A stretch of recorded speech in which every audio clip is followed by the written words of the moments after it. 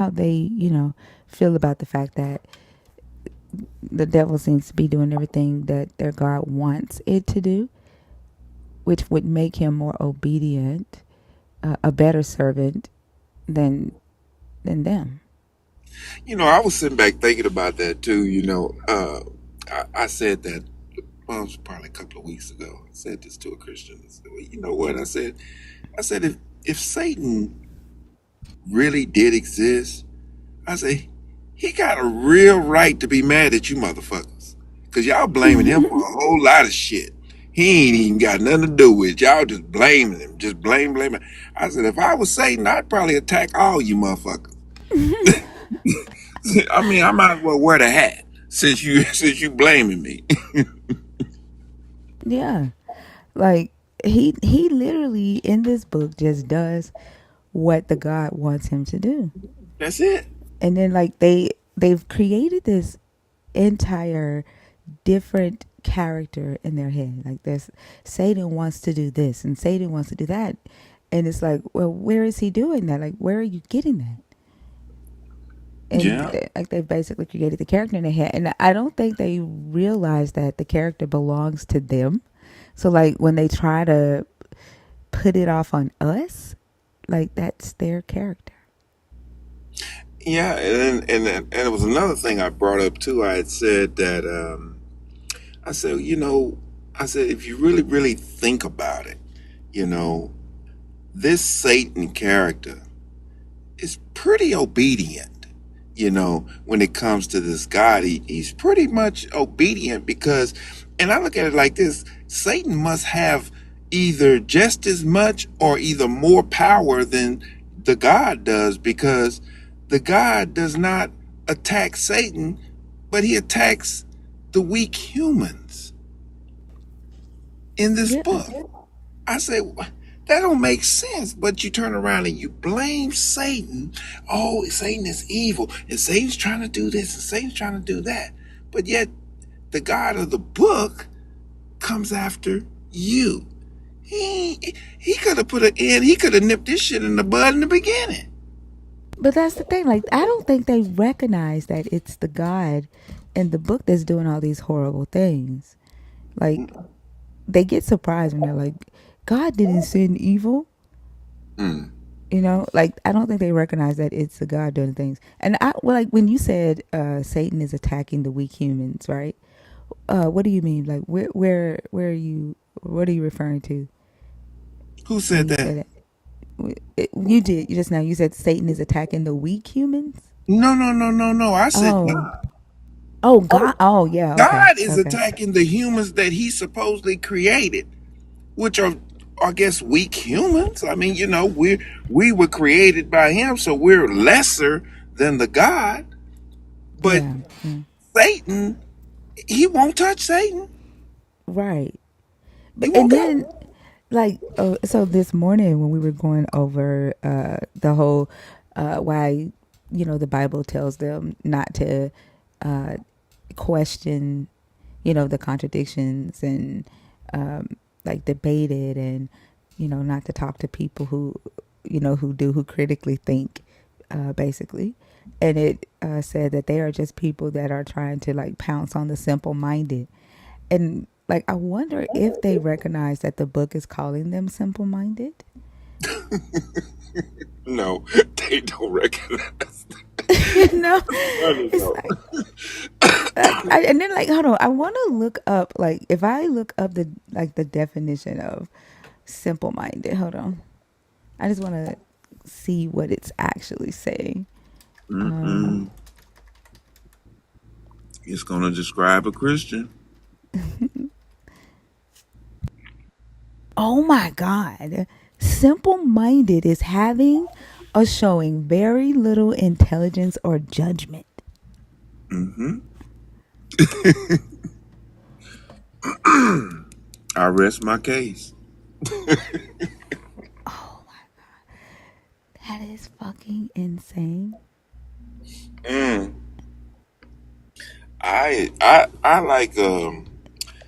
like reading the definition of what is that?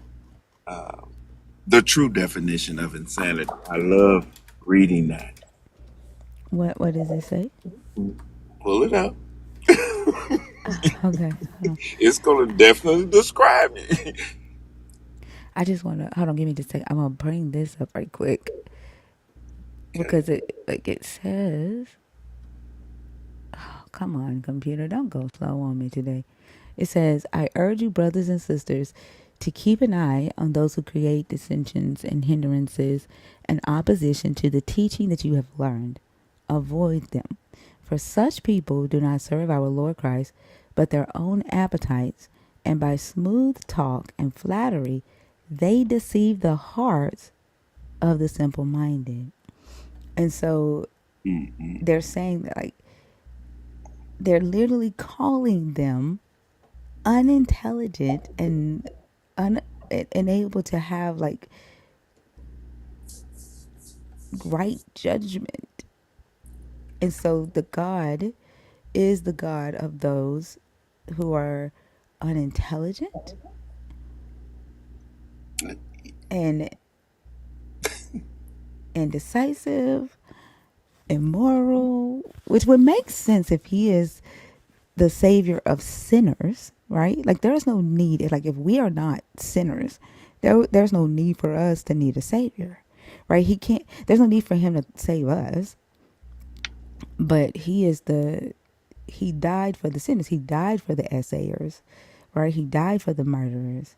He died for the liars. He died like so that right they can feel.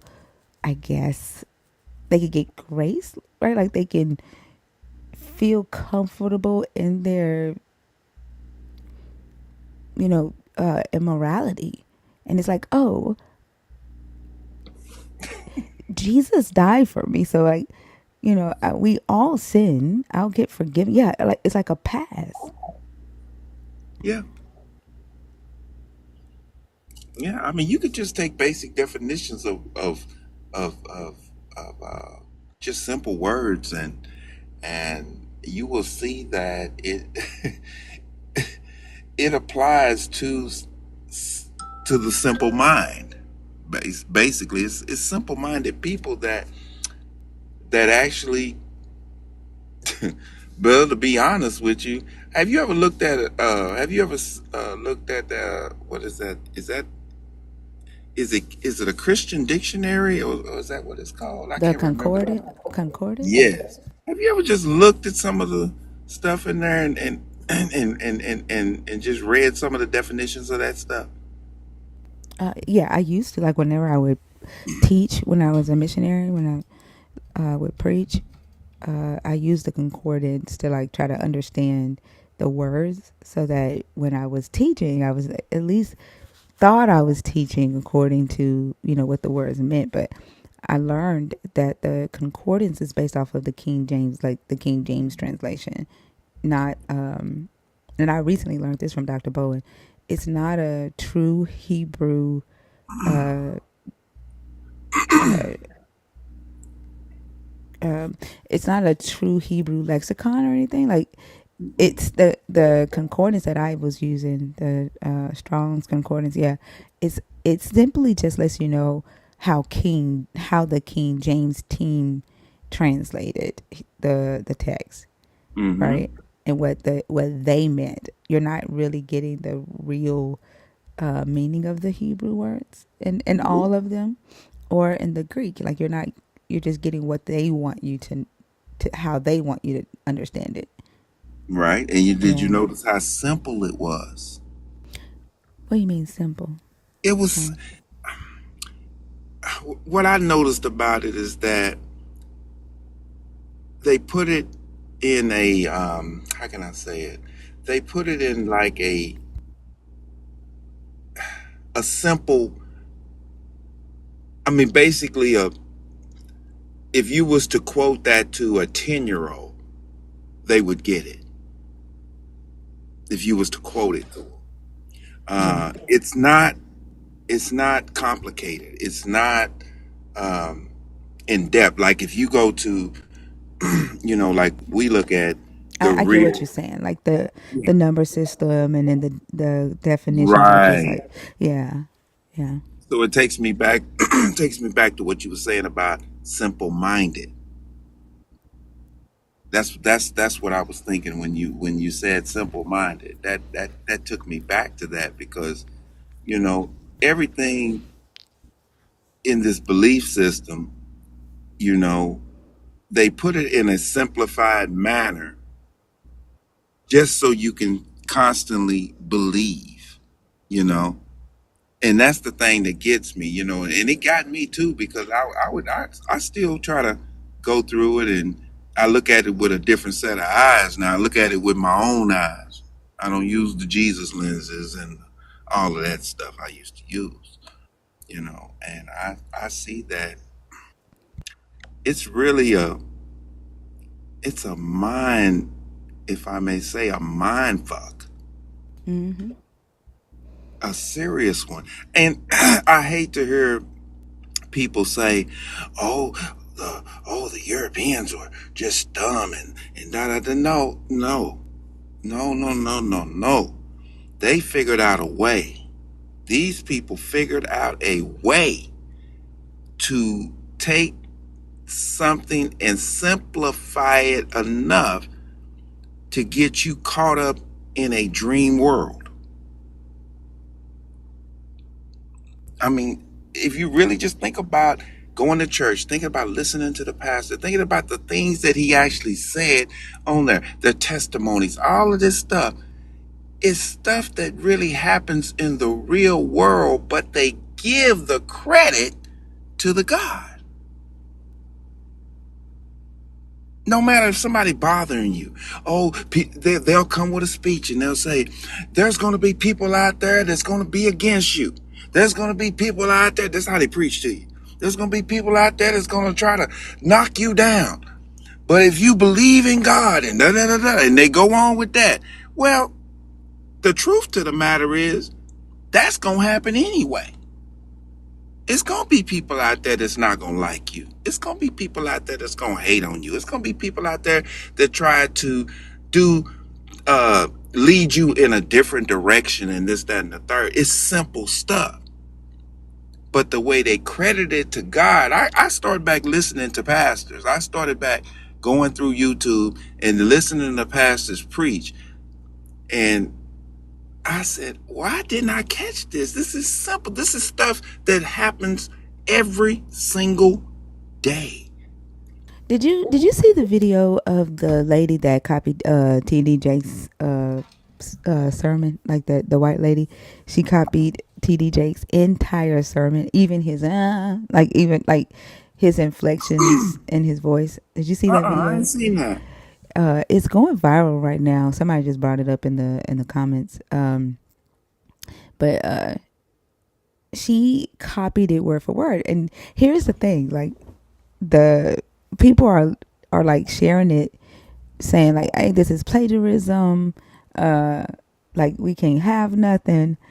But here I had several thoughts while I was watching it, because okay, it could be plagiarism, yes, but one, we don't know, like TD Jakes could have a whole ass class for evangelists and selling his sermons. That's one. We don't know.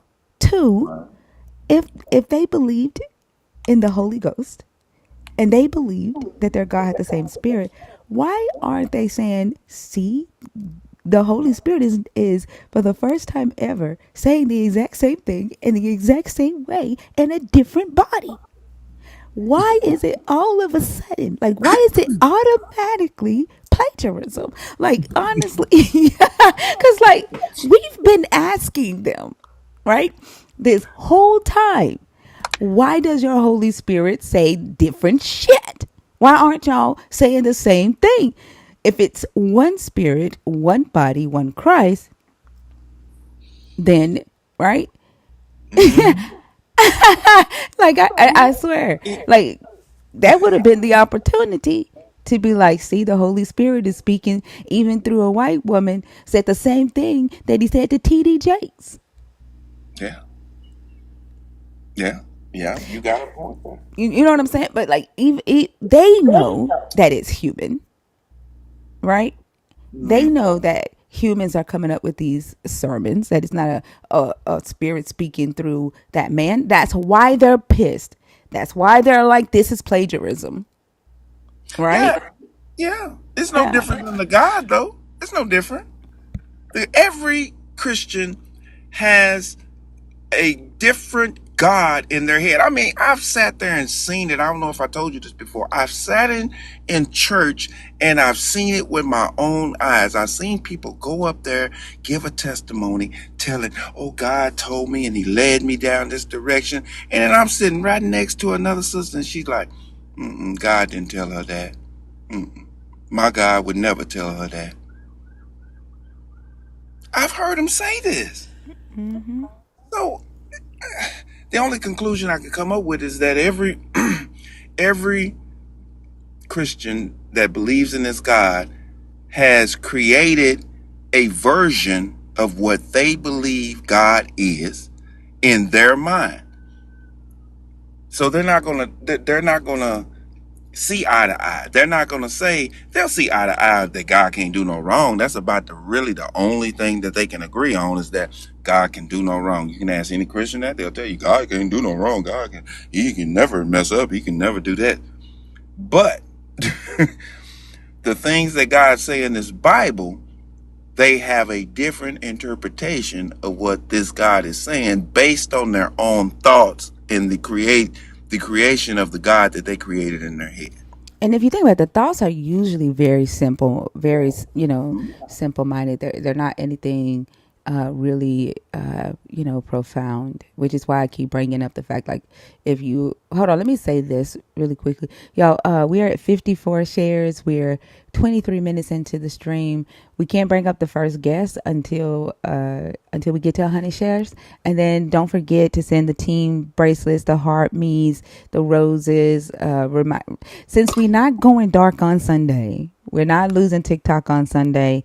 Biden has extended the ban for 36 hours, where he has basically given the hosting companies uh, grace, so they don't have to go dark on Sunday. So we'll still be here as long as TikTok is live. I'll be here on Sunday night, and then after the inauguration, Trump has already said that he's going to extend the ban 90 days, and so I don't think we're losing TikTok right now. I don't know though. The Supreme Court has said that they plan to issue their ruling tomorrow morning. So we'll see what happens there. But as of now, we will be here on Sunday. So like, yeah, let's get the shares up. Oh damn. Okay. How the hell did y'all do that? You see that? Yeah. It went from 52 to 178 shares. Okay, never mind. Well, what I was getting ready to say was, they like usually their explanations are very simple, right? And it's nothing. It's not really anything like too profound. And so, like, I always ask them this question, and I really want to know, if you are having this conversation with this higher intelligence, why isn't your intelligence or the information that you're getting on that level? Like, why is it on a very simple level? And so, like, this morning when we were going over the different conversion stories of Paul, from Luke and Acts, and then Galatians, Paul's, retelling of his conversion in Galatians, and the different, details of each story. Um, the one person just was like, "Nah, I can, this is too much. I gotta go," right?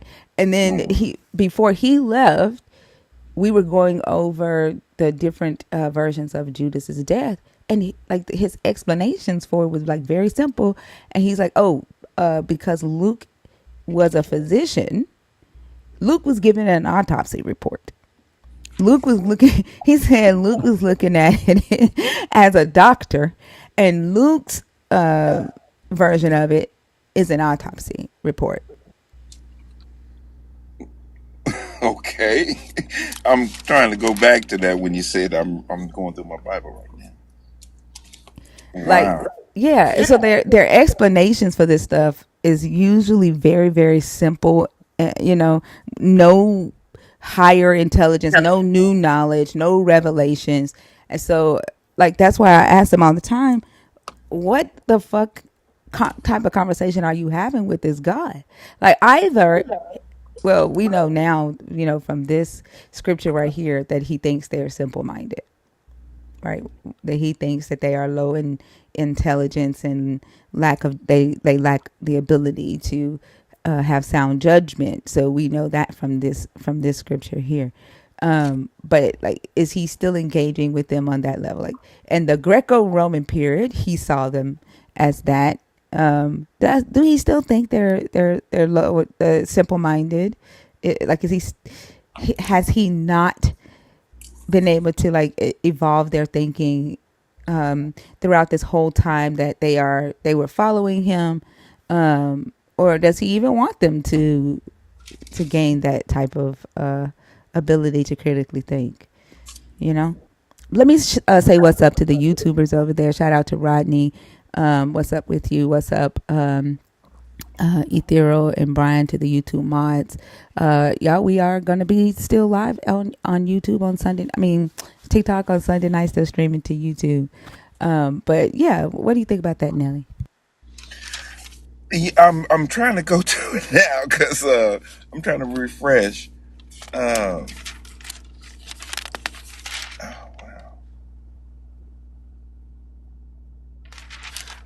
And then you said Luke. Okay, let me go to Luke. Like, so it's in Matthew 27, and then Acts 1. Okay, that's why I can't. That's 27. Y'all, Nelly is not a Christian. Nelly is a co-host. They're like he like desperately turning pages. Like, Nelly is a co-host.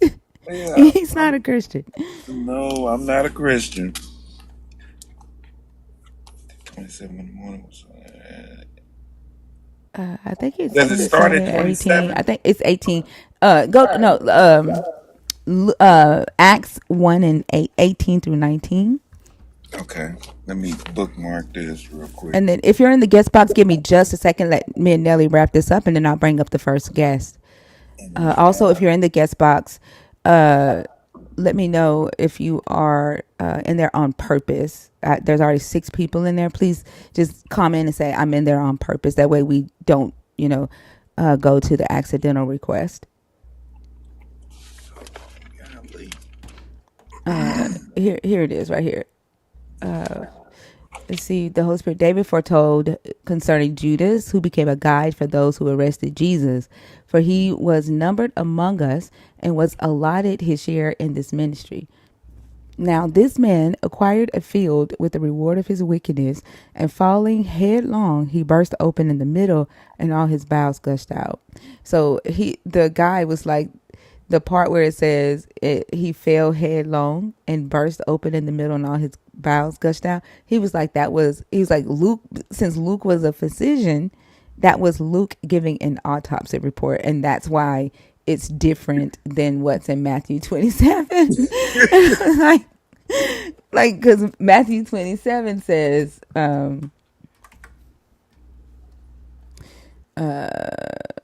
when Judas, his betrayer, saw that Jesus was condemned, he repented and brought back the 30 pieces of silver to the chief priests and the elders. He said, I have sinned by betraying innocent blood. But they said, what is that to us? See to it yourself. Throwing down the pieces of silver in the temple, he departed, and he went and hanged himself. But the chief priests, taking the pieces of silver, said, it is not lawful to put them into the treasury, since they are blood money. After conferring together, they used them to buy the potter's field as a place to bury foreigners. For this reason, that field has been called the field of blood to this day.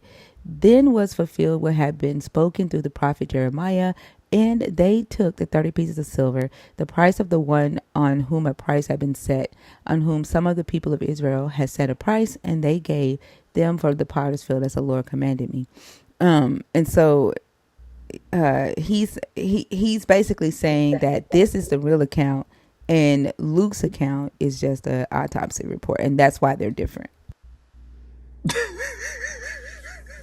Who said this? So a Christian that was on stage this morning. Okay. Very, very simple minded. And then, hey, Tayo, happy birthday. Happy I, birthday to you. I tell you something else. I was on the live. I was listening because I was driving, so I couldn't interact or anything. But I was listening to you guys. I think it was last night. And one Christian was talking about, you know, how Christian. What was he saying? That they say Jesus sits at the right hand of God Mm-hmm. in heaven, this, that, and the third. And I wanted to come on there so bad because I know that nobody brought it up, and I was hoping that you was going to bring it up. But in I think it's in Isaiah. I think it's Isaiah. He says, God says, not once, not twice, but three times in the same passage that no one, no God sits beside me. He says it three times. Yeah, I remember you bringing that up before. Yeah, and Mm-hmm. I was so hope. I said think of it and get him right now with that one because he kept saying God sits at Jesus sits at the right hand of God and da da da da da. And the Bible clearly. When was this? This was the other night. I was listening to you guys. I was driving and I Oh, I was don't remember. listening, and it It was talking probably. about the right hand of God and da da da da da. Oh, And I was like, oh, I don't remember. Like, usually I just like when we get to the right hand of God thing, like unless it's like the whole purpose of the story. But like to me, it makes no sense anyway because if you're saying that the God is, uh, you know, the the same God, how is he sitting next to himself? You know what I'm saying? I guess the same way he was talking to himself on this cross, the same way he wanted to back out from himself. Yeah. Now, I don't think this is a good idea. These nails kind of hurt. Yeah, I could answer that question. So first off, when you come on stage, allow us to introduce you. Okay, I don't know if you are a believer, if you're an atheist, or if you are of age. Right? Have you ever seen the show before? Yeah, I was in here before, and obviously I'm a Okay, so Catholic. then You can see it, my it name doesn't is matter. Catholic You could be Traditions. trolling the name. Like I don't know you. I don't remember talking to you, right? But if you were in here before, then you know the rules of the live. You know when I bring you on stage, just blurting out and talking, and unmuting Okay, I can yourself. answer the question. Do you Okay, want to guess hear the what? Nope, answer or you not? can't do that either. Guess what? Now you can't say shit.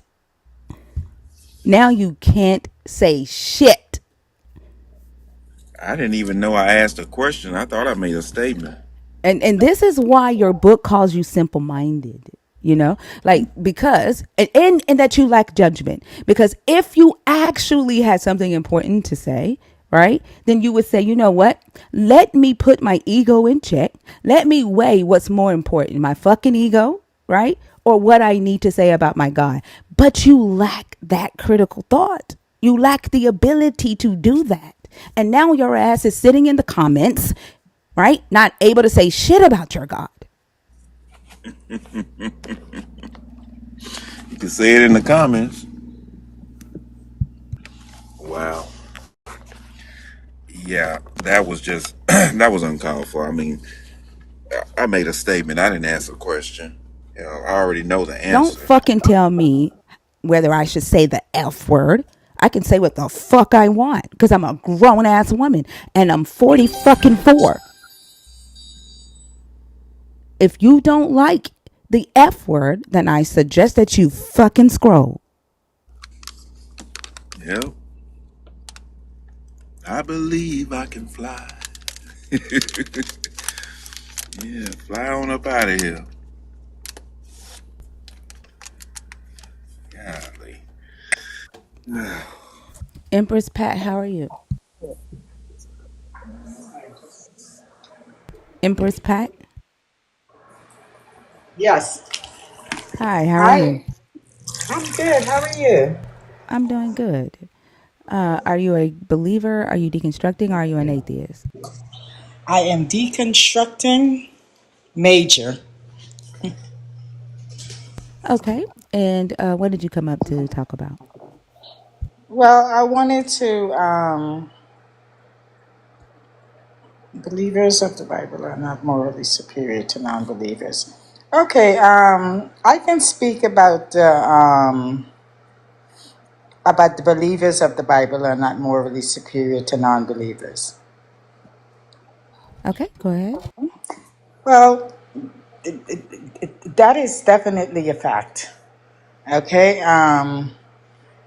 the believers, personally, I think, is inferior to non-believers because they believe in this fake stuff that is going on. I mean, Well, not I inferior. I'm not saying that they're inferior humans. I said their morality, right, is not superior. Not right, them as people. right.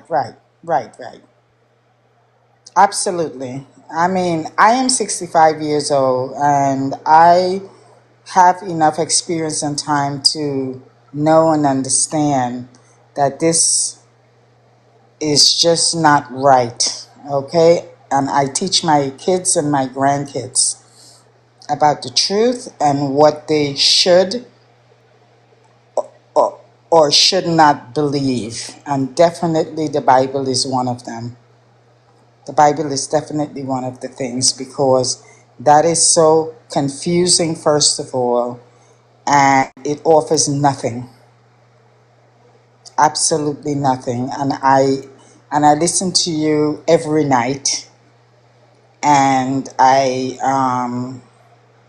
I appreciate everything that you're doing for us, and I am just happy to be a part of your platform. I I am, and you are a wonderful, brilliant young lady. You are. Thank Okay, and you. that's what I wanted to say. You are a brilliant young lady, and we need you to be duplicated a thousand times.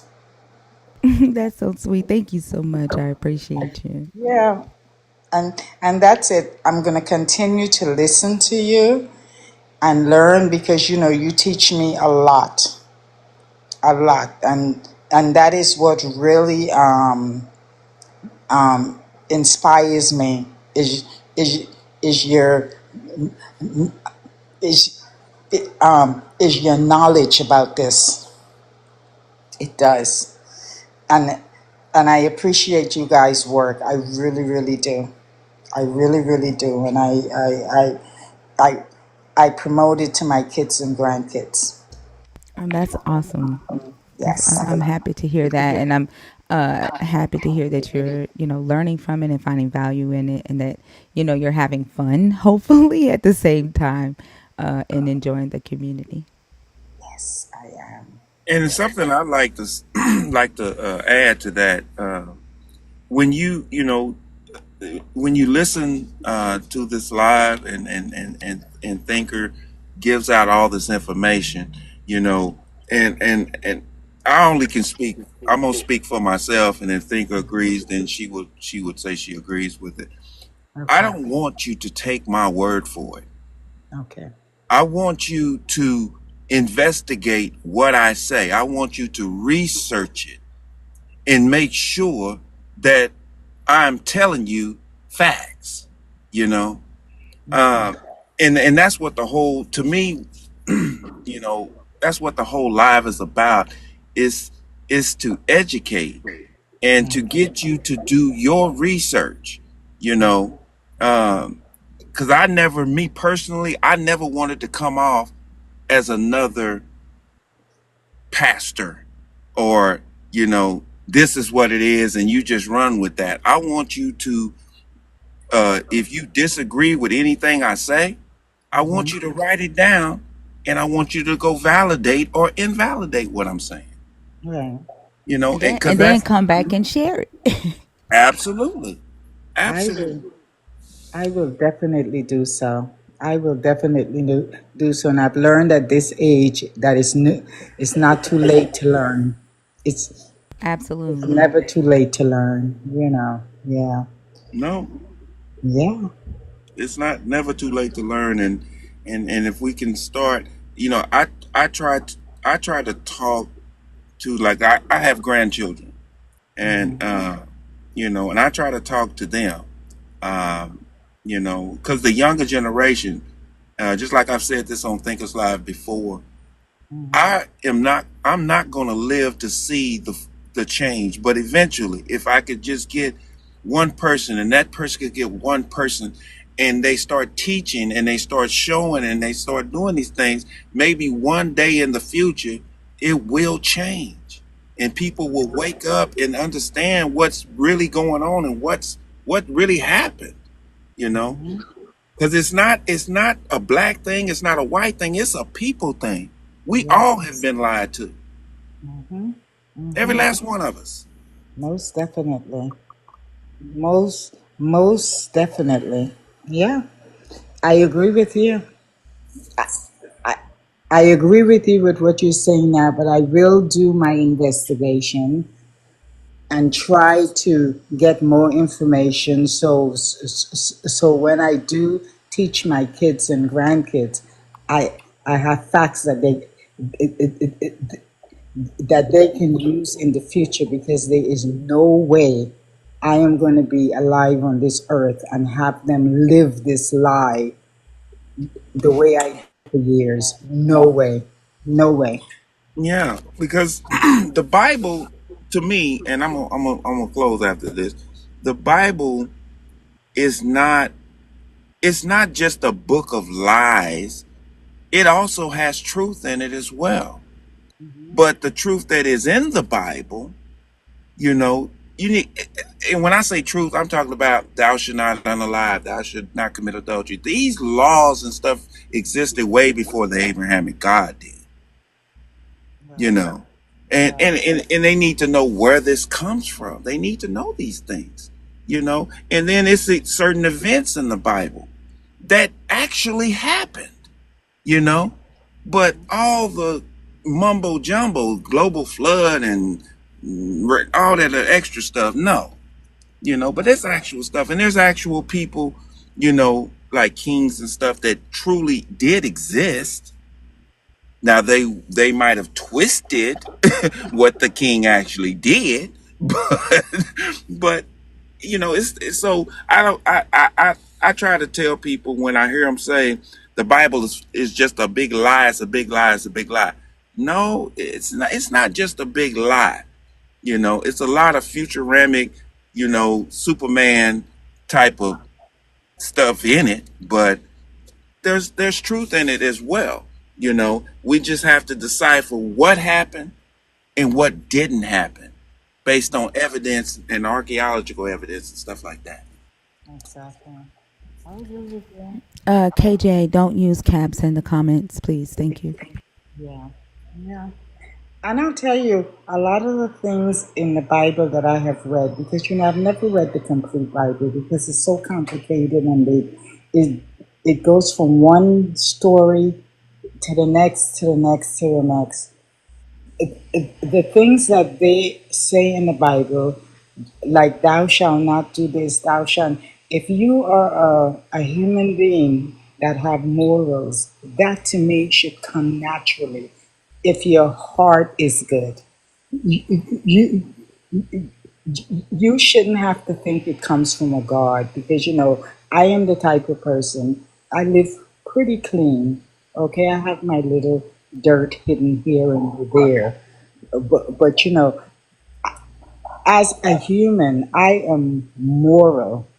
I know what's right and wrong, and I know the things I should and shouldn't do, or should say and shouldn't say. And believe you me, my goal right now at this age, because I've lived longer than I'm going to be alive, for sure. So I am going to instill in my kids and grandkids the things that they should know and the things that they should practice as a human being. All the other stuff, uh-uh. I agree. Yeah. And that's it. But I thank you guys and I love you guys, and I am going to be up until whenever. I love you too, and I hope you have a good night. Uh, all right, and thank you very much. You're Thank you. welcome. All You're right. welcome. I don't know how to get off. It's okay. I'll take you down. Thank you so much. You're Okay. welcome. I might need help from the mods tonight. My computer is going really slow. I don't know. Like TikTok is taking up a lot of power right now. Let's see who's next. Let's see. Bree, what's up? Hey, thinker. Hey, how are you? I'm getting over bronchitis. Oh So I'm no. coughing a little bit. I came up because this is your last night, right? No, the Biden decided not to enforce the ban. Oh, thank the Lord. Because, oh And my God, well, thinker. I was that's like, only for like 30. We only know for 36 hours. So Sunday I will be here. We know that Trump said that he's going to extend it the 90 days, but the Supreme Court is also giving their ruling in the morning. So we don't know the fate of TikTok yet, but we know that we'll still be here Sunday. this all feels like, you know how like you be really sleepy, but you got to get up for work. So you keep pressing the snooze. But You hold know what I'm on, saying? not you thanking the Lord. Not you thanking the Lord That's what I was getting ready to say. for what Biden just I did. still have some deconstruction to go to. Okay, today. I just said, look, I said I'm gonna start saying thank goddess. I've been trying to change up the way I think. As a girl, I'd be like, oh, won't he do it? I'd be doing all of it.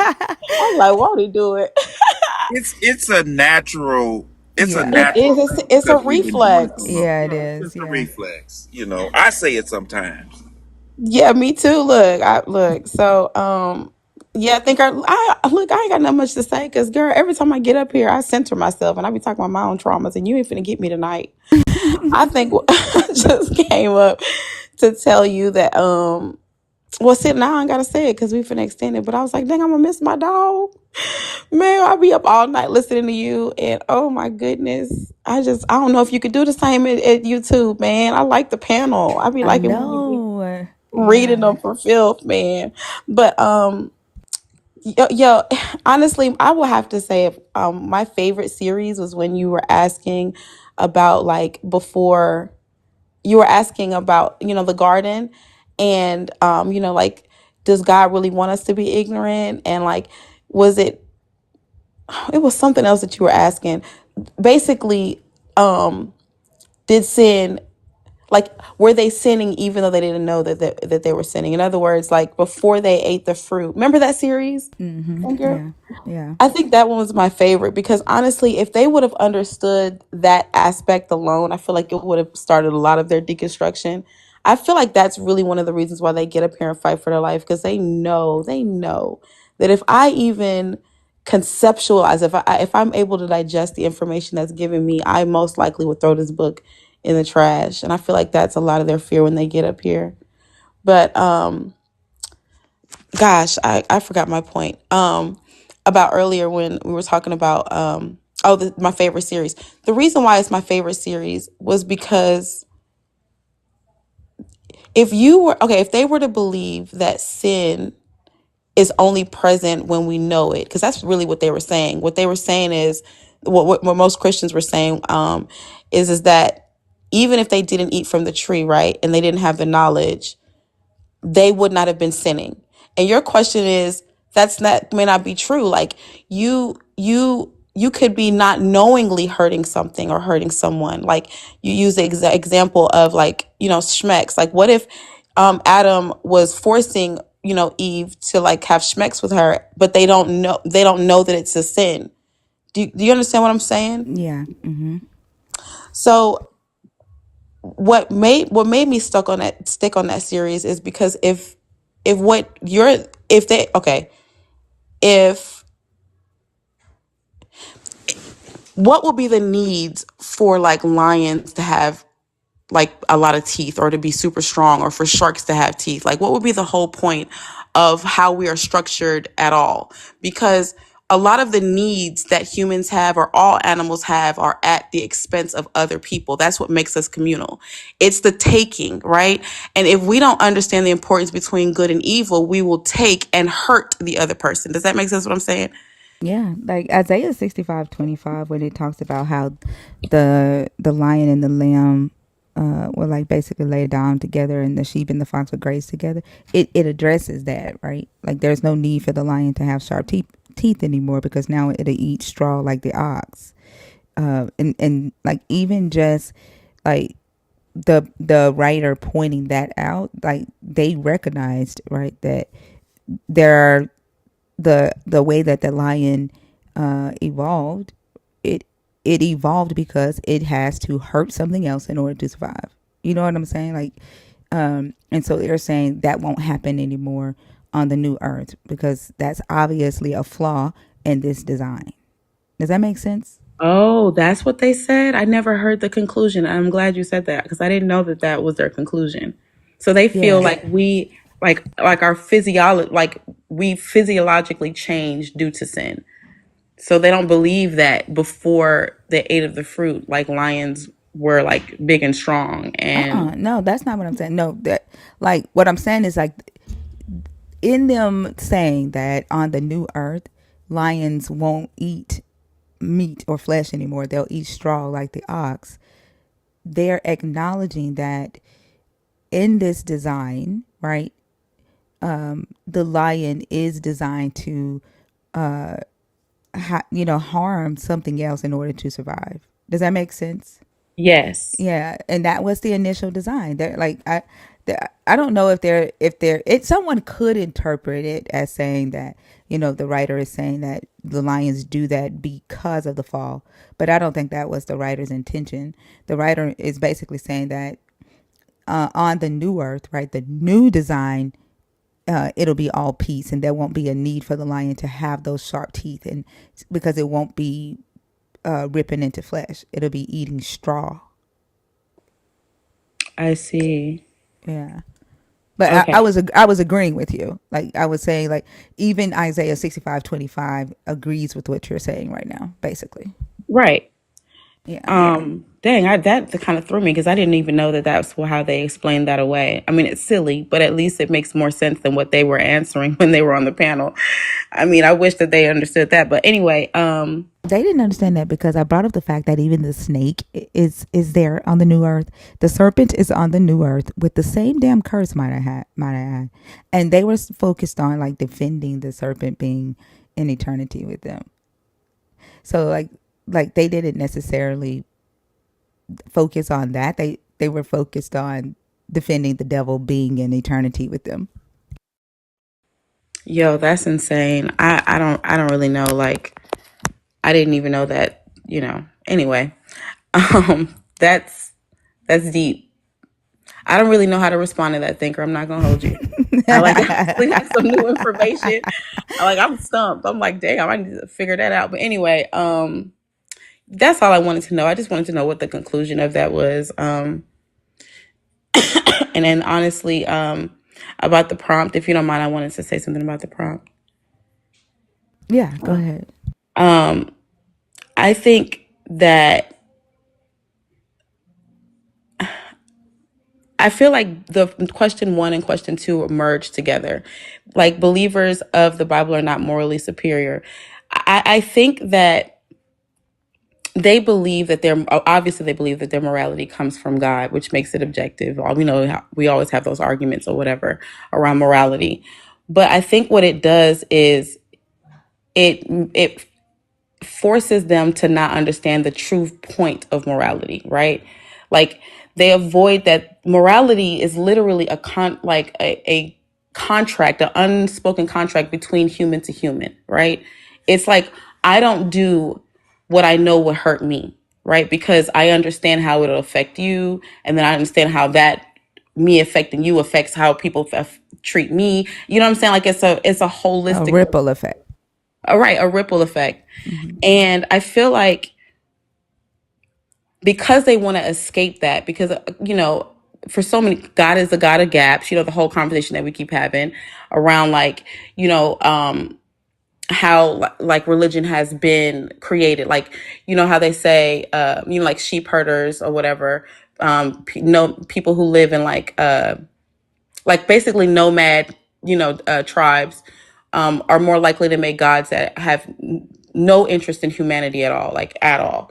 But then when we move to like denser populations, like cities, that's when you see more of these gods being more in tune with like human relations. You know what I'm saying? Like now all of a sudden Yeah. these gods care about your morality. They care about how you treat other people and blase blase, right? Um, I think what really happens is that when we're dealing with a large population of people, right? Um, what's different from being in like a nomad or like, we're tight knit, tribes is that in tight knit tribes, we understand how our actions will affect our neighbors because they're close. We've lived with them their whole lives. Like we know their aunties, their grandmas, you know what I'm saying? So we know that, if I stole this goat from my next door neighbor, I know exactly how it will affect them. Do you get what I'm saying? So we're less likely to need a God to control our morality because we use empathy, right? But when we move into denser populations, that another aspect enters in, and that's, anonymity. We deal with more strangers, right? So now all of a sudden we don't have the empathy because it's just too much of a brain overload for, for humans or whatever. And so we don't put, like, our brain doesn't prioritize each stranger. So then we're thinking to ourselves, well, I can steal from this person because I don't care how this affects them. You get what I'm saying? Like, I could take their goat because I don't know anything about this person. I don't even know their name. I don't care. And so what what they have done is place God in the gaps of that, right? And say, okay, whether or not I know how my actions will affect this complete stranger, I'm going to not do it because of God, right? And I feel like even though in some instances that could be a good thing to humanity, but in majority of the times it's not. And the reason why is because as long as you assume that your actions are dictated or tied to a out external divine intervention or whatever the case may be, then you no longer feel the need to understand humans. And this is where bigotry comes in. This is where hateful, culture comes in. All of that comes in, and it's because I don't need to understand how grape affects women, or I don't need to understand how racism affects Black people, or homophobia affects LGBTQ, because it's not them that I'm moral to, or it's not them that I care about when making decisions. It's only the God. And so now that has moved to a fear of saying, well, if I don't have God, I don't have morality. And so you see how it all comes full circle. And it's just like, if only they understood that true empathy is the only way for you to have high levels of ethics and morality. Those are the only two ways, is to be able to look at a person and say, this will hurt you, and that's not okay. Do you get what I'm saying? Versus it being, is it in the scripts? Is it in the Red Sea Scrolls? Is it in Hebrew? Is it in Arabic? Like, you know what I'm saying? I need to be a historian to understand like how my behaviors affect other people. Like, it's just insane.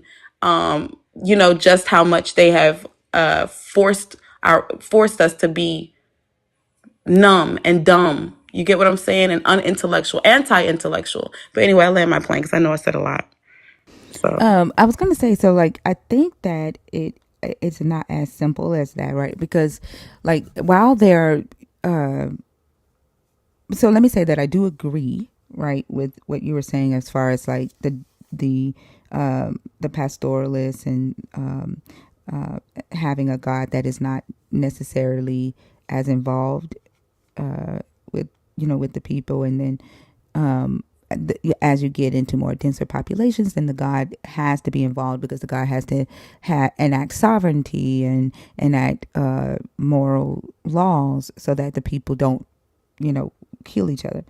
So I agree with that. And I actually did see a video on TikTok where somebody, like, they were kind of like explaining that from like the Hebrew perspective. Oh my God. Oh, thank you, Joyful. That was cute. So I agree with you on that. And I think that like when we get into like describing why, like where they choose their morals, I think it's a deeper conversation and a little bit more complex, right? Because like let's take the LGBTQIA, like the believers in their belief that it is immoral, right, to love the same gender. So they get that moral principle from their God, but then they feel that they have to. It is on them to enforce the upholding that moral principle, and then they will perform actions, right, to enforce that. And I feel like where they do not pay attention is, are my actions moral when I am attempting to uphold or enforce this moral principle that I believe came from the God. You see what I'm saying? And I think all they see is what they believe to be an objective moral principle of natural order when it comes to sex and procreation. And then they just go and start enforcing that without even thinking about how they go about doing that. And whether the principle is harming other humans in other ways, right? Or whether they're enacting their attempt to enforce that moral principle that they believe they got from the God is moral. So I think it's even more complex than that. Does that make sense? What I'm Yes, it saying? is. That's a different layer I never thought of. And I want to make sure I understand what you're saying. So you're saying that they're so okay, no, I think I'm a little confused because So to them, the moral principle, the objective moral principle that they got from their God is not, it's to have sexual relations only with the opposite sex, right? That's their objective moral principle that came from their God. So then they take it upon themselves as the enforcers of that moral principle. So when they see someone on earth going against that objective moral principle, they then do things to try to enforce it, right? To try to address it.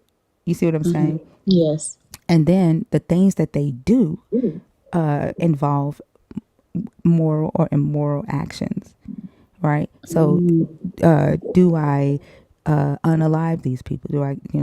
Do I kill them, right?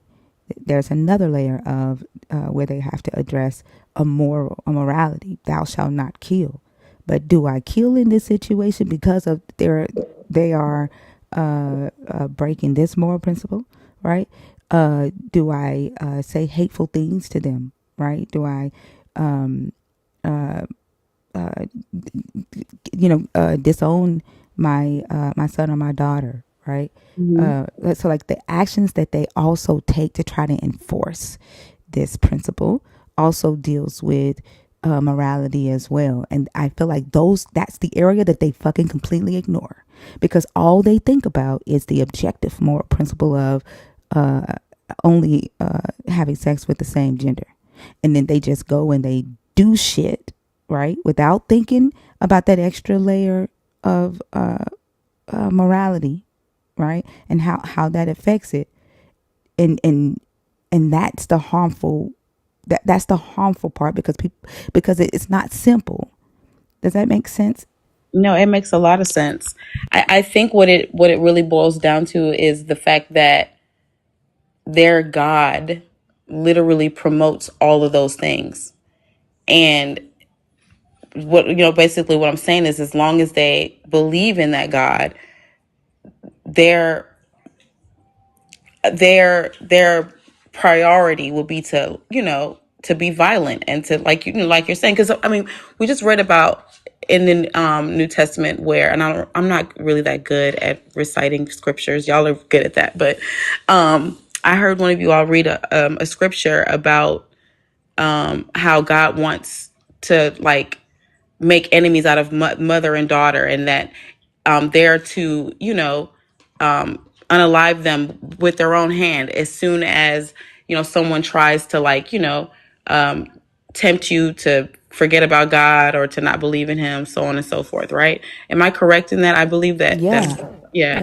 Yeah, and that's a perfect example, right? Like Right. you got the law of not to worship another god, but then you also have the law of thou shalt not murder. But then in order to enact the law of not worship another god, you have to break another moral law. Right. You see what I'm saying? Yes, Yeah. exactly. Exactly. Okay. Yeah, that makes sense. I'm not gonna hold you. This whole conversation is like hard for me because I'm like really elevated, and I got it on after I got on after my edible hit. So I'm surprised I hung in this long. I'm gonna get off now before I say something silly, and yeah, that's that. Because I am like on cloud nine. I'm not gonna hold you. And so, like literally, I ate it right before I requested, and then it took a while. Now I'm like, I'm fucked. So I'm gonna drop. But thank you so Okay. much for having me up, Thinker.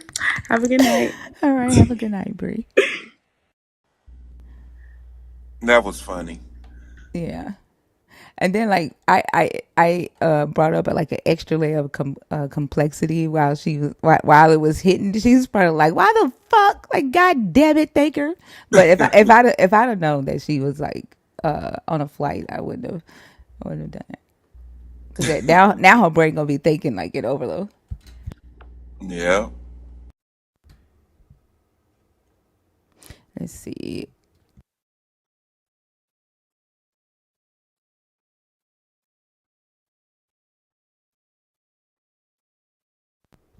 Mayat.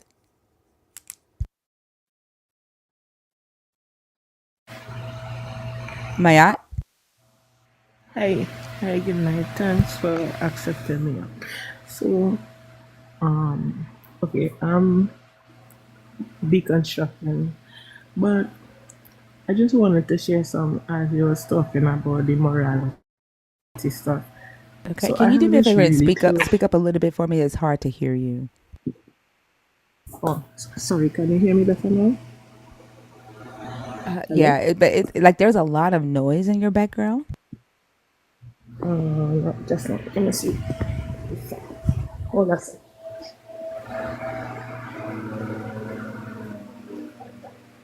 Hi, can you hear me better now? Yes.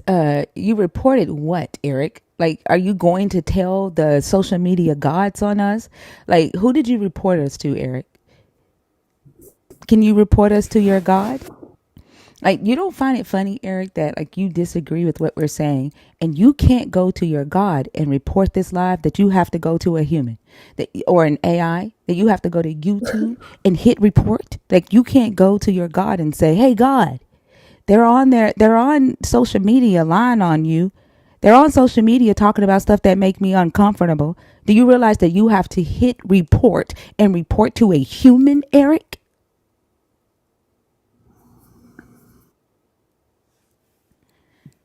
I'm sorry, Maya. Go ahead. And then can we block him? If the mod on YouTube, like, can we get him out of there? Go ahead, Maya. Oh, okay, thank you. Right, so based on the morality stuff, right, I just wanted to share this. So I was speaking to a really close friend of mine, but she heavy Christian. So last night I just decided to ask her a question. I asked her, I said, her name is Valerie. I said, Valerie, if you had to choose between everyone you love, you had to give up everyone you love, and for the sake of God, what would you choose? Off the bat, she was like, she would choose God. So she have one son, right? And she really love her son. So I say, even if it means your son being unalive and everyone you really care about unalive, she say, yes, her son, she already made her son. So he had to live his own life for himself. I was like, what the I was so blown away. And it had me thinking, like, I don't even think, like, if this is the way you're thinking towards your own son, like, how would you even think about me or anyone else for that matter? No, this is somebody, I know her to really love her son and will go out of her way. And off the bat, she was willing to say that she would prefer him to be unalive than, and that shit hurt. It really made me emotional. Oh my Like, gosh. I literally said to her, you know what, good night, because that shit hurt. Like, even talking about it now, it making me a bit emotional to see, like, the level of brainwashing. Like, I just really wish, like, they could just wake up and see how. And then it remind me, if not mistaken, now I can't quote verse and chapter, but there's somewhere, I think, like, to be in the Bible, like somewhere to be a disciple of Jesus Christ, you had to hate your mother, father, sister, brother, even your own self, or something like that. Immediately, that just jogged my memory to that verse, and I felt so hurt to, like, not just the Bible has it, but the fact that people willing to live by that really hurt my feelings. It made me feel so emotional. So I'm laying here thinking, listening to y'all and thinking to myself, like, do I really, really want to have conversation with her? No, that's my really cool friend.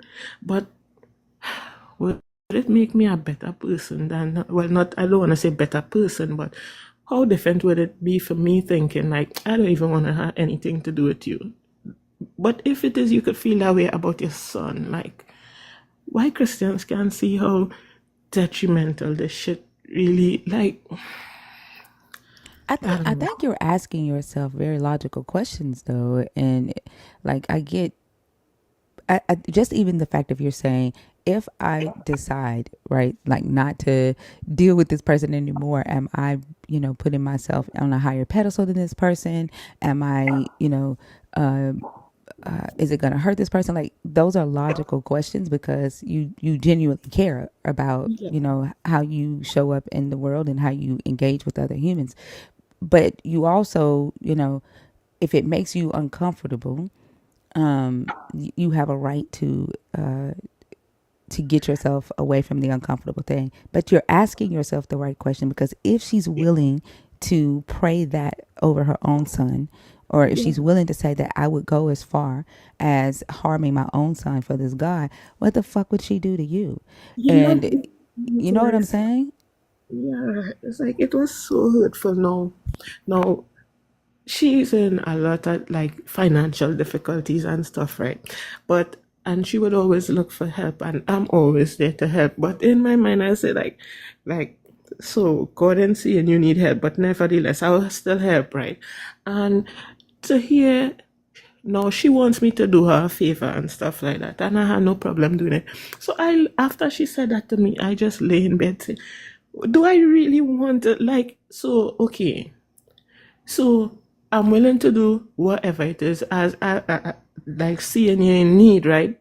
But when you really look at it now and you listen to somebody talk like that, what would they even do to you? Is it that you're just in my corner because I can assist you?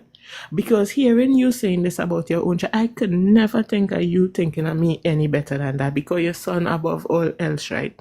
So it just had me so confused and hurt, like, how, like this shit so painful to listen to people you care about talk like that. And because I feel like really deceitful, because she really, really changed the way I look at her just listening to her last night. I tell you, all I could have said to her is, you know what? Have a good night, Valerie. I was literally stunned. She didn't even stop to think about it. And she was like, yeah, I put God in front of everything. And I was like, what the fuck? Like, I say, and I make sure, and I say, even to have your son unalive. And she said, yeah, he already lived his life. And that shit, it really, really, really broke me to hear that, because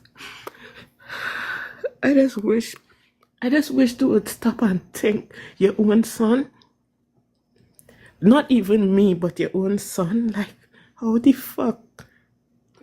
I don't know. I don't care. That just hurt my feelings so bad. So, like, a part of me just don't even want to talk to her. But then the other part of me that's saying, all right, you know better. So yeah, it's kind of like you know better than her, so you should do better. So would it really make me, more moral, knowing that, all right, can I come like, a baby doing something and the child doesn't know better? Like, do you just leave them at it? Like, it's kind of like so confusing, but because she's such a close friend, I kind of am between a rock and a hard place. I think communication is a great thing, and I don't know how receptive your friend is, right? And what She's type of not. relation. She's not receptive at all. No.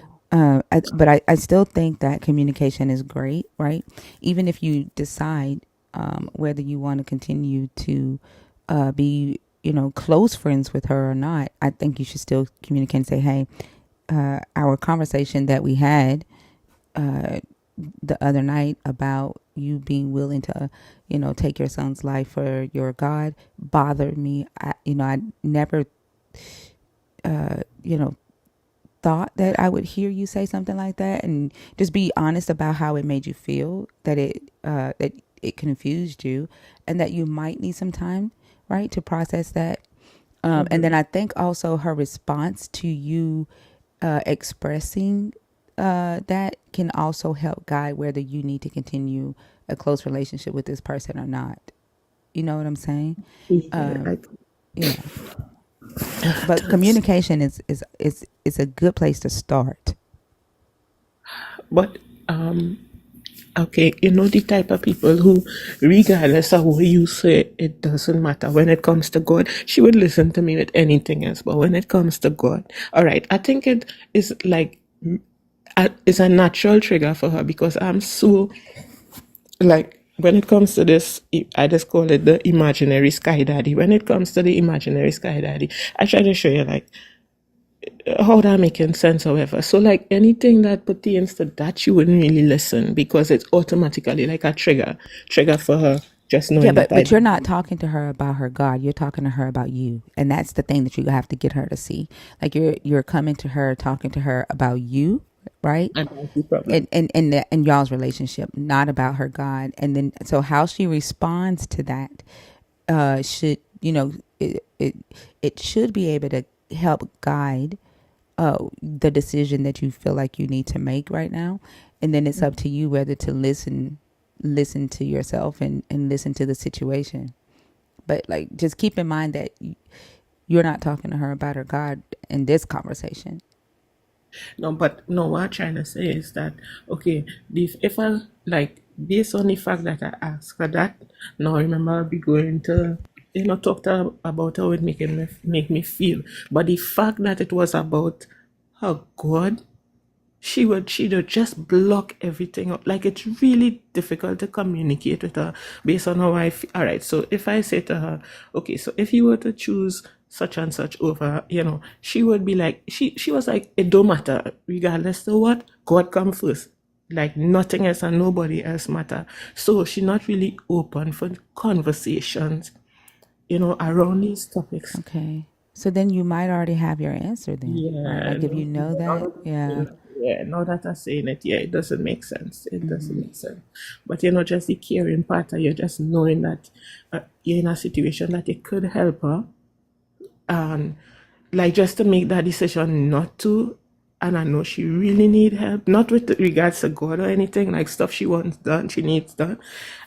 Would it make me a good person? No, that, like, It doesn't make you a bad person to put yourself first. Like what I hear you doing or wanting to do is to be the thing that they believe that Jesus or Paul was for them.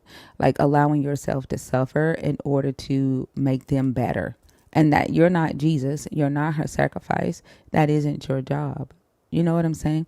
yeah. And like at the end of the day, like you're gonna make the decision that you have to make, that make for yourself. But it doesn't make you a bad person if you say, I can't be around this, because the more I hear her talk about, putting her God before the humans that she see, it makes me angry, or it makes me sad, it makes me depressed.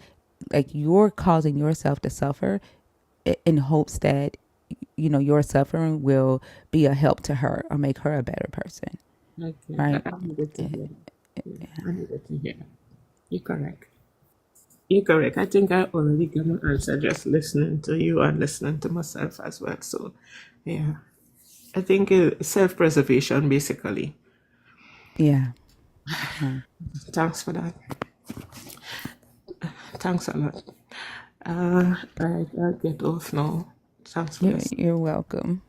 I don't know how to come down, so you could probably It's take. okay. I'll take you down. Thank you for coming up. I hope you have a good night. Okay. Okay, thank you. Yeah.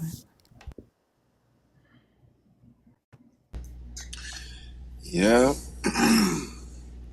it's uh, it's difficult to hear that. It's especially when you face to face, and I've been face to face with a lot of them, and they and to be honest, I'd say 85% of them are just saying that to me to to to show me their love for this God, to impress me, you know, um, of what they would do. But some of them I just look at and I'd be like, if this really, really happened, and you're looking at your daughter or your son,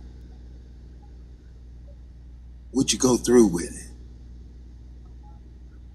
You know, you know,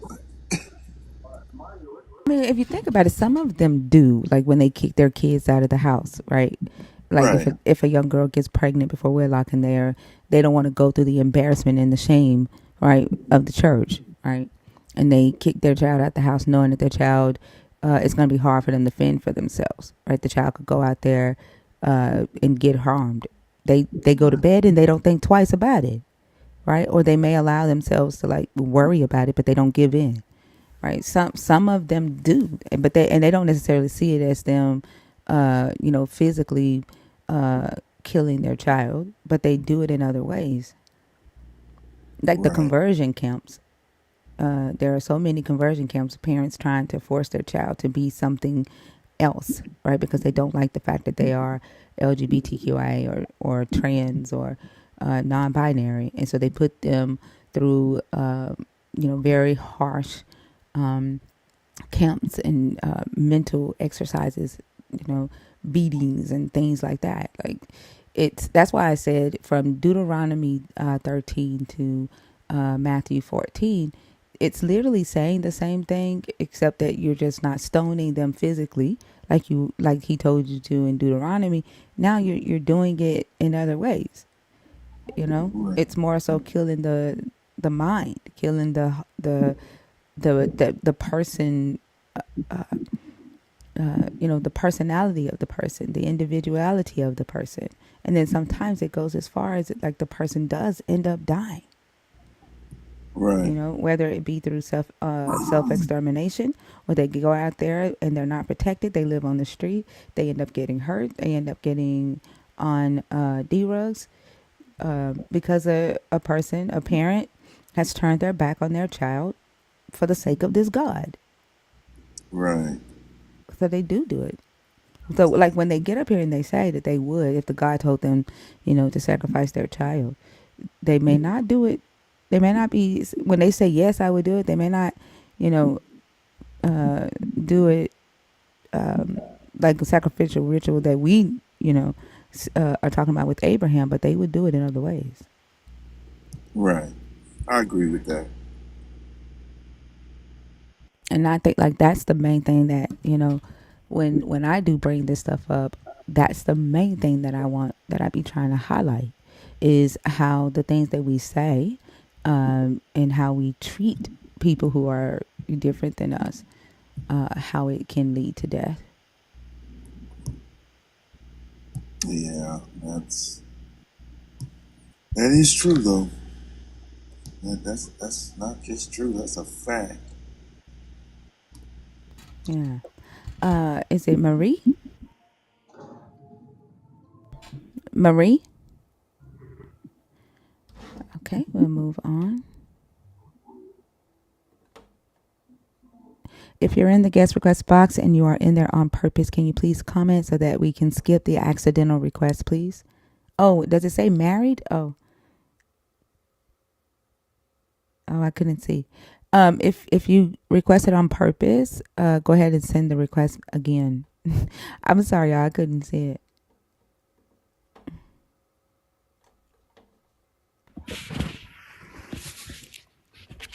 Switch. Hi, good morning. Hi, how are you? I'm doing well. How are you guys doing? I'm doing good.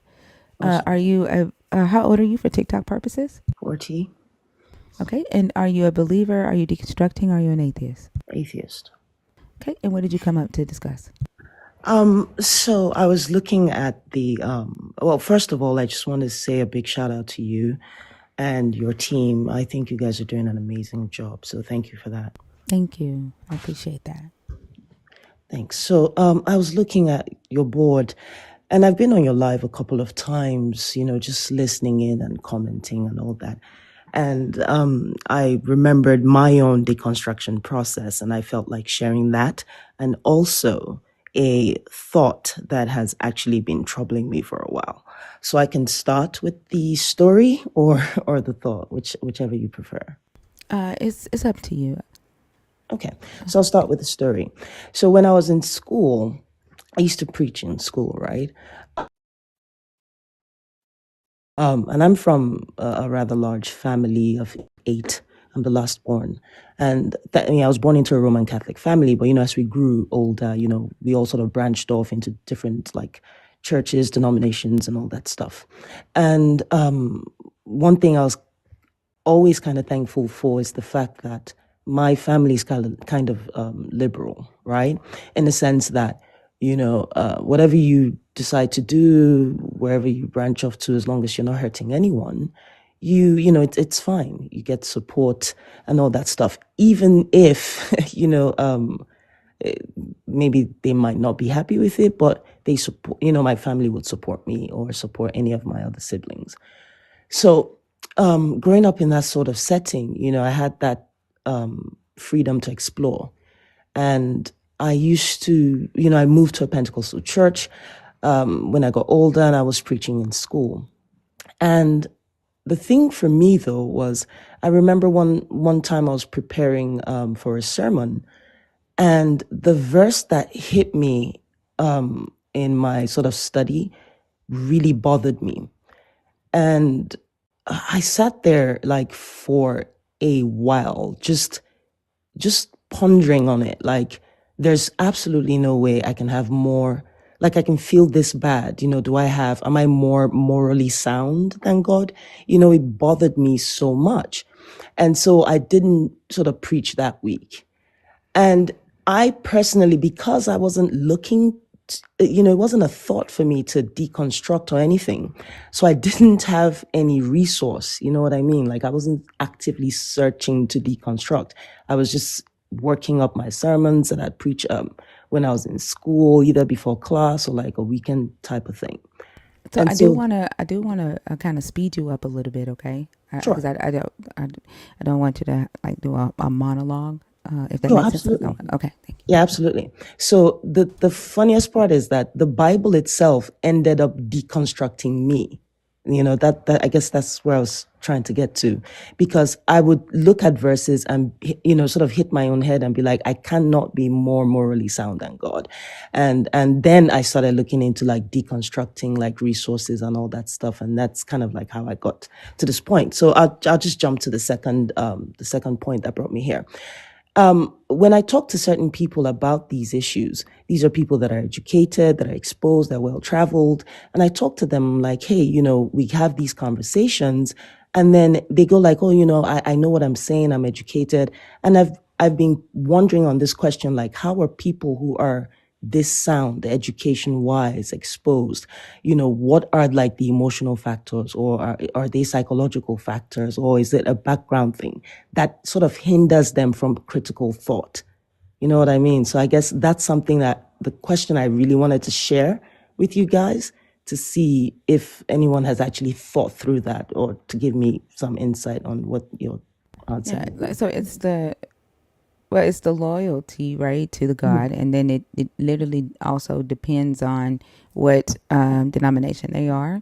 Mm-hmm. There are some people who are Catholics and they go by, authoritative of the leaders of the Catholic Church, where they don't question interpretation. Like they're not allowed to interpret the text for themselves, right? They go by what the church fathers say the text mean, right? And then you have, the Protestants, they do, read the text for themselves and believe that the Holy Spirit is talking to them, right? So they have that, and they don't necessarily go deep off into like learning what the original Hebrew means, and so they lean on theologians, the commentaries, and their pastors, and then they're told not to question the authority of their leaders, and so it prevents critical thought in this area alone. Like this is the fear mongering of hell, the debt of Jesus dying on the cross, and like them feeling like they owe Jesus. He did this amazing thing that keeps them from treading in those waters, and it keeps them from exploring critical thought in this area of their life.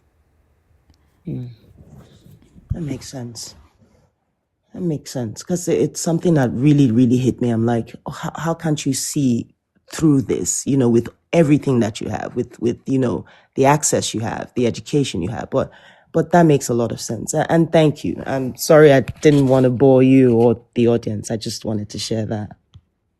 No, you're welcome. That's what tonight's conversations are about, right? Like bringing up the fact that when we do share knowledge with a believer, or we point out, a archaeological fact, they tend to reject the information, and then choose the thing that is illogical, right? And then they'll come up with this illogical reason or apologetic for why they're rejecting the fact, right? Like, and so having these conversations just better help us understand and kind of point out these things. And so that's what tonight's conversations are about. So I appreciate you for bringing that up. Absolutely. Absolutely. Have a good one. Thank you so much. Thank you. You too. All right. How do I get down? I'll take you down. All right. Thanks.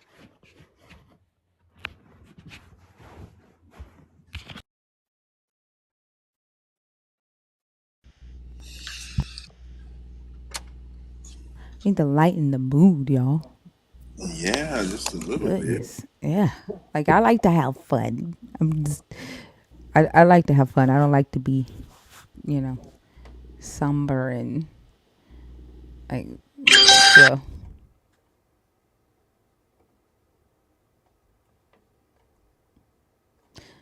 Rocco?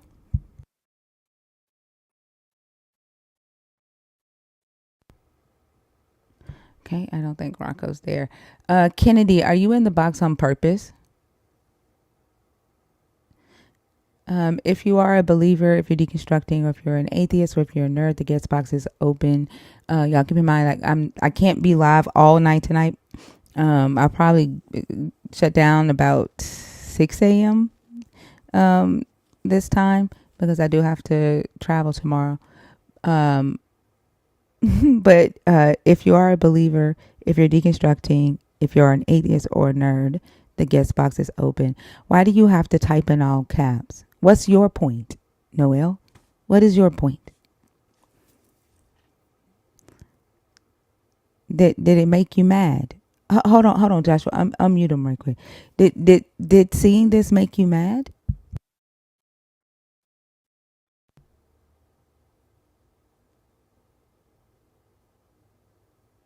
Is that why you typed in all caps? You can't prove that Christ is rising. Y'all just be saying shit. Noel, like, did reading my prompt make you mad? Thank you, Joshua. You can mute him again in a minute. I just want to know what made him come into the room in all caps and type that.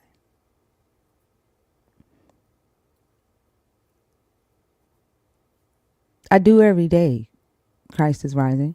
Like I guarantee you, if you come up here, right, and you try to ground your morality in your God, I guarantee you it'll crumble right before your eyes. I guarantee you that.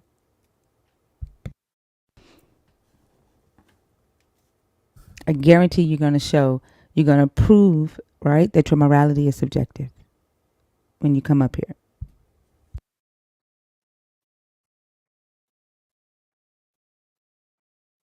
I think Noel left. Like the fact that he came into the chat and he typed in all caps with like 5 question marks. What's your point, right? Like reading this made you mad. And I just wanted to understand why. Because they'll say, right, that they don't care what believers think, that they don't care if, I mean, what non-believers think. They don't care if non-believers don't believe in their God. But then you show expressions like you act in a way like you do care.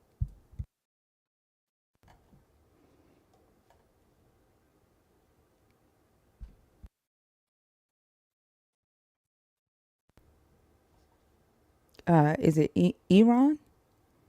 Yes, can you hear me good? Yes. Hi, how are you? Hey, Yala. I'm Hi, great. How are you? I'm doing good. I actually hit the box by accident, but since I'm on, I'm just gonna go ahead and tell you. I have been I hear music. Uh-oh. I said we can't hear you. Okay, hold on. Can you hear me now? Yes. Hmm. Okay. I have been following you for the past 2 weeks now. And for some time now, well, for the past year, I have been deconstructing. Um, listening to you guys this morning every day because we Uh-oh. I was taught, You're hey, going in and out now. not the question is, not the question that.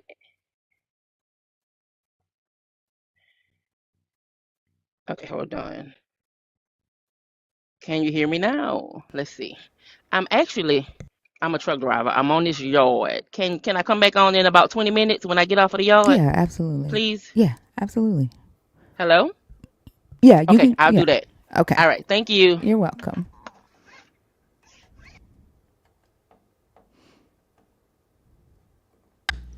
Yeah, she's getting signal blockage. That usually happens when you're sitting on a yard. What's the yard? It could be a drop yard, or it could be, it's probably a drop yard because I doubt if it's their main location. Usually you get a pretty good signal at the main location, but if you're at a drop yard or something like that, you're in the middle of nothing. Oh, okay.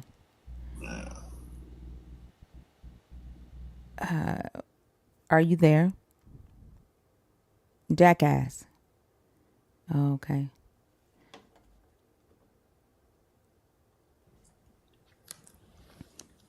Hello. Hi, how are you? I'm good. How are you? I'm doing good. That's great. Are you a believer? Are you deconstructing? Or are you an atheist? They are so in their feelings. Like it's hilarious. I'm Well, sorry. I'm not talking about you. I was talking about the last guest that came up here. But go ahead. I had to turn my volume up. Would you repeat that? Are you a I apologize. believer? Are you deconstructing? Are you an atheist? I'm not even sure what deconstructing is, and I am not an atheist. Are you a believer in the God of the Bible? Well, I've read the Bible. I was baptized as a child. But I tend to, it's not that I don't believe in a God. I'm not sure. So I believe in the universe, which encompasses all gods. Does that make sense? Is that offensive? It's not. No, it's not offensive. What made you hit request? Because I wanted to know No, what?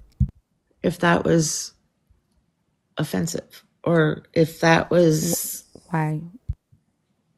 I don't know. I guess because I I always say the universe because I don't know for sure. Wait, And I am, do you think we're Christians or something? I'm sorry, Do you think we're Christians in here? I don't assume anything. No, wait. You've got to be assuming something if you wanted to know if you saying the universe is offensive to us, right? Like Well, I in read the order, prompt. right? And so what I'm asking is, did you think that we were believers in here of this God or Christians, or for you to say, is that offensive, right? Is that offensive to you as a person? Why? I Like, don't why would it be know if offensive? you What? are, Why would it be offensive? Is what I'm asking. Like, would it be offensive to a Christian? Like, I who don't would it be know. offensive to? You don't. That's an odd question, right? Like, I'm a different breed. I'm highly educated, yet the great thing about education is there's always more to learn. right. And so right now I'm trying to learn what made you wonder, right? Well, it was hard for me. How I can Let me couldn't, finish? Let me finish. I don't I like. I apologize. don't like to be cut off.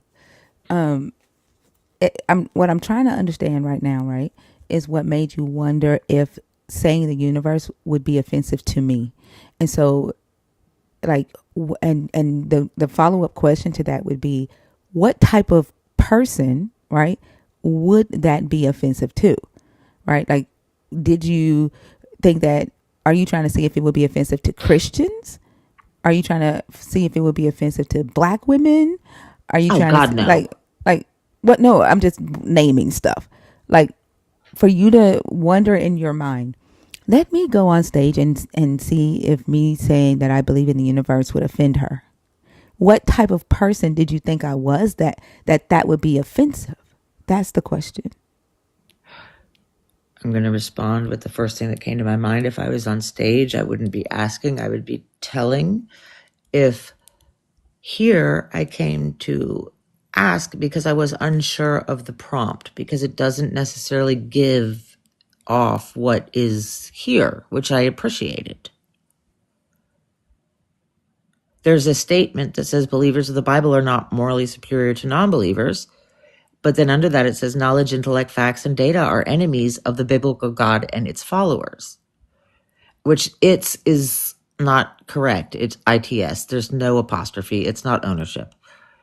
It is would be that. So get rid of the apostrophe. But is Satan more obedient than to the God than believers? The God, which God? I'm sorry. So I had a bunch of questions and I just didn't want to come in I'm really. sorry. I'm sorry. Say that again.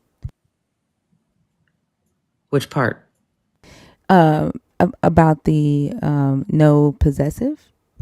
Yeah, it's is wrong. It's just ITS. There's no apostrophe S. That would be a possessive pronoun. So it's if there's a apostrophe there, it is followers. So it's just it's ITS. Okay. And then you said that when you get to the slave master God and the bigotry and the hateful, Oh, I can't even right? see that. I'm wearing glasses. Okay. And I so can't. just like, so the very first part of the Bible, right? I mean, of the post where it says believers, Believers of believers. the Stop Bible are talking while not. I'm talking. Stop talking while I'm Well, I've talking. already read it, so I Stop know it. talking while I'm talking. Okay. I'm asking you a question. Okay. The very first part that says believers of the Bible are not morally superior to non-believers, right? That just reading that part couldn't tell you that we are not believers in here.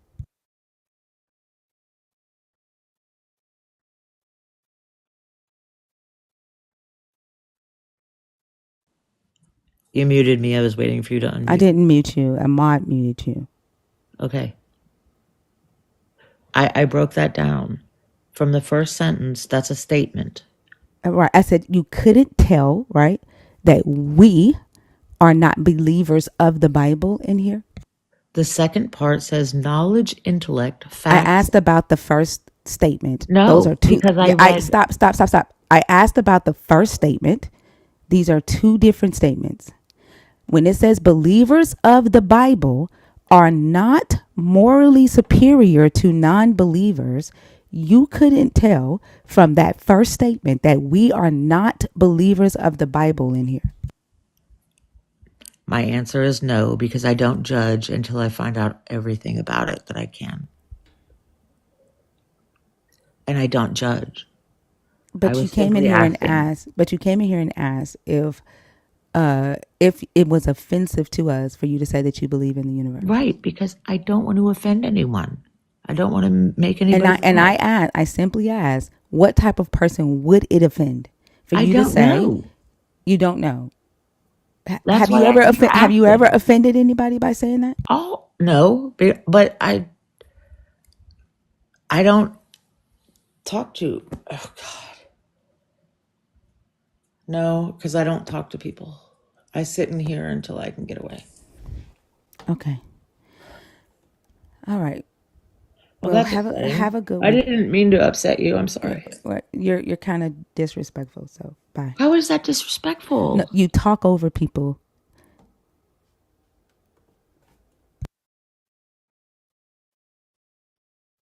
Hey, M's. Hello, hello. So this is one of the last lives, huh? No, they extended it. They gave grace, and it's not gonna go dark on Sunday. I don't think it's gonna go down. I don't think it's How gonna go long do down we at have? all.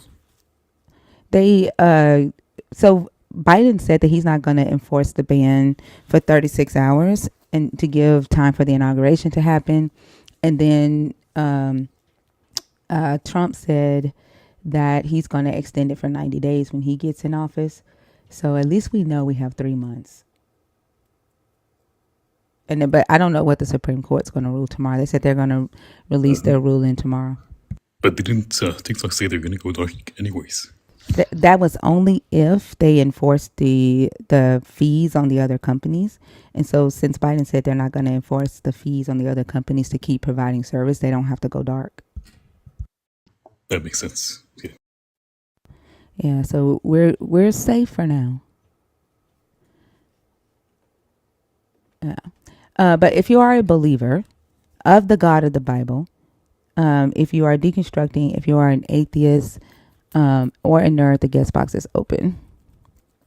There's 428 people in here and 47 on YouTube. And then maybe like I don't think we need any extra shares, but maybe like hitting copy paste link, throwing up some heart me's would get us on the FYP.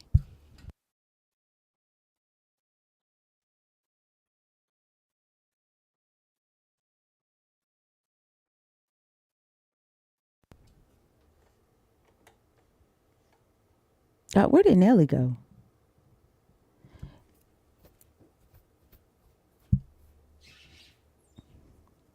Are we gonna have a quiet night?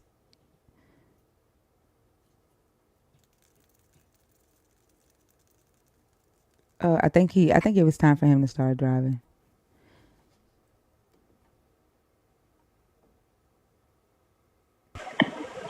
Hello. Well, then if it's getting old, Oh, Lena, why the fuck are you here? If it's getting old, you still show up. Why? Why, Lena? Can you answer that for me? Like, I would like to understand your actions. Why do you still show up if it's getting old?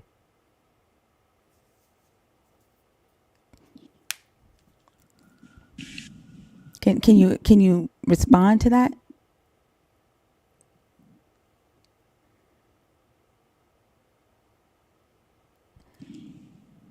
Like I seriously want to understand why you would type that and be here. Like, why are you here if it's getting old? Can you respond? I don't think they really understand that I'm trying to understand why they do the shit they do or why they say the shit they say. Like, if you don't want to be here, right? Like, why are you here? Does that make sense? Like, I'm trying to understand why you do the things that you don't want to do. Help me understand that. Fucking respond, please. Are you gonna go and hide now?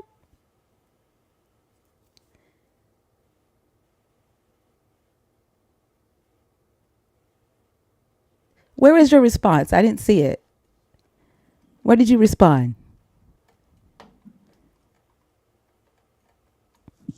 What did you respond? I didn't see it.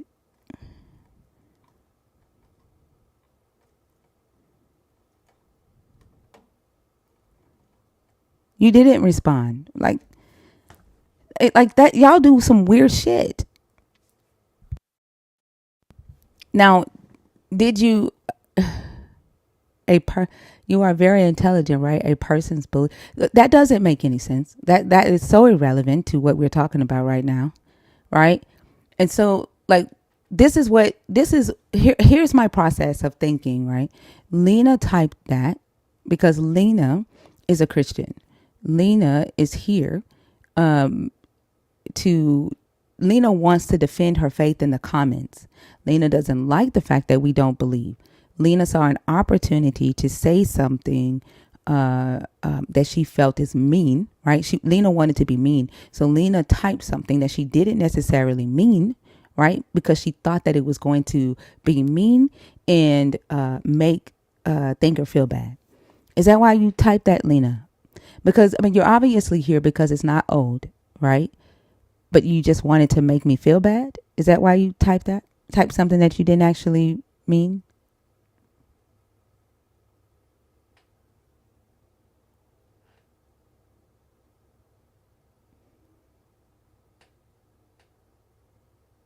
And then you lied on after that?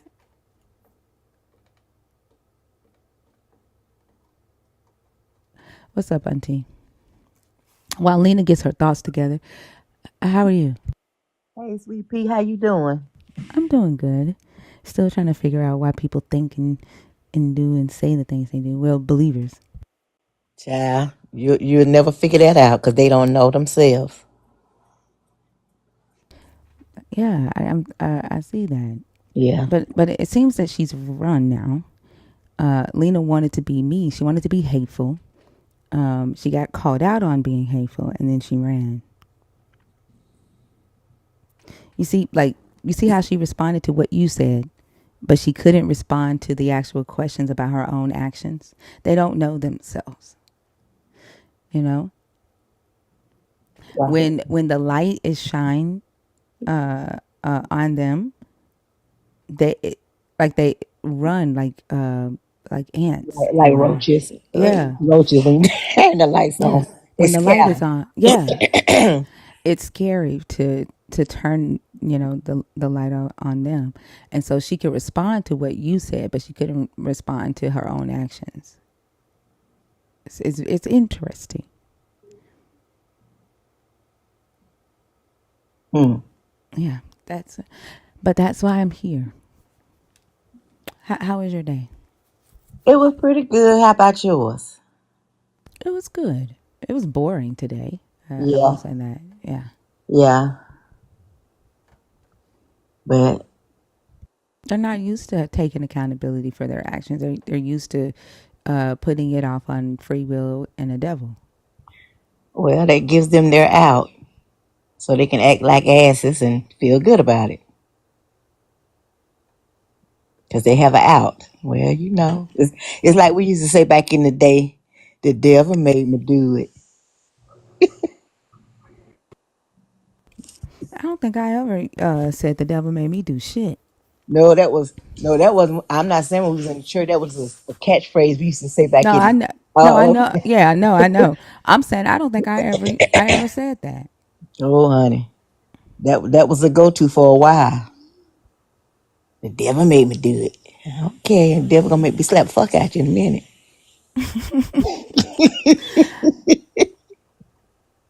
What's up, Dudette? Hey, do that. Hey y'all, it was an accident, but I didn't want to just leave. Can you say?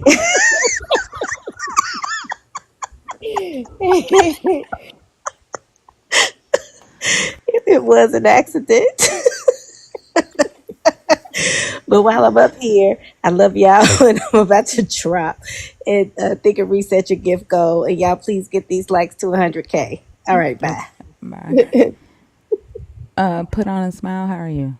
I'm well. I never underestimate how we can introduce ourselves by saying we don't want to offend anybody about something that's completely non-offensive and then be really offensive by coming after someone's weirdly like specific grammar. And I guess I just wanted to say thank you for having me. And then also going back to your like that main page you have, as I look at it, like 1, 2, 3, and 4, obviously there's overlap. And if you're okay with me asking you, like, I guess I wanted to ask you of those 4 things, if there are any for you that feel most egregious or reasons why it is hard to accept or feel the need to have to deconstruct that kind of God we were all raised with. Like for I you, of those 4 things, is there one mhm. that really stands out to you as like, this is not the kind of God I want to worship? I think supremacy culture for me is the Of sum it. of it all Right. because Because everything else, yeah. sorry, I'm sorry. No, but go ahead. Yeah, everything else falls up under that, and there were so many more things that I wanted to put up there, and so like without filling the page up with all of it, the last one I chose was supremacy culture, and that is, I wish that we could have more conversations with believers about the very real idea of supremacy culture within their belief system. But I think it also makes them uncomfortable to face the fact, to face that, and or even to see that they may have characteristics of supremacy ideology within their everyday thinking.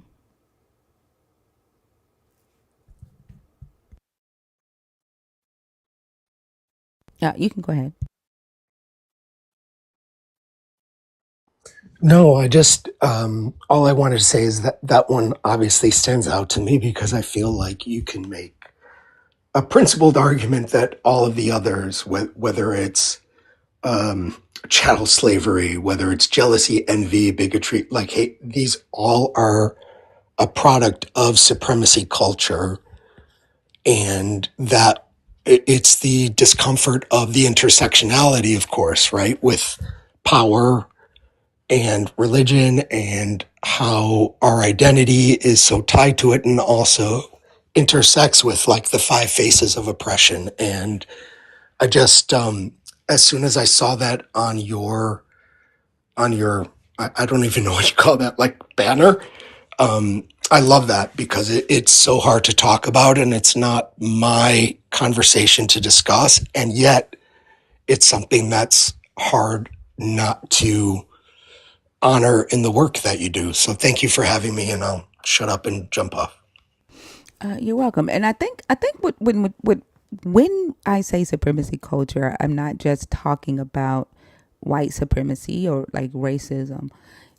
This is why I say I don't think Christians are comfortable even acknowledging this, because there is religious supremacy, right? Um, as well. And so it is I think it's a conversation that everyone should be participating in, to highlight these characteristics amongst the belief systems that people are holding, and how people are making decisions through the lens of these belief systems. And this is why, we say that your belief systems do affect our lives every day because of that, right? But yeah, they don't see that Christians have an expectation of a right to comfort, much like white supremacy does have an expectation of a right to comfort over marginalized groups. Christians in America do the same thing. Men over women feel like they have expectation of a right to comfort. Adults over children have an expectation of a right to comfort. Citizens over immigrants. Like there is that supremacy ideology Um, within the religion. and what I appreciate even within that, right, is look, I'm Jewish and Italian, and I always make the joke that it's like double the nose and double the guilt. And I also grew up with a father who was very disaffected and disconnected from the Catholic Church, and a mother who was Jewish who taught me to question things. And I guess what I mean by that is understanding what it means to live in the shadow of the cross.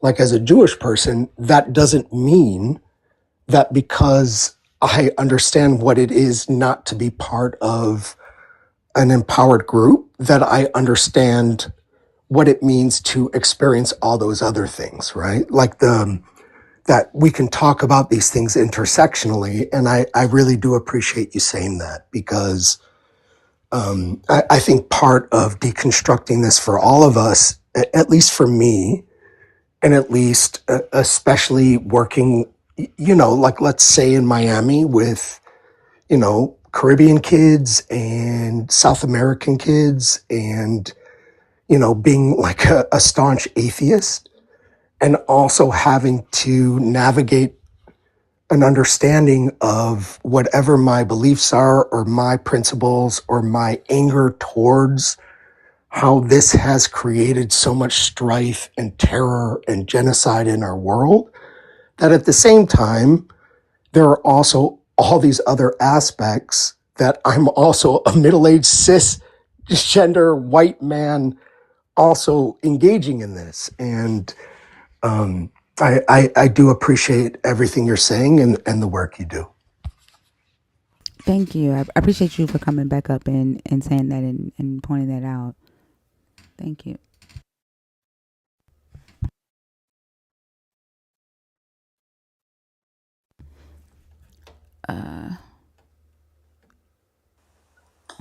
You know what, Thinker?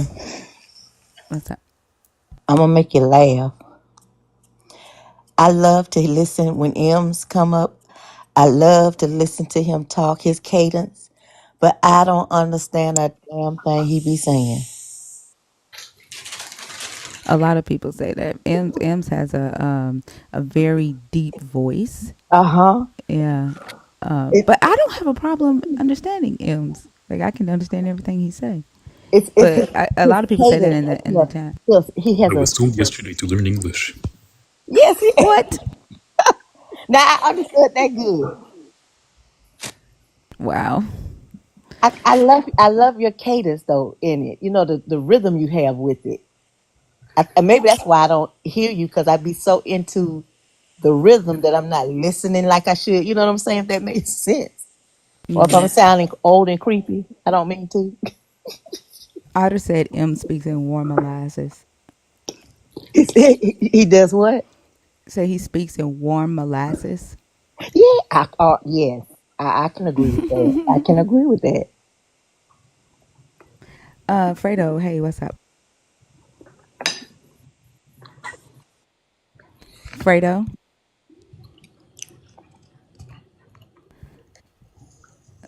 Okay, I think Fredo came up on accident. Y'all know, if we don't have conversations, then I can't sit here in silence. Like, that's gonna drive me crazy. You don't see the invite? Like, you were on stage, Fredo. You didn't know you were on stage? Send the request again.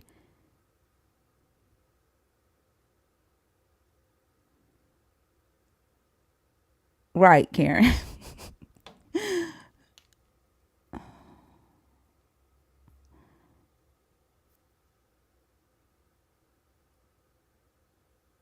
What? I'm confused. I'm confused, Otter. Hello? Hey. Yeah, you were on Good, how are stage. you? I'm good. How are you? Good. Listen, yesterday we talked and you suggested I text you and you send me a Yeah, link. I But looked. I didn't get a message from you. because you're not following me, that's why I cannot message you. No, I normally I still get messages from people even though I'm not following Well, them. for Like, some usually. reason, TikTok does not allow me to send you messages. It just says Oh, fail okay. to send, to fail to deliver or something. Well, that's weird. I wish, like, it's so crazy. TikTok will allow the messages to go through where Christians want to tell me how horrible of a person I am. But I just followed you. Oh, thank you very much. You're welcome. Like that's crazy. When I get off live, my inbox, the request is just it's so many, and it's back to back Christians telling me how horrible of a person I am, how I'm gonna go to hell, how I need Jesus, Yeah, but yeah. they're praying for me. But yeah, TikTok Well, has like, that's not I fair. think they have their own reasons for that. Yeah. Some weird reasons. On a subject, I don't.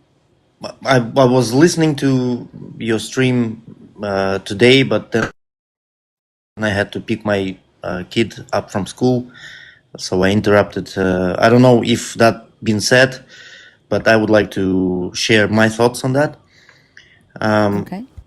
The morality of the believers and non-believers is so different that the non-believers, the atheists, they do not.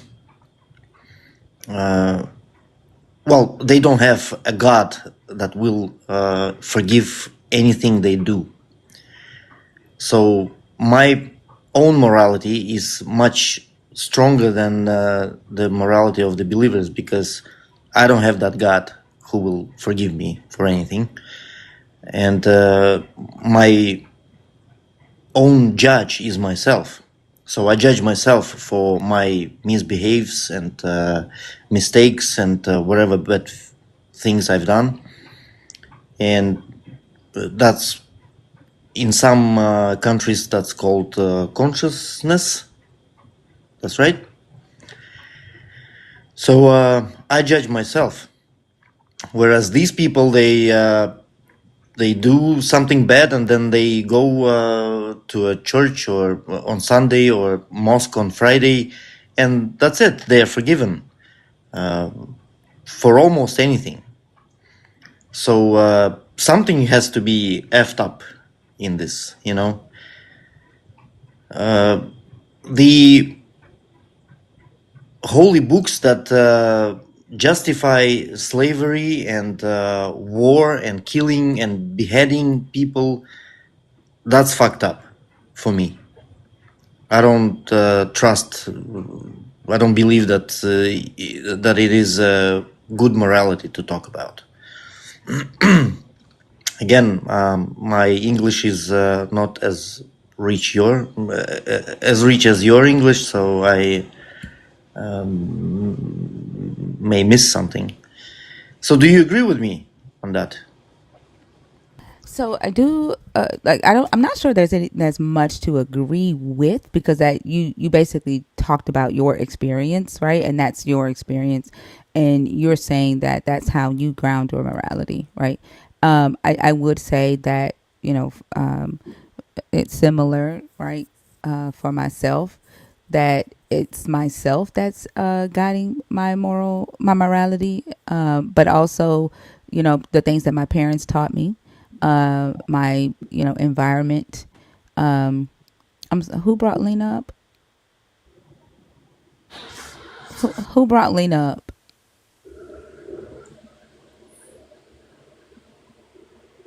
I didn't.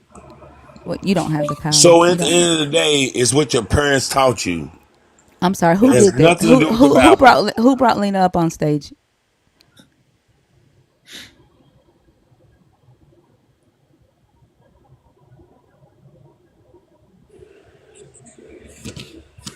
Is there a mod that? Oh, okay. Do that. Okay. I'm sorry about that, Fredo. Um, what? So, what I was saying, I think it automatically accepts them if you send an invite. Do that. Um, he can send a request after we get done with Fredo. What I was saying was I for you, there wasn't really much for me to say. Oh yeah, I agree with you that's exactly how it is. Does that make sense? Um, Yeah, yeah. maybe it's not exactly as it is, as I'm saying, but it's my personal beliefs, you know. You probably feel a little bit different, but in general, the idea, you get it, right? Yeah, absolutely. And Can that I? it was something that you said that the slavery and the jealousy and the bigotry are not good moralities to talk about. I do think that we need to talk about them and highlight them, right? Mhm. One, that slavery still exists in the world today, in multiple countries. There is people turning a blind eye to the slavery that's happening, or people, thinking that that's a okay thing to do. We still come across people who will justify slavery, and then talking about the bigotry and the hatefulness that the belief systems tend to produce, and people who believe in the objective morality of a God because of a sacred text. Like, these conversations, I think, around these topics definitely need to happen, and I think they need to happen more. Yeah, exactly. I mean, justifying slavery, that actually kills the concept of morality for me. You know, if you justify slavery, that means you're dead to me. Does that make sense? Yeah, that makes sense. Hmm. And uh, getting back to the subject, I don't believe that pure evil or pure good actually exist, because what is good for you does not necessarily mean that it's good for other people, and the other way around. You know what I mean? Yeah. Hmm. Like, if I had to choose between religions, like say the most famous ones, like Islam and Christianity and Buddhism, for example, I would choose Buddhism. But at least these guys are honest with their people. Like, you have a set of rules, precise set of rules that will lead you to upper level in your next life, and it's your choice how to live it, how to live your present life. Like, if you behave badly, you will be born as a dog in your next life, or you can be born as a king in your next life if you behave good. You know what I mean? Whereas Christianity and Islam, they're both Abrahamic religions, and they actually proclaim or announce the same ideas, that you have to be afraid of God, you have to be afraid of His representatives on earth, like the preachers and mullahs and whatever these guys are. Can I say something? Sure, sure. Okay, when you said Buddhists believe that if you live a good life, you'll in your next life you'll. I know this is an example, a king, and if you don't live a good life, you could come back in your next life as a dog. Yeah. But who's to determine the good? Who's good and bad morality is the person going to go by? Like, because what may be good to that person may not be good to another person. I mean, to me, it's kind of the same thing with Christianity. You still dependent on living with quote unquote a good life to as a hopes that you won't die a dog and raise a cat. You know what I'm saying? Yeah, yeah. These guys apparently believe in something up there, somebody up there who will judge them for their deeds in this present life. I don't believe that, but like I said, if I had to choose between these religions, I would choose Buddhism. I Uh, at least they don't kill for their god, and got you. Okay. know what I mean. And Like, it also, like, defining how Buddhists define morality, right? Like, yeah, in these religions, morality there in Christianity and Islam, morality is the God, whatever the God says, right? Right. Like, and then in Buddhism, morality is doing, nonviolence and um, uh, less harm, right? Gotcha. Like, Okay. yeah. I got you. Uh, you know, like being an atheist for me, I don't remember in the history of humanity a single war because of atheism. You know, we don't kill people for believing in something, for believing in God or whatever, in Satan, whatever they believe. Whereas people who believe in God, they easily kill others. You know, you don't believe in my God, bang, you're dead. So that's a fucked up morality for me.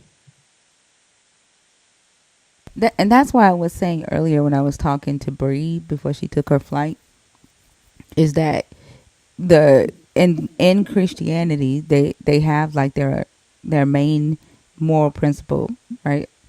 Thou Hmm. shalt not worship another god, like put the God first. But then in order to honor that moral principle, you have to be immoral. You have to be willing to kill, right? You Mm. Right. have to be willing to enslave. Mm-hmm. You have to be willing to uh, take from others and give to yourself so that you enact the God's blessings. Like, there's a whole host of immoral acts in order to enforce that so-called moral principle. Exactly. And that lady that was like an hour ago, uh, I think she was from Africa because of her accent, and she told a story about her friend that chose God over her own child. That actually almost made me cry. You know, like how brainwashed you have to be to choose God over your own child. That's scary to me. It's not only sad, that is scary. I because like she said, if that's how she feel about her own child, I don't stand a chance. So if I do anything that in her mind offends her God, you know what I'm saying? That's Sure. that's that's dangerously scary to me. I don't want to deal with nobody like that. Yeah, I mean, being in that circumstance when you have to choose between your child and your God, I don't want that in my life. I Have would, but I couldn't even serve a God that would want me to make that type of choice. To be honest with you, yeah, exactly. Have you read Stephen King's Pet Cemetery? yes, The book. I haven't read. I saw the movie. Yeah, I saw the movie and read the book. In that book, there is the girl, the daughter of the main character. She said, "Why is God taking my cat to him? Like the cat died, and she was devastated about that. She said, Hmm. Why did the God take my cat? Let God have his own cat and take it. Don't take mine." I mean, that's exactly what I mean when I say that God should take care of his own business. Don't touch me. You know.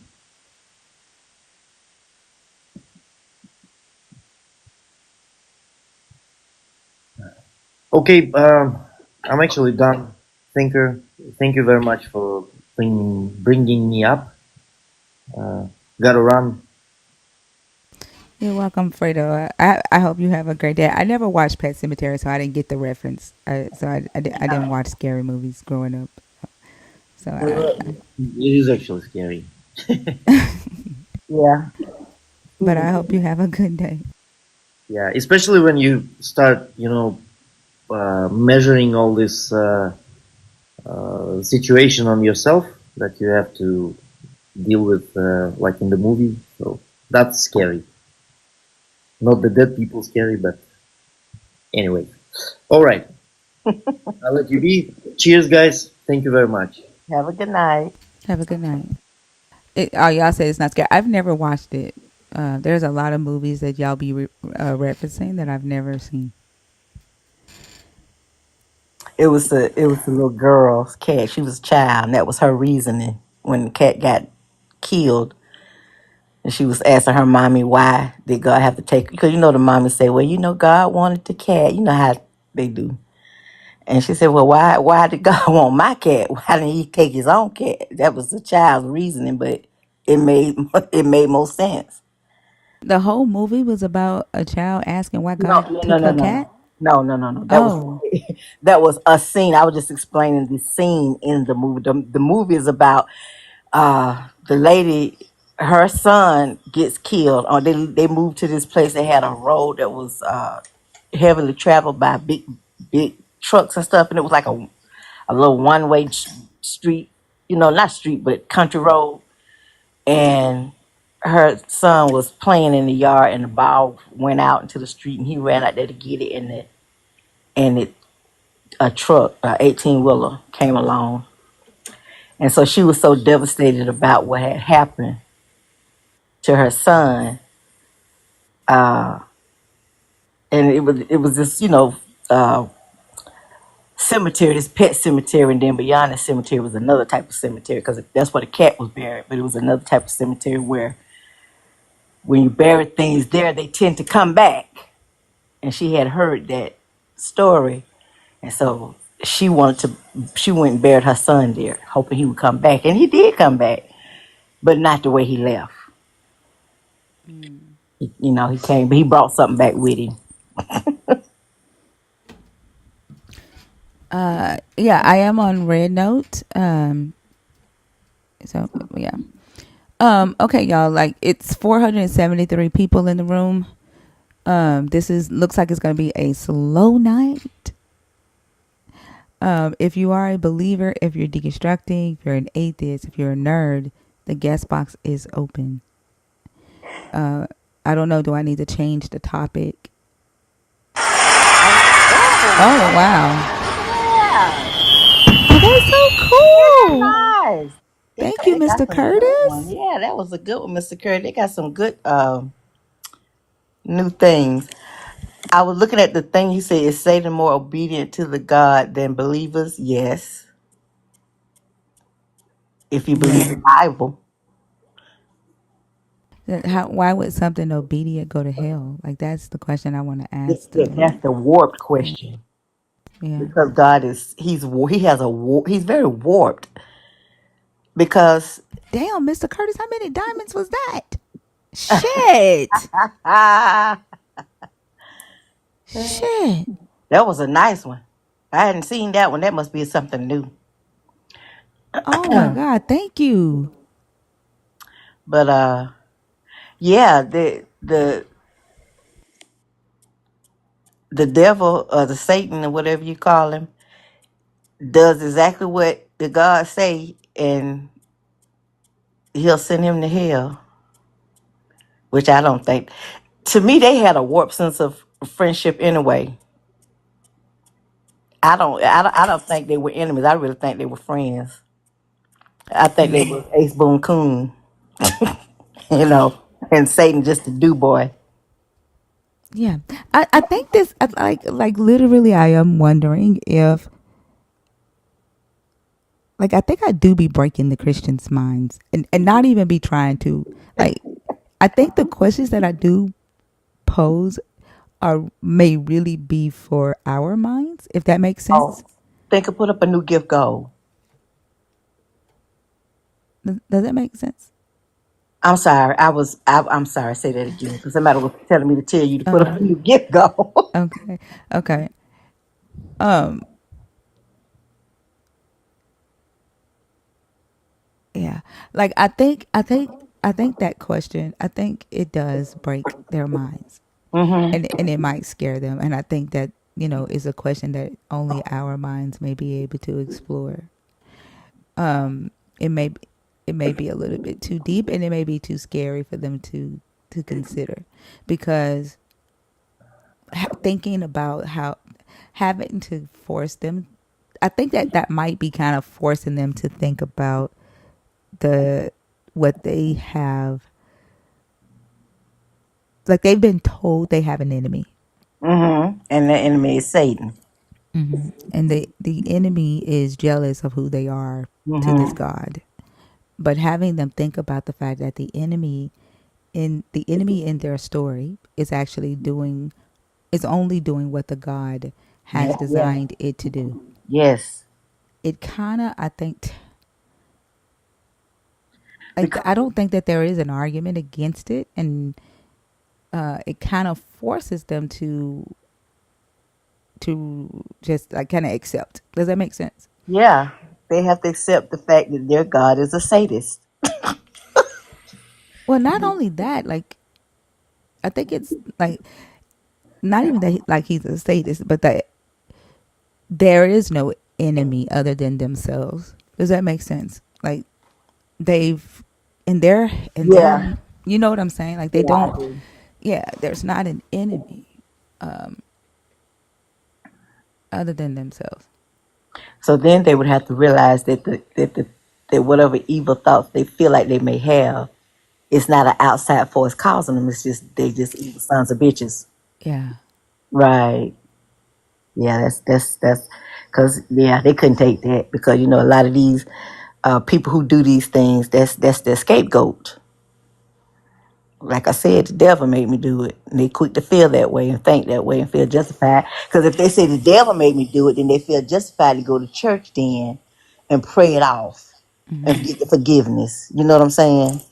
But and I also think it a lot. I think it helps them forgive themselves. That's something that I think I just thought about.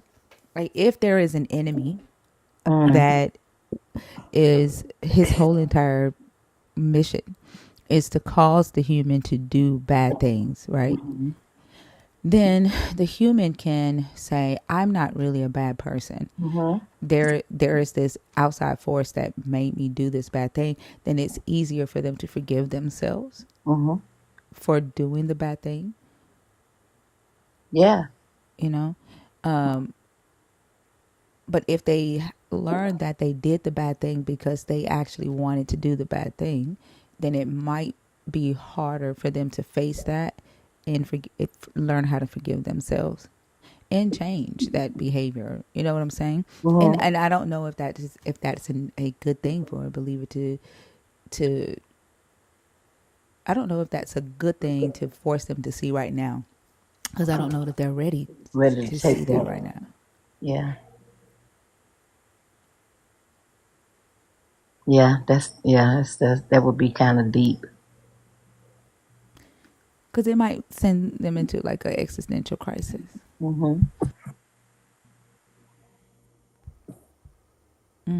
On one hand, but then on the other hand, you can look at it like too.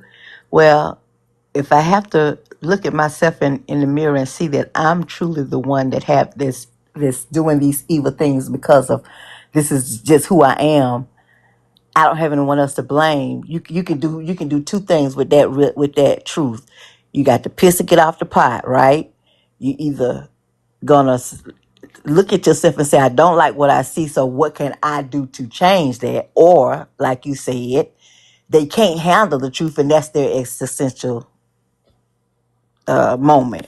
Yeah, that's why they ask questions like, if you take Jesus away, then who are you telling us to believe in? Or who are we supposed to worship then?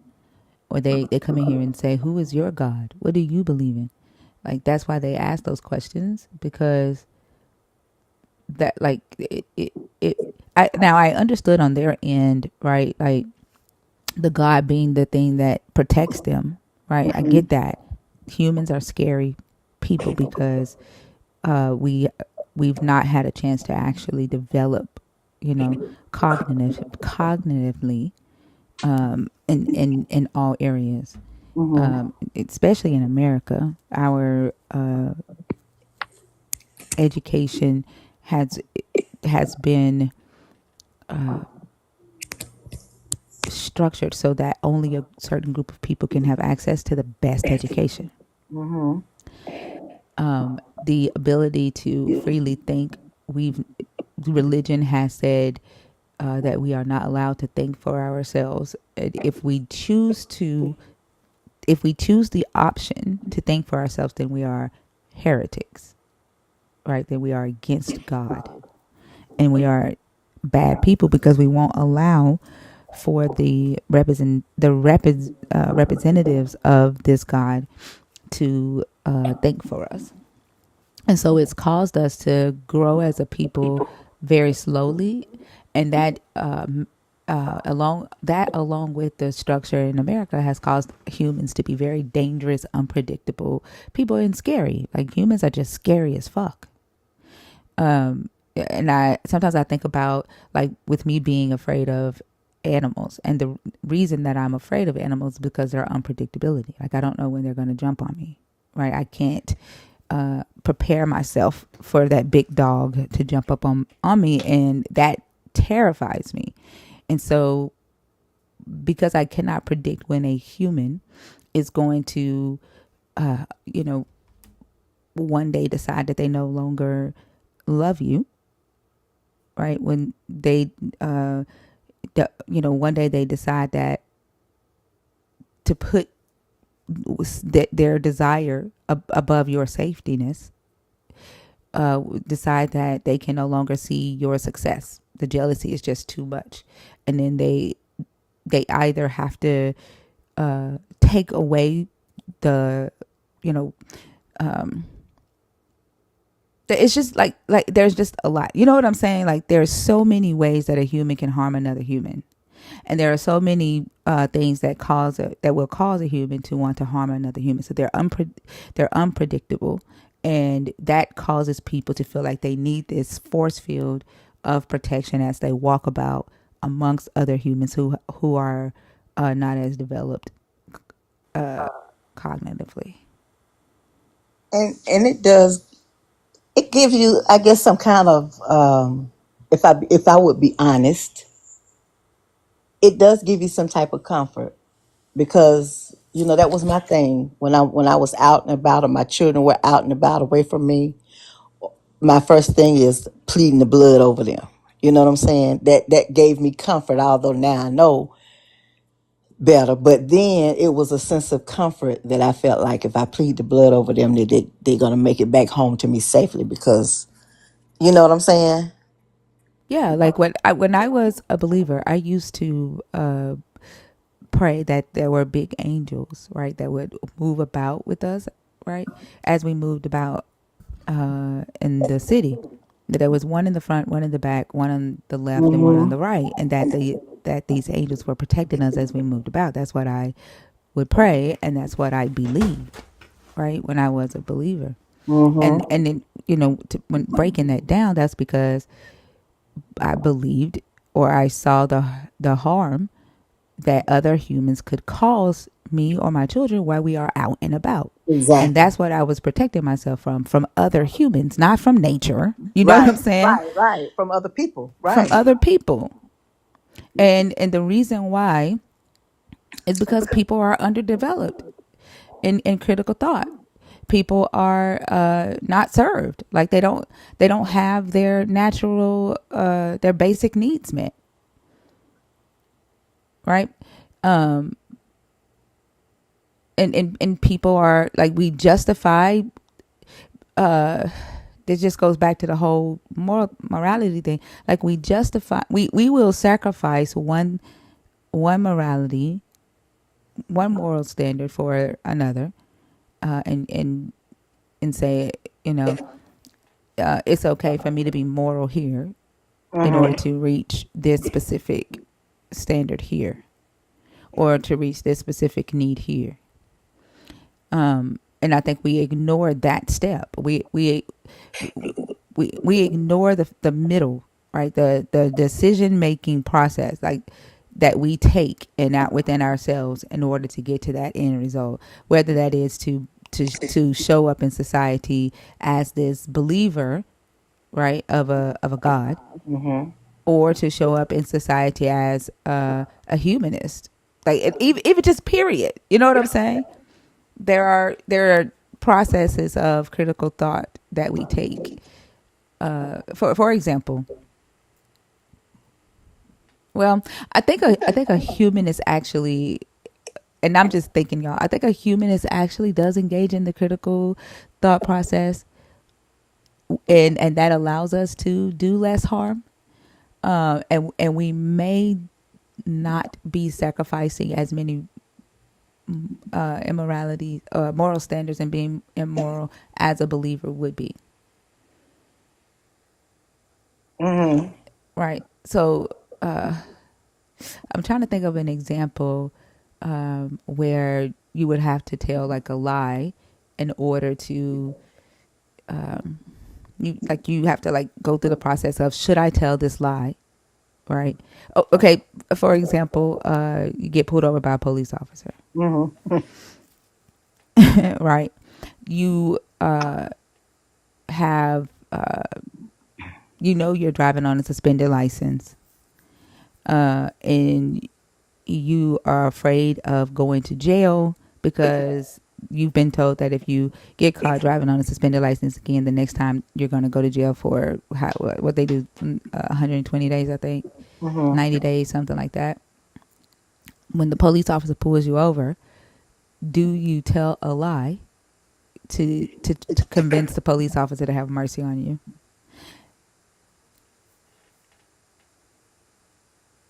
You asking me?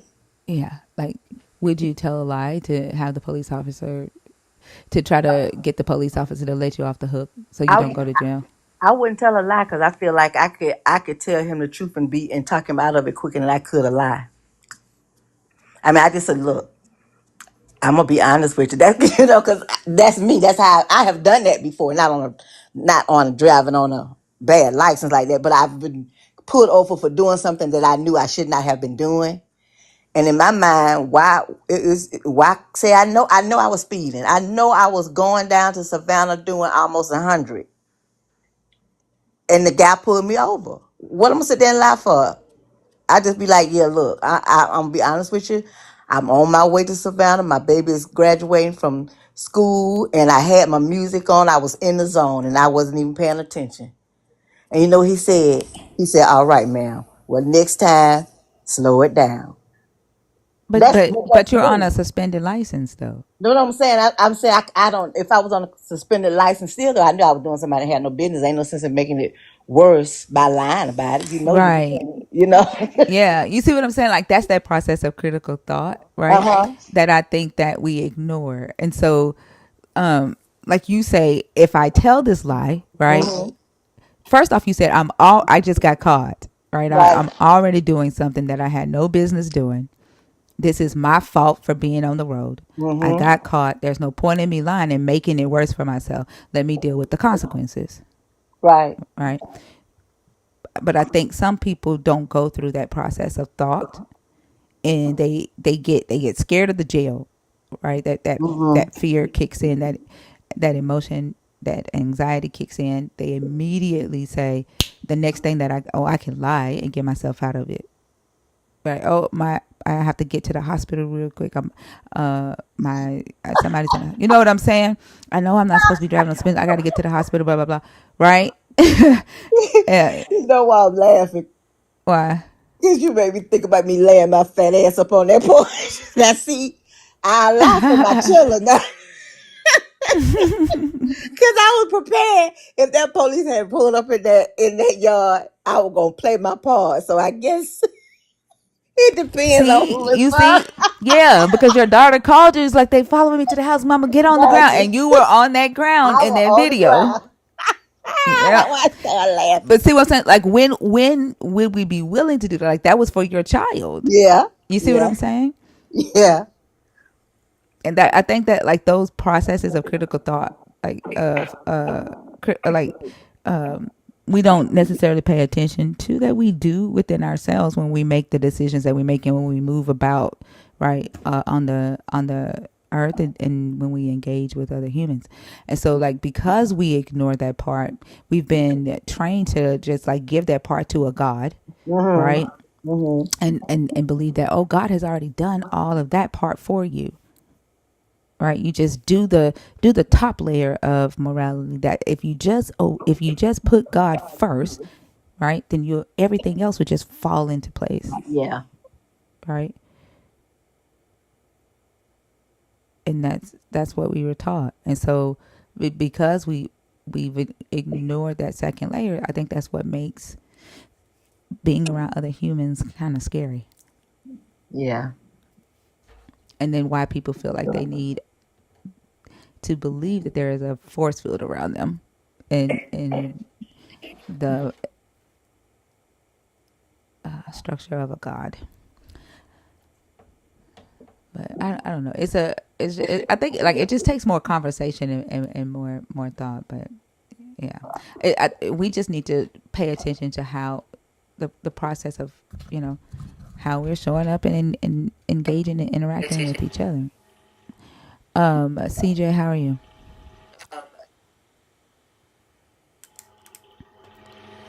You said or realized that having a valid driver's license is a privilege. The reality is, though, sometimes people like I've lost my license before, and I couldn't afford to get it back because the ticket was too much. And so, and then I've driven on a suspended license because I was a single mother, and I still had to get them to Right. school, and I still had to go to work. And then I had to wait until I had a big enough bonus until I could, pay the fees and take the classes and get my license back. And so sometimes we do shit that we ain't supposed to do. Well, yeah, of course, all the time. Yeah. I think we would be lying to ourselves if we sit up here and say that we follow every single law No. and that we don't do wrong. Like that's a fucking lie. Yeah. And then to try to even set the expectation of you are perfect, that's why I said that if the goal is to not harm anybody, right? Right. Now had I got into a car accident and harmed somebody while I was driving on suspended license, that is my fucking fault, and I was wrong for that. I should not have been on the road, and which is why I worked to get my license back as soon as I could. But we make decisions, like, and then like our thought process that we go through, I think we just ignore that. Like I don't know. It's just I don't know. It's hard to explain what I'm But I trying get to say. what you're saying. Do But we make decisions? So how many people do you know that does that? What type of fucking question is that, Lena? Do you see what I'm saying? how many people do you know that does He that? said, do we make decisions? So how many people do you know that does that repeatedly? You fucking made a decision to type that Say shit. that. I know that. This is what I'm saying. Like we ignore what made me do the thing that I just did. What made me think the thing that I just thought, right? We ignore that. We don't talk to ourselves in that way and pay attention to the process of thought that made us do the thing that we did. Like what the fuck? And that's why I be asking you, like, why did you type that? So sometimes I don't think when they do stuff, they don't think it through. They come at it from what's the word I'm looking for? A superior morality complex. And I know that's not a word. I just throwed it together. But it's like it's like they feel like they have the thought. Well, they come across, like I say it this way. They don't have to sit and think things through and weigh things out because they have God. Therefore, whatever they're going to do, Yep. it's because God says it. You know what I'm saying? God wills it. If I do it, God wills it. If you know what I'm saying? So they don't have to sit Yeah. and rationally think about stuff because whatever they do in their mind, well, God wills it. That's what God wanted. No, that's what you wanted. And that's why they can't see their own actions, like their own part in the Mm-hmm. shit that happens in their life, the good things or the bad things. Exactly. And then they're not used to having these type of conversations with themselves because they've been told that talking to yourself means that you're crazy. Well, but they talk to themselves all the damn time. So when They they don't think they are. They think they're I talking to know, God. I know. They think they're talking to God, and they think they're talking to the Holy Spirit. So they don't think they're talking to themselves. But here's the thing: when they're talking, but Can't speak. when they are talking to themselves, they're saying God, right? Uh Holy huh. Spirit, right? They're not saying like Jessica, right? Jessica, why did you do that? You Right, know, right. Jessica, why do you feel that way? Jessica, we're not going to do this today. Like they're not literally having a conversation with themselves and paying attention to what makes them tick, basically, and that also requires for them to say, why do I agree with Mm-hmm. this belief system, right? I think that's the first question is, why do I agree with Christianity, right? um I think that's like they I don't think they're willing to ask themselves that question. John, did you come up on purpose?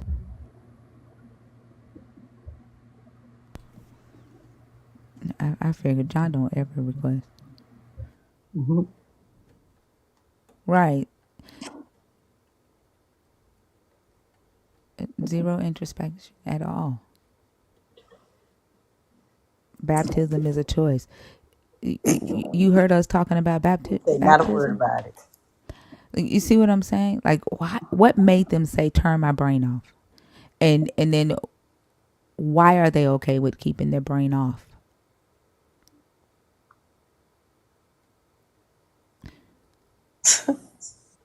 Something like, I don't know.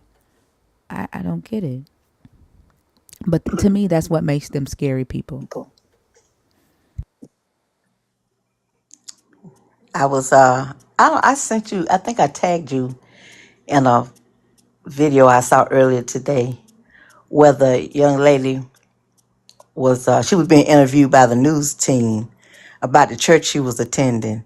They sent her out a letter telling her, now she had just joined this church, and they sent her out a letter stating that they expect this woman, who's a single mother, to pay $50 a month in church dues, $50 a month, and then they got like the anniversary or something else is coming up.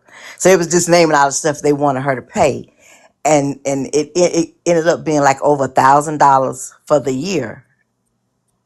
And the lady was like, the newscaster asked her, "Well, did they tell you, you But know did they what?" tell you, you know, what? Okay, Okay.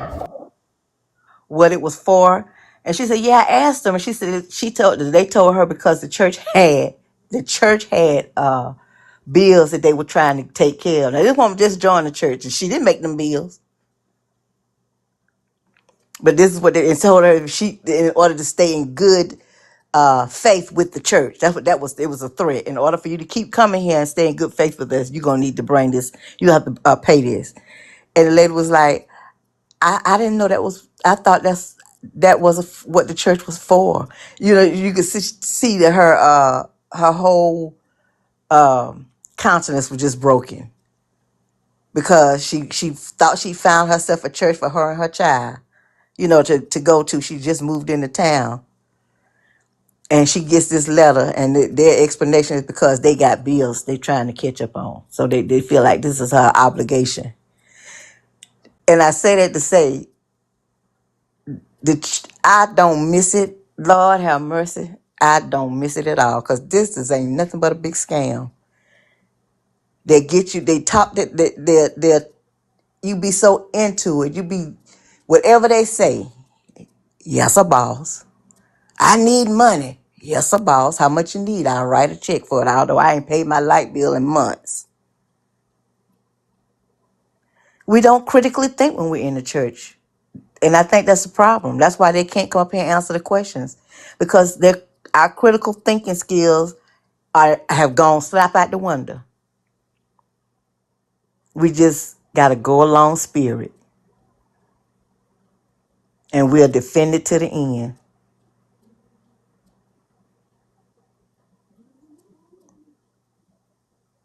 If that make any sense. No, yeah, it does. but you know what the crazy thing about it is that some of them do uh, realize that they can't think if they're under the church. That's why they leave the church, but they still stay with the God. That's what some of them do feel like their thoughts are being their ability to think for themselves is being suppressed, and you know that the pastor is trying to control that, and so they separate themselves from the church, right? Right. They get out of that control, but then they stay with they hang on to the beliefs, right, of the God. And that's exactly what I did. Remember, I told you I hadn't been going to church since I moved here, but I still was praying and going, doing all going through the motion because it's something that this was something that was in me to do. I didn't know nothing else to do. I was brought up with the belief in a God, and And that's what I'm saying. Like I think it's just the fear. I think it's the fear of like this world is scary because humans have done some scary shit. It's unpredictable. We lack the basic needs that we have, um, and we sense that something is off, right? Especially like within the religious system, but we are still afraid to exist in this realm as humans. We're afraid to exist without there being a supreme God. ruler. Yeah, and it's because of humans that we are afraid to exist as humans. I think, and I think we don't necessarily.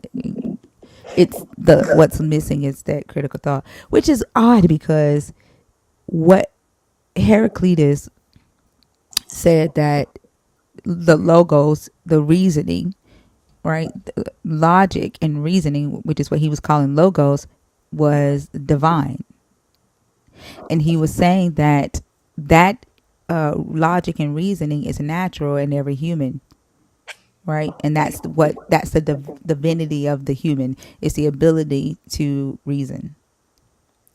John and Philo and John took it and anthropomorphized it. uh, Philo took it and made it about Yahweh, and John took it and made it Jesus, like the Word becoming flesh, right? But do you ever wonder? Do you ever just wonder what this world would have been like had we never had any um, thought or understanding of a God? I think that's what I was trying to like. What I'm trying to. So yeah, like yeah, that's what I'm saying. Like it's almost as if. So like if with Heraclitus saying that the divinity of the human is logic and reasoning. It's their ability to reason through logic, and he's calling that logos, right? Thought. And that's within. That's he's saying that's inherently within us, right? Yeah, Not yeah. any So outside force. Okay. exactly, that's what Heraclitus said. So he was the first to talk about the words and thought and logic in that way, right? He was a Greek philosopher. So then Philos of Alexandria takes it and makes it about Yahweh, right? And say, oh, the logos was there during creation, blah blah blah, right? And then John takes it and anthropomorphizes it, and he's like, oh, the word became flesh. So then your logic and your reasoning and your critical thought became Jesus. That is almost as if that's the fucking trap. It's almost, Yeah. you know what I'm saying? Like the critical thought, the thing that is natural in humans has been, Bastard. it's it's it's trapped. It's Yeah. trapped in these gods, right? We, we're, When we're, they did that, huh? I was gonna say we're taught to believe that there's no good within us, within ourselves. Meaning, okay, I don't know if I said that right. Meaning, it has to be if it has to be an outward force that would create, make us who we are, what we are, You know, it can't just be something that was just ingrained in us just through osmosis, so to speak. You know what I'm saying? They got to be able to put it on. They got to put it on something outside of the human form. That's what you're saying. John did when he I, added. Well, I'm saying when John anthropomorphized critical thought and reasoning into Jesus, uh huh. and Jesus became God, and your leaders says I represent God. Mhm. That to me is them taking the critical thought process of the humans and enslaving it through the God, right? Like you don't think for yourself. I now, because I am a representative of the God, of this God, I own your I control your thoughts. I control who, what you think, what you become, Mhm. because the God is now the critical thought process, because he anthropomorphized it. I don't even know it. I swear I wish I could show you what I'm thinking of in my head. Thank you, Mr. Tim. Thank you. Because it's so hard to explain what I'm like. That's the trap. The God, by them wrapping the reasoning and logic Mhm. and saying that is the God, saying Jesus is the word, right? Right. Mhm. You look to Jesus, right? As a believer, you look to Jesus. His representatives on earth Mhm. speak for Jesus. They control the critical thought. They control the reasoning. They control the logic. They tell you what to think. They tell you what's logical. Because your own ability, your own divinity, your what should be natural to you to reason and critically think, has now been given to the God. Yeah. Because we sit up on the people though our whole lives who tell us to lean not until our own understanding, and it's our mantra. Well, I can't lean into my own understanding. I can't use my own critical thinking because the word says to not to do that. And I have to acknowledge God in all my ways. So to me, it's kind of like if you grew up in this thing, you're set up to not succeed within yourself on your own. You're brought up, you're indoctrinized to believe that you can't function on your own. You can't critically think things out on your own, and you just it's like we're just on a. I look at us as on on a line, on a conveyor line, and we just go on it. We just on a conveyor line, just going through it. Whatever the God representative tells us what we do, that's what we do. Just keeps straight on the line because we're afraid. We've been indoctrinated. You don't do that. This is how you think. You don't. And so for somebody like yourself to step out of your comfort zone and say, wait a minute, this ain't making no sense. I done looked at it this way, that way, turned around, upside down, and it's not equaling out. The math ain't mathing. I'm going to walk away from this and figure this out on my own. It takes a lot to do that. And unfortunately, the majority of people aren't brave enough to do it. Because, I mean, how long did you sit there for a long time too, knowing something wasn't right. Yeah, but I also never saw it this way. Right, I did have questions. I was fear mongered into. I was rebuked a lot for asking questions and for using critical thought. So I was kind of like, it was kind of pulled from me. Mm-hmm. Like, you know what I'm saying? Give me just a second, Darren Sealy, whatever your name is. First off, it's not spelled Eved. Okay, this is the correct transliteration. Ebed, Ayin, Bed, Dalid, okay, Ebed, right? And it does not mean to work. It does not mean to work. It means slave or servant, okay? And so instead of you saying that you think all of us need to check terms, maybe you should have checked the term before you commented that. Mm.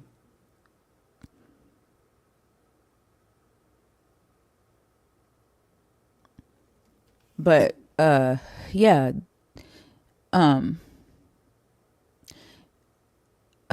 what was I finna say? Yeah, the critical, my ability to critically think when I was a Christian, from being a child growing up, it was always demonized. Like it was Satan, the Lord rebuke you.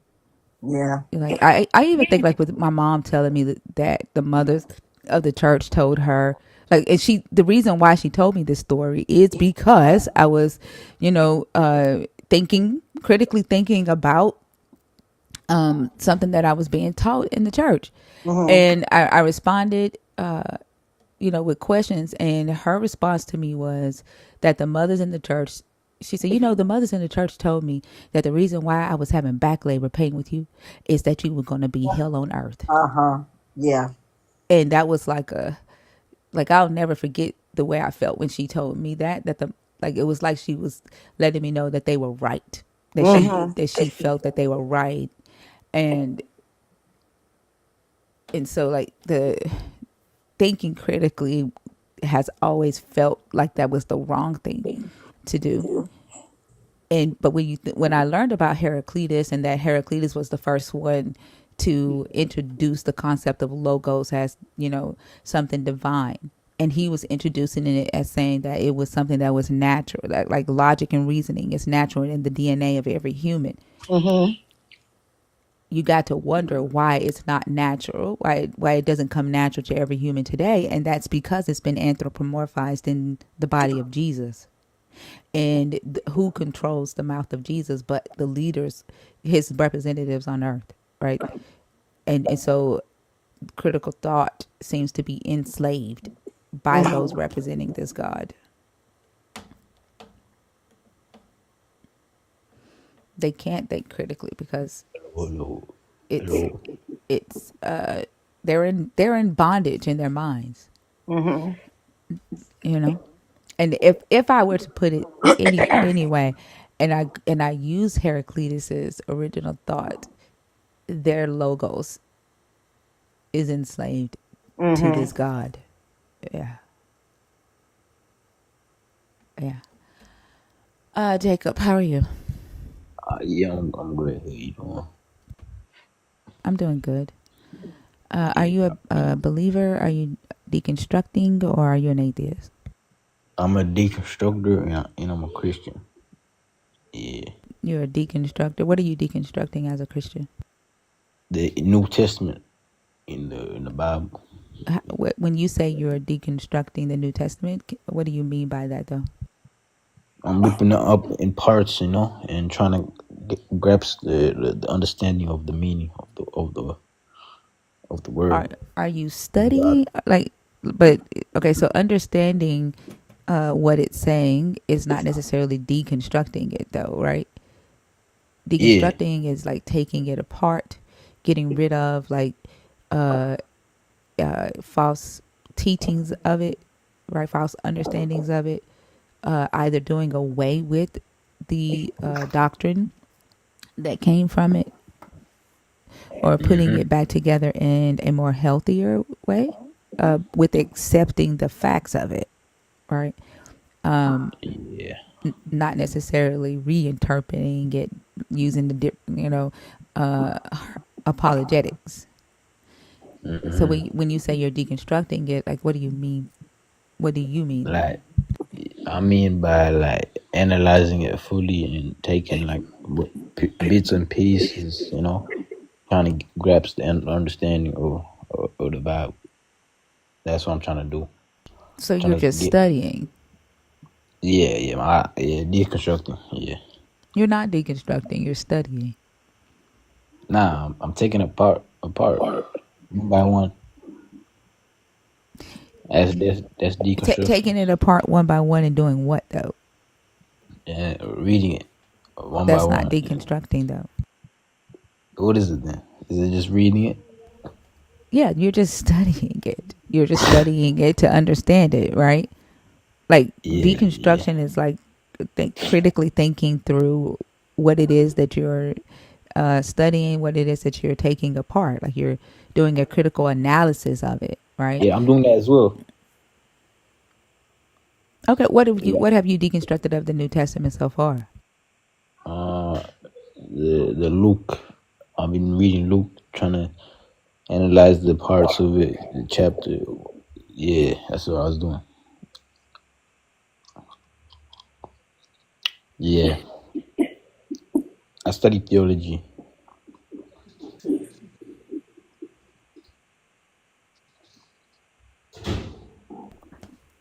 You studied theology, huh?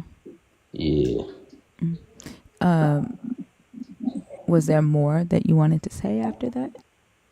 yeah. I want to say like the word says believers of the Bible are not morally superior to non-believers. That's false. Royce, we don't. Because- Yeah, hold on for a sec. So like, Yeah, we don't have anybody in the guest box. Like I know y'all sent a Chasing the Dream, but we don't have anybody in the guest box. We have 500 people in here and nobody's requesting. mm. Right? So I know y'all want to take him down. Yeah. Take me Royce, down. somebody paid to take you down. But Chill, chill, chill, chill, chill, chill. I'm not gonna take you down right now because no one's requested, and it's Nah, so I'm gonna get replaced. you what? Am I getting kicked? No, I'm not gonna kick you because like there's 500, almost 600 people in here, and no one's requesting, so I'm not gonna kick you. I owe I think they're Royce shy. I think they're a bit shy. hold on. I owe Royce a drop. So Royce has a drop on credit. That's unconstitutional. So That's no, unconstitutional. there is no constitution in here. Like I don't know. TikTok constitution. Okay, Jacob, listen. Now this is what I'm going to say to you. Okay, now I'm okay with dealing with people coming up here not knowing what they're talking about. Now the chat, they don't. The chat has less patience than I do. Okay, I haven't had a and chance. chat, Jacob, Yeah, okay. My listen. bad. Okay, because I already have gone against what the chat said. The chat controls the stage. Okay, and they Yeah, have less yeah. patience. Jacob, I'm trying to explain to you. Okay, what's going on? Okay, okay. Jacob, stay on mute. If I mute you, just stay on mute. Okay. Now the thing that I don't have patience with is people talking over me or other hosts on the stage. I don't have patience with people unmuting themselves. If I or a mod mutes you, disrespecting the stage, I'd have no patience for that whatsoever. I can listen to people ramble. I can listen to people who don't know what they're talking about. I'm okay with that. The chat, they can't take that. They don't like it, and they will pay to drop somebody. Okay.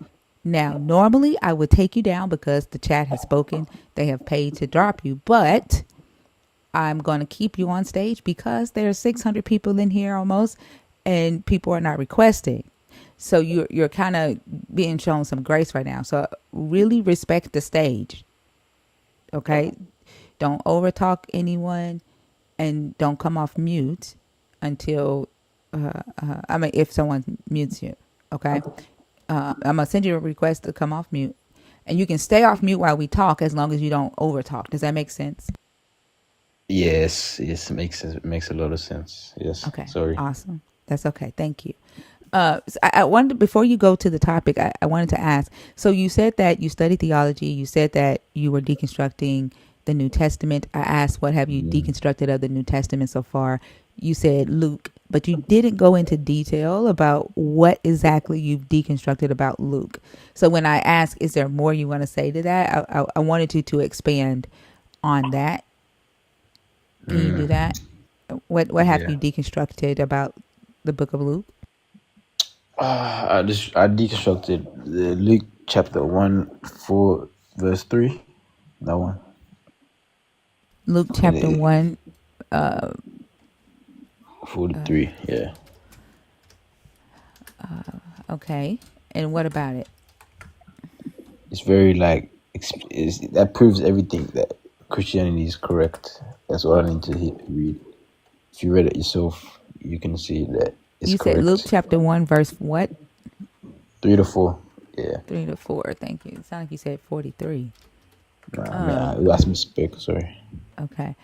It says, I too decided, as one having a grasp of everything from the start, to write a well ordered account for you, most excellent Theophilus, so that you may have a firm grasp of the words in which you have been instructed. Yeah. That's everything I need to hear What to is he believe. saying? What is Luke saying here? You have to read the word of God, and No, you have no. to What is? grasp. I just read it. What is Luke saying here to Theophilus? He said, let me read it again. I have yeah, short term memory. Yeah. Are you up here to waste my time? Nah. Luke. I need to open my online Bible. Sorry, 1 second. 3 to 4. Sorry for being unprepared. I'm sorry, Holly Berry. I'm just gonna go and block you. That's how much I don't give a fuck if you're in this room or not. You are here because you decided to be here. It is 2:00 in the morning, Holly. Did I call her Holly Berry? Yeah, I did. Yeah. It's 2:00 in the morning. You're here. You made the decision to be here. I didn't fucking come and get you and ask you to volunteer to come in this room. This is why I say I be wanting to know why y'all type the shit y'all type, right? Like why you ignore the actions you took, right? You were in the comfort of your own bed, right? There are, I don't know how many lives on the FYP right now, but you stopped on this one, okay? And you've sat in this one since I've been live. But then you go and you accuse me, right, of trying to get people to come in here so that I can judge their answers. I haven't asked your ass to come up on stage and I didn't ask your ass to come in here. But now your ass can't be in here. That's how much I don't give a fuck if you're here. Go to sleep.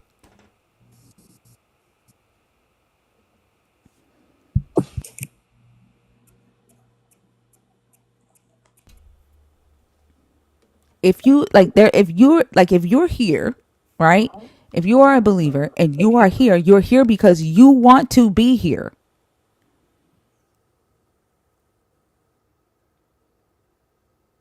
Acknowledge that and stop blaming other people for the shit that you do.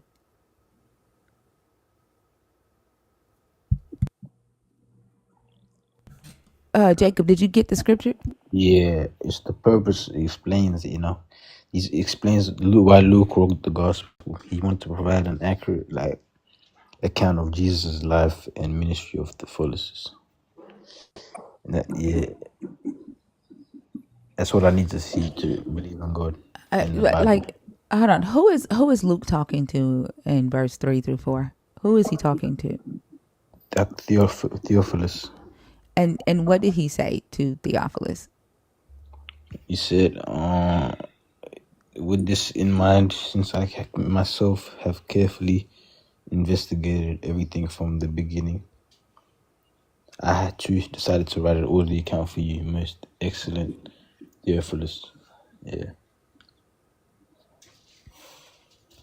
But what is he saying? He's trying to explain that why Luke wrote his gospel. Which is what? It's like the account of Jesus' life and ministry for Theophilus. And things that he has heard, right?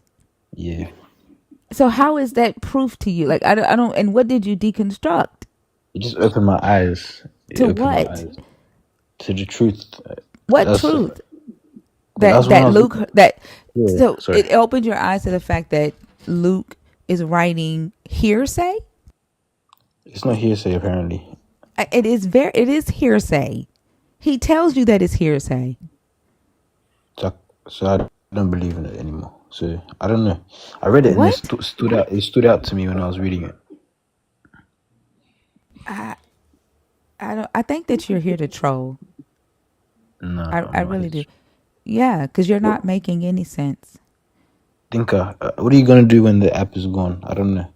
Do you have another platform that we can Oh, go to? why? What's that to you? Because I might have more information. I think I don't have that much information now. Well, I don't need to tell you that. Like, if it's meant for you to find me, you'll find me, I guess. Please just tell me. I No, need to come back. no. Okay, sorry. Okay, I want to say thank you for having me up. I had no All right. information. I'm Okay. sorry. Bye. Bye.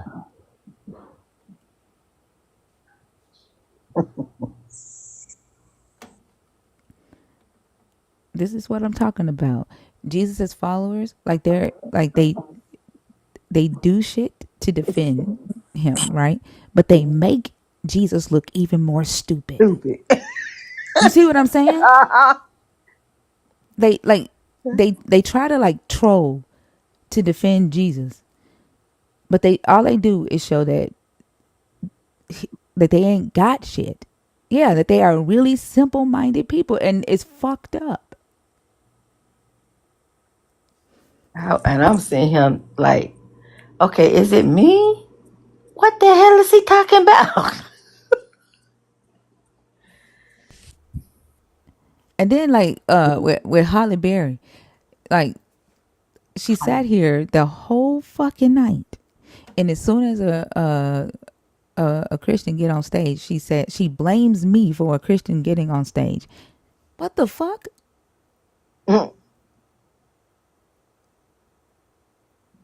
Like, I really don't understand why y'all allow yourselves to do shit that you don't want to do. That shit is baffling to me. Because they listening to their mind and their mind told them to do it. I'm told folk about listening to their mind.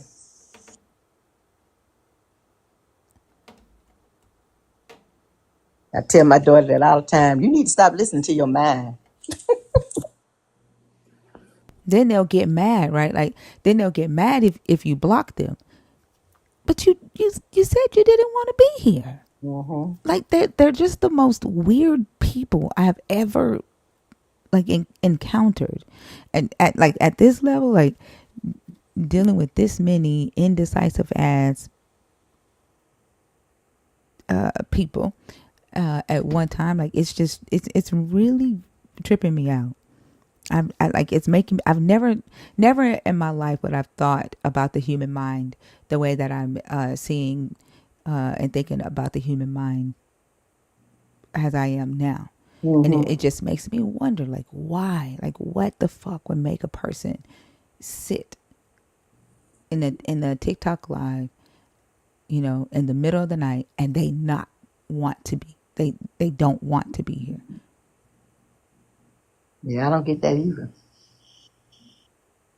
Unless they just truly lonely people. Don't have nothing better to do. But there are so many other lives that they could be in. They don't have to choose this one. Hi, what's your name?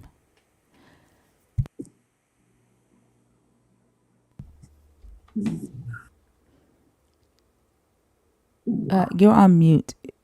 Are you able to come off mute?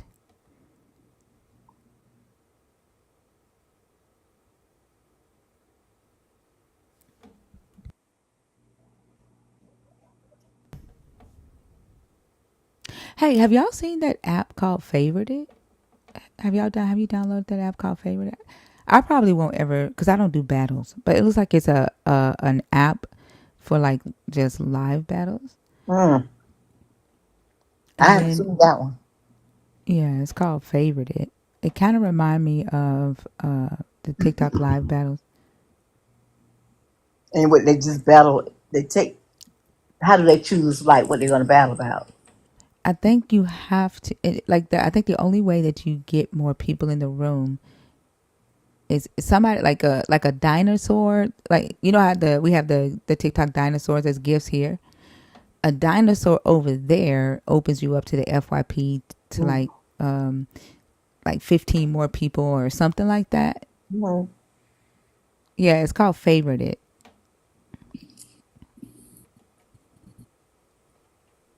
Mhm. I downloaded it today because I thought that it would be a like a alternative to TikTok, but like I don't do live battles. Mhm. Yeah.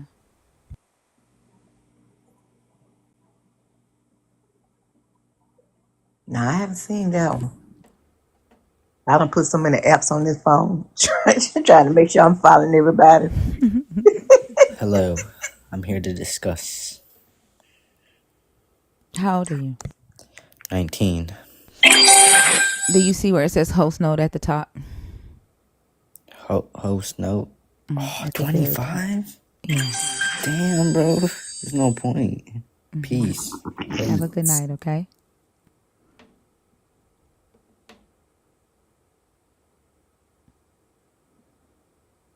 I was over there on Red Note earlier today, just looking. It fascinates me. Yeah. AG, how are you? Hey, how y'all doing tonight? I'm good. Okay, it's great.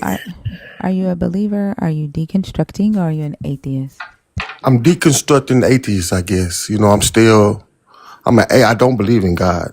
Okay, I used to. I used to believe in Baptist, then I was 6%, and then I think I was Muslim. I can't even remember.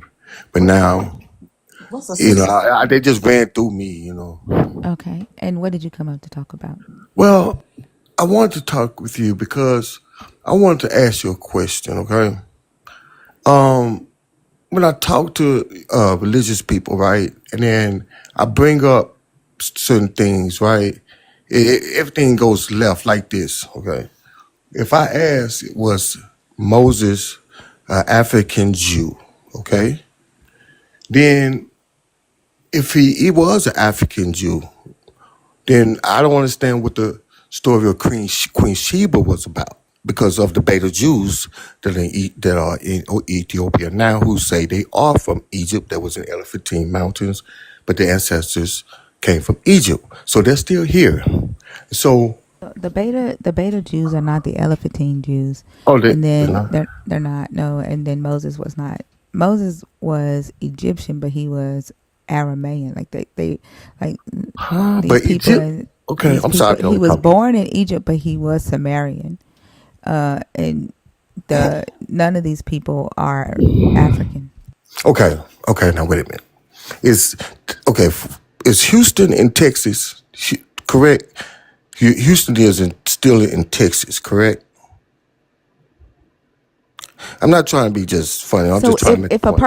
if a person's family is from China, right, and they move to Texas, to Houston, Texas, and they have a child, is that child now no longer Chinese?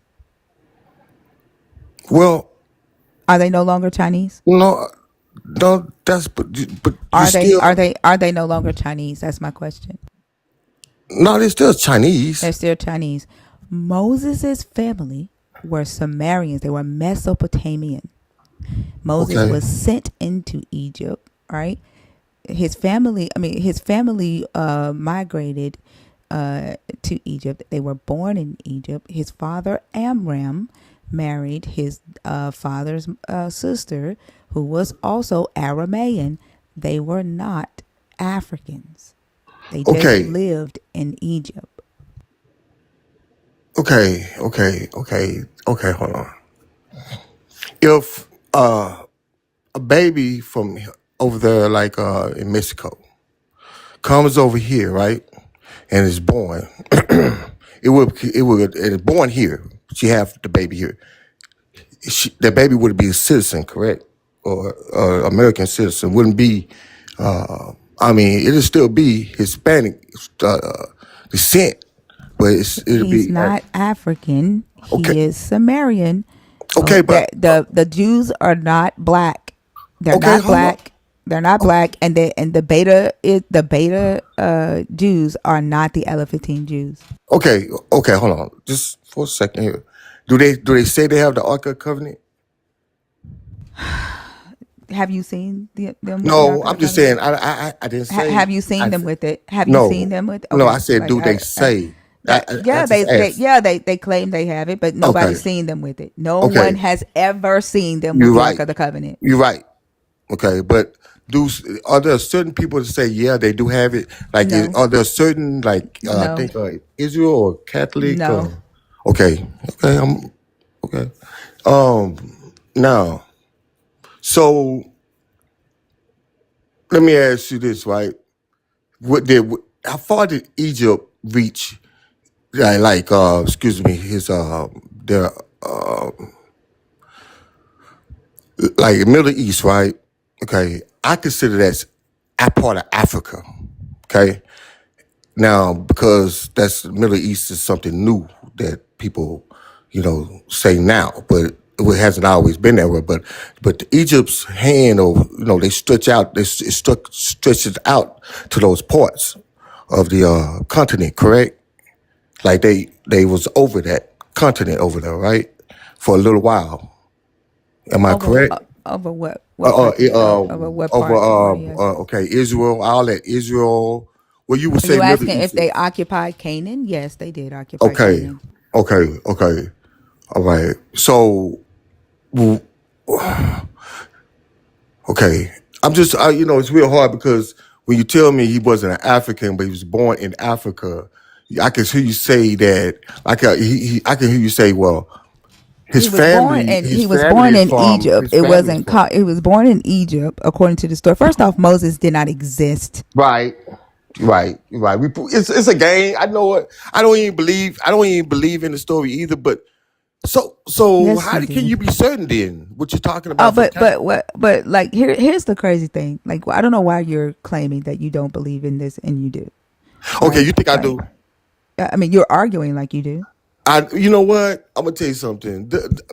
It sounds like that because I'm bringing up Africa. I think because the only interest I really have is in people how they use their minds. How they tell me somebody that's born somewhere is not from there. They're from somewhere else. Didn't say he Now, wasn't from there. I did not say that. I said his ethnicity was oh, Mesopotamian. His family was from Mesopotamia. They were Arameans. That's what I said. okay, okay. So the people that in Egypt did he look different? Was he different I like don't know. Google a picture of him. Can you pull up a picture? No, Okay, so I don't know. Why are you asking me I, that? Like, see, it's crazy. Oh, so let me ask you a question. Do you believe that Moses was real or not? Do you believe? I, I don't think you do, right? She just said Moses wasn't real. Okay. So you don't believe in God? Do you believe in God? Are you religious?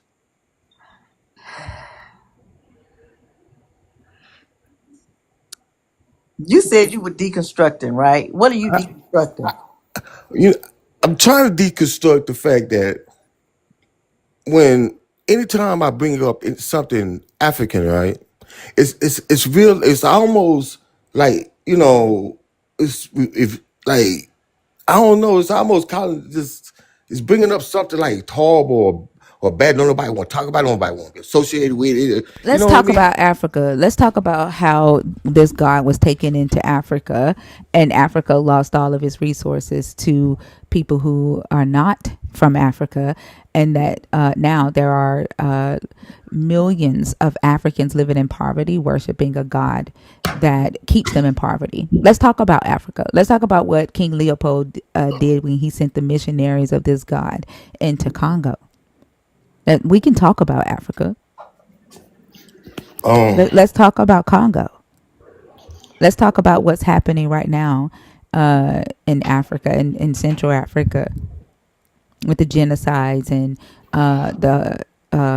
the high poverty rates, where people are dying at high rates and not being able to eat.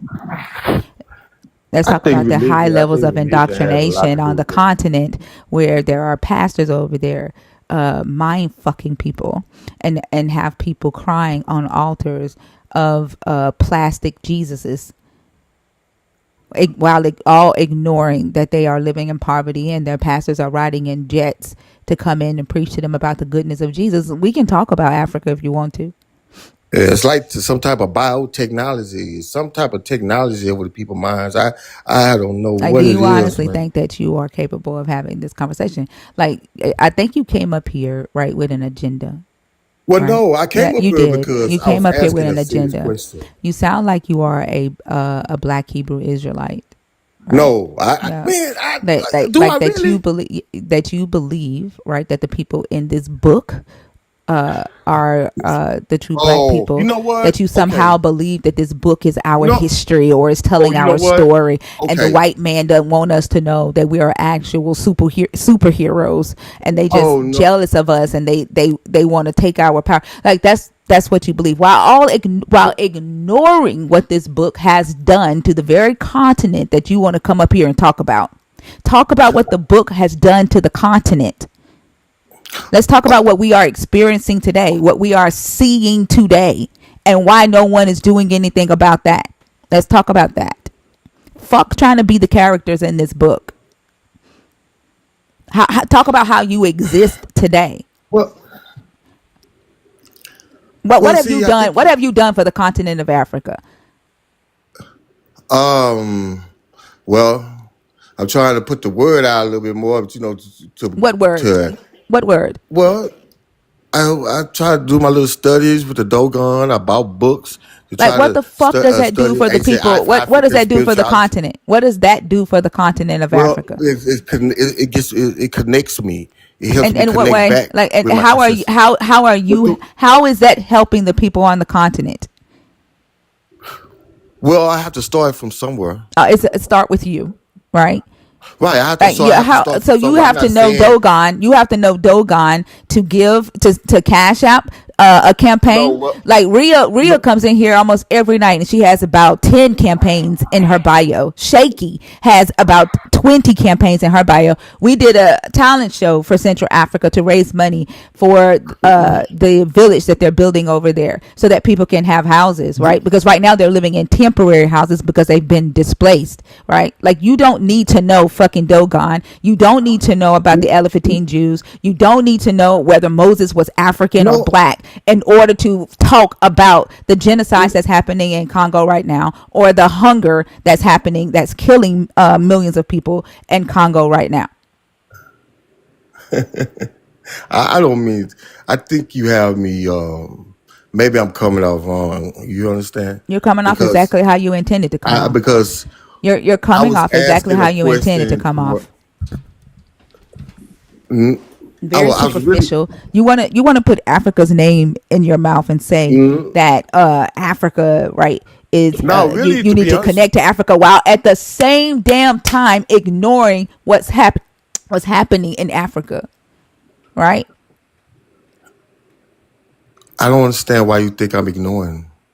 You just basically told me that you are, because it's about you and Dogon.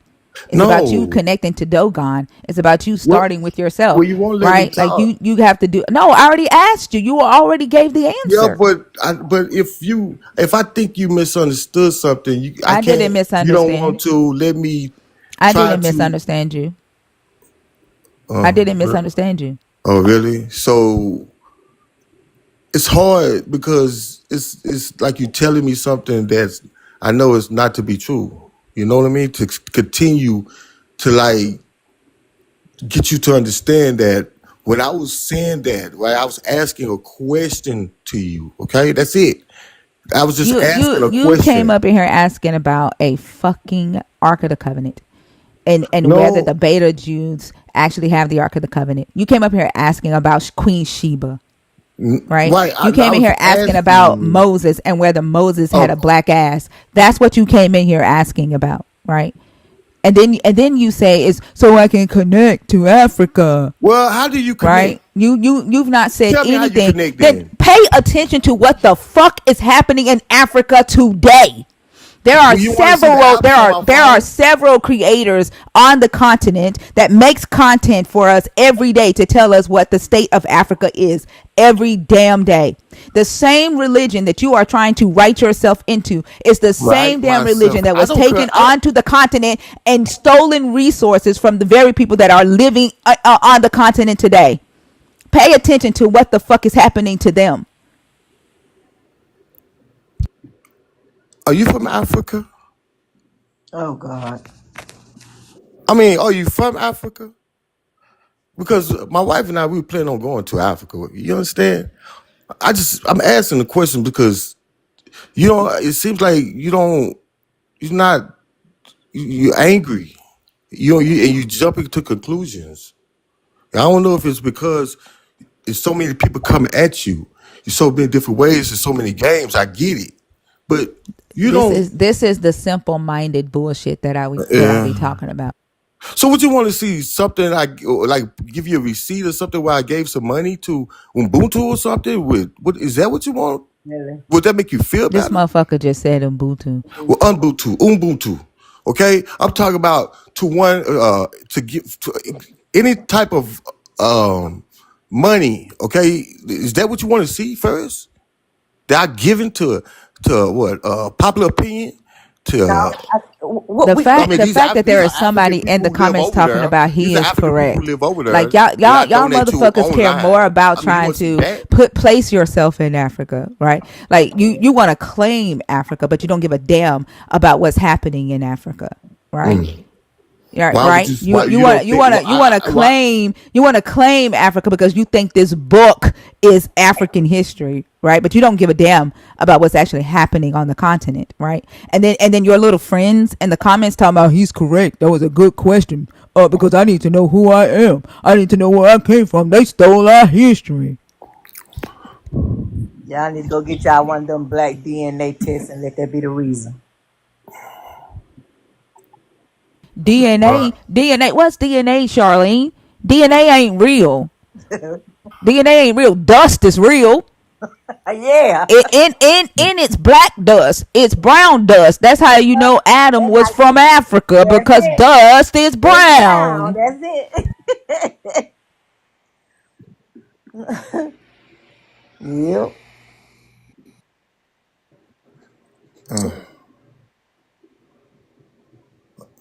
You feel disconnected, don't you? You feel lost.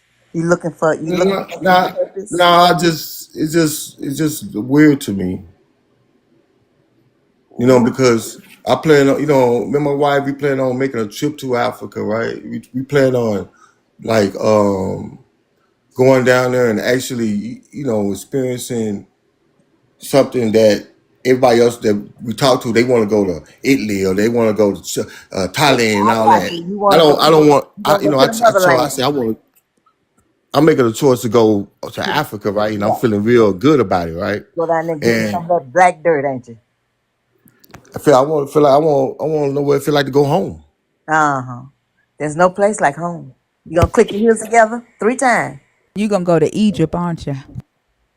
I don't, you know what? It depends on what the group. I think we're trying to get, find out exactly where we're gonna go, You right? going to Egypt and you going to Ethiopia, aren't you?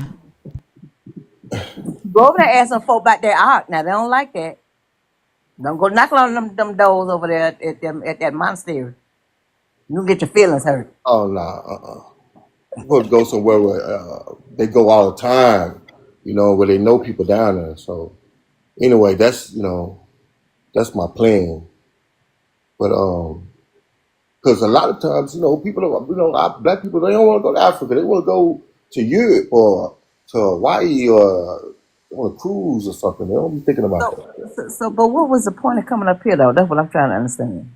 Well, What was because your agenda for coming up here?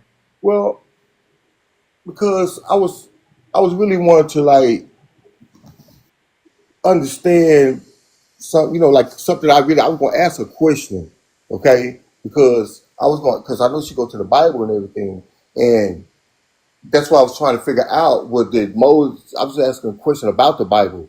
Did this Moses character actually like come from? up from Beta, like in Israel. Somebody put him in the river down there, and that's how he became African Jew or Jew, Miss whatever. Charlene, did he just say did Moses come from Beta? Uh I huh. mean, excuse But me. somebody put him in the river from down there. He Wait, he floated. I said mean, what he said Beta was a place. Yeah, yeah. Oh wow. I It didn't had to know. be a place for them to put Moses in the river there. Think, come on now. I think he think Beta Israel Uh, is a city in Israel. Beta Jews. They came from Beta. Mm-hmm. oh wow, Jesus Christ. Well, what's so important about what? Let me understand. What's so important to you about what color Moses was? If he existed, what's You know, important about his color? I don't think I really don't believe he existed. I really don't. Yeah, yes, you I just do. say when it seems like when the debate I want to have with other people, it's like they're not there yet, right? So it's sometimes I have to I want to debate somebody, I have to kind of come down to their level sometimes, and then like check their lies, the lie that's within a lie, So it's I was just asking her because I know she's in the Bible and everything. I thought maybe she could teach me something or tell me, that's all this. That's it. That's the only thing. I didn't mean, you know, I wasn't trying to be funny or nothing. I was really asking a question. But I believe you would. I don't. I'm saying I know you were sincere in answering that dumbass question. But what I'm trying to understand is No, he wasn't. what what was important. What's so important to you about it? I mean, I'm not understanding the connection. Okay, no, it's weird because sometimes, if you can name it, you can claim it. People like Also, you something want may to not have claim the happened, Bible. right? You want to claim it. No, no. What I'm saying is something may have happened, but you know how somebody stretched the truth. You know what I mean? That type of thing. So that's where I'm coming from. I believe that they may have something like that may have happened, but not just like that. And people have took it and stretched it. Hold on for a second. I never once told you or Mike that I was y'all's fucking teacher. So don't put expectations on me that I never fucking sold you. Neither of you are paying me for anything. I never promised you that I was going to teach you anything. So you can take that expectation and take it back where you came from.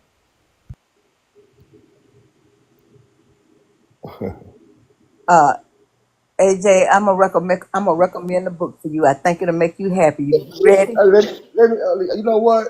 Hold on. Let me get my pen, okay? I can't Okay. answer that. You'll remember it. It's real simple. If Oh, you ready? I thought it was something you really wanted. Okay. No, it's a book. I Oh, I it's a think real it's book? gonna make you Okay. happy. Oh, It's no, called it's going to make me happy. yeah. It's called Blacks in the Bible. Blacks in the I don't care nothing about the Bible. If you're talking about Moses, where else you talk? What you I talking keep about trying. then? It's not, I keep telling you what it is, but you act like you don't believe it, so you keep going on your narrative. I don't. If you go down my page or What up whatever, here you'll talking know. about is Moses one? Is But Moses black? but He one of the Beta but that let come me ask down you the this: Beta River What's most to likely? Egypt. What's most likely? Okay, check this out. If I'm telling you the truth, if you go on my page and you can go do time, and you can tell that I don't believe nothing about no God, no Jesus, or none of that. And if I come back and talk to you now, do you think more likely it was a misunderstanding? If that's true, only if that's true, we just I had can a only mis- I can only go by how you came up here. You came up here talking about do you believe that And I said I Moses apologize for that. I was said I tried to come to you. She kept saying I was lying. She didn't believe it. I kept trying to come to her and say maybe we started off the wrong. So I wanted to get you to understand something. I don't believe, and she kept saying she don't believe it. but you say you don't care nothing about the Bible. Where Moses come from? Did y'all go to school together? I mean, you got You know Moses what? out of the Bible. So let's be real. Apparently, you No, you know do. what? I see her. You know what it is? I see her going to like scripture. The Bible. Okay, and so I was confused about something. Like when I'm online, whatever, and I hear when I'm listening, and I'm confused about where and did Moses actually come from? Was he African or whatever? This and that and the other. Because it's interesting to me because people run from that. Like anything African and anything has anything to do with Africa, they run from it. So that's really what You do realize that you talking out of both sides of your ass, right? They think they in school. I don't know what the fuck. And then his friend down there, Mike. I don't know if they friends, but Mike, like his comments, like I'm not your I teacher, even Mike. look at it I in the don't. I comments. don't owe They ain't even you a like it. specific type of personality. Like I never fucking told you that I was here to teach you anything. Yeah. Like you didn't pay a tuition. So like It's all a of this shame. I'm talking right now. This expectations that you putting on me, right? Like you can take that back wherever you came from. I don't owe you. I don't owe you shit. Right. And That's how we you to say you don't. that's how we got in this situation in the first place. How? Who got in what situation? Just, no, I'm just talking outside my naked head because Well, I said you were talking out of both sides of your ass, but if oh, you both prefer sides. to be out your neck, that's fine. Oh, cook. Because on one hand you say you don't believe nothing but the Bible, but then you gonna holler Moses. I ain't That don't tell you even make I no don't sense. believe in nothing but the Bible. I said I don't believe in no Bible. I know that's what you said. You don't believe in nothing about the Bible, but you Oh, hollering okay. Moses. Oh Lord. I think your ass just pissed on my stage, and that just pissed me off. Did you just piss? Who? You. No, I went to wash my hands.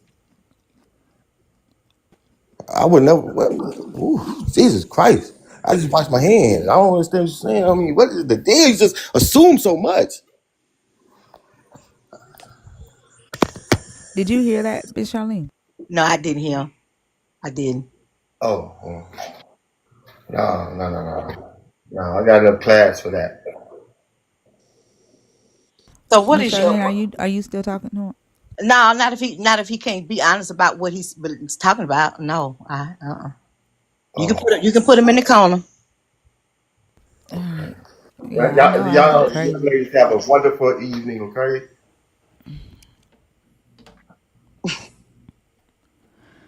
He was disingenuous as fuck. I mean, did it make any sense? How you go on one hand don't believe nothing but about the Bible, but you keep hollering Moses like him and Moses went to school together. Therefore, he know him outside of the Bible. I mean, is it me? I know I can get kookalushi at times. He's I don't know. Like he was disingenuous.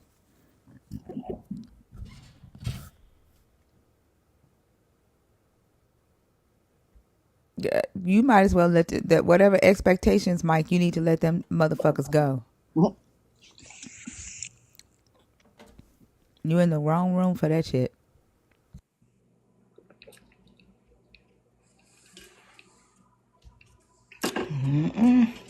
And then don't be bringing your church expectations up in here either. This ain't the synagogue. This ain't the temple. This ain't your church, and this not your university. You're on fucking TikTok in the middle of the night.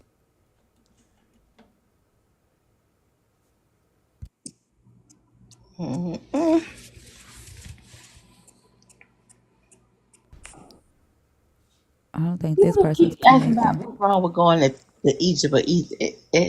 Because I said that dude is going to Egypt or Ethiopia. I'm not even responding to them because nobody said anything was wrong with it. Like they hear what they want to hear. They can keep on tagging me. I'm not answering that damn question.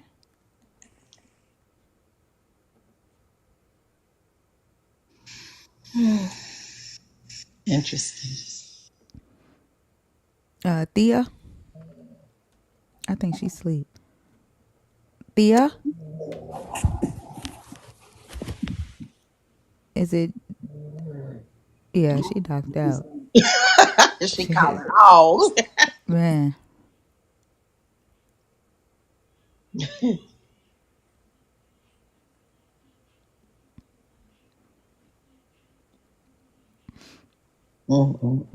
y'all tripping me out talking about some wow. Like I don't know what y'all expected. I told y'all that like y'all I have been nothing but who I am. And y'all up in here talking about some wow, like you shocked. Like get rid of the fucking the expectations you put on yourself. Don't put that shit on me. Miss Necessary, how are you? Hey, I'm doing good. That's what happened to me. I was in another live and I fell asleep and I woke up, I was in here and I was like, oh, shoot.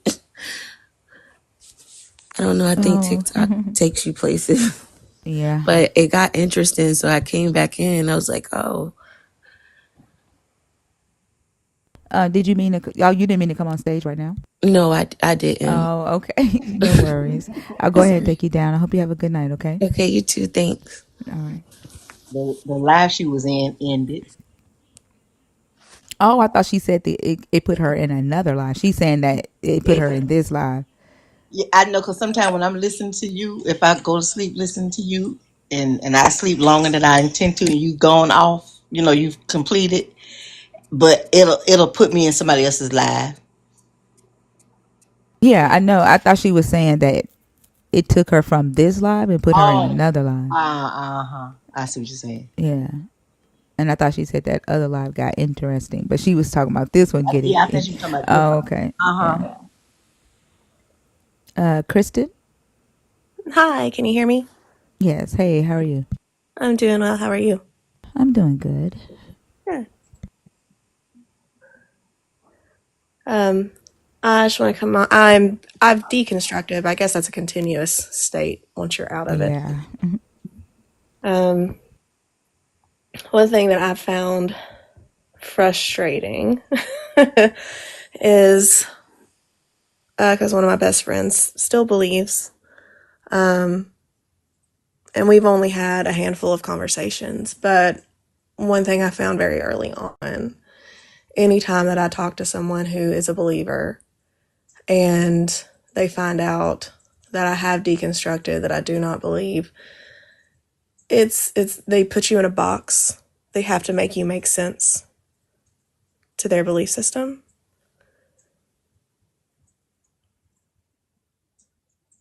No, yeah, I agree. Yeah, it's just very frustrating. But I just want to talk a little bit about my deconstruction journey, and I just don't even know where to start. What made you deconstruct? Um, a lot of things. I think I could trace it back to starting during the Syrian refugee crisis. Because I just was honestly disgusted at how a lot of Christians were handling it, and they were handling it very politically. I'm like, that's not what we're called to do. And it started there, and I really lost faith in the people, but I still had faith in God. And then, slowly but surely, even the doctrine started to not make sense. And my biggest crack in my faith that I don't think can ever be fixed is I was sitting in church one day, and for some reason my pastor went on kind of this side thing and started saying, America is the closest thing to ancient Israel that we have in modern day. We came here, we conquered the land here, we took God's word across the land. And I'm sitting there because I'm an educated woman. And I'm sitting there, I'm like, we did that through genocide. And I was like, God wouldn't condone genocide. And then it's like a flip switched. Like, I had been questioning. I had a lot of questions already. But I immediately remember the story of the Amalekites, which was never taught to you as a genocide. It was always taught you have to obey God's word. Otherwise, bad things will happen to you, basically. And I'm like, that was a genocide. And that scared me because I was like, if there's a genocide there, what is going to stop people from justifying a genocide using the Bible? And that scared me oh gosh, how long ago? That was probably 7 years ago. And we're seeing it in multiple places today. And I'd say that's probably the biggest crack in my foundation of faith that came directly from a preacher's mouth. Yeah. That makes sense, you know. And so after you had the realization, was that one thing I was saying, like through this last Israel-Palestine war, well, not necessarily war, I would say genocide. I like literally, it dawned on me that whenever they taught about Jericho and the walls coming down, we were dancing to and celebrating a genocide. And I sat in that and I was like, that is fucking wild. That we were literally in church shouting and praising God, talking about Jericho walls come down to a genocide. And that never dawned on me. And it was a very surreal thought. And I was already in deconstruction phase when that thought dawned on me. And how sinister that is, how fucked up that is, and how I don't know. The first thought that I started thinking was like, do my mom even know that she's dancing to the idea of a genocide? Yeah, because it's not painted like that. It's not taught to you like that. And so, but once you have that realization, like once I realized that, I was, at my Christian brain at the time was trying to reconcile that with what I believed. But I very quickly realized it's like, no matter what excuse I give this, I'm trying to justify genocide. I can't do that. And that's the first time I've realized that like my values differ greatly from the Bible. And that was a surreal moment for me too. Like that, that felt like heresy at the time. And so when you started deconstructing, did you have like issues with family? Like, are you still good with your family now that you deconstructed? My parents were never super religious. They didn't bring me up religious. I'm from Eastern Kentucky, and we moved to Central Kentucky when I was 5, but I still, went back and forth. And so I grew up around a lot of churches, been to Pentecostal churches, Baptist churches, Methodist churches, but I ended up in a Baptist church as a kid. And then growing up, I was very, because my parents didn't push anything on me, I grew up a very liberal kid. Everyone's equal. You take care of everybody. I was still very naive and ignorant of a lot of things, but it just never had made sense to me, even through high school, why some people believe the way that they did, because the pastor that I ended up with, the church I ended up with, were also liberal Southern Baptists, of all things. But that was my best friend and her father. Once I went to college, I met my husband, and my husband is actually a missionary kid. His parents are missionaries, and very fundamentalist. And that really was odd to me. Like, I had a lot of questions. So I met him when I was 18. I've been with him since I was 18. But when I would go to this church, it was never hellfire and brimstone. And they really dove deep into the Bible. And, would cross-reference everything and, like, encouraged memorizing scripture and, like, very deep into the Bible. And I'd never been to a church like that. where they can just, pull up verse and verse and verse, and you memorize things together. And that intrigued me. But even when I was in high school, I believe God's word was true. And now that I'm here deep diving into it, God's word has to be true. If they can get you on, it has to be true and it is infallible and nothing is wrong with it, they can convince you of pretty much anything and justify anything. So my husband still believes, my best friend still believes, and but when I started having questions, I talked to my husband about it a few times, but he got very defensive. And so I was like, all right, well, I guess I'm just going to go through this alone. And then it got to the point where I was depressed. I was just laying in bed. I had 2 children by this time. And I was just laying in bed, depressed, staring at the ceiling, and I couldn't even get up to wash a dish. But with my husband, I'm very grateful to have a loving husband. But I never came out to my church. I never came out and told people because I didn't want to deal with it, honestly.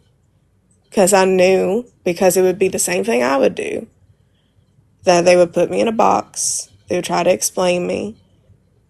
And in trying to explain me to fit their narrative, they're explaining away my experiences and what I know to be true. And it's very frustrating. And I found that with every single time I talk to somebody who is a believer, that they will try to explain away my experiences to fit into what they believe because they have to. It's a defense mechanism. So, and it just sucks because I feel like I can't be truly known anymore by my best friend. And even my husband, as loving as he is, he just cannot see through the lenses he has on to see what I've really went through. Because I didn't tell anybody outside of him for the longest time.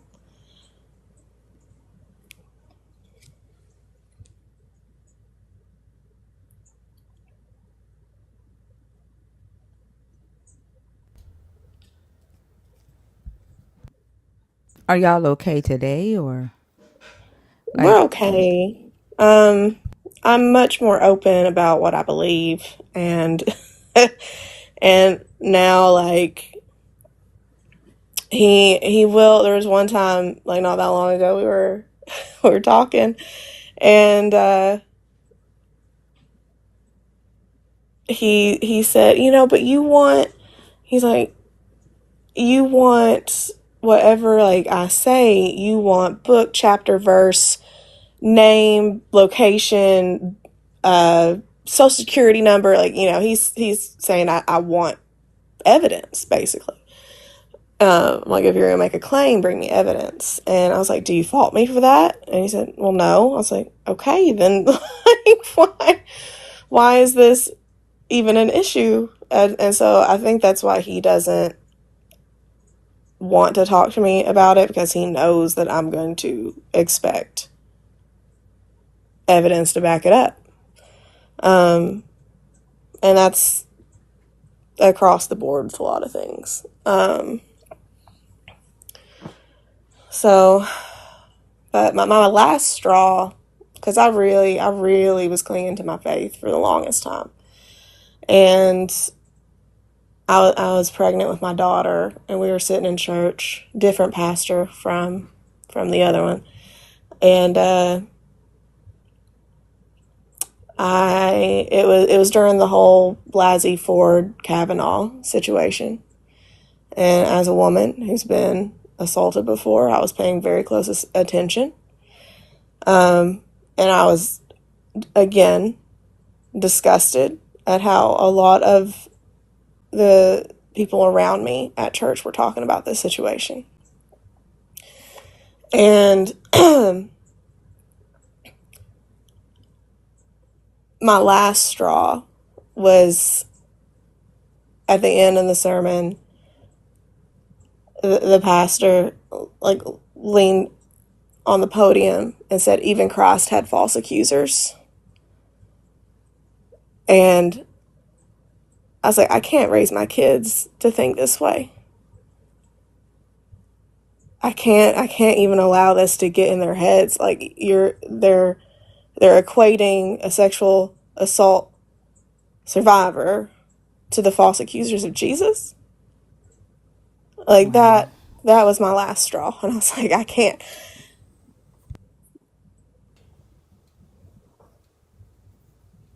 Wow, that's insane.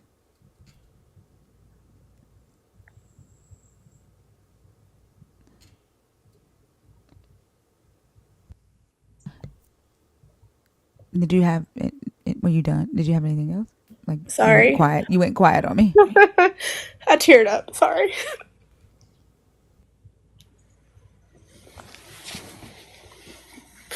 I'm a highly emotional person. Anyway, but no, I think for any believer that may be listening,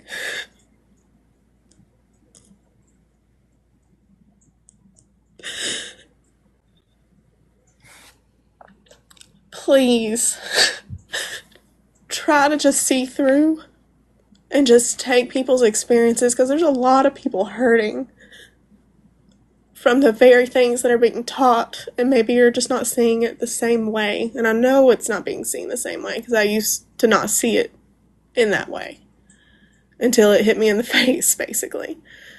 So, that's about it. You know I what? just So, want take your time. to. Sorry, go ahead. I was gonna say the crazy thing about it is that there will be people who do believe in this God, and they will hear you talk about your experiences and what made you say, I just cannot believe in this because it doesn't match who I am morally. It doesn't match what I was taught or believed the God to be. And they'll hear how you were affected, physically by it, mentally by it. They'll see and hear your tears, but all they'll see is the God. And Yeah. how we expect, right, as humans who can relate to each other, who have gone through these, similar experiences, we expect that our pleas coming from a place of humanness, for them to just, allow themselves to pay attention to the harm that's being caused with this belief system. And they won't. They'll see Jesus, and that's it. Right. And I think the one thing that really messed me up with all of this, because when you're deconstructing, you you believe two different things at the same time. Our brains are really good at cognitive dissonance. So I was like, if I'm wrong about this, and I talk to my Christian friends about this, but I'm wrong, then I could cause them to stumble. I could be a stumbling block.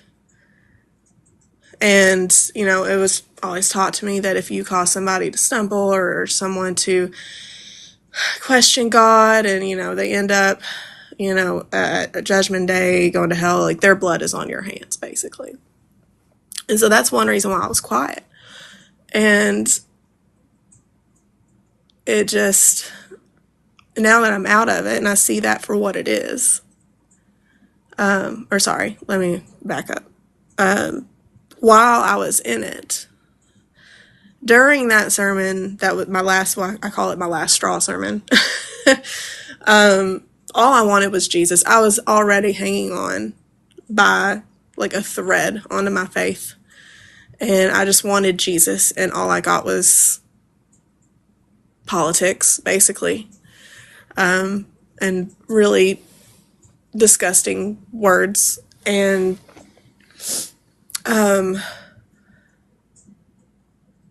when I came out of that, I could not go back to that church.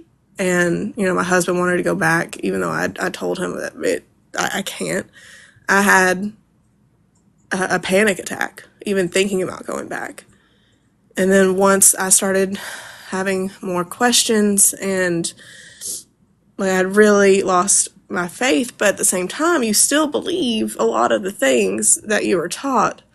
And so the one verse from Jesus when he said, you know, don't keep any of these children from coming to me is better than a millstone be put around your neck and thrown into the sea, basically. And I was like, I shouldn't even be here. I'm a curse to my children. Because if I'm wrong, I'm a curse to my children.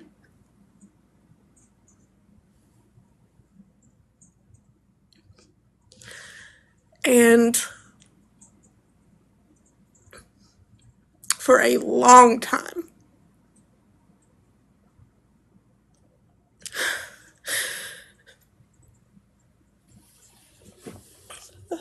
sorry, for a long time I was having suicidal thoughts. You can't say that word on here. TikTok will Oh, I'm ban you. sorry. I'm It's sorry. I'm okay. sorry. For a long time I was having those types of thoughts. And immediately, again, because I'm an educated woman, I knew that I had to get help. And not, and I mean that not in like a way of, you know, anyone that's not educated wouldn't understand that, but just because I love to know how the brain works, I just know for a fact my brain is sick. And if I stay in this thought process, it could get bad, basically. And the biggest struggle is I was, you know, you're constantly heartbroken because you still love the people, but they can't see you anymore. And I call it, you know, the Christian lens, because even recently I was talking to someone in my community, and she's a very sweet person, and you know, we do things for each other anytime we need. And I never told her that I don't believe until she was having some of the same thoughts that I had had. And I opened up to her that I was having those same thoughts, and here's why I was having those thoughts. And as soon as she heard the reason and that I was not a believer, she shut everything else out. What she was feeling, why she was feeling it, and instead of hearing, here is another human in front of me who is sharing the same thoughts that I had had around parenthood, and, you know, they deserve a better person to be their mom and stuff like that. She shut all of that down and she started preaching to me. And it broke my heart. Because it's like, it's always going to be there. And until you can just see the person in front of you without looking through that Christian lens and feeling like you have to save the person in front of you all the time or make sense of them all the time, there's always going to be a disconnect of humanity between people. And it sucks.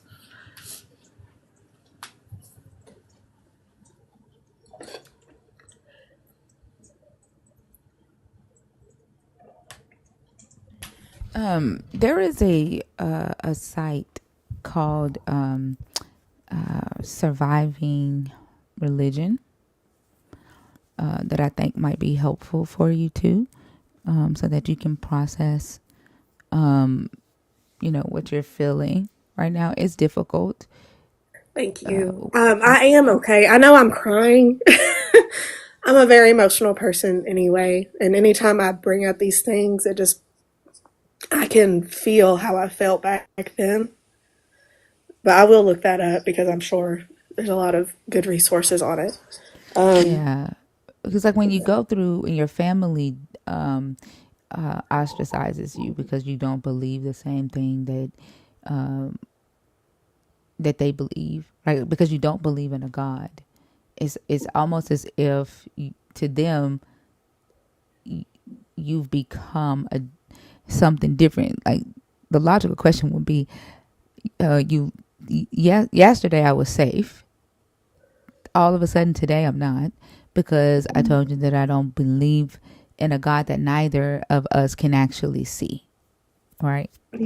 Yeah. And it's a difficult thing to deal with, right? And to move forward in life, having to make the decision to either accept that they are willing to excommunicate you, and then still be able to have the same happiness in your life, because like they're going to still be happy, right? They're 9 times out of 10, the believer isn't sitting around crying about losing you, right? Yeah. Losing the relationship with you. You know what Right. I'm saying? Mm-hmm. And it's for those of us that do lose family members because of the fact that we've decided to deconstruct, or have decided to come forward and say, hey, I just don't believe. It tends to take a harder toll out on us, because we don't understand why they're willing to do it. They know why they're willing to do it.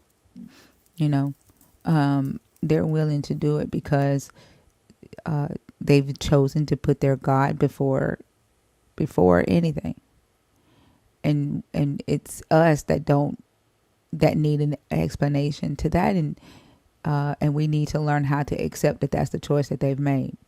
We can try, right, to plead, and in some instances, like putting the boundaries up. There are sometimes we have family members who are willing to respect those boundaries, and some aren't.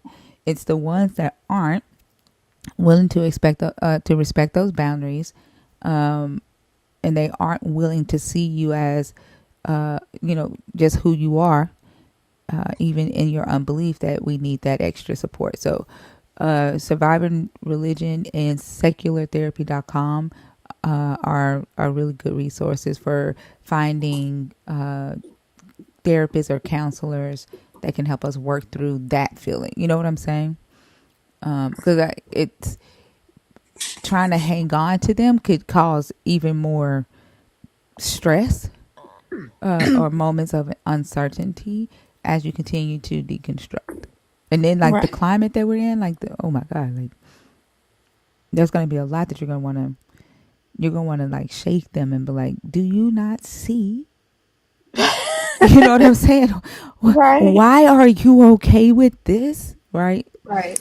Yeah. So, Yeah. I just read. It's so funny. I just read Parable of the Sower, and Lauren in the first. They're living in a dystopian America, and she's the daughter of a preacher, even though she doesn't believe it, and she knows like worse things that are going to happen, and we got to prepare for it. And so she tells her best friend, and she gets in trouble, and her dad's like, are you thinking about running away? She's like, of course not. And uh, she's like, but we have to prepare. Like, it's gonna get worse, and we gotta be able to live off the land. We gotta be able to protect ourselves and all this. And I was like, yes, like the whole time. And he's like, you can't be scaring people. And she's like, but that's like telling somebody that, not telling somebody about a fire because they're in the living room and the fire's in the kitchen. And I was screaming yes at the book. And I'm like, and I was relating so hard to that. I was like, I just want to scream it sometimes. Like, can't you see, like you were saying? But, and then he says, look, if you tell people and they get scared and they have that fear that might cause them, to act, but nothing happens, they'll lose that fear a little bit at a time, and they won't take it as serious. And I was like, oh. And he said the best thing you can do for people is teach them and show them. And I'm like, yeah, that's a really good point, because I do want to scream sometimes. And oh yes, baby, I'm on a live. I forgot. Sorry, my son walked in. It's okay. You can put on mute and talk to him right quick. Okay, how do I put that on I mute? got you. I got you. Well, thank you.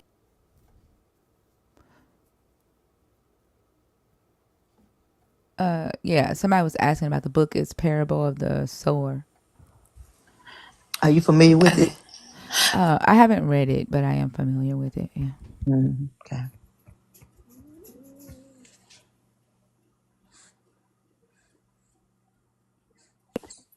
Okay, sorry. It's That's 4 okay. in the morning. He's usually not awake. Mm-hmm. But it was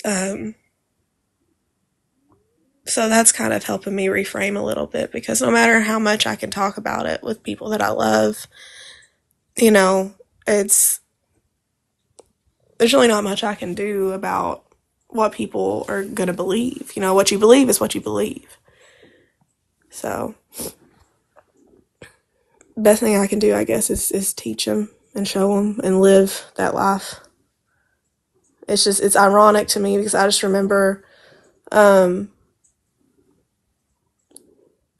when I was a Christian, it was always said, non-believers can't understand. We can't hold that against them. Non-believers can't understand, because once you believe that you really see the power of God in the Word, and before that you can't really see it. And now I'm here on the other side, and I'm like, well, I'm like, you can't really see this either. So I just think it's a little ironic. Yeah, I agree. How are you, like, and your kids? Like, do you still feel like you're a curse to your kids?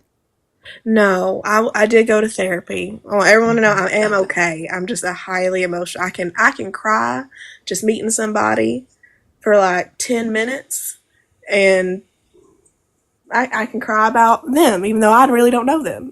So it's when I It's the cry, I just cry. southern charm. It's a part. I'm in the south too. Southern. It's a part of the southern hospitality. Yeah. So, and you've been deconstructing for how long now? How long has it been? Oh goodness. Well, let's see. I started having questions during the Syrian refugee crisis. So that was 2015. My last So 10 straw. years. Yeah. Oh, okay. The last straw sermon was 2017. No, Okay. 2018. Because I was 8 months pregnant with my daughter, Okay. and yeah, that was. And then a few months after that is when I really was like, I don't believe anymore.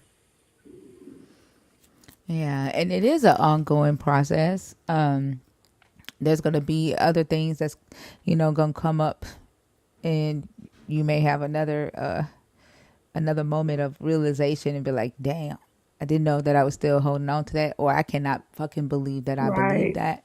Yeah, it's a awkward process. Do your children ask about it? Like, they were they going to church with you at the time? Your older children. My son, obviously, he was going. He's 5 years older than his sister, and he knew the books of the Bible. We had started very early, They don't and go to church with their dad. their dad doesn't go to church, and that's something Oh, I've okay. talked to him about. I'm like, why don't you? go to church. There have been times where I've been like, I will help you get the kids ready if you want to take them, or if you just want to go, that's fine.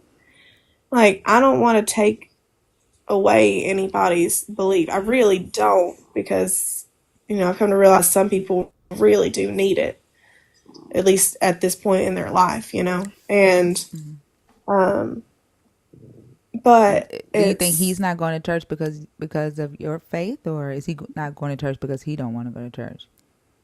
Your dad, your I've son. asked I mean, him. your husband.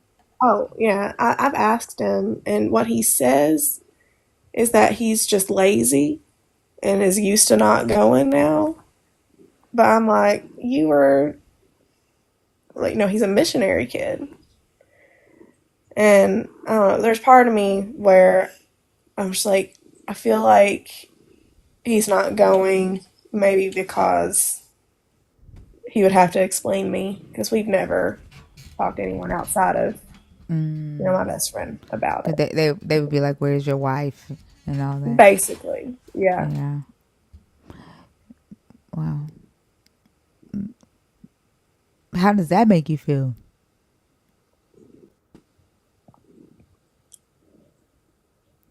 I've come to realize that I can't really now. One good thing out of a conversation with my best friends, like I was so afraid that I was gonna take faith away from you, and if I was wrong and all that. She's like, Kristen, you can't think that that's going to that's your fault, because if people see information and it changes how they believe, that's just what it is, basically. And so I mean, with like, him, yeah, like with him oh sorry. not wanting to go to church because he don't want to face them, and deal with, like, Well, you know that what I'm it's saying? conjecture. He's never admitted that, and when I bring it up, he denies that that's what it is. And so, Oh, okay, okay. yeah, but I'm just like, I don't see any other reason why he wouldn't be going to church. So He might just not like the church. He might not like. He might think it's boring. He might think that he don't need church to, to have God, and he right. might secretly be happy that you deconstructed, and now that gives him excuse to not have to go to church, so he can, chill on Sundays, not be responsible for like doing all of the, the extra activities at the church. Don't have to like go to Bible study on Wednesday. He might secretly love it, you know. Maybe he does still. He listens to his Bible every day, and he still believes. But yeah, I don't know. Maybe it's hard to admit things still, like when you're still in there. But that's another perspective I hadn't thought about. So thank you for that. You're welcome. Like sometimes, like I remember when I was, going to church, it felt like a chore. It was more an obligation than something that I wanted to do. I don't think there was ever a time where I was just like excited, right, to go to church. Um, Right. and when I was there, like my dad, I love my dad, but he would preach for hours, like hours, and I'd be like, oh my gosh, like, but like, so some church can feel like an obligation, or it's something to do, like to on a checklist to make sure that you're right. So he might see it as a get out of church free card. Yeah, I'll definitely Right. remember that, because I couldn't think of any other reason, but maybe. Yeah, you're doing him a favor. Oh, that's funny. Because I think Um, if a person wanted to go to church, like if they felt that it was beneficial, they would be there. Like they would go, regardless if they felt. yeah. It, I think he knows that it's something to do because it's tradition, and Mhm. it's a belief that was passed down in the family, and he's like, yeah, he's secretly relieved about it. He gets to chill. Does he watch football? Yeah. Yeah. Yeah, He's a he ain't big missing Chiefs no fan. football game. What, girl? You Yeah. his savior. He gets to stay home and watch football on Sundays. Right. Yeah. Yeah. Uh, uh, yeah, but we are okay. Like there have been times where it got rough, and because I could foresee all of the issues that would come forward, but in interfaith relationship, and especially because I did used to believe what he did, so I know exactly everything that is going to go through his brain, because it would have went through my brain or had gone through my brain already, and he just didn't want to talk about it for the longest time, and finally I was like, we have to talk about this. So it's been a struggle. With my kids, I'm honest with them. I'll say, like, how are we here? Basically, I was like, well, mommy believes this and daddy believes this, and so I'm a bad liar. I didn't even know what a lie was until I was like 6 or 7 years old, and like me and my friend had broke something, and I was like, oh no, I'm going to get in so much trouble. We're going to get in so much trouble. And they're like, just tell them that we didn't do it. And like, this happened. I'm like, why would you do that? Because I didn't even know it was an option to lie. um, so, and I honestly think that that's a skill that you learn very, very young to be good at it. Because I can't lie worth anything, nor do I really want to. Like, it's just, I just don't want to lie to my children, and I didn't want to keep myself from my children either. So when they have questions, I'll answer it what I believe, and I'll tell them, now daddy believes differently, but I'm always like, question everything.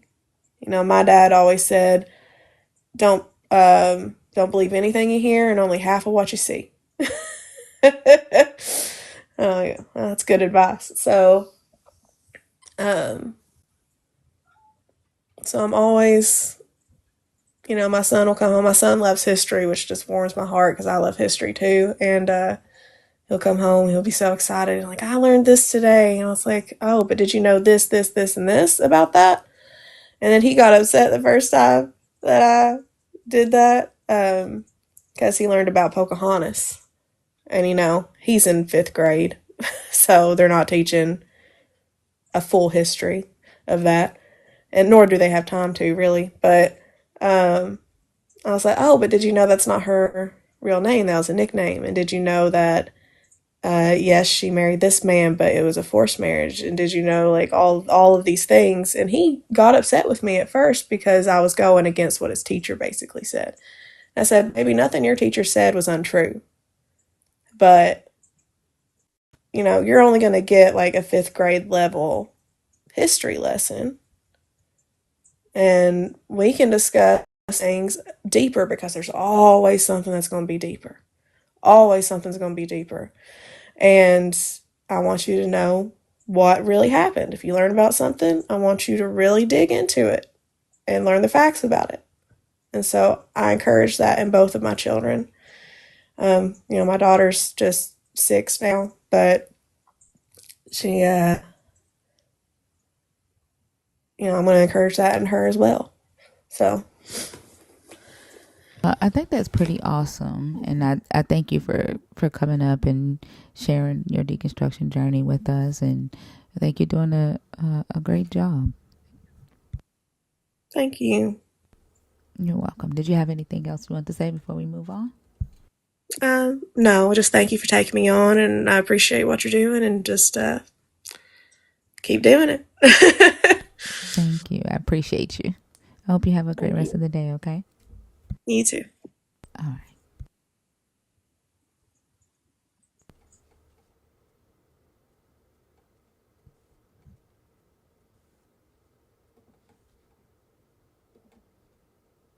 Miss Charlene, are you still awake?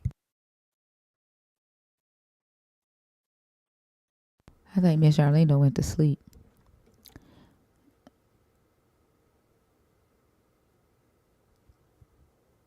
Dang, Miss Charlene. I can't even get the box open. I'm trying to get the box open, y'all.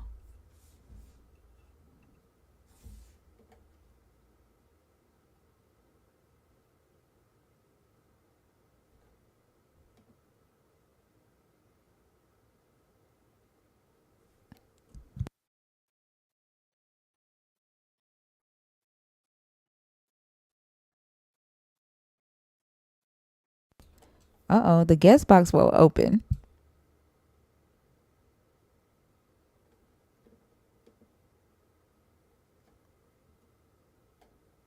There we go. I was trying to get off mute and I could not get. I kept going. I'm here. I'm here. That's weird. And then I couldn't get the guest box open. If you're in the box and you're wanting to come up on stage, can you please comment? Because I have a feeling that damn near everybody in the guest requests are asleep. And then keep in mind that I am shutting down at 6 a.m. today, so I'm not going to stay on to 10. So we have about 2.5 hours left.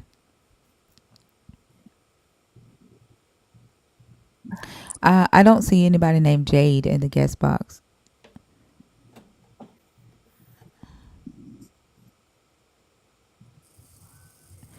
Corey, how are you? I'm fine. Are you a believer? Are you deconstructing? Or are you an atheist? Uh, fifth person, I guess. A what? I believe in Christianity, but I'm not a Baptist or baptized.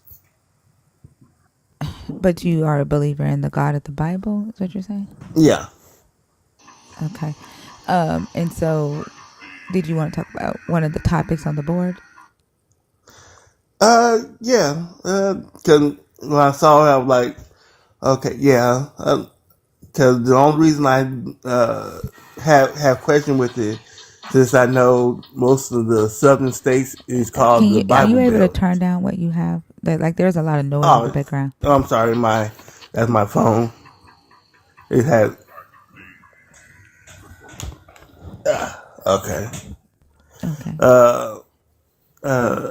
Since most of the southern states is called the Bible Belt, and I'm trying to figure out if y'all believe in the Bible, why are y'all vote in We're not somebody Christians. that? Are you talking? Are you asking us that? Or are you talking? Yeah, we're not Christians in here. Okay, You thought we I'm were just talking Christians? about it in general. Oh, in general. Okay. Yeah. If y'all, meaning the southern states, are known as the Bible Belt, why y'all that they a person that's very anti-moral?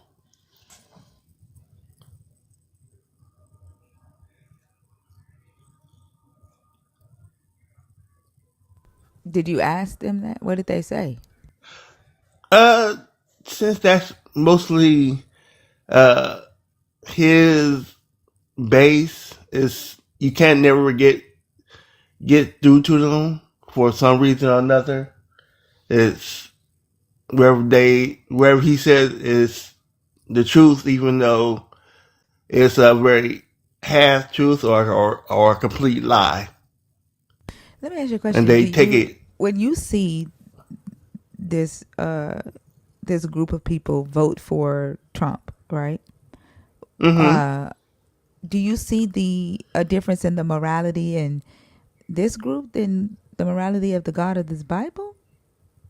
Yes, most definitely. How so? Well, Trump has have cheated on every wife he had. But the But if you Bible, remember, like the Bible, allows men to have sex with other women, even if they're married. They just can't have sex with other men's wives or other men's property. So, like, he's not really going against anything that's in the Bible when he does that.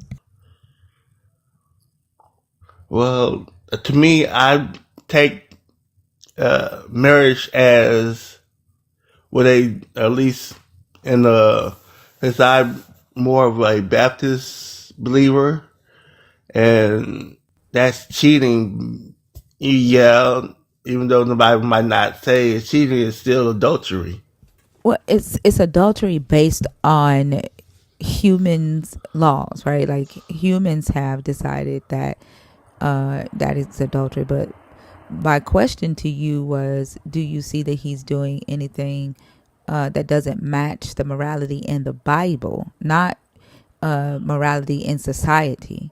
And I think that a lot of believers today think that the morals that they hold today definitely came from this book, but it doesn't.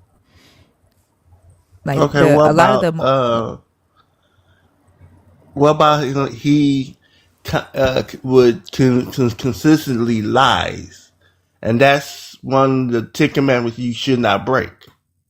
Thou yeah, shalt not lie. there is no 10 commandment that says thou shalt not lie. Or or I think it's bear false witness against thy neighbor. Right, But but I think it is. that bearing false witness against thy neighbor means don't slander them in court. Like don't make up something and pretend that you were a witness against them. You saw them do something and that you didn't, and then testify against them falsely. That's what that means. Like who did he do that to? Pretty much anybody he doesn't believe or think I it's mean, right. who did he testify against in court? Well, he slandered E.J. and Carroll. In court? That well, he kept on saying that she is this and this and that and the third. To me, that's bearing forth false witness. Period. Well, I And guess she you could say said that. that's not I true. didn't watch the court case. I didn't watch it. So I guess you could say that if he talked about her character, right? And her Yeah, character is not that. But bearing false yeah. witness is like kind of like what they said. Jezebel. You're making a lot of noise. We can hear I'm almost sorry. everything that you're I doing. was just brushing something off my bed sheet. Oh, okay.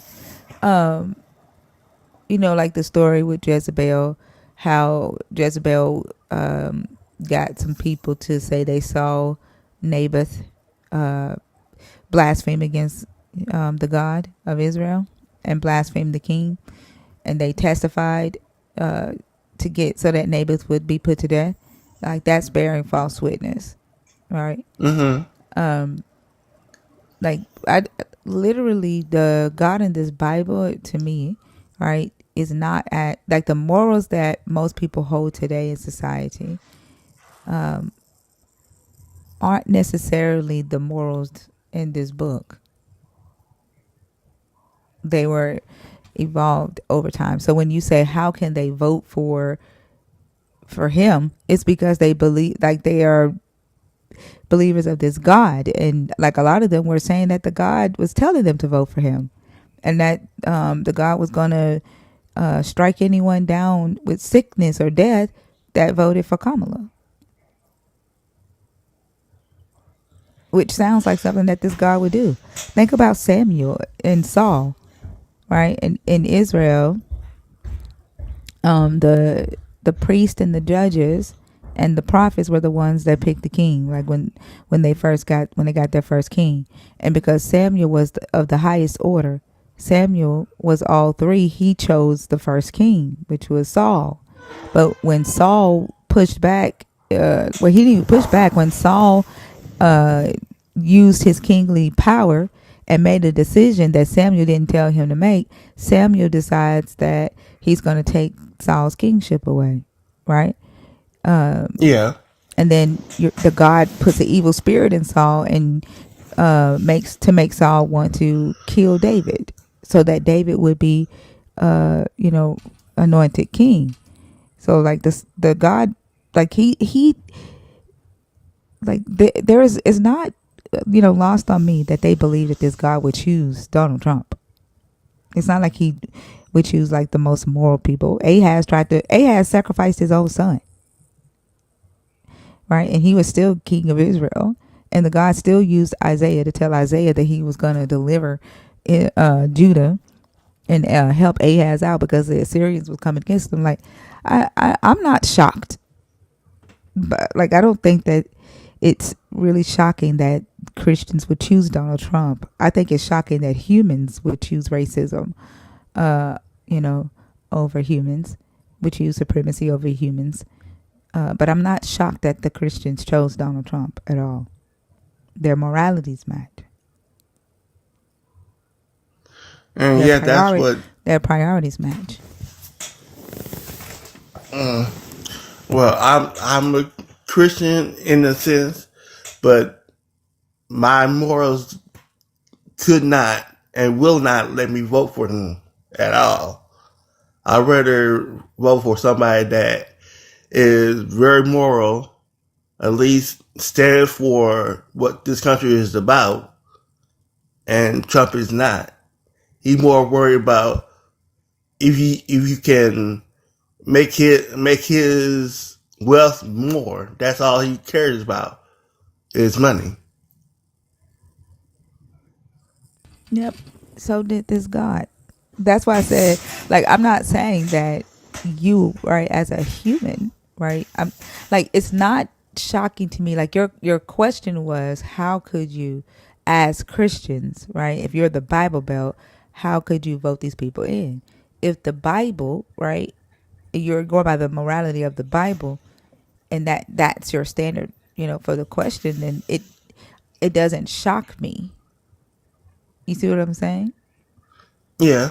But you believe your morality came from the Bible, but it doesn't. Yours doesn't.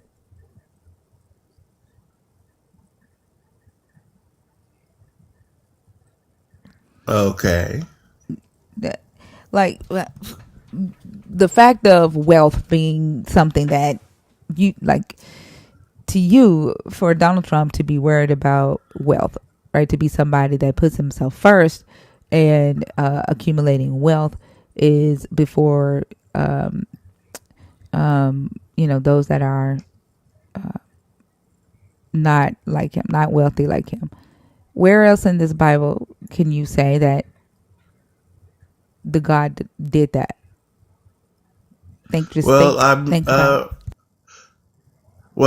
I take the when God said when I think it was a tax collector or was it a citizen asked how much should we give to the church and how much do we need give to Caesar, and he said a coin, and he said give to God what belongs to God and give to Caesar what belongs to Caesar. Well, that's not quite what I was asking, right? But Okay. even then, like, you know, with the tax collectors, Jesus was telling them to pay taxes to the Roman government when the Jewish people saw that anybody that collected taxes from the Israelites for Rome were traitors.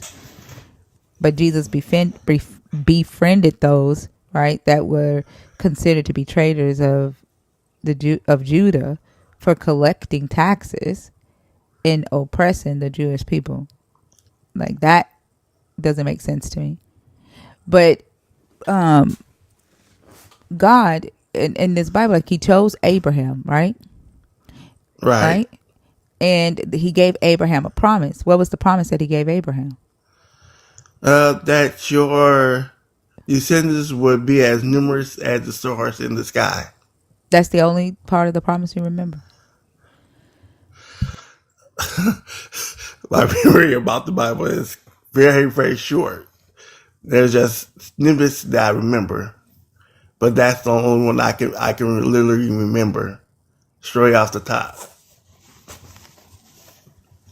He promised him wealth, right? He promised him power, right? That his name would be known throughout the nations, fame, Right. right? So, like, if so, wealth, right? Like that. Why the Israelites in the Old Testament, like, they were supposed to be wealthy. They were supposed to be blessed. right? Like that was the promise of the God. Like, so it's it's not lost on me that, you know, like anytime like the God would choose somebody, they were not the most moral people. Abraham was a liar. Jacob was a liar. You know, like he didn't choose people based off their morality. This God did not.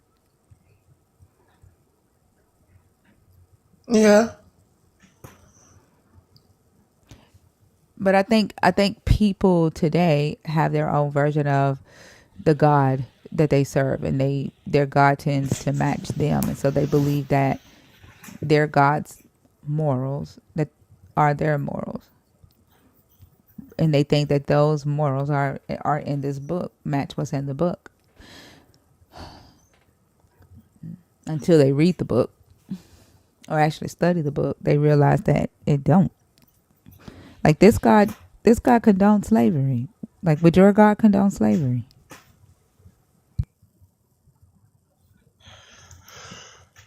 I can't remember any no verse that talks about it at all.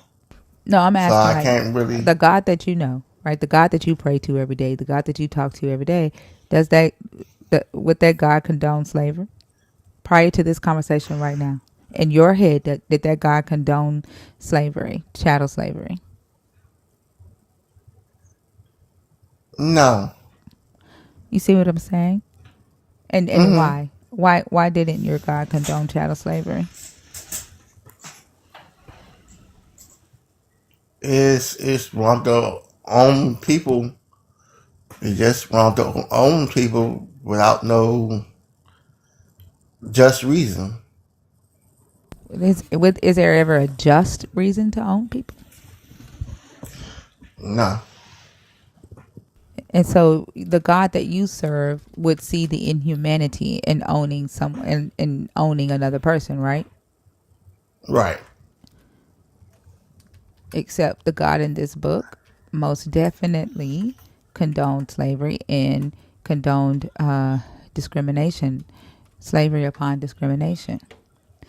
Leviticus chapter 25, verses 39, 44 through 46, 39 through 43 is him telling the Israelites that nobody can enslave them, that they are chosen for him, and that they are too good to be owned by other humans. Right?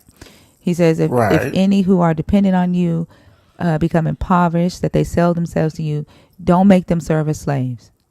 They shall remain with you as hired or bound laborers. Like you're to treat them as employees. If they get poor and they come and they try to sell themselves to you as slaves, do not make them serve you as a slave.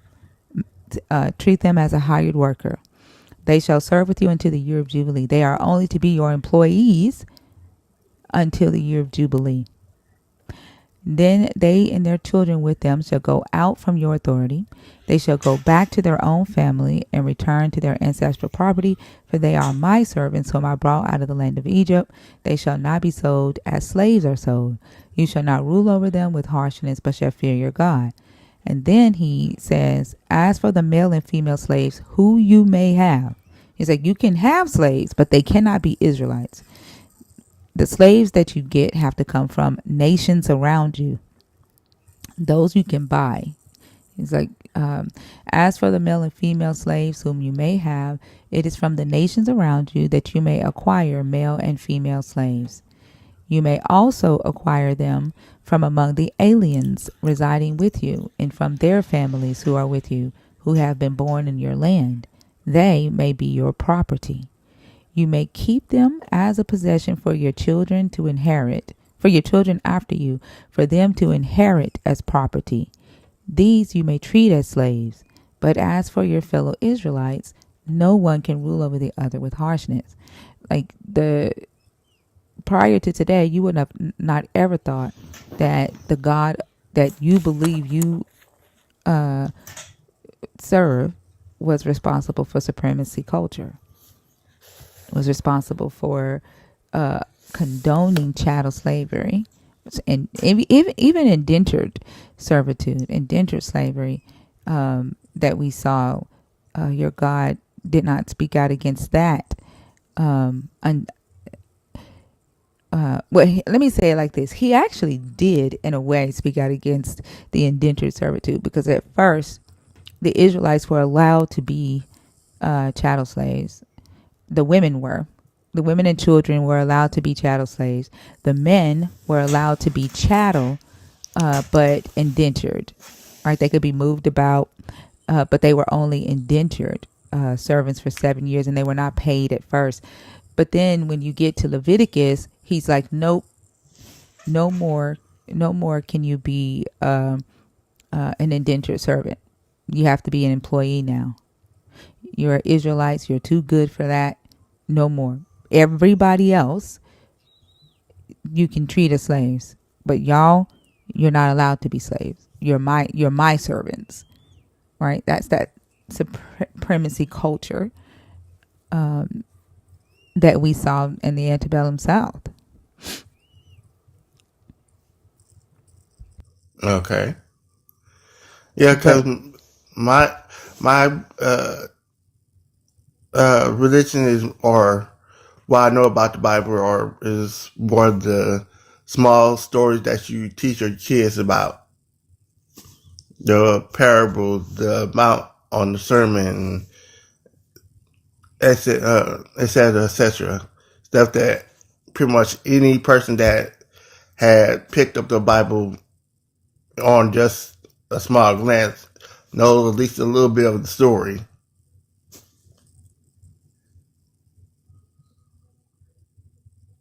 I'm sorry, say that again. Like the little small stories that you was taught in children's church. Uh, Christmas, the Christmas story, and the birth of Jesus, the Great Flood, the the Oh, you're saying they don't. Genesis You're story. saying that that's all they teach you. Yeah, that's why I know. Anything outside of those small little snippets, I can't You really. think this is small? You think this is something small? No, not. I mean, what the stories that I remember, Yeah, because but what I'm the. asking you right now, like we're talking about morality, right? Mm-hmm. And the God, like your initial question was, how could they vote Donald Trump in if they believe in the Bible and that's the Bible Belt, right? Yeah. Because and your reasoning for asking that question is, in your in your reality, the God, your God, is the is has a different set of moral standards, right? Okay. Am I correct in saying that? Uh, I think so. Like I said, most of the stuff that I studied of the Bible, I don't remember too much. Okay. I don't know that. I mean, you asked a really good question, right? That would Mm-hmm. take a really complex answer. Yeah, And I and know. and yeah, and I think one thing that I would challenge you on, it would take for you to actually read the Bible to know if the God that you believe you serve is the God in this Bible, because I guarantee you that y'all have different ideas of what is moral.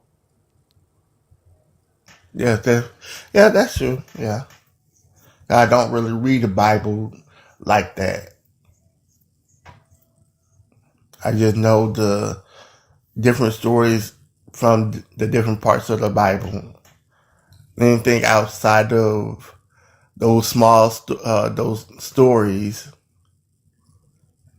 I don't remember. I know a few verses here and there, but I don't read the Bible from cover to cover. I know, like I said, I know a few verses, some by heart, some by, if you say a few of them, that I can pick up and say the rest of them fairly verbatim. Some I remember straight, some I just know just a little bit. So that's how my religion is. That's me.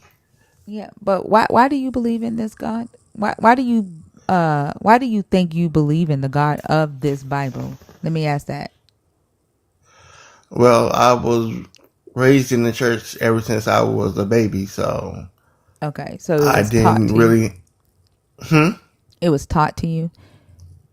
Yeah, my Okay. family went to church every Sunday. Okay. But and now that you are an adult, why do you still believe that you're worshiping the God in this book?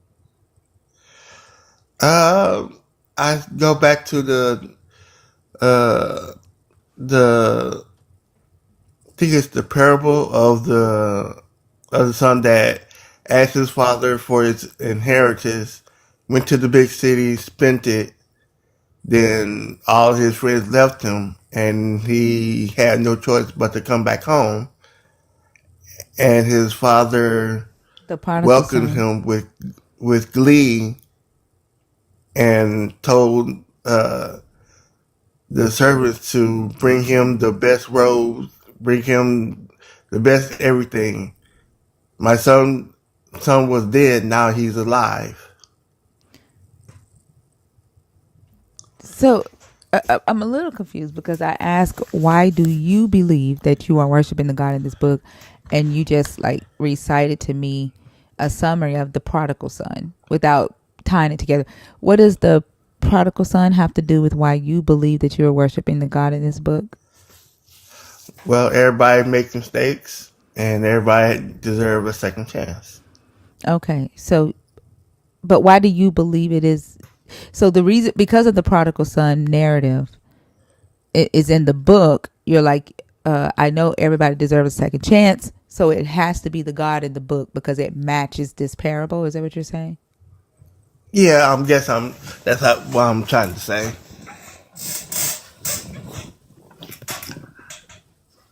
Okay, and so the God that you believe that you serve is a merciful God. It gives people second Yes, chances.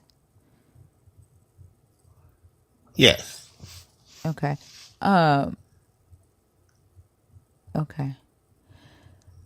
Do you believe that the Bible is the Word of God, yes. the Well, whole Bible, or just parts of it? that's a very hard thing to say since the Bible been translated from different languages, and there's some parts. Like me, I still believe in the what they call the apocryphal gospels. Some of it was taken out of context. Some just leave potholes in different parts of the Bible. Who told you that? So, Who told you that? what about the apocryphal gospels? Yeah. Who told you that? Uh, And the taken out of context and the potholes and all of that. Who told you that? well, I'm one that I have a bad habit of being well, I learned about it through TV. Through TV? Like what, another pastor on television said it or something? No, I think it's the History Channel, if I remember correctly. The History Channel, okay.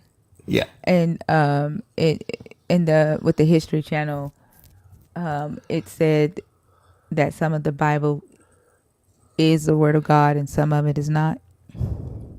No, not in that kind of manner. That's what I took from it. Oh, okay. I just know it just said that, or I forgot where I heard it. It's just something I just picked up somewhere, and I just don't remember where I got it from now. Okay. And so if you believe that some of it is the Word of God, right? Is there a reason that you don't read it if you believe it's the actual Word of God? Laziness.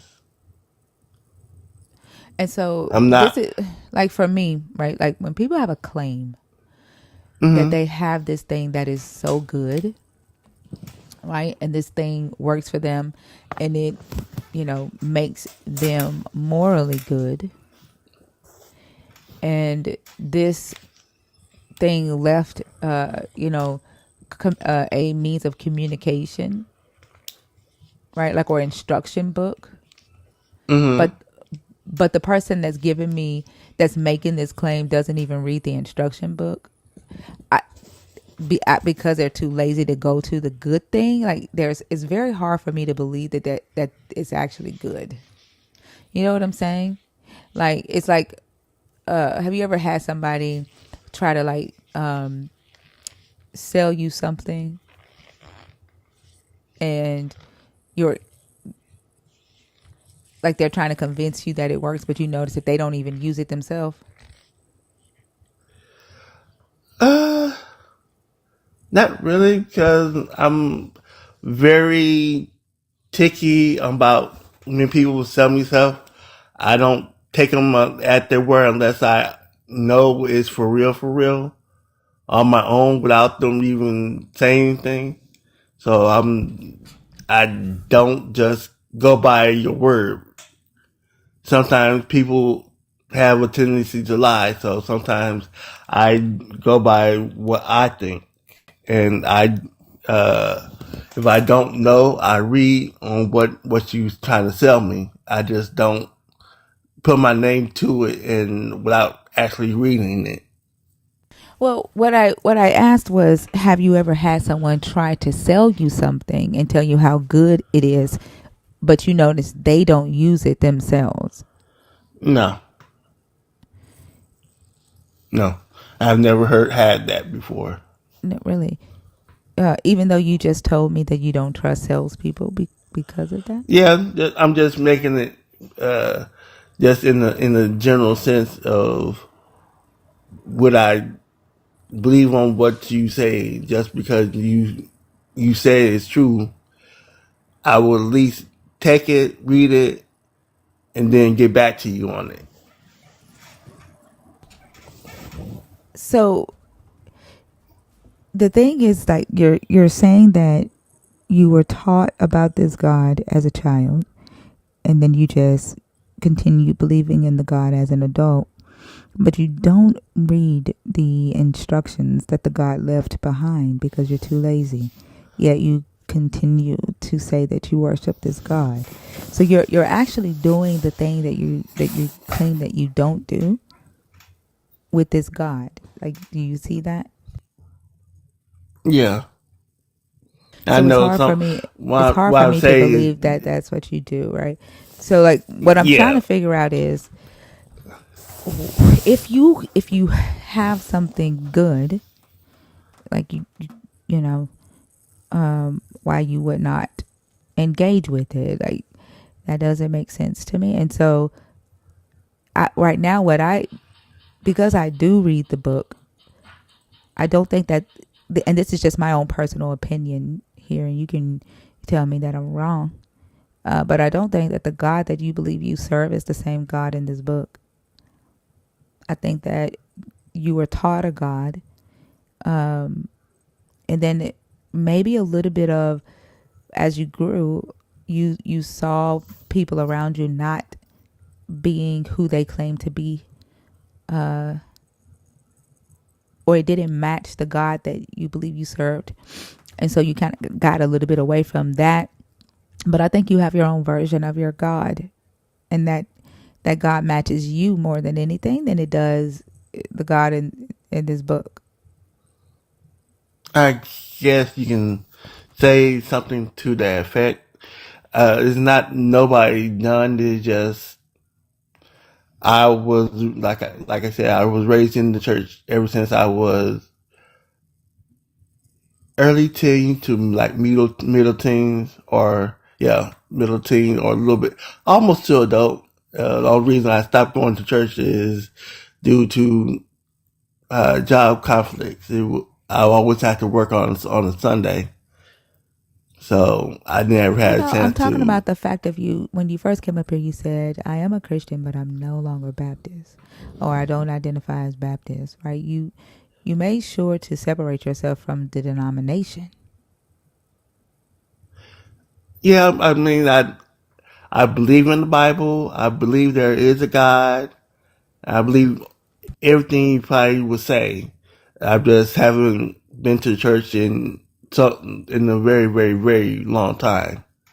It's just But I have so, not. okay. But I'm what just the, not Baptist. That's all. right, but you grew up Baptist, right? Yeah. Okay. But now you don't identify as Baptist.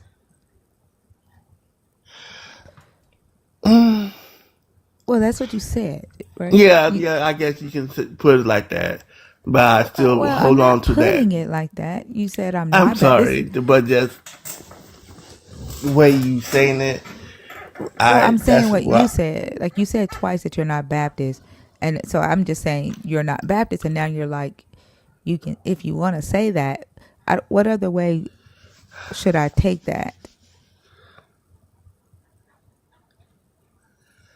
Yeah, I understand what you're saying. Yeah, I'm just taking you at your word, right? Right, right. Yeah, but I like, and to me, logically, that says that okay, he's not identifying as Baptist anymore. When he grew up Baptist, he's separated himself from the denomination. Um, and you don't have to tell me the reason. I'm not trying to even guess a reason. I'm just saying that shift has happened, right? And it's like just listening to you speak, and then just from me, studying the Bible and uh, understanding a little bit more about what this God does and says in this book. It doesn't sound like it's the God that you uh, believe in is necessarily the same God. Although they may, in your mind, they may have the same name. They may be called Abrahamic God, but they just don't have the same personality uh, or the same morality code as you.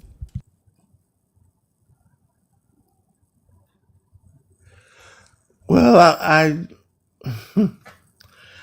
I don't have anything really to say on that because I tried to study, but it wasn't really interested. Oh well, I wasn't really a reader. I don't like reading at all, and just reading is kind of boring to me. Let me Studying, let me ask you. Can I I ask you a know quick it's question? sure. The God that you serve, what does your God say about women? As in what? Like as far as what women are allowed to do and like the role of a woman, what does your God say about women? Uh, to treat them with respect, uh, and just they don't, not really much to say. Like are women can women preach? Are women allowed to be preachers? That I don't know. That I really don't know because I know there's been a lot of women preachers. But does your God like for women to be preachers? That I don't know. I have to get back to you on that because, like I said,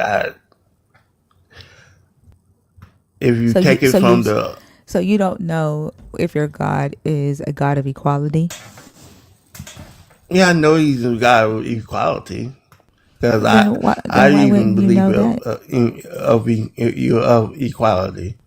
Oh, you sound like you believe in equality. So why, like, if you believe that your God is a God of equality, then why would you not know whether He would be okay with women preaching? Like, if He's a God of Well, equality, He would be okay with women preaching, right? yeah, So I know I am. I believe in equality. I just never put it into a Bible into that kind of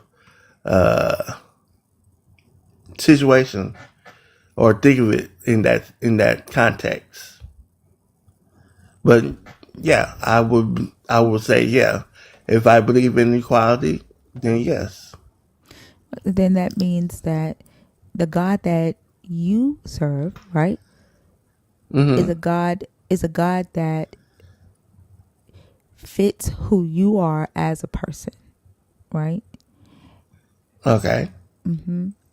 And and the God that's in this Bible doesn't necessarily believe in equality of women, right? And so that's just another sign, right? That without you having read this book, you have created your own version of this God, and this God matches who you are. And you are able to become a person who could see, right, the needs of other people around you, care about the needs of other people around you without, right, the God of this book, right? You became this good person, right? All on your own because your God sounds pretty cool. The God in this book, not so much.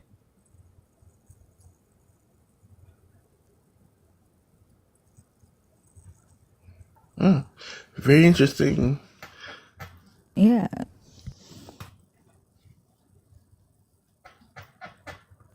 yeah. And so when you ask the question like, how did they vote in this guy?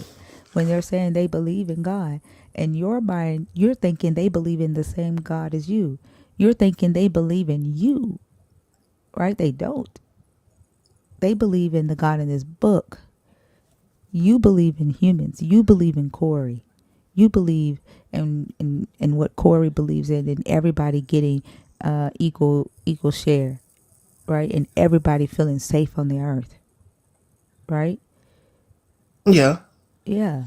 So that's how they were able to vote him in, because they're not. They're y'all's gods are different. Y'all's moralities are different. True. Very true. Yeah.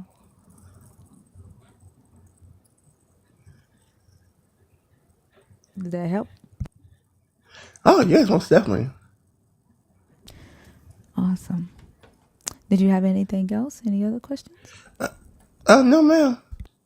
Okay. Thank you for coming up, Corey. I hope you have a great rest of the day, okay? Uh huh. All right.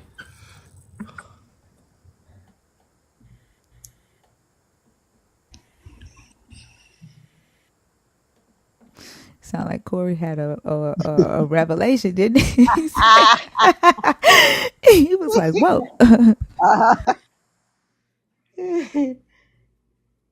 That's funny, but that's bless his heart.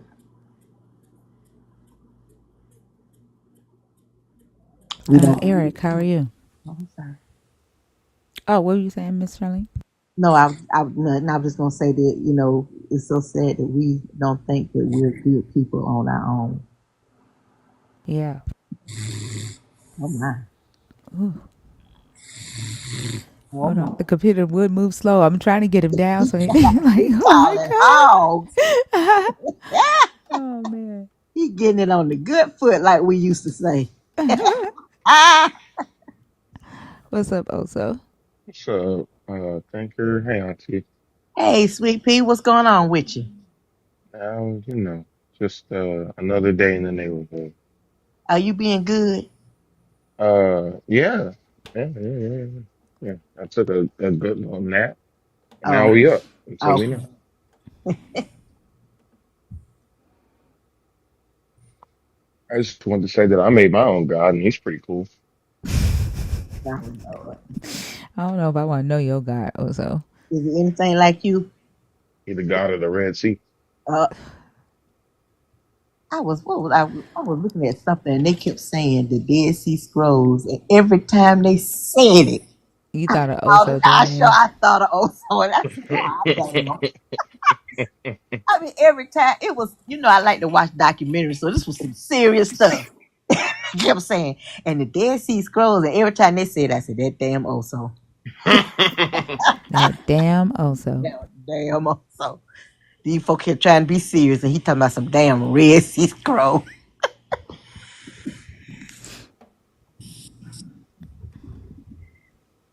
Ugh. So what you been up to? Shoot, just waiting Did you for the find? Did world you to find your crash. husband? No. No, he didn't And come back TikTok to. said, "Nah, brother, you got to ride out the rest of the time of this app in obscurity." Which is crazy because how you get banned for 7 days and I didn't get anything. They said that I Anything. was like harassing him, which is crazy. I knew it. I Harassing knew, I who? knew. Because at the time that we got the strike, he was already gone. It was like an hour later. I don't know. I'm not surprised. I guess game don't recognize game. That man got him got that phone. He got the hell on. You scared him. Yeah, but the strike for him? Yeah. I thought it was for that other guy that came up after him. Oh shit! Actually, I don't know. I've asked a lot of dudes out on your panel. Oh well, I could be wrong. No, it was when we were talking about it was the other guy we were when I was defining what homosexuality was, right? It was the other guy. It wasn't for him. It wasn't You for think it Dr. was him? Nova. Yeah, that's when I got the strike because we got it at the same time, and I was like, it don't make sense, right? I said, if y'all, because I was talking about Sodom and Gomorrah, and I said, y'all so damn scared. It wasn't a guy on stage. It was a girl, and that remember because we were saying that I don't think that the world is ready to talk about LGBTQIA history, right? For parents to be, and when I started talking about Sodom and Gomorrah and what it really was about, that's when we got the strike. And I was like, y'all so fucking scared because I'm about to blow the top off this bitch. I said, y'all try to go and report us. Damn, I ain't even say nothing in that conversation. That's Exactly. crazy. That's why I said I don't know why you got to strike it. You got suspended, but I didn't. That's what I'm saying. Like it don't make sense. Damn, TikTok, y'all could have sacrificed TikTok thinker. You understand people when you get to talk about this Sodom and Gomorrah, because you know that's their excuse for why they want That's to. their excuse. That's their Yeah. excuse, and And so they tried to hurry up and report us so we get taken down. mm, Yeah. yeah, they don't want to hear the truth about that, because then they can't be homophobic. Mr. Sip, you commented in the comments while I was talking to Corey on stage and told me to let him go. What more else do you want? As if I don't know how to have a conversation with the people that are on my stage and try to tell me what to do. Why? Okay. Why'd you do that? No, because like you had already beat the horse beyond beating the horse. So why Wait, who gets continue to to beat decide? the Hold on. horse? Who gets to decide, right? When a person reaches a point of revelation, like who gets to decide that for that person? You do? Just because you I didn't didn't. see hold on, just because you didn't see value in it, If right? you, I Hold on. asked I'm you sorry. so No, because that's why you brought your ass up on my stage, is it not? no, we ain't Like gonna be. don't expect to type in all caps and try to tell me what to do in the comments and then get mad when I bring It you on ain't stage and I address you the way you addressed me. Like I'm not gonna come to you all sweet and sugar coated. You didn't come to me that way, so don't expect the shit back. Right, but you I don't mean, get to decide when somebody reaches a point of revelation. You first off, you were not in the conversation, right? You decided for him, right, how much no, he could take. You decided for him how much he could take, and just because you couldn't see the no, value no. in the conversation doesn't mean there was no value in the conversation. And you don't tell me what the fuck to do either. If there's anything that I do in here that you don't like, you know how to fucking scroll, don't No, you? I want to stay on here because I don't want you to kick me off because I want to talk to you. Then you should I have want came to to talk. me corrected my comments. Well, in the comments, It, shit, you you talking still to I somebody. don't hear an apology. I don't hear I'm sorry I shouldn't have come at you like that. I don't hear that yet. Wait a minute. First of all, I I, gotta I still realize don't that hear an apology. Like honestly, if you you don't want to get kicked off, if you want to stay on bro, stage, I'm because again, the asking you. only I gotta reason I brought you please. up, the only What reason why I brought you up is because you I said what you appreciate said, that, and then but you I hit gotta request like you was what about to put me in am I check. apologizing for? Like you still ain't said shit. You still ain't said Cause shit. I don't Like understand what I'm okay, then apologizing bounce, for. because I've said everything that I needed to No, say. don't kick me out. Then Cause I fucking want to then hey until I hear an apology because you did not come okay, correct. man.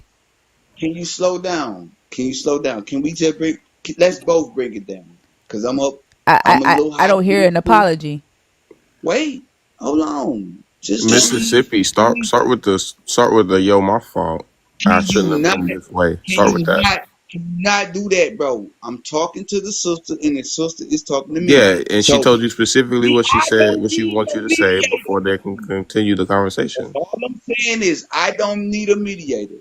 All I'm All I'm saying is saying she is said I don't need specifically no what you third need to party. say to continue the conversation. Until then, she's No, not going to I talk to don't you. need you to mediate what I I'm not need, bro. I'm mediating. talking to I'm my what? How would you sister, say this? and Translating it to the you common man. saying now I got, bro. I'm not like you're not even a part of the conversation, bro. Like I'm up relax. here, ain't it?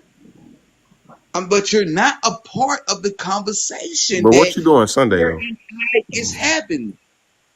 Hmm? Okay, so can I deal with Can you who I'm in a apologize and then you can conversation do the rest?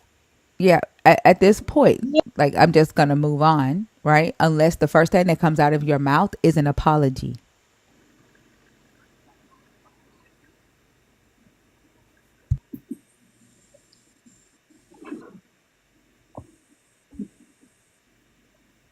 Bye bye. Pride goes before the fall, missus. Bye bye. You're on mute.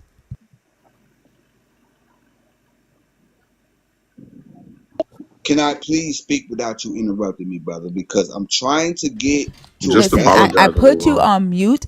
I put you on mute so that you and Oso can stop. Okay. The the I first thing. think Listen, I'm maybe talking right now. I'm talking you right should have now. I put am talking some right now. Okay. All right. Goodbye. Jack told him. Did I say something to Big K under construction? Why does that person always tag me and say weird shit?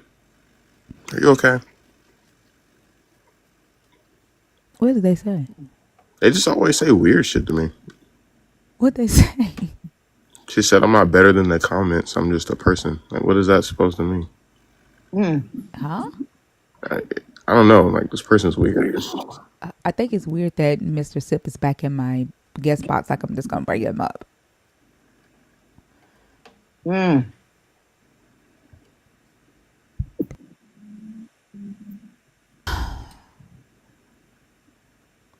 Soulflower, Elris is how are you? crazy. Soulflower. Okay. Tonight has been an ooey night. Mm-hmm. It's been ooey. Like goodness. I Yes, don't it know is. if everybody's feeling some type of way because they sad about TikTok, but TikTok ain't going nowhere. They already just said it. Like, I don't know. Cheer up, Bucko.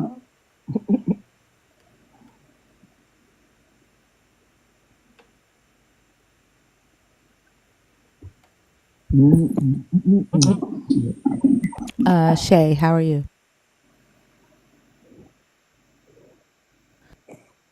Okay. Shay said nope.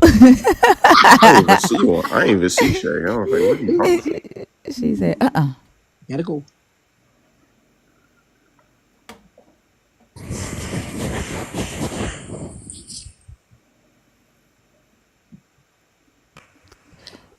Dree.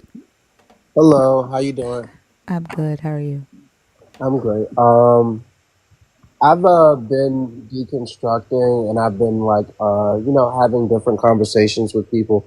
And I was wondering, I run into this conversation or this defense a lot where people say, well, that was the Old Testament and we basically we don't follow the rules of the Old Testament. It's all about the New Testament and Jesus making that covenant. And I was wondering if you could give me like some like better like history or talking points or different things to look up and like research, so I'm like more well versed on that type of defense when I'm having these conversations with my peers. Yeah. So like but first off, when they bring up the old covenant thing, a lot of times they think that means that the law that that that means that they don't have to follow the law, and that what Jeremiah was talking about even applies to Gentiles, to what Jesus did. And so the all it means is the way that it's going to be. So when Jeremiah is talking about doing a new thing in a new covenant, Jeremiah is getting rid of the need to have a mediator between the God and the people. Prior to that, it was Moses talking to God. It was Joshua. Like there was always a mediator, and so Jeremiah is saying that this God is saying now everybody's going to be able to talk to him because he's going to talk straight to their hearts, right? So that was the first change in the covenant, but the law was still the law.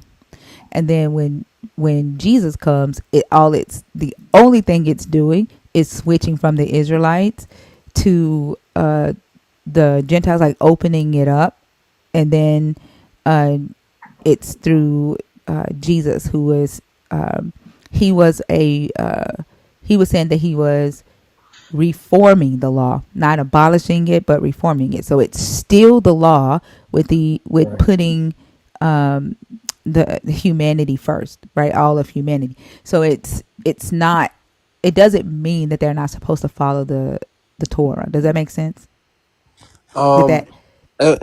it was a lot of names and stuff, but like I'm still trying to like So I know I have to do more research on my own, but I was just like the way that you know how to eloquently articulate things that like I wish that I could pull out of my mind. You know what I mean? So I'm just trying so to. let me see if I can put it in an easier way for you.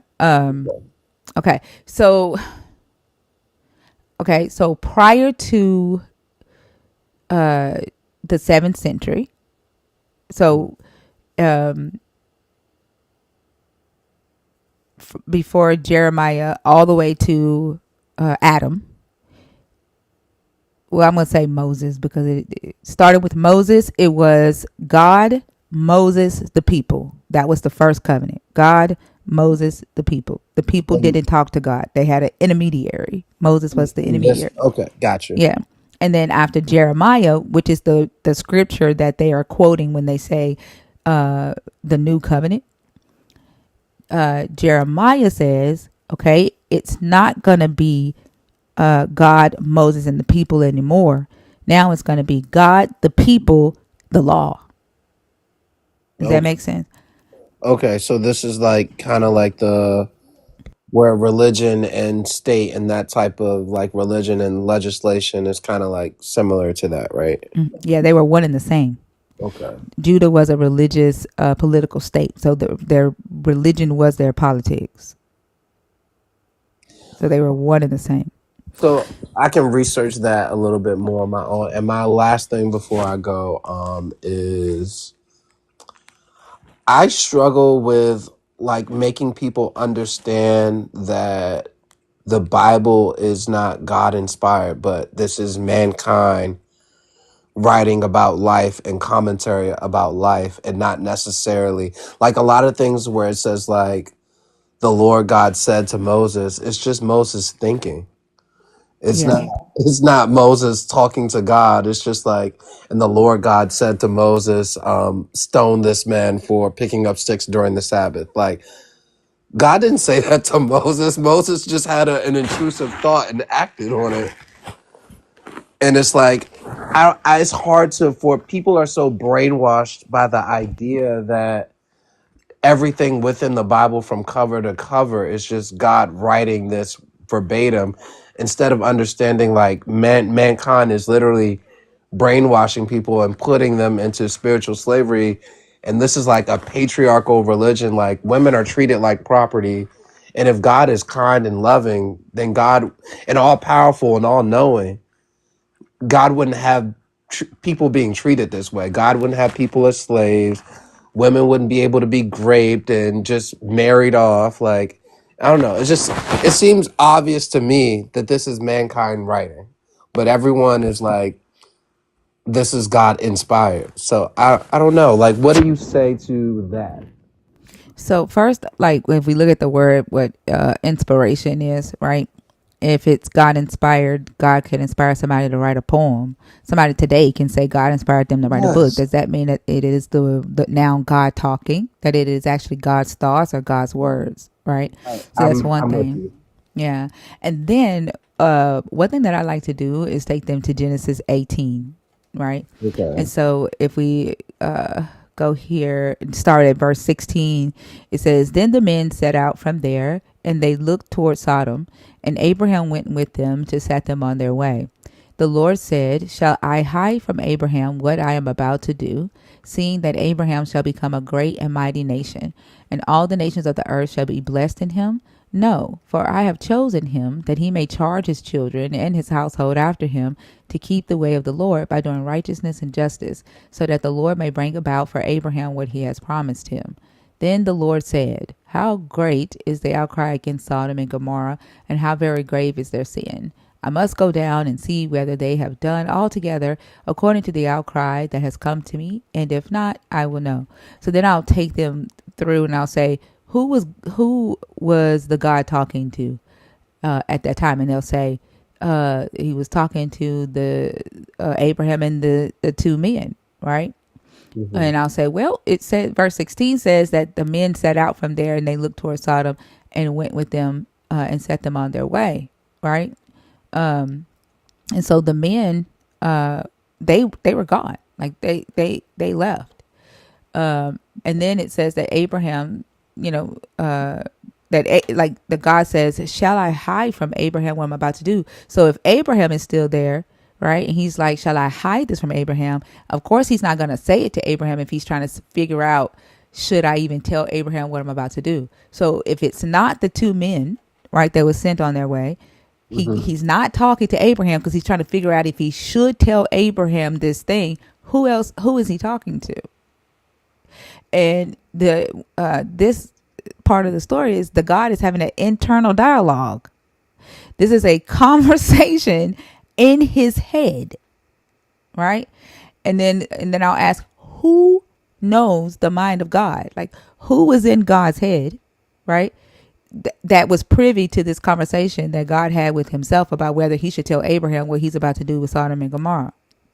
And usually they'll be able to say, well, the author wrote that, okay, and the God told the author like word for word, then I said such and such, and then I said this, right? And then Yeah. I point out like the third person language in it, to kind of help them see that this isn't necessarily, the words of a God. This is somebody telling a story. And then there are in like different versions of the same story in the Bible, right? That kind of presents contradictions, but it's easier to explain the contradiction if you can get them to see that it's written from the perspective of different people, and therefore it's not one voice. They're more likely to accept that than that there is a contradiction. Does that make sense? Yeah, so this is Genesis. I'm going to put this in my notes. This is Genesis. Genesis 18, Genesis uh, 18. verse 16 through 21. Okay. Okay. Thank you so much. Thank you. I appreciate you. You're very welcome. Thank you for coming up.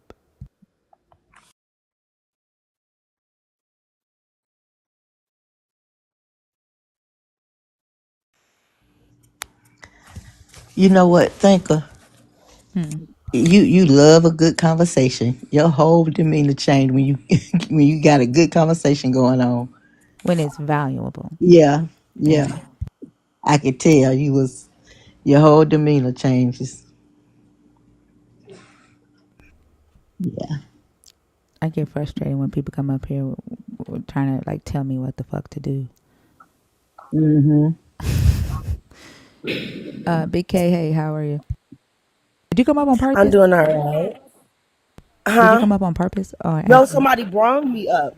Somebody brung me up. Really? This the person that's being weird as fuck, saying Yeah. that I'm like better than the So people in the community and shit. me and also we are arguing in the comments. It's just the way it's just it's just the way that you say things. Like, yeah, comment man. You feel me? It's like, and then a couple of days ago you said to me, like, who are you? Like, when I had tagged you to something, I had said I was just joking around with you Wait, and are told y'all you to be playing? quiet Like, for do No, y'all she know like each has other? a weird obsession Whoa, with we me. are serious. He is What? Hold on, like y'all. I We told can't him that have the I like him. nerds I going like at it. Y'all are sisters and brothers. Y'all gotta figure it out. She a new nerd, so I don't necessarily count her for real. But I told you, oh, so I like you. I just wanted you to shut up at the moment. Dang, it wasn't nothing deep. Like, Oh well, since you like me or whatever, and clearly you don't know me, I don't like do I just what like, you ask. see, this is what I'm talking about. You arrogant. Like, you talking about you don't know me. Dude, I like Yeah, the way you you talk don't on know the me. panel. I like the way you go and back and forth and converse and argue your points. I like that about you. Okay? Thank Now, your you. Get you arrogant some popcorn. Hey, personality, I don't like. are y'all playing or are y'all serious? No, she's serious. I'm telling you, like she really, for whatever reason, feels like she could Yeah. just come in here in the last like 2 weeks of TikTok and just know me and tell me what the fuck to do. Like I haven't been here for a long ass fucking time. See, this is Oh what I'm talking about. wow. Oh, so you so arrogant. Like, what the heck? Oh no, he's not. He's Okay. being serious. Like he doesn't. He said that he doesn't know you, and he's not receiving your jokes as jokes. I know, but I'm saying, like, I don't like, but my thing is, you're not understanding what I'm saying Father, should I out get my the mouth. guards? Like, dude, it wasn't that deep. That's basically, you are proving me right the way you're acting. You're very arrogant. No, he Like has I every said, right to. Like I think he has every right. Right. Like he doesn't know you, and like I think you're expecting a reaction from him that you're not, entitled to because he doesn't know you. And so no, he was trying to, even though hold on um, one sec. Even though he, this may be your way of like trying to get him to open up to you, that's not how Oso receives it. And so you calling him arrogant, right? Because he's not open to receiving it that way. It's just making it worse for him, and he's more likely not going to open up to you.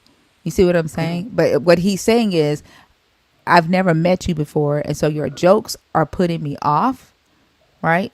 I don't know whether to take you serious. Like, are you trying to be smart? Are you trying to be weird? Because like he doesn't know who you are, and so to joke with him that way is kind of off-putting. You see what I'm okay. saying? But far as me saying he's arrogant, that's not the joke. The joke was only in the beginning of what had happened, you know? But he's So also not an arrogant person, though. in my that's how I feel. That's my opinion about him. I feel he's arrogant towards me. He's not arrogant towards you. So, and that's how I I, feel about him. He I is get arrogant. It's that. the Am way I the one that he has thinks that he's a better. He stack of just money in basically, their picture? How am I wait a the one minute. Can that's I can arrogant? I finish? He basically said earlier that he was better because he was on a panel. Like, dude, I host my own lives. I don't need think. I don't have to be on Thinkers Live to, to What is gain some happening? respect or to gain or to go back and forth or just to have views or somebody to talk to me. I have views on my own. So how do you feel like you're better than me when I host my own lives and I get my own engagement? You Okay, have I to feed also off host my somebody own else's. lives and Wait get a my minute, own wait a minute. engagement. Let me finish. Okay, You hold have on, to Yeah. y'all. feed Like, off somebody hold else's on, hold on. engagement. You have to feed off I, somebody else's engagement, but you talking about you're better than me. You're not better than me. When did I say yeah, You did didn't, say that earlier. I didn't see him Everything is say that. getting recorded. I didn't see him say that. I've never really heard. No, I've never heard Oso say anything like that. Now, I also has like the most beautiful spirit that I've ever seen. Like the personality that I've ever seen. I like you, Kay. Like you trip me out in the comments. Um, like I, what I think is happening right now is that you started playing with Oso and he didn't respond the way that you expected him to respond, right? And I don't know if this is a misunderstanding. All we have to do here's the thing. I'm very big about boundaries, right? Also set a boundary. Also set a boundary, and that boundary needs to be respected. Also doesn't want to engage with you, right? Mm-hmm. And I think that it's just best to not engage back with Oso. Nobody's better for being on the panel in here in my eyes, right? And I don't think that I didn't see Oso say that. I would be shocked to see that he said that. But I'm not trying to invalidate your experience because I didn't see it. Oso say, I think you said you didn't say it, Oso, right? I don't recall saying flat out that I'm better than anybody.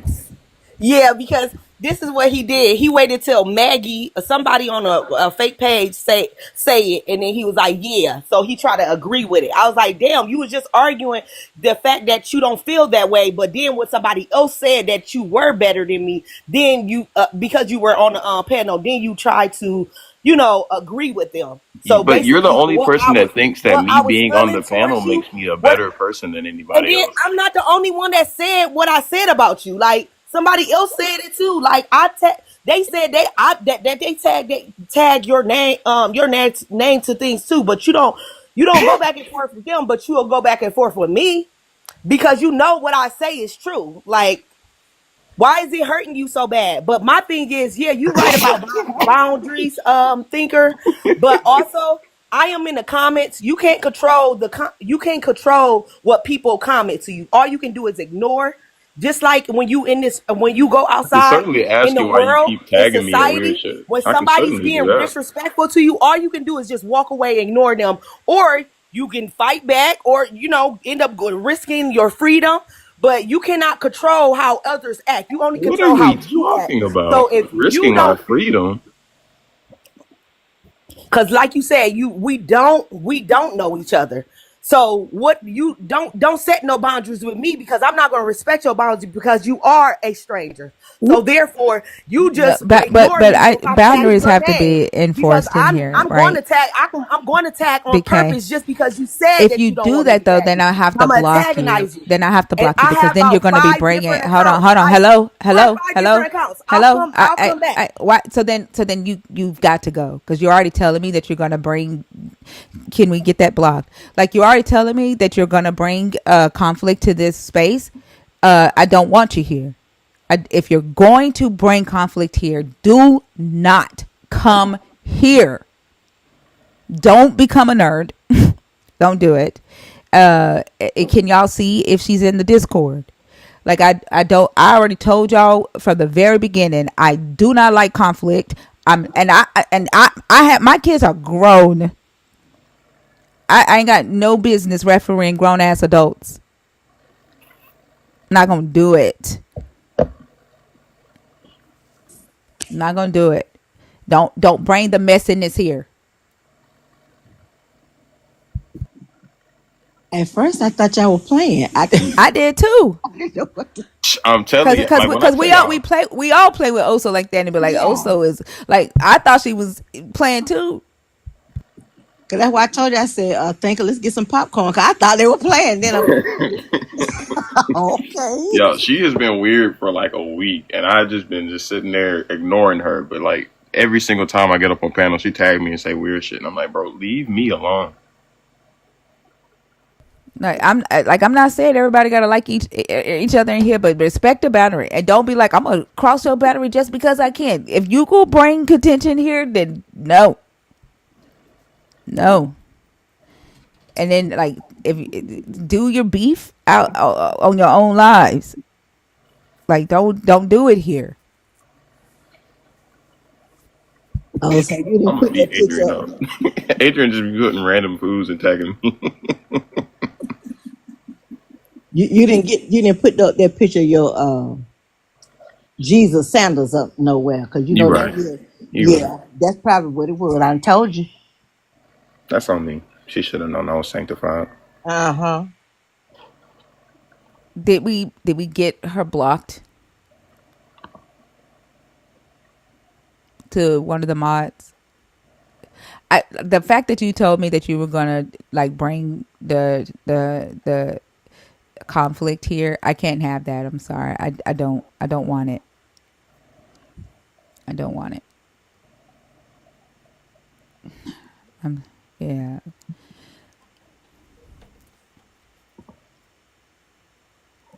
Oh, Y'all know the crazy thought that I had yesterday before I found out that TikTok wasn't gonna go dark was I made it 4 years on TikTok without drama. Like, no, Well, no. Ozo put the kibosh on that, didn't he? But that technically we had drama that other time, but it was manufactured. You maybe When? picked the wrong person to, you know. No, you did that. You did that with all within yourself, and don't get up here acting like a Christian trying to find a scapegoat. That you made that decision all on your own. And then why you bring that back up? Like why did you make me remember that? Um, that's a really good question because there's not a Exactly. good answer to it. Now my feelings is hurt all over again. Shit. Oh, please tell me you ain't talking about what I think you're talking about. No, we're Yes. not, Auntie. Never Oh, mind. Don't even worry Lord. about it. Now I'm in my feelings, dude. Uh-oh. You should have left well enough alone. Damn. You Okay. alone. I know a certain album that's gonna just lift your spirits right back up where they need to be. I don't know if she's in the Discord. If we can check, it's like I don't need no mess. Not lost. How are you? Oh, sorry, I didn't know you brought me up. I'm good. That's good. Um, Are you deconstructing? Are you a Christian? Are you deconstructing? Are you an atheist? I'm deconstructing. I was wanting to come up to ask you like a dead ass serious question. How do you handle the anger towards the Christians? Like, I'm currently, I just got back into therapy. I've been in therapy off and on throughout my whole life, because of this anger and other things, but I can't seem to get past it. Like, we all know they're rapists, we all know they're hypocrites and they're liars and they're all this other stuff. You know, all that aside, like, how do you deal, how do you get past that anger, that hatred towards them? Because it's honestly like, it's really kind of consuming me. One thing is like therapy is a great option. It's a great strategy. Let me say that. So I'm glad that you are doing that. So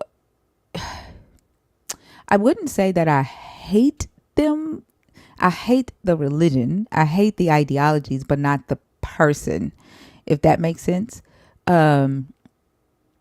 So I have not allowed it to get to that point to where I actually hate the human.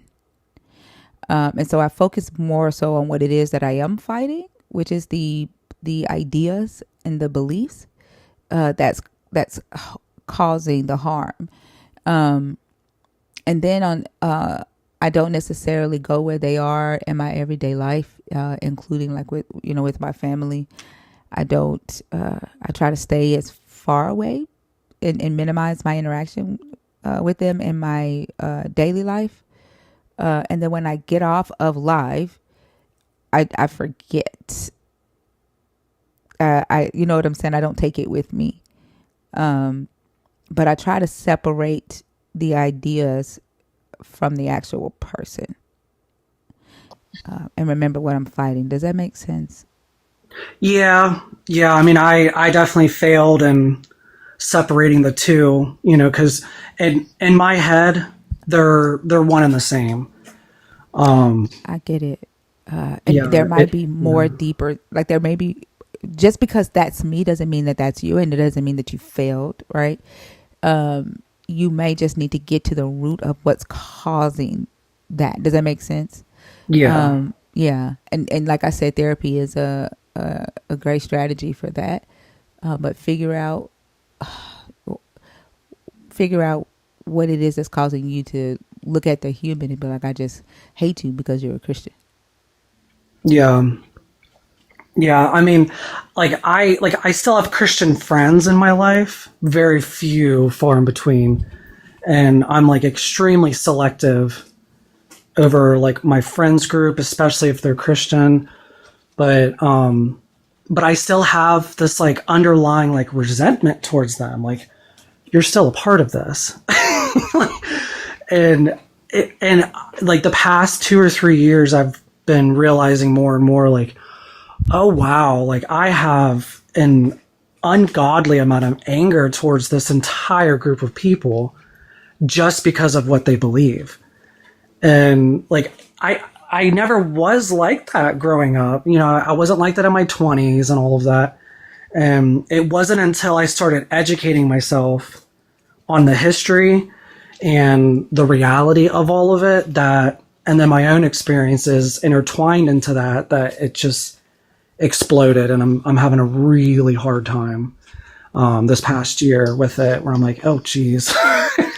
Try to think about it, like why it upsets you. It upsets you because they believe in things that harm other humans, and the reason why it upsets you is because you care about humans and you care about humanity, right? And so, although the person that's housing it or holding these beliefs, like the beliefs that they're holding, are harmful, it's still a human, right? Mm. And then here's the thing: there is a level of complexity there, right? Because that human may be somebody who don't give a damn about, you know, whether another human is harmed. Like they may be one of the most horrible humans ever. Those are the ones that I don't even associate with. I tell myself like that, like I just cast it off, if that makes sense. But Mm. and leave it up for that. And when I'm the type of humans I'm talking about are the ones that the police need to be dealing with. You know what I'm saying? Oh yeah. Yeah, Yeah. those type of humans. Uh, that's not my fight. And I don't deal with those type of humans. But for people who hold beliefs, like bigoted beliefs and things like that, I just remind myself that I'm fighting the ideas that they are are holding, and not necessarily the person. Yeah. Yeah. That actually does help, looking at it like that. It kind of takes that sting away. Yeah, and then don't, like, when you're in your own time, like you gotta unplug too, right? And then also remember that it, where it's gonna take a while, right, for us to undo some of the damage, and it is not going to be an overnight thing, and you can't do it all by yourself, and then it won't be done overnight. So feel free to unplug, spend some time with yourself, and don't take every conversation with you, and don't replay the conversations over and over in your head. You know what I'm saying? Once you have those conversations, move on to the next, and just try to make each interaction as impactful or valuable as possible without harm, and then just move on to the next.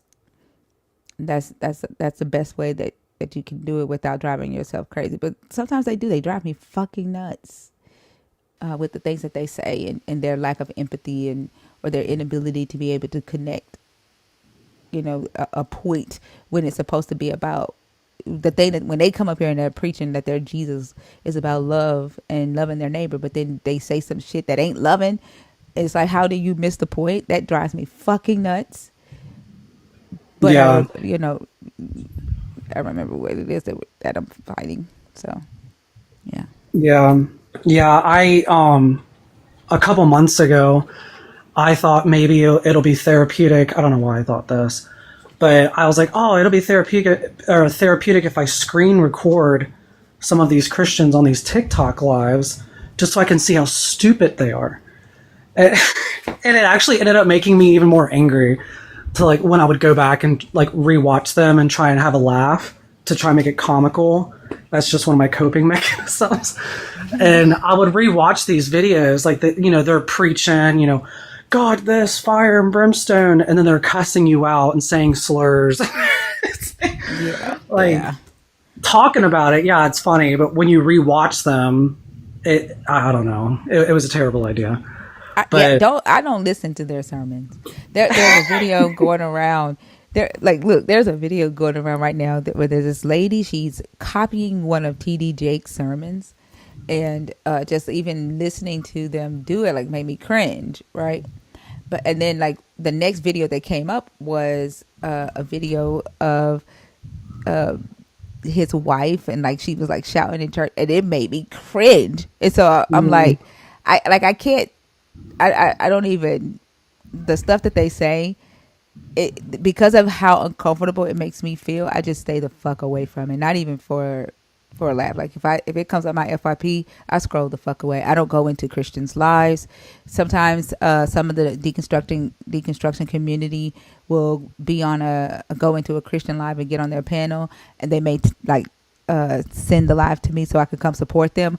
I can barely stay in there, just listening to the gaslighting, mm, and the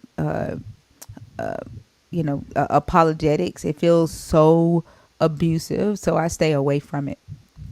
I don't, yeah, yeah.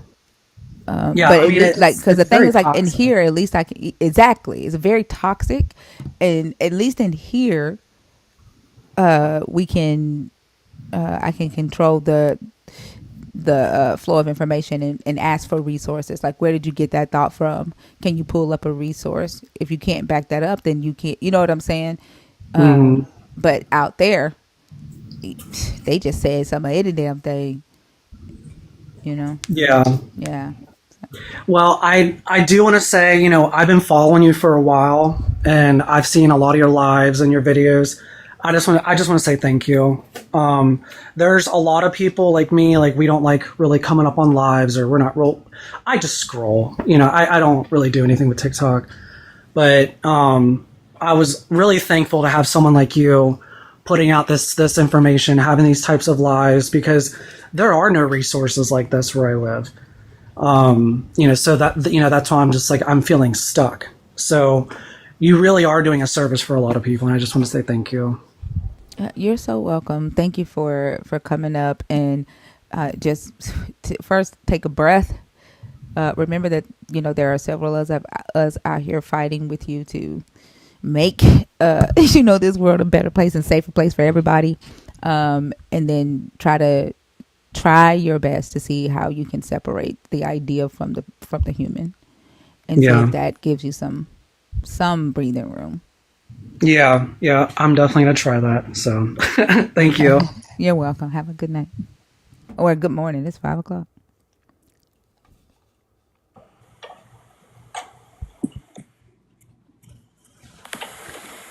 It's definitely hard, because I had talked to Bash about it one time. I was like, it's starting to get to the point where having empathy, you know, for them is kind of hard, because they don't. When we talk to them, we rarely see a empathetic person, and it's So I totally get it, but also for me, oh goodness, for me, so I try to approach each person that come up on this stage. They're they're a different person, even though that they are a Christian. Their ideas, I know that their ideas are going to be different, and so I try to approach it that way. Each person is just different, and so just because a person has the identity of a Christian doesn't necessarily mean that they all believe that uh, people who are LGBTQIA deserve to burn in hell. They don't all believe, they don't all think that they would sacrifice their kids if a God told them to. So they're all different, and I just have to remember that and approach each one that way. This is just a brand new conversation, and it's a brand new person that I'm meeting, right? And so, Yeah. Donald, hi, how are you?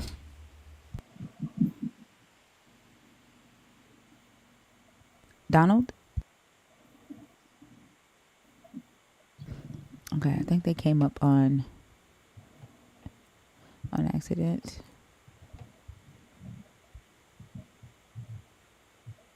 Exactly. Exactly, Oscar. 45,000 different denominations, and you have no idea what you're gonna get. Crapshoot. Huh? I said it's like a crapshoot. Yep. The Yahweh mystery box. Y'all. Mm-mm. If y'all hear somebody snoring, that's my doggy, y'all. He's laying up. It'd be crazy if you and Oso's dog start snoring at the same damn time. I knock them out real quick. You can see. Your dog's so loud you would never even hear mine. You know how dolphins have like a pouch in their forehead to project the sounds? I did not know that. Oh yeah, they got like a layer of fat or something in there to like make the sound project further in the water. Uh-huh. I think Pressure's got one of those. Those type of dogs, their snout. That's why they Oh breathe. yeah. Because of the way their snout is made. Yeah, he be in there open. Yeah, I definitely hear him snoring though. Yeah. He's not even snoring. He's just like. Oh, he just breathes. Oh, okay. At first, I thought it was son of El Elyon doing that. How you doing? Blessings, I'm family. How everybody doing on the platform? Thought doing that was Future good. Hendrix. What's up, man? How are Hey, how you? you doing? Yes, blessings, man. It's a blessing to be here. And I was just looking at your channel, and I understand where y'all coming from, because believe it or not, I'm a believer, but the way that the world is made is so many denominations and different sectors of religion that you won't be able to believe. It's like you have to go through it. You have to go through it. And what I mean by that, I profess it, and I'm online because situations that I went through in my life, man, bullet hit me. I I'm end up sorry. getting Give me stabbed just a in my second. head. One second. One second. Yeah. So this Yes. isn't a live where for testimonies, right? And so I do see that you are a believer. The topic that we are talking about today is morality, right? And I guess what I'm really trying to figure out is what is the purpose of the God, right? If it's not to make the believer of that God a better person morally. Some all night long, Christians have been coming into this live in the comments, and they've been typing that no Christian believes that their morals are superior to non-believers because we are all sinners or we all sin. And if that is the case, right? If even with this God, you still can't find a sense of morality, then what's the purpose of the God? Well, it's all right. Just say, for instance, right? It's like if you a child and you grew up a certain way.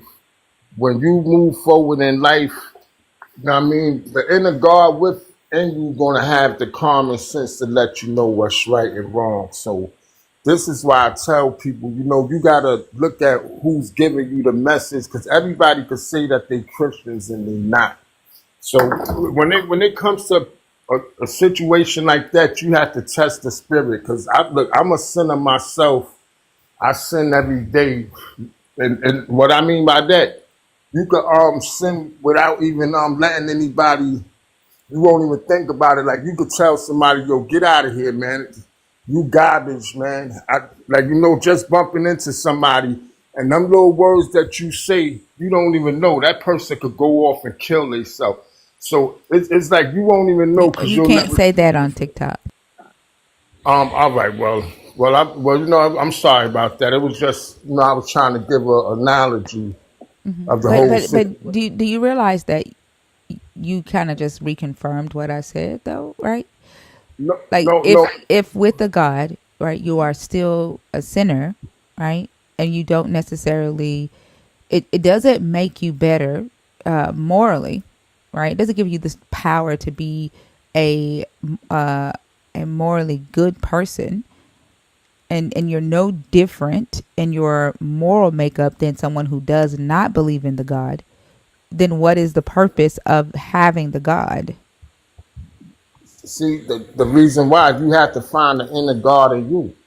And what I mean by that is, say for instance, the more you read and you study about it, the more you'll see. Just like if we have our females, right? We have our black I'm sorry, females. we are not females, right? Like female what? All right, our black women, if you look, it's already a certain beauty that y'all got. God done gave y'all the best bodies on planet Earth. He done gave y'all the greatest ability. Y'all could be the greatest singers, the greatest dancers, the greatest hairstylists. And it's like this. Who is giving that to you? It's the inner being that's Wait, within you. what did you say? What did you say? The Look, I said, look, the God that created all, he done gave y'all all the beauty in the world, right? It's like this. If you look at books that's in the Bible where it's stating, especially for the But what does black this have to do woman, with morality? it's What like, is this? I'm sorry. I'm talking to you about morality, right? About yes, yes, yeah, yes, that had a black yes, woman's yes, and body. No, son, please. A black woman's body, right, has absolutely nothing to do with morality. not it does because It look, doesn't. this is where morals Morals come don't in. come from black women's bodies, and like No, no, it's and no. hey, black women are tired of being overly sexualized. Like our bodies should not be part of this conversation at Now, all. see, this is what I'm saying. If we're gonna discuss, I if you don't want tell to me what hear don't tell me an what to answer, do. Do not no, tell me what to do. that's what I'm not gonna do. I will You're just absolutely I right. can't Step answer no down. questions. I Then will step leave. down. Thanks. Bye. Later.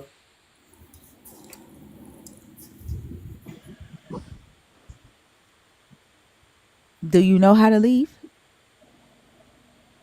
I'm going to my channel. I'm going live. Do I'm you not know how worried to about. leave? Do you know how to leave? You're still on my You don't stage. gotta force me to do nothing. You already said you were leaving. I'm not forcing you. Do you know What you think how? I'm doing? What you think I'm doing? You can rush them, but not me. I'm just asking if you needed help. My ego is fully intact. You thought you had something.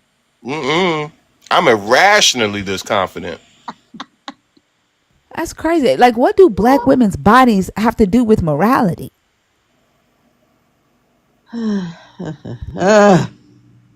I swear, I sworn it.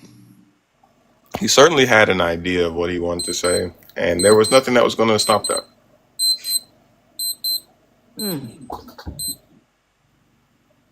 Thinker, can I tell you about something that was done to me, and now I know what is an evil practice? Yeah. What's what? My dad Wait, gave me. wait. Hold on. Why is he back in my guest box? He thought he started his own live. Why is he back? Like, that is so weird. Little man body parts is crazy. It's crazy. What happened to you also? Oh yeah, no, my dad gave me this like really nice watch, and I was just like, "Damn, dude, thanks." He was like, "Yeah, man, I hope you enjoy it." And for whatever reason, there's this alarm on it. I've Googled the fuck out of this watch. I do not know how to turn this alarm off, but it always goes off at like 4 or 5, sometimes 6 in the morning. And the other day when I saw him, like during the Christmas times, he was like, "Yeah, man, you ever figure out how to get rid of that alarm?" I was like, "No, why?" He's like, "Oh man, well, that's the reason why I gave it to you because it was mine." Oh. I was like, "You motherfucker!" Oh, I don't have wigs and I don't know how to do eyelashes, but Christina's gonna teach me. Christina's gonna start doing lives for women who deconstructed for Christianity, who didn't like wear makeup. So I will be wearing eyelashes soon. You But know, the problem is, right, son of El Elyon, you are still in my guest box. That's the problem. Good This morning. is why we need to have conversations about morality. You can't come up here and tell me, right, that your God, right, that your God teaches you how to be a more moral person when you can't even respect boundaries. Get out of my guest box. He probably don't know how. Huh? I said he probably don't know how. He was on stage. Yeah, it's cosplay. Good morning, Dr. B.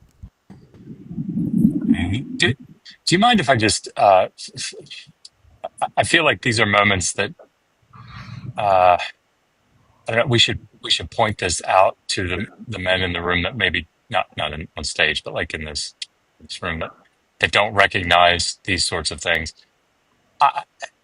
I, I guess I've become more sensitive to it since Megan has pointed these things out to me. You notice the things that he ascribed, the abilities that he ascribed, or the traits that he ascribed to women, I their did not beauty, right? Their beauty, um, their ability to sing dance. and dance, right? And style hair, right? Hmm. It, and he really thought he was paying a huge compliment, but he didn't say things like the ability to build rocket ships and go into outer space, or Exactly. the ability to be brilliant PhD scholars and physicists. No, it's these like reestablishing these patriarchal gender norms. Right? All right, look, this is what you're good at, and this is what you're supposed to be good at, and this is how God made you to be good at these things, not the men things. Like those are things that we do.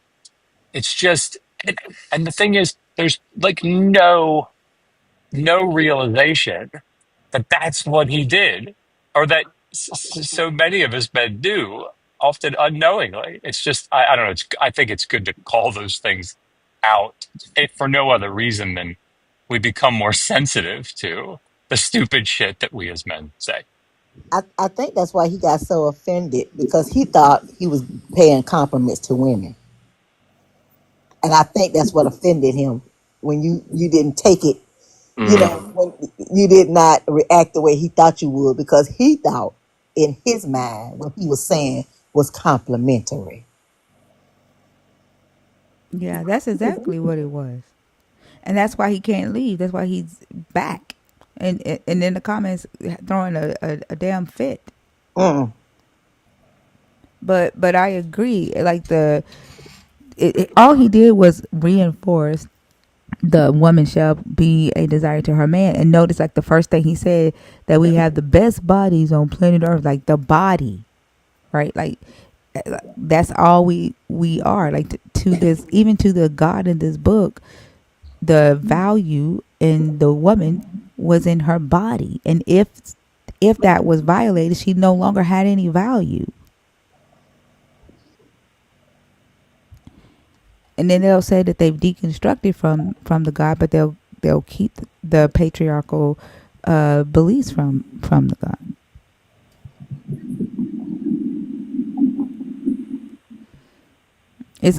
It's not. I did it. He said not at all. You didn't let me finish. No, okay, well, let him finish it off. Let him finish it off. Think you He re- diabolical for reading the ED.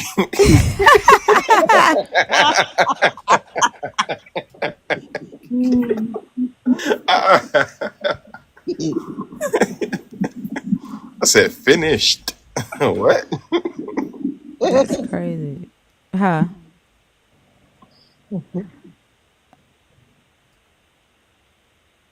He started off wrong when he went to the female. Exactly. But Um. but but he quickly was like he quickly fixed it. Without when he when he quickly fixed that, I was like, oh, okay, he gonna be cool. But I was wrong. I was impressed with him not giving pushback on that, because most of the time when men refer to us as females and we be like, we're no women, right, or female what, they'll give pushback and they'll say, you know what I mean, you female, but he didn't give pushback, so I was like, oh, okay, he gonna be cool. But I just learned that just because they're willing to give in on one thing doesn't mean that they are, you know, that they've done all the work. Yeah. Yeah.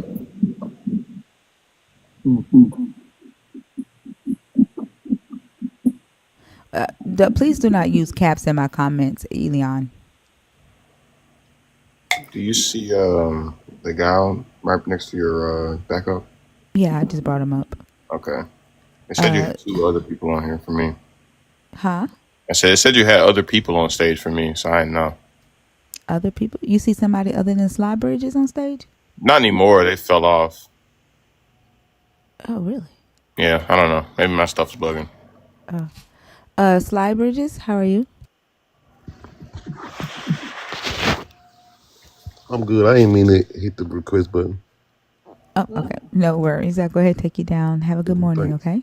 All right. Okay, they saw it in the comments too. It was like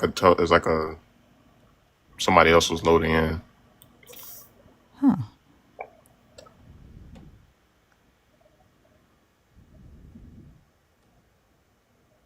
I did just go to the garden, so I didn't know if it was me or not. You say you just went to the garden? Hmm. Also. The Garden of Gethsemane. I had to say my morning prayers. While the dew was still on the roses. Type shit.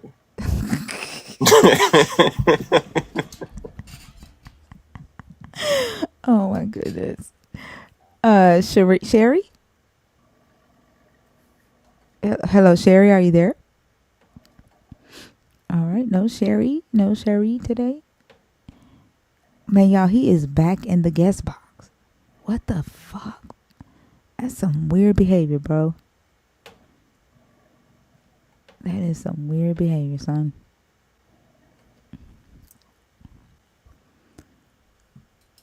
Megan? That's Mega Train. Oh. Shut up, folks. I can't see it, so fucking small. Are they loading? They're not. It's just a black screen for me. Yeah, Okay. just like Now I gotta close the box to get them off stage and then wait for the box to open again. I couldn't see it. It was so small. Now I have to close the box. There's Oh my gosh, Dr. B. Don't what? act like Oso. I Oso was rubbing off on you. Nah, my dad said some mean things about this guy, but he's actually pretty cool. What? Yeah, he has a beef with my dad. You know him, Eloso, right? I'm his son, so I'm not even the same guy. okay. Okay. That's all I'm gonna say about that. It's the world building. Snuva? Is it Snuva? Okay, not there either. Let's see. There's only 3 people left in the box.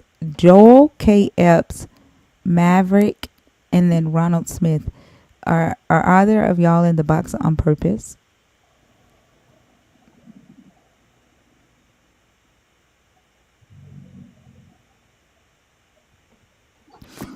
To be honest, it's been like that all night, Cassidy. Like it's weird. Joel K. Epps, Maverick Music, and Ronald Smith.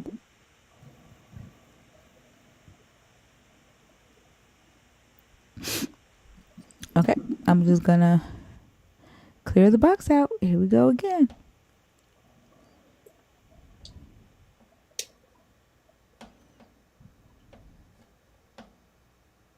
You think it's nerves? You think they get nervous, so they just let it be up to God or like the Holy Spirit or something?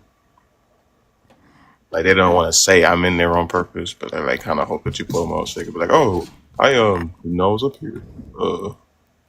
I don't know. I think it could be a sign that they actually do critically think, and I'll tell you why. Hold on. Hey, Joel. Hey, how y'all doing? What's up, thinker? I'm good. How are you? I'm doing good. I'm doing good. It's just there was like nobody talking the last when I first joined on, and I was like, okay, let me come in and say hi and tell them how I think that this is a good topic. You know, and I don't believe that believers are any more moral than non-believers. And maybe some non-believers are more moral than the believers. But I like how you break it down, because the God of the Old Testament was definitely not a good person. Yeah.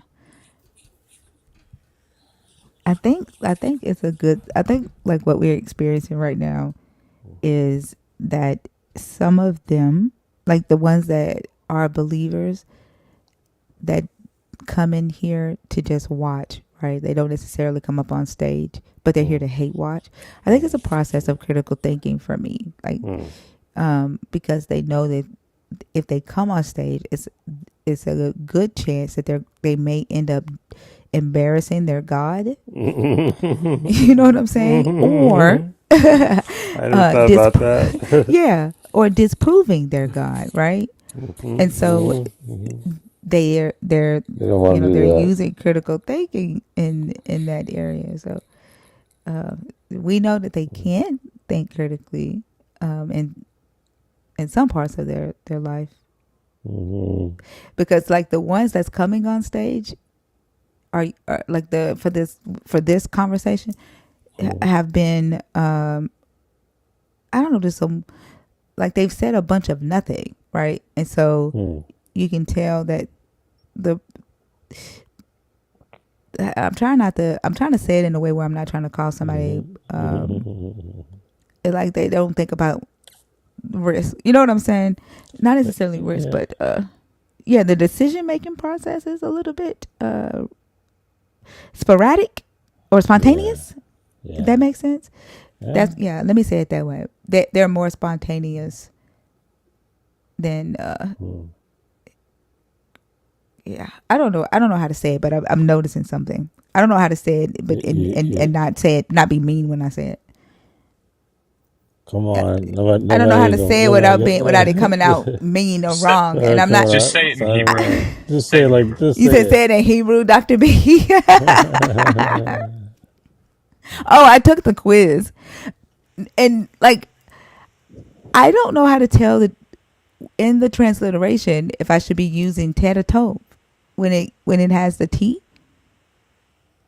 uh, uh, yeah, I mean, Just that's use why I either say that. or. Yeah, that's why I say that transliteration. Like, um, I don't Is that know. the It's quiz we're just supposed to be taking though, or no? there shouldn't be any transliteration in it. Oh, I That's the one unless where I, we have to use, like, it's transliterated and we have to write it in Hebrew. It's not like we have to. Am I taking the right? Did I take the right quiz? No, it you talk. is. Were you supposed to do the alphabet? And So the one I did was there were 15 words transliterated and I had to write them in Hebrew. Was that the wrong quiz?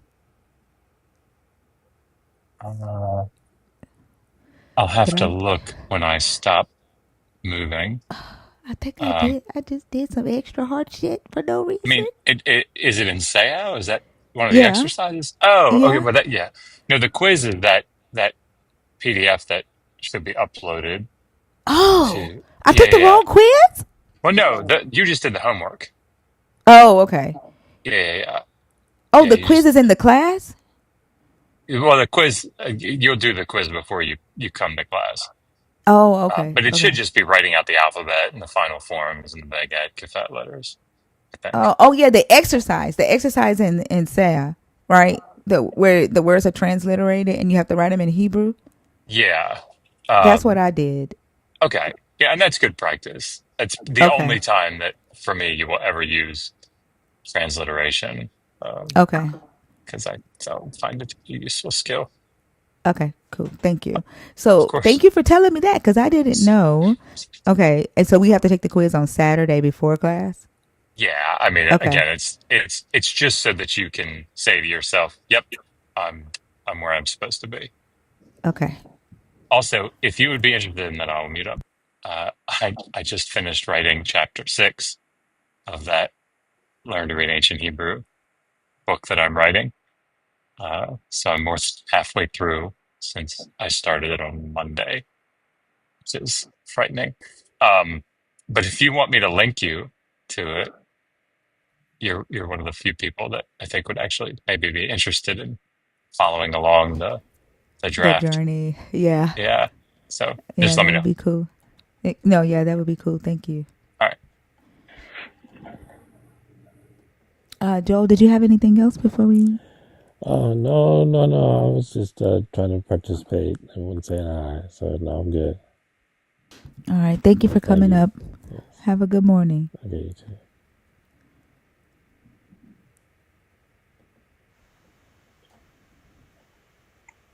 Thinker is James O'Brien requesting to come up. I'm trying to open the box. Let me see.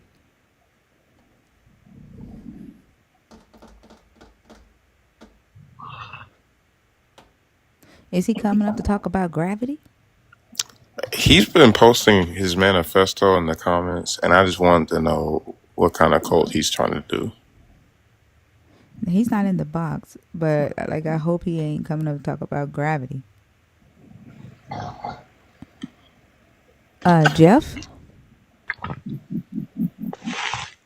Jeff? Hello, Jeff?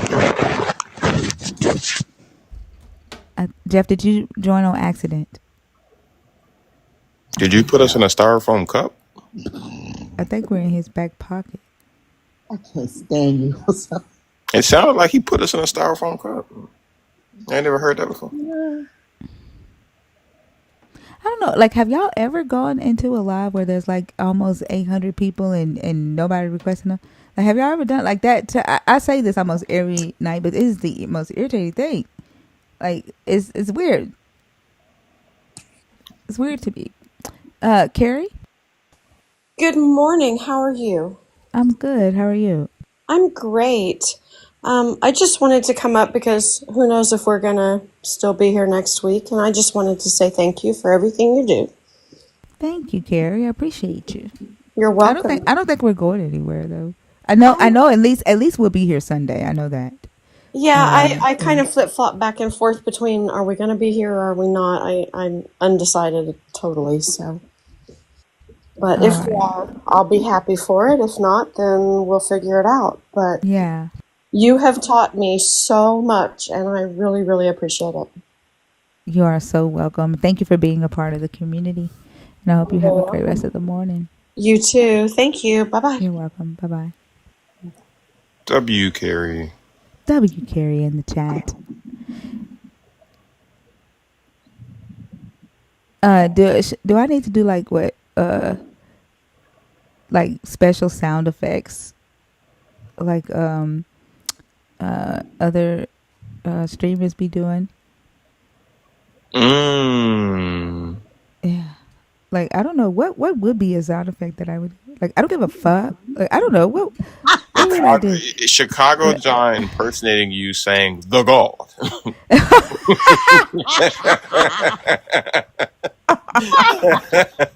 That would be good.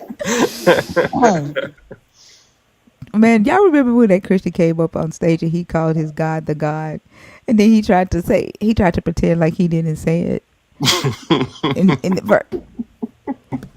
It's like, oh, did you just say the God? So like you be watching this, you be watching us, don't you? Mm-hmm. That's too funny. Who is John Medina? Who is John Medina? Have y'all heard of him? Nah. Somebody said I need to talk to John Medina. I don't know who that is. Grandma, Grandma, Grandma Bertimus.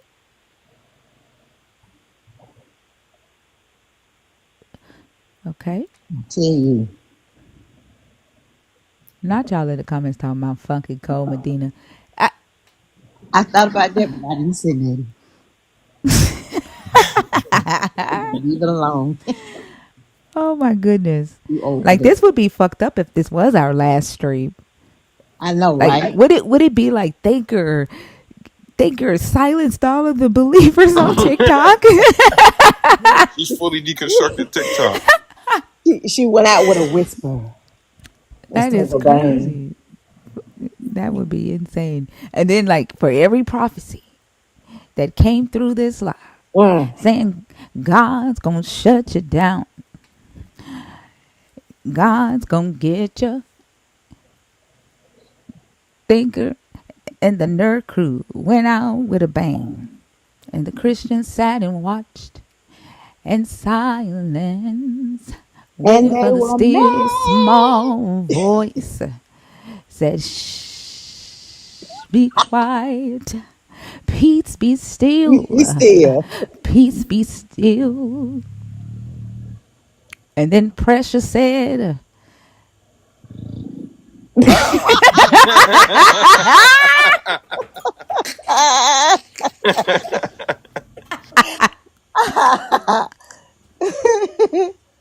Come on. Right yeah, now on that's time. power. Right on time.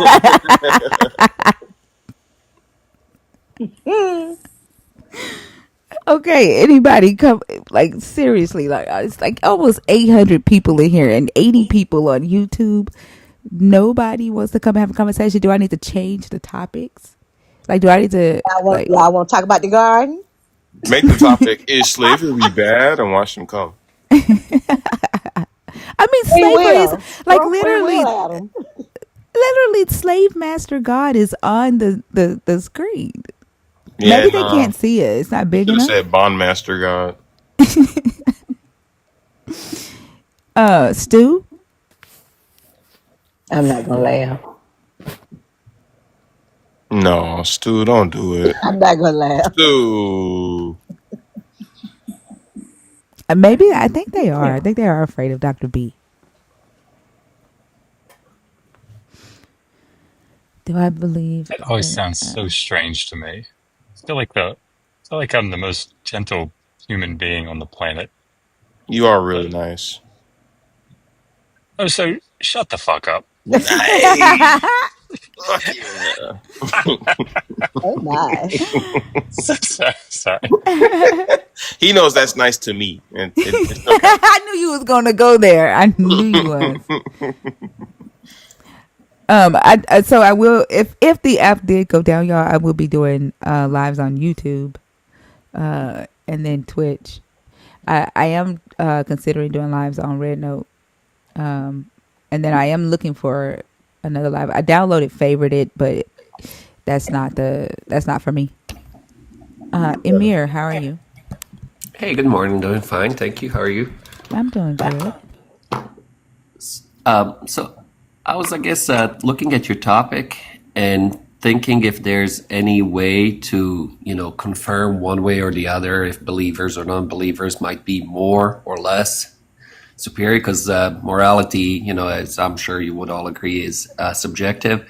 So I'm thinking, like, would legal perspective of it maybe be the only, like, most objective way to maybe measure something like that, or if you had any idea, like what might be even the way, because I would imagine people are just saying regardless, in terms of level of morality, but I don't know if there's even any way. What would you think might be the most objective way to measure morality? And I would imagine a lot of people in jail are believers, so I don't know if even the legal cases, like if court records might be some sort of an indicator.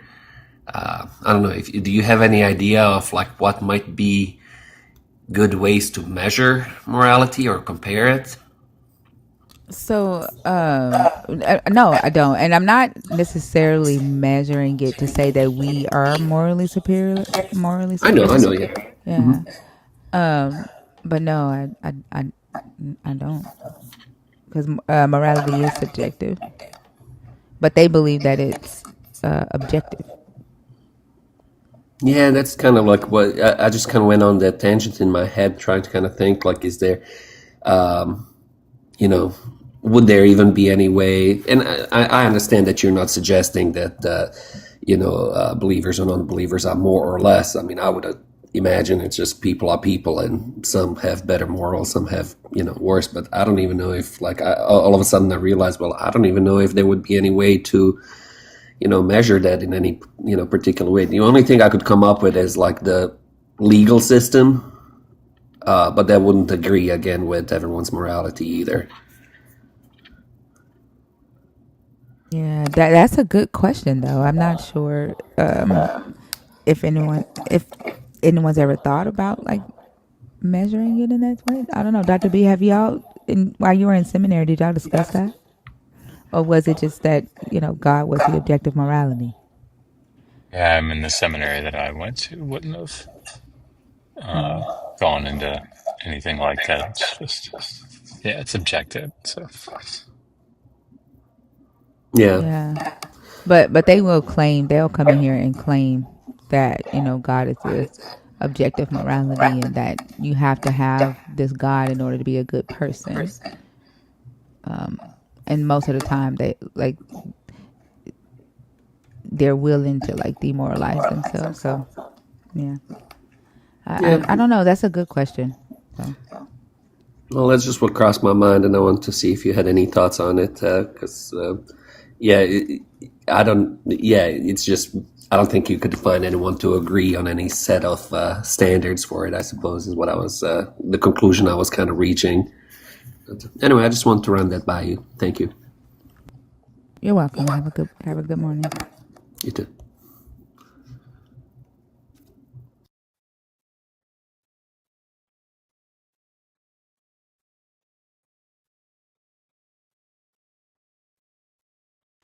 I just want to say I agree with Fee. Harm thy net to others. She's trying to say harm done to others. And I thought of that too, but then they would say, well, what do you consider harm? Right? What's harmful to one person isn't harmful to another. Yeah. Yeah. Hold on. I'm trying to get the box open.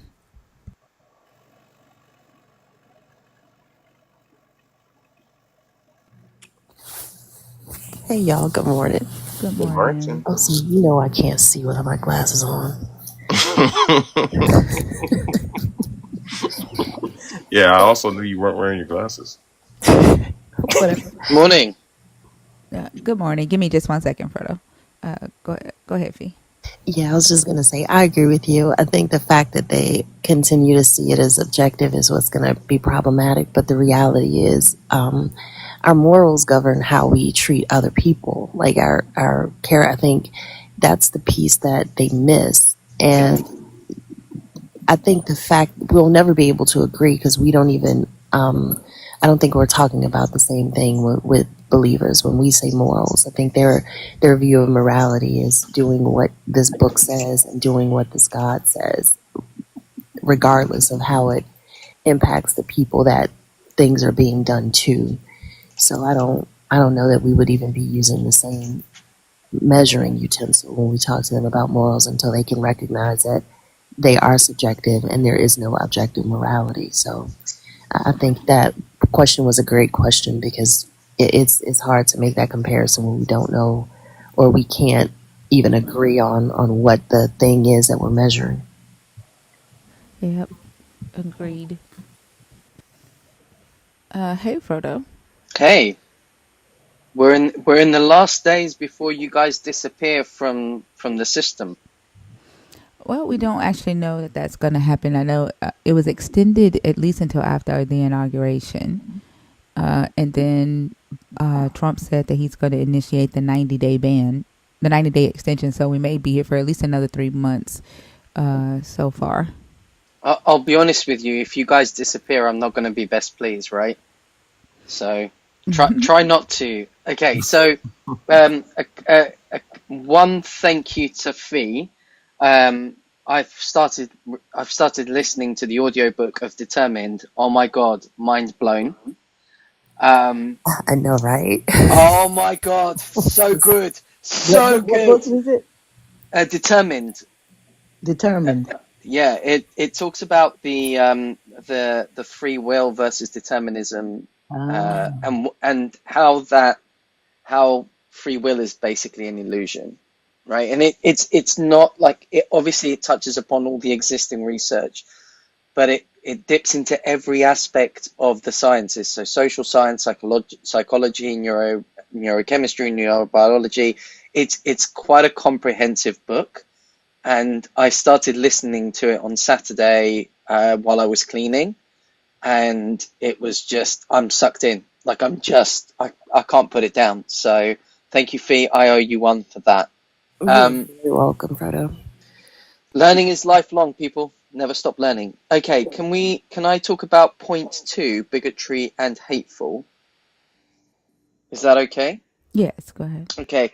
So I recently came across um a live it's a Muslim live, but I've seen it in Christian lives as well, where was it the Golden Globes or some kind of ceremony to do with the arts, where God basically scored zero, and then Los Angeles and LA is basically on fire, and they're kind of connecting these two events together, and to me that is nuts. Like it's just not great, because they're going, well, you disrespected God, and now God has set LA on fire, which to me is one of the most bigoted, the most hateful things to say, and connect your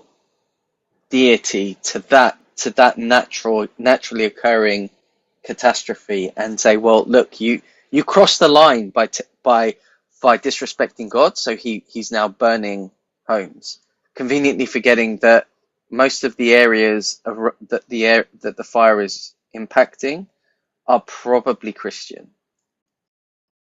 So that's my kind of, I guess, my contribution to this whole bigotry and hateful. There seems to be that connection to, as soon as you disrespect their deity, he's going to take some sort of action to to kind of balance the hatred that you've given him, or the disrespect, by burning an entire town into the ground, or city, or whatever you want to, multiplicity, or whatever you want to call it. This is, for me, the most bizarre thing to connect to the deity. And this isn't just Christians, it's Muslims are doing exactly the same thing in their lives. They're like, look, shouldn't have disrespected God. So I'm not sure how they can connect all of these concepts together, considering most things are naturally occurring, or everything that we understand about fire is naturally occurring. I'm not sure how they did that. And every time I've tried to kind of dissect this for them, to say, if there are naturally occurring circumstances, where's the God in the equation? And they're like, well, he allowed that to happen, to kind of remind people that disrespect is not really needed. Disrespect is not to be tolerated. So, thoughts on this, or have I gone off the reservation with the topic I've chosen? No, that is hateful. When people are losing their homes, right? And you want to tell them that this is an act of God, and the reason why they do it is because they've been taught, like Sodom and Gomorrah, right? That's how they believe that their God, would respond. Rhea did a video responding to this, and she asked the Christians, why is it that your God only responds to certain things with destruction, and why does he need people to be in a position of suffering and turmoil and hurt in order to get their attention? Like I don't think they pay attention to that fact. Like when they do say that these horrible events that take place is God's judgment, why is that the way that he chooses to respond, by causing more pain? You know what I'm saying? And Mm-hmm. and what exactly does he think that is going to happen when he puts people through more pain? But it's definitely hateful to try to throw something like that up in someone's face when they're going through something like this. But also, I did notice that and I don't know how, if it's connected or what, but they've arrested a bunch of people who have been caught starting some of the fires in LA. Yeah. And yeah, for arson. And it just makes me think like some people will go as far as trying to put themselves in the place of a God and call it judgment, right? Like, are they playing God and choosing to enact judgment themselves? Because there's been several people who have been caught starting some of these fires. Yeah. So when I had the conversation with the Muslim group, they started off with, so when these fires happen, do they not do insurance companies not claim that this is an act of God, and therefore will try and wriggle out of kind of paying out? And I said, are you not committing an equivocation fallacy here? Like, an act of God doesn't translate to physically God coming down and setting. It's just for events that are naturally occurring. Now, obviously, if they find out that there were arsonists behind this, which is the most likely option, but doesn't necessarily mean it's true. But on balance of probability, at what point do you then recognize that what you're equivocating here just doesn't track? Like, naturally occurring forest fires can happen and have happened in the past, and there was no correlation. There was no causation between a god being disrespected and then the fire occurring. So you're saying that those fires were naturally occurring in the past, but this one was definitely caused because there was an award ceremony the night before where God didn't receive any likes or wasn't voted as the most influential figure, or whatever the vote was. And you guys have connected these two things, and there seems to be no connector. And I tried to explain it to them. Where's the connecting piece of information that connects these two together? And he goes, well, we're saying, like, this happened, and then God decided to take action. I'm like, okay, but there's no causal link between the two. You're inserting the causal link between the two, right? And he goes, well, we can't ignore the coincidence. We're not asking you to ignore the sequencing of events. Like, there was an award ceremony, Golden Globes, whatever, and then the next day fire started. But you're claiming that God is responsible for this act of God, and we're telling you that you've got no way of assessing that. You're just looking at the coincidence and going, yep. So that, for me, that was the focus of my questioning. It's like, guys, you have no way of connecting these two things together. And, like, other than you think there's correlation, but that correlation doesn't equal causation, right? And, like, well, for us, it's too much of a coincidence for us to ignore it. Well, what they're looking at is who it's happening to, right? And they see them as, the elite. Also, it's Hollywood in their head. They're like, oh, like as many times as we talk to them, Hollywood to them is Satan. And so Okay. in their head, they see their God fighting back against what they believe to be Satan. Also, their jealousy, like a lot of them are jealous because, the people that is happening to live in nice homes. They don't necessarily, you know, have to worry about what they're going to eat. And so this is their God fighting back for them. You know what I'm saying? Mm. Which is horrible. It's horrible to be happy and say that, look what God is doing. Like, look what God has done. But it's the crazy thing about it is, though, it's not too far away from what the God has actually done in the book, right? Like fire, he destroyed a lot of places by fire because of his jealousy. So, like, they're not, like, if they see this and they say that that's God, it definitely fits his personality, right? But the question is, why are you okay with celebrating, someone else's suffering? And to you're okay celebrating somebody else's suffering because you suffer and they don't. Is Can I ask a question? I'm mhm. I'm not 100% an expert on LA, but I believe Compton is one of the areas impacted, right? I'm not sure. I know when it first started happening, it was happening in areas where like a lot of the celebrities lived in like nice houses. So I'm not sure if Compton All was right, I impacted. just Oh, want they're to. saying no. A lot of people are saying no. Okay, it's not Compton. Okay, so I guess Compton's being impacted by things like secondhand smoke and inhalation because I had a one of my old line managers came. He's moved to a new company and he flew into LA and then they flew out as soon as the fires. And he said the kind of the air quality over Compton wasn't great. And it's just there's this lack of there's a lack of understanding around fires impact a lot of things. It's not just your even if we were to grant that this looks like an act of God, as in God is there are secondary impacts on people who might be quite religious and are people of faith and they've lost their homes and so on and so forth. So it's almost as if the consequences of this fire don't really matter because it's come from a divine source. So if you've been impacted, it's probably your fault, which is even more sinister, right? So if your house doesn't that, but your food quality goes down or your air quality has been impacted and you're struggling, it's somehow it's still your fault that you're impacted because you must have committed some kind of unspeakable sin in your past that you didn't atone for, and therefore it's your fault again.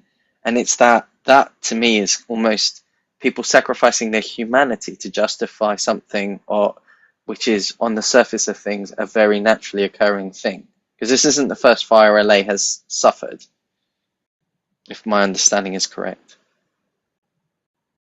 Yeah, no, it's not it's the first time of this like of this magnitude Mm, that I've ever heard of.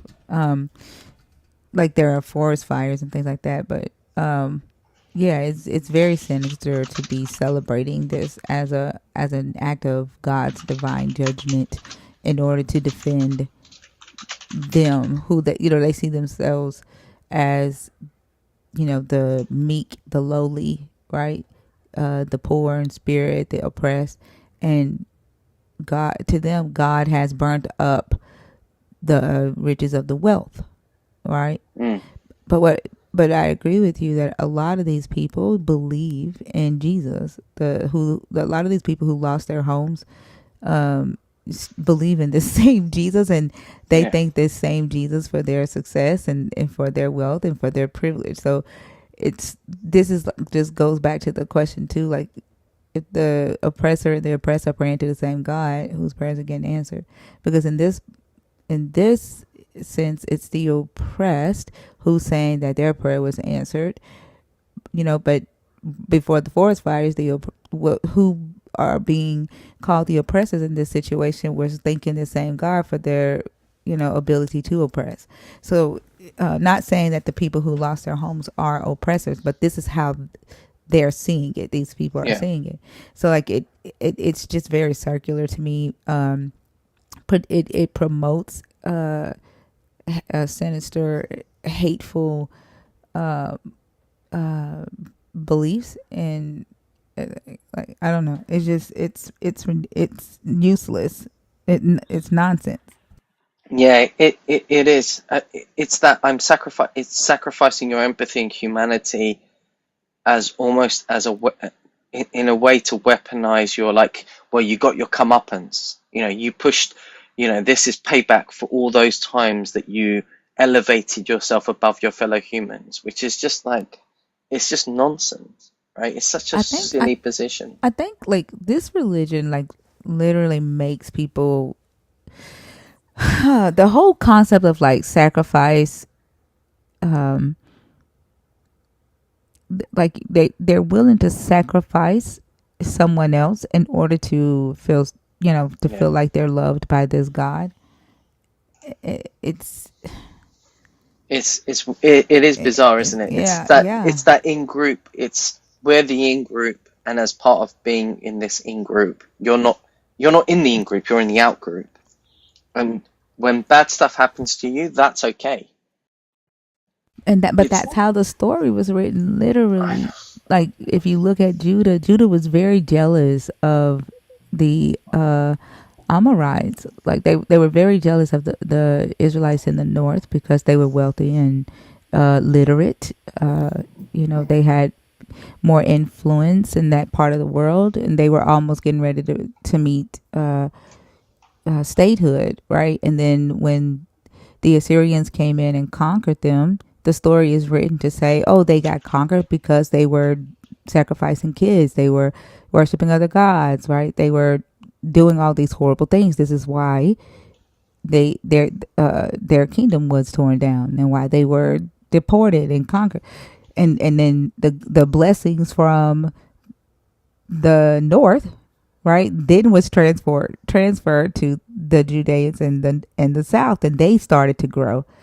And so, like, if you really like learn the history of what's going on in that book, and then study what it's actually saying, like literally them saying that them fires is the God justifying it's just Judah in the north and the jealousy, being willing to sacrifice one others for the upcoming of another nation.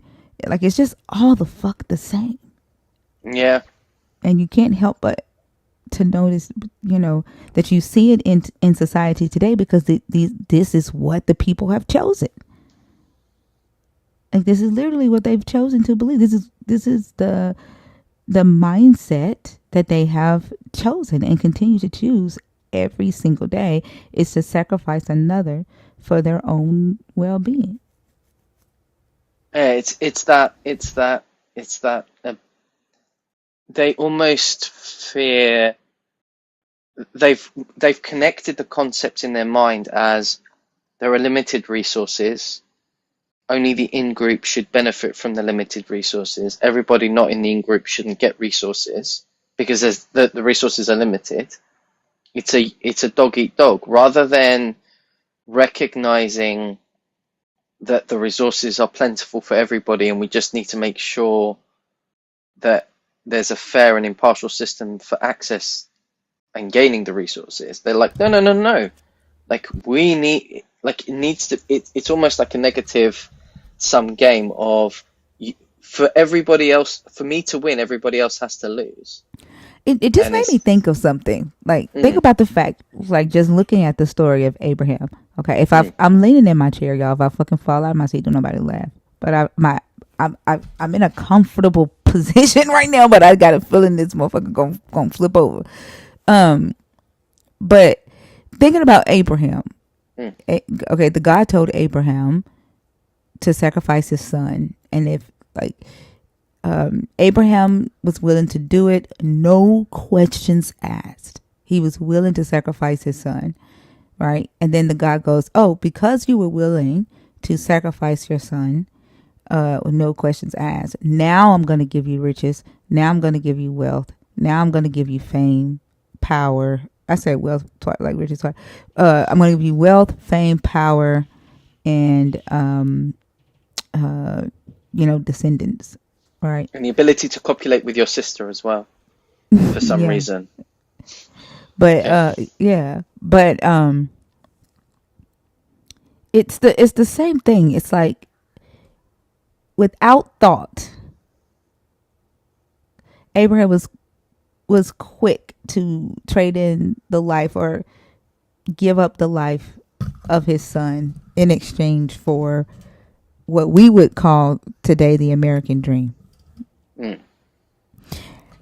And the way this fucking shit is in this book, and that's what people are willing to do today without thought.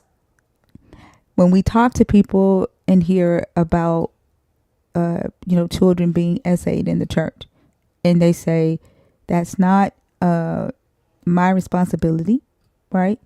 That ain't God's responsibility. Or they'll say, all I know is he answers my prayers. All I know is he makes sure that I eat every day, right? He heals my body, right? There is a TikTok meme going around that's talking about how the God is so good, and he's like, He wakes me up every morning. He heals my body. He blesses my soul. Like just talking about how he shows up for me, right? While at the same time, he's not for someone else. And so when they're willing to say that, when we're like, look at all these kids being essayed in the church by the people who preach for this God, and they're willing to say, but me, but he shows up for me, right? I don't know what to tell you about that. I got mine. They're willing without thought to sacrifice, to offer up, you know, like literally one person was like that it's all in God's plan. That those kids being essayed is all in God's plan. It's for the glory of God. Like, and they'll even tell a person who has gone through something horrible like that it's for the glory of God. It's out that means like it all works out for your good, right? Like they're willing to sacrifice without thought so that they can get what they need. Like that is fucking insane And inhumane. yes. That's great. And you know what else I was thinking? You know how believers always say that the only commandments they are required to follow now is love your God with your whole heart and love your neighbor as yourself. What's loving about seeing your neighbor? And they say that that neighbor applies to everyone. So what's loving about rejoicing in the demise of your neighbor? How is that loving? And then I don't even think that they realize that they contradict their position by saying things like this, because you tell us that the whole world is lying in the power of the wicked one and God is just allowing that to happen. So why would he rain down fire on someone for not winning a Golden Globe? And whose God did it? Is it the Muslims that are celebrating the fact that Allah did it, or is it the Christians that are celebrating the fact that Yahweh did it? And the causal link, Frodo, is them. For them, the causal link is the belief that God caused it, and that's the only causal link that they need, regardless of the impact to others, regardless of the impact to people who believe just like them. They don't care. It's not about, they like to say that it's about, God restoring balance and order and goodness and all these wonderful things. But if in your goal to pursue that, you cause devastation and harm to others, what is your goal truly? I think it's just about control. And for them, they will justify and ignore and condone the most ridiculously terrible things and horrific things that are done to people for the sake of believing themselves to be right. And it's infuriating when they say things like that and then tell us, because we're concerned about all people, them included. And that's the crazy part. Like, my concern extends to believers as well, but their concern does not extend to non-believers. Exactly. So tell me how you're more moral. That doesn't make any sense. It's the lack of empathy, right? It genuinely, it's the lack of empathy. And Well, not I've not come even just that. It's also the simple mindedness, and like in this book, it literally tells them to be simple minded, right, and to stay simple minded. And the book calls them simple minded, calls them unintelligent, with humans with the inability to judge, like with the lack of judgment. And so they are willing to, because they don't allow themselves to like critically think or go deep into why they believe a thing, right? Or why they're willing to champion a thing.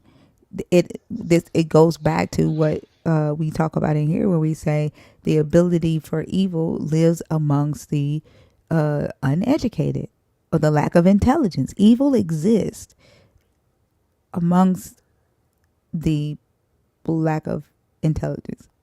I really be trying my best not to say ignorance, but because I don't like to call anybody ignorant or dumb, but like that's where the evil is mostly justified. They're willing to turn their eyes away from the evil and justify it because of the lack of intelligence. Well, ignorance is literally the lack of knowledge, right? So Yeah. yeah, I'm ignorant of so many things. I think we all are, but I know what you yeah. mean, Thinker. But Yeah, I because think it's, they'll take it the wrong way. yeah, they will. But Yeah. it's the willful ignorance for me. Like it's the ignorance that allows you Mm. to stay ignorant, and while you're seeing the things that you say you don't see. It's that part for me, because a lot of these people that come up here, I know what religion does to your brain. Like I know how it skews your judgment, but you cannot tell me that seeing children being abused, seeing, people's homes and their lives and their animals and all of these things completely devastated, you're going to celebrate that. There's a certain level of disconnect from your humanity as a whole that is required for you to hold that position. And that's the piece that just, I struggle with that so much because it's just so heartless. And it's heartless for what? It's heartless for you to be right, for you to say that you're right or to prove that you're right. And it doesn't prove anything without your belief that it proves it. And that's the frustrating part. Yeah, it's the reductive thinking as well, I think. You're right, Fee. I'm not arguing against that. There's almost that reductive thinking that leads them to these conclusions. It's like, well, bad thing happened because you deserved it, right? It takes a little bit more kind of nuance and empathy to kind of think outside the box, to kind of go, the fire is horrible. This is truly devastating. How can we help? How can we kind of connect to these people who are struggling at the moment with the loss of their livelihood and their belongings, and that they're destitute, especially in a nation that doesn't have a good social safety net to support these people, and they're reliant on the goodwill of others. It is challenging, right? It's terrible. I remember when the Ukraine conflict started, myself and my estranged wife, we just bundled all the baby clothes that we weren't using and delivered them, right? It's not a big deal. Like, I'm not saying this is like the biggest thing in the world, but it's something, right? You kind of go, we don't need these clothes. We're not going to throw them away. That there are probably children who haven't got anything because they've been displaced. There is something on a human level that spurs you on to do something. And if you've just let go of your empathy because it's too much for you at times, or you feel, why should I care? Why should I? Always a red flag for a narcissistic behavior. Why should I do this? Well, I don't know, because you could be in the same position and you might find yourself struggling. And, human flourishing is important. And if we care about human flourishing, then we probably want to try and do something to better the lives of our fellow human beings, because we are part of this group called humanity, or human beings. So we might want to try and move the needle forward a little bit. And for me, that's the biggest take home, is that kind of that lack of empathy, that kind of almost malicious intent, and then the reductive thinking I mean, that like goes along with literally, it. there's one in that's just exemplifying everything that we're talking about right now, right? His name is Mastermind NJ. Now, he commented and said, "This is boring." He said, "Y'all have sat here and reasoned with each other, right?" That now think about the what his intention was behind that comment, right? Is to say that we've done something that was a waste of time. But the thing that he called it a waste, he said, "This is so boring that you have sat here and reasoned among each other. The blind follow the blind." The the fact that he doesn't even realize that he's using reasoning the way that he's using reasoning. Like they lack, they're so ignorant in their thinking, right? They Mm. can't, they refuse to sit around. They refuse to actually pay attention to what's going on in the world, to hear, right? People say, "Hey, this thing is hurting me," or "This thing is causing harm," right? They're unable to do that because all they hear or see is their Jesus and their whatever they believe that their Jesus does for them. Right? Like they can sit around and they can hear us talk about the things that we have gone through because of this God or because of this religion, and it'll go in one ear and out the other. Like they don't care. Yeah, it is, isn't it? Empathy's hard for these people. I don't understand why. Like, is it It's so the lack hard? of it's because they're ignorant. Their critical thinking isn't there. Like Yeah, yeah, it's not yeah, there. yeah. It requires you to engage in concepts that remove you from the equation, and that's quite challenging for some people. Well, why should I care? Well, I don't know. Take yourself out of your shoes for 5 minutes and put yourself in the shoes of the person who's just watched their livelihood go up in smoke. Well, did they deserve it? It doesn't matter if they deserved it or not. How do you define deserve it? What? How is how is that a thing that needs to come into the equation? But I don't think it's just that. That's the thing. Mm. Like it's not. I don't think it's just as simple as that. They're just selfish. I I honestly think that they don't have the cognitive abilities, right? That they've not. Let me say they've not allowed. They've not unlocked that level of their mind to allow them to even Yeah. consider it. Like it's like what we were talking about earlier tonight, how the logos, right, being how Heraclitus defined logos as reasoning, right, and logic, and that it's natural in every human, right. Mm. And it was Philo and the Apostle John that anthropomorphized logic and reasoning into the God. And it's like then you have the leaders of the God, right, who say that they speak for the God, they think for the God. And so they control that critical thought. Like they control that part of that believer. And so the believer believes whatever their leaders have decided that they can, how far they can think, right? How far their thinking can go. And so I honestly think that it's more than just them being a selfish person. I don't know that they can actually go into the critical analysis part of empathy, because you have to be able to critically think, right, in order to reach that level of empathetic action. Does that make sense? Like I don't know if I'm making sense. It No, no, does to you me. you're making perfect sense. And I also think, like, you know how I talk to y'all about um, the struggle that I have internally with ensuring and working consciously to make sure that my empathy doesn't exclude Christians. And this is why. Because when Frodo was saying that a lot of believers will say, well, why should I care? To me, that is an indication of a problem with the way that we're thinking. So if I'm talking about kindness and compassion and understanding a person's position, right? Or understanding what they're going through, but it only applies to certain people. Even as a non-believer, I'm doing the same thing that Christians are doing when I'm doing it to believers. So when we think about the mental that has to be going on, or the mental deficits that have to be there with the connections that are being made when we're talking about this, like for the guy that you were just talking about, to hear us discussing something as devastating as what's going on in Florida and the other atrocities that are going on around the world, and we're talking about it from a place of care. And what he's saying is that it doesn't matter because we're not including his God, or we're not talking about it from the perspective that he's talking about it. I think that's the crux of the problem.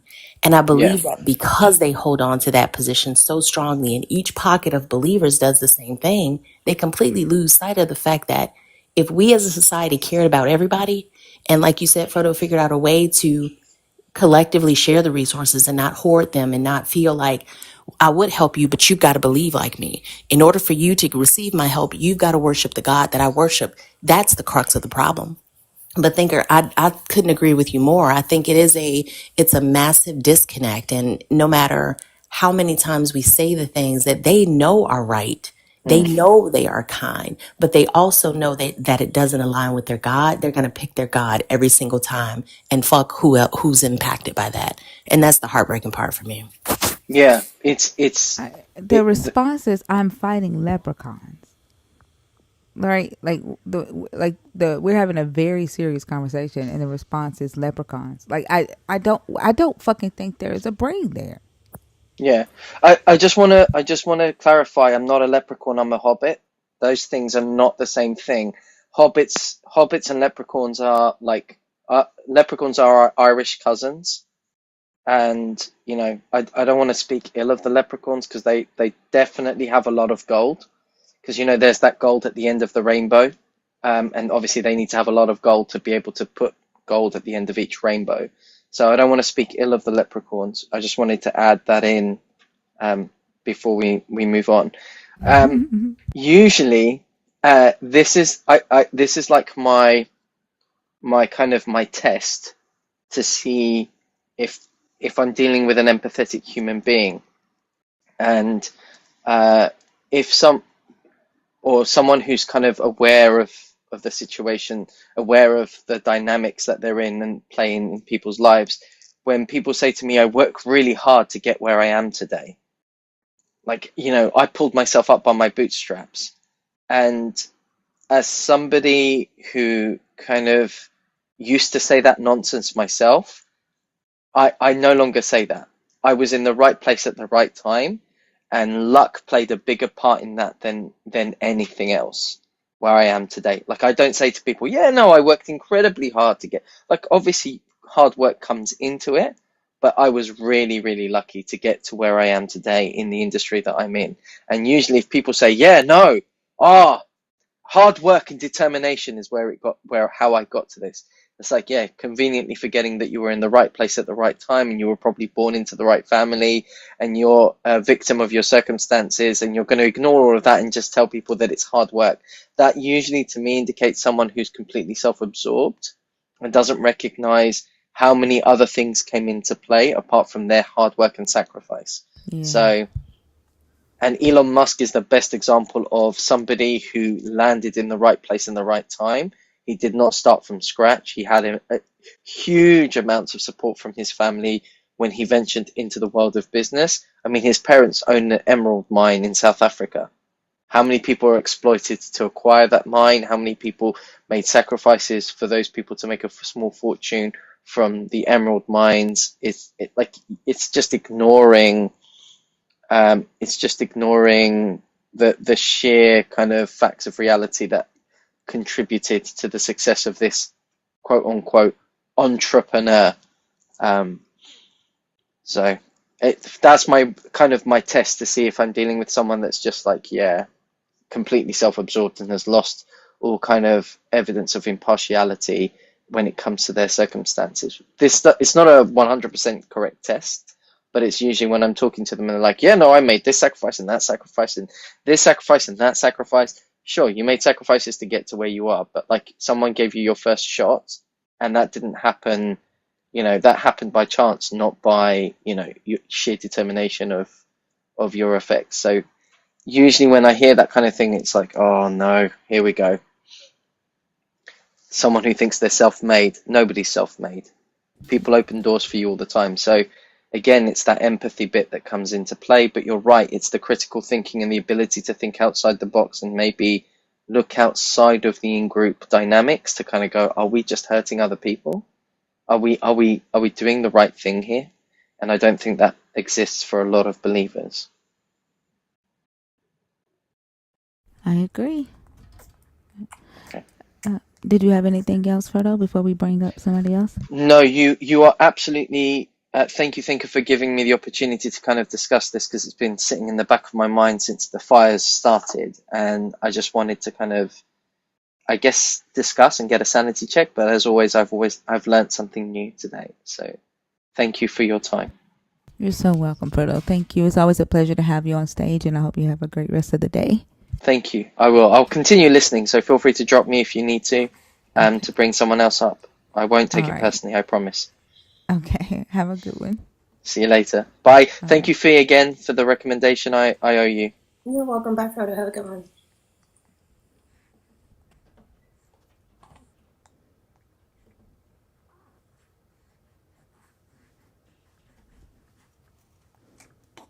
W Frodo.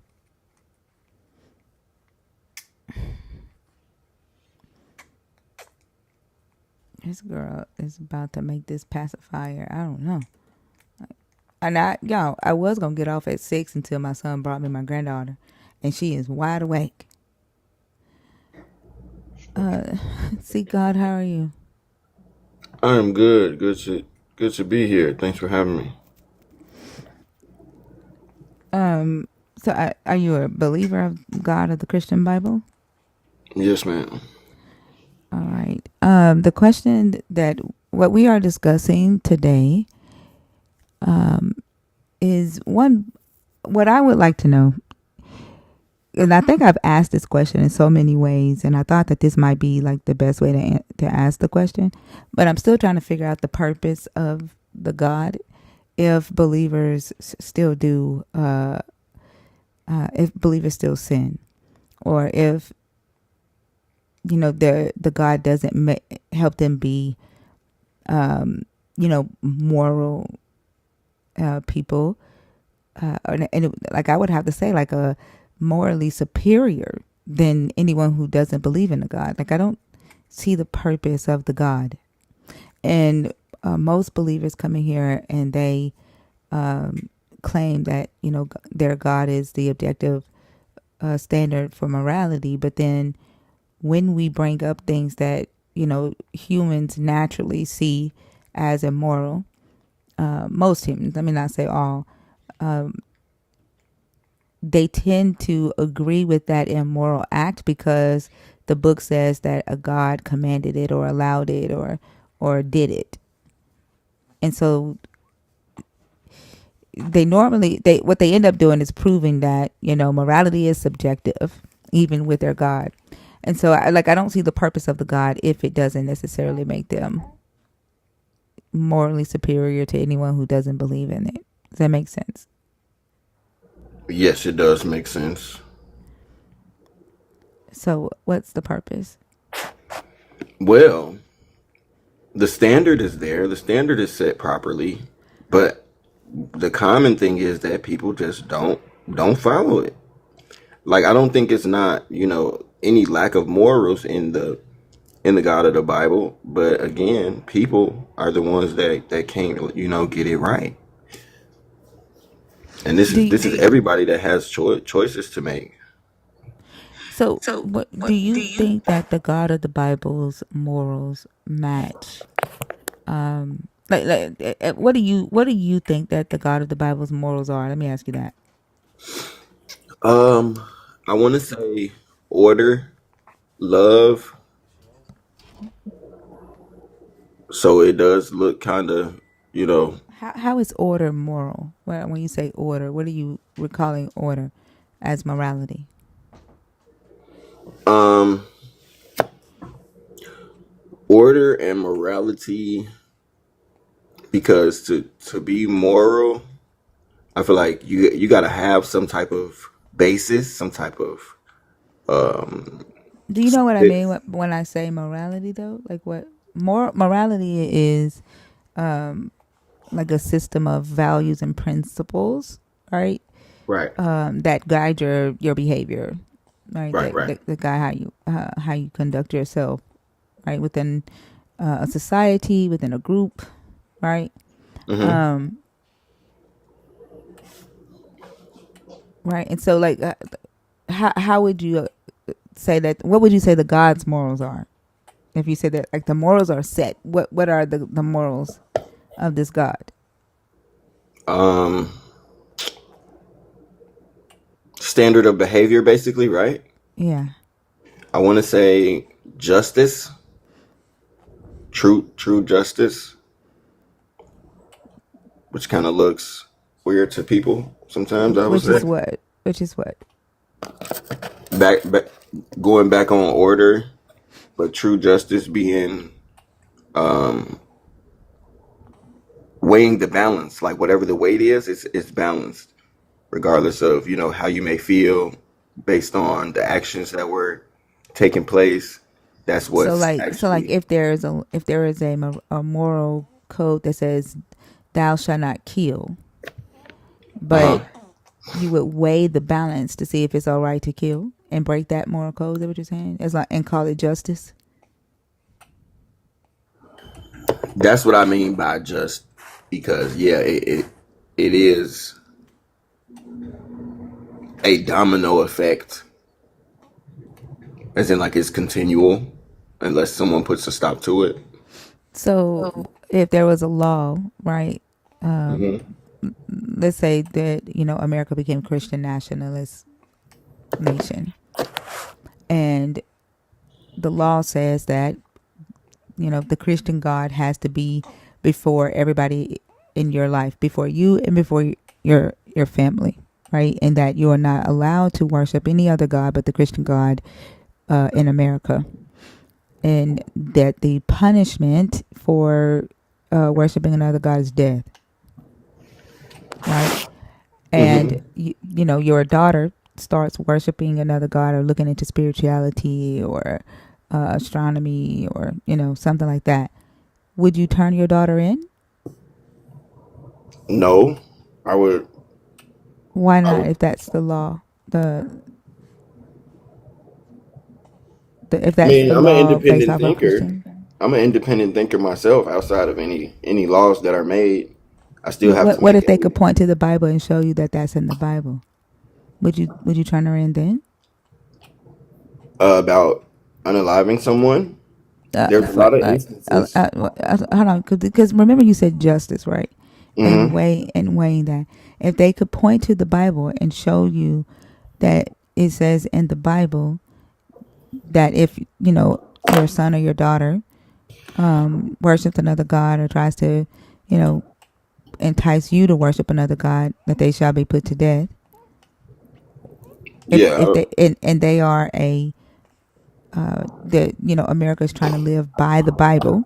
They are a Christian nationalist country, and in the law it says that you can only worship the God of the Bible, and that if you are found worshiping the God of the Bible, or if somebody hears that you are if you're found worshiping another God, or somebody hears that you're worshiping another God, you shall be put to death. If they could show you that it's in the Bible, would you turn your daughter in? no, Why not? How is because that justice? again, I believe the law was made for a different purpose. It was made for regulation. It wasn't like the original intention for man. What laws are not made for regulation? Every law is made for. That's the purpose of a law. Right, right. So I'm agreeing. Like Do we I'm, not need regulation today? yes, yes, So definitely. then we still need regulation, right? Except If the not to law, that extreme. Like why I not? wouldn't Who said we don't? advocate that extreme. Who said? Jesus said that you must be willing, right, to love Him more than your wife, your son, your daughter, and even yourself, right? Like He said, I've done that hate your. part. I'm sorry. I said I've done that part already. Not you're not if you're not willing to follow the law. That's not a law given to me though, is what I'm saying. It's in your Bible. How is it not a law given to you? It's in the Bible. Well, I read the Bible in its entirety, and it kinds of give us a revision to those laws. Where's the revision to Deuteronomy 13:6 through 11?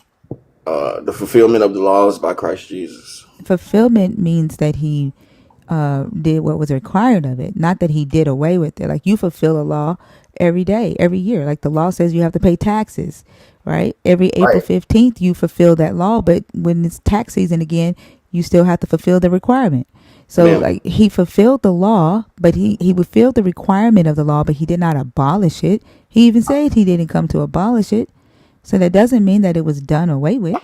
So I like the example you used about the taxes. So Yes. the example that Jesus did was compared to him paying the taxes forever, as in like we don't No, He have to didn't. pay He that. never. No, He didn't. He said if you sin, right? He said, "No greater love than this does a man have to lay down his life for a man." That's all He said. Not one, nowhere in this book does your Jesus say that you do not have to follow the law. Nowhere. No, no, no. Again, yes, you're right. This is not a permission to disobey the law. But But I'm again, the saying law, he also did not say that He did away with the law or abolished it or changed it. right? I just believe in the completion of it, as in like there's no longer a payment, a penalty for those things, because one altercation, one. There's no okay. So so a part of the law was thou shalt not kill. Correct. Yes, Okay. Is there a penalty for killing today?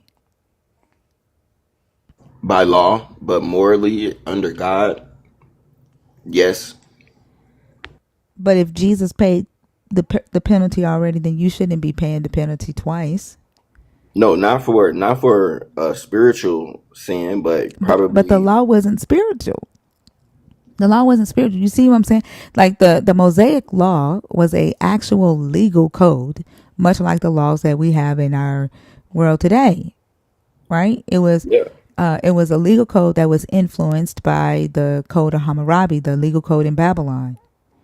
Right? It was laws that they lived by. Like, it was their legal system. So, like, for to say that Jesus did away with the legal system, it's kind of weird to me, No, right? not did away. I don't want to come off like I'm saying he did away or you don't have to do the commandments. It's more of a, now that you know him, you're doing those commandments out of love, like because that's the love relationship. He gave examples of things he disliked or things that were not, pleasing to him, and that's a basic guide. So okay, this is not Like going to what? make God happy. Like what? Like what? um Certain things that are done that the law stated, or Like um what? um going back to that example, knowing that God dealt with us a lot more harshly at one point, and then now there's a there's grace given after Jesus Christ. So would you say that grace was given to Ananias and Sapphira I don't know who those are. Are in they Old Acts? Testament? No, they're New Testament. And in the book of Acts, after Jesus died, there was a husband and wife who sold their some property. They gave half of it to Peter and the community and kept half for themselves. Peter says that the Holy Ghost told him that they were lying about how much money they got for the field, and then the Holy Ghost kills Ananias and then kills his wife, right, for a lie, which you never really see them lie. Like, there's nothing in the text that says that they were required to give all their money to the church, or that they promised to give all their money to the church. But because they didn't, and they only brought half of what they got for selling their land, the Holy Ghost killed them. God killed them for telling a Understandable. lie. Would you call that mercy? No, but So how did I they don't pay a doubt. price? How did they pay a price for a sin if Jesus died for their sin? They paid a price, did they not? Yes, ma'am, they did. And this is just like if we were to get caught um doing a crime or a unalivement now, like we could get caught and serve our sentence, but we still sinned. So we But have but the this law that wasn't. we have to abide by, and then we're But gonna they. have.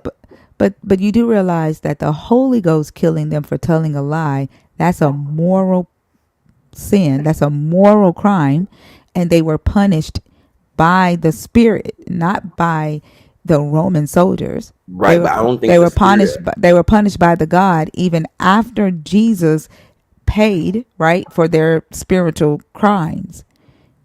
Yeah, but they were obviously in neglect of the payment, which is why you don't break laws on purpose. How do you neglect the pay? How are you in neglect of the payment?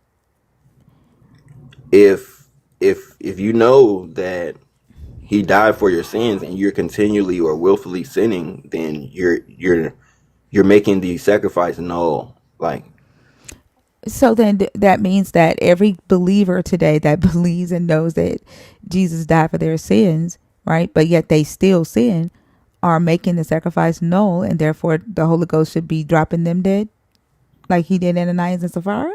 should, yeah, I say yes, but thank God for mercy, and he don't act But again, why didn't as and harshly. why? But you just made an argument against why Ananias and Sapphira did not expect mercy, like should not expect mercy. No, I But didn't. No, you did. So I'm gonna say it again.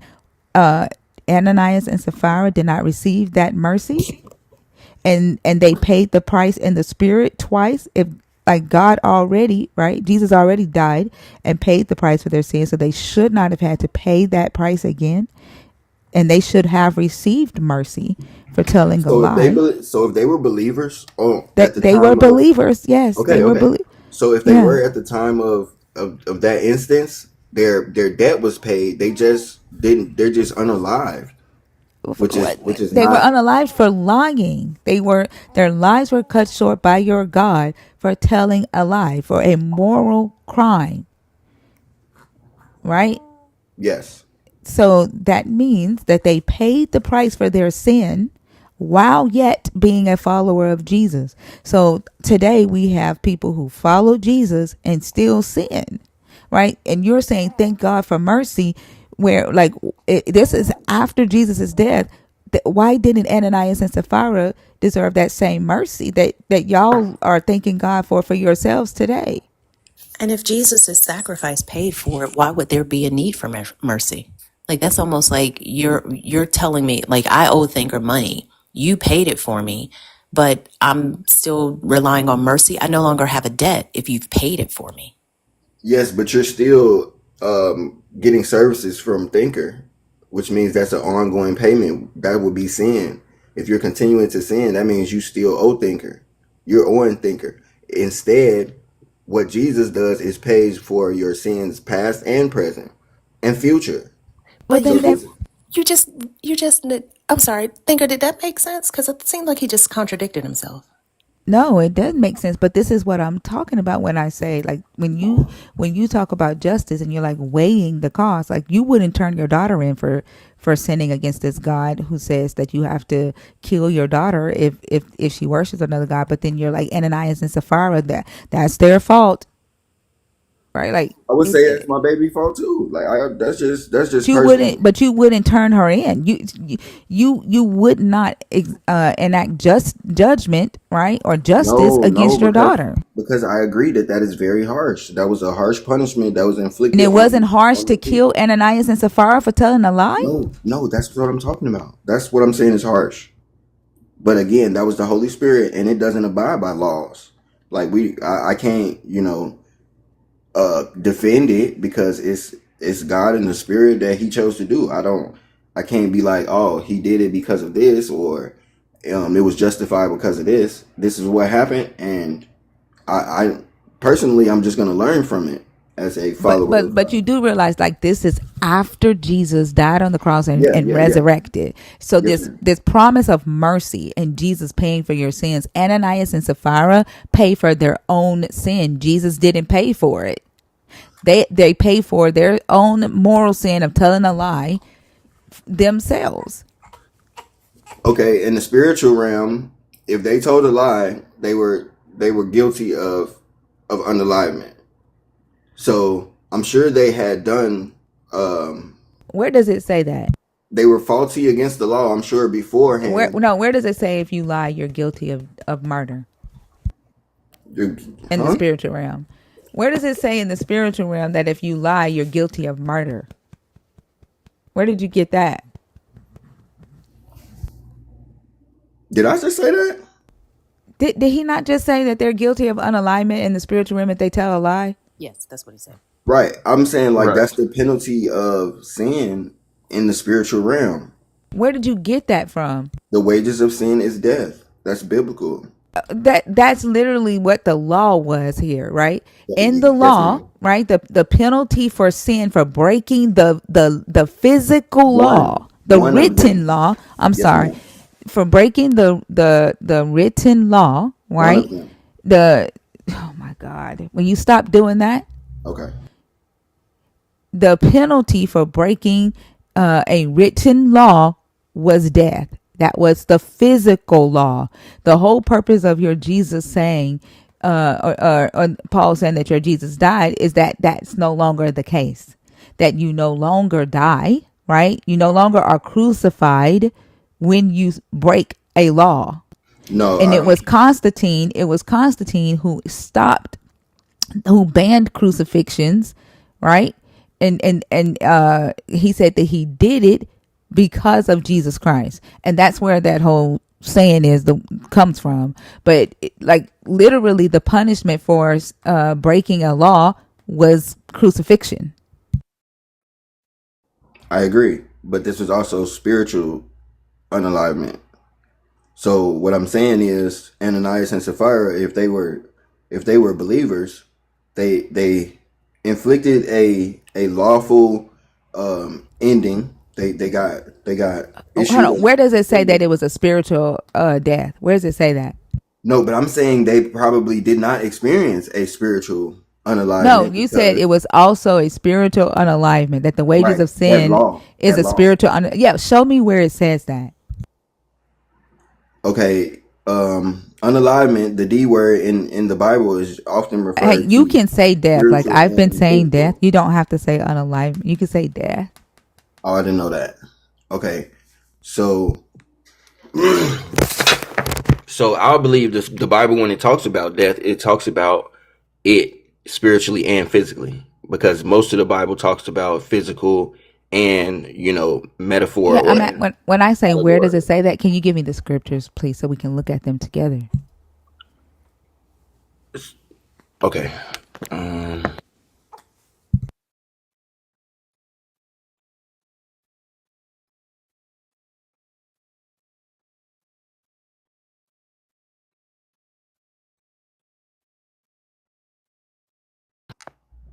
it's Romans 6:23. No, where it says that it's a spiritual death. That's what I'm asking. Like, where does it say that the wages of sin is a spiritual Oh, death? it don't. It's not gonna say that. It's not gonna say that. Right. Why That would was you my say point. I it? said that. Yeah. Okay. All Yeah, right. so Well, I agree with you. No, it's not going to say spiritual death, but it definitely, will take some understanding of the But scriptures it entirely. where does it imply spiritual? Um, Adam and Eve, when he said, "You shall surely unalive," and they You, didn't you can say physically die. unalive at the moment, but they spiritually unalived. They did. Where does it imply a spiritual death in Genesis? The Genesis 3 story, Genesis 2 and Genesis 3. None of that implies anything about a spiritual death. Um, so the being in the presence of God is life, and when you're not in the presence of God, that is death. But they were still in the presence of this God. And then they got kicked out And because they got kicked out the garden, but they were still in Eden, and the God was still around them. The God was still giving them children, right? The God taught them about sacrifices. They taught their children about sacrifices. Like they were still with this God. but not in Eden any longer, which is the They present. were still in Eden. They just were not in the garden. Okay, But you said the presence of God is spiritual. The not being in the presence of God is the spiritual death. right, Not because that's what not being Eden in the means. garden. That's what Eden means. It brings presence. No, it means paradise. It also means presence In the Hebrew, in some language. what language? no, I it don't know. doesn't. It doesn't. I have Like heard why do that. I y'all heard do this that? just yesterday. I wouldn't be just spitting stuff out. I promise. Well, maybe you should stop spitting stuff out that you just hear because that's incorrect. In the same way Okay, you started trying to I'll look it explain the up. death of Ananias and Sapphira and you hadn't even heard about them. And I think this is the frustration because we talk to believers about these issues with the Bible and you guys just assume that it has to mean something that you've made up to make your story cohesive and none of that is in the Bible. Okay.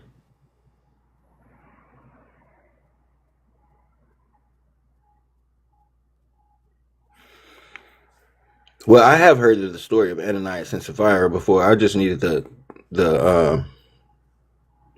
the reminder. So anyway, I think everyone who reads the Bible will get a different interpretation, and everyone who reads anything, everyone who looks up anything, will get their own interpretation, and everyone can, believe what they choose to.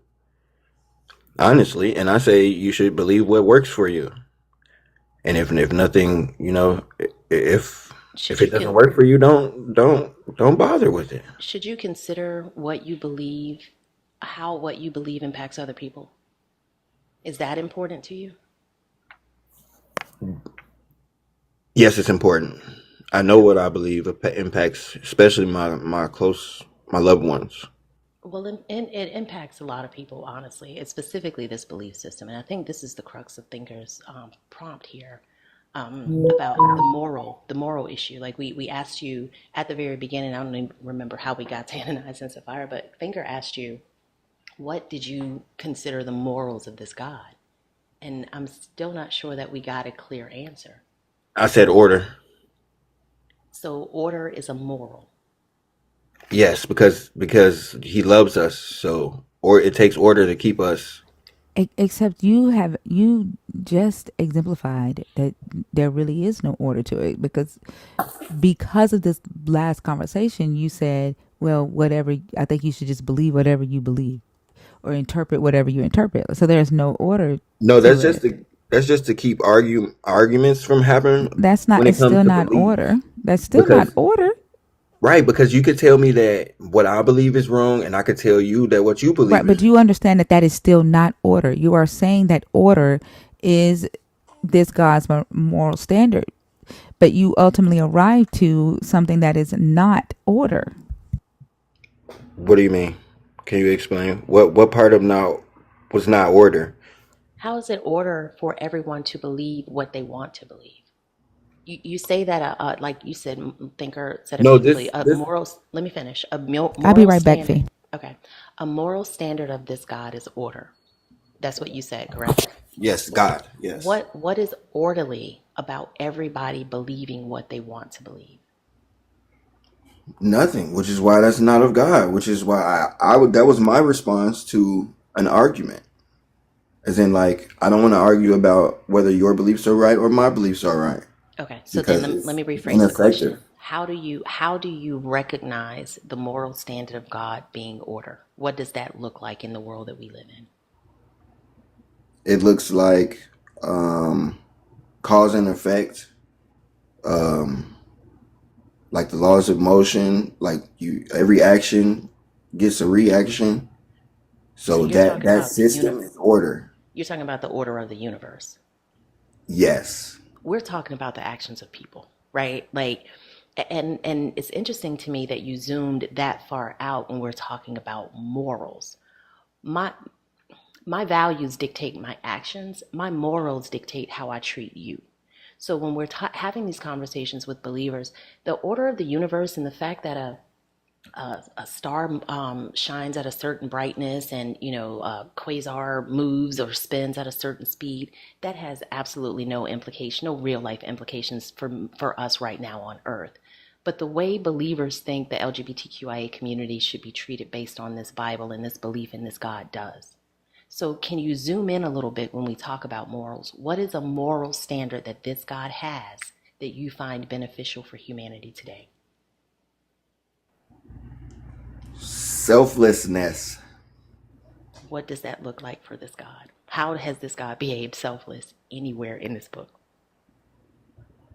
Because again, he stops correcting us via wrath and gave us mercy. What was merciful about the Holy Spirit killing Ananias and Sapphira in your book? I mean, there are plenty. What's merciful about They could have his? gotten Hang on a second. crucified Hang on a second. What's merciful about God allowing church leaders to essay children in His building? What's merciful about what's happening in Palestine right now? What's merciful about what's happening in Congo right now? Like, what's merciful about any of that? because when God does something about it, nothing is going to be here anymore. And that's merciful? The fact that we're still here, yes, that's the mercy. We're living in the mercy. We're alive because of the mercy. So the children that are being essayed, they should consider it merciful that God's allowing that to happen to them in His house? No, that's just an unfortunate situation that God is not happy with. So, I mean, I guess maybe it's just a different standard of expectation of what a God should be able to do. Like we had a guest up earlier that was saying that he heard something where believers were in the lives talking about the fires in California, and it was because God did not win an award of some sort on the Golden Globes. I'm not sure, I haven't seen it, so pardon me if I misquoted. But what's selfless about that? What's merciful about that? If you've got an all powerful being that has the power to do absolutely anything and he does nothing, how is that mercy? And maybe it's just you and I understand mercy to be very different things. But if I have the ability to help you, I don't know you from a can of paint. But if I saw that you and your family were in need and I had the ability to help you, there's nothing that would stop me from doing that. I don't care what lesson I needed to teach to someone else. I don't care what assumptions anybody else would make about my intentions. I would do it because it's the right thing to do. But you tell us that you worship a God that is all powerful, that is the most powerful entity in this world, yet we see the things that we see and it sits back and does nothing, and we're supposed to still land at its mercy? I mean, that's situational. You can if you want, but yeah, and I know it sounds bad, but it's when you understand why he's not acting anymore, why he's not being, he's not inflicting order or doing order as he did before. I'm actually very grateful. Well, And you and I have, yes, yeah. it's a lot of atrocities, and no, this is not, a display of God's mercy in those negative situations. But I'm saying in the overall, since I did back out, I like to look at the bigger picture of things. Now seeing that order is still necessary. What bigger picture though? Like you believe a thing is going to happen because you read it in a book, but there are All of us others. are all of us are God's creatures and his No, I'm not. children. I'm not a creature of God. I'm a product of my parents having sex back in 1973, right? I So understand. yeah, and let me get through this real quick, please. The reality is, I think it's this mindset that is so damaging because believers say the ends justify the means, so you completely ignore the collateral damage that is laying at your feet right now. And the fact of the matter is that there's a person on the other side of the globe that feels like the ends that they're waiting for is being orchestrated by a completely different deity. And neither of you have any demonstration of being right. And both of you can't be right. You can't both be wrong, but you both can't be right. And for me, I don't care what the ends is, even if it benefits me, I don't want to see other people hurt. And I'm just not sure how it is the fact that I was made in God's image is how am I made in his image if I'm able to see that and he's got all the power, but he can't see it? What makes you say he can't see it? Like, what evidence do you have of him not seeing it? I don't even have evidence of him seeing anything because I don't have evidence of him existing. But if we're talking about actions, he's not taking actions. If you knew, like we have conversations today, like all the uproar about TikTok and the ban and the United States government and those in leaders doing the things that they do. There are people right now on this face of this earth that could take care of world hunger because they have enough money to do it. Your Elon Musks, your Jeff Bezos, and all these other people that are ridiculously wealthy. Do you think that they should act to help the suffering of people on this earth? Do you think that would be a moral thing for them to do?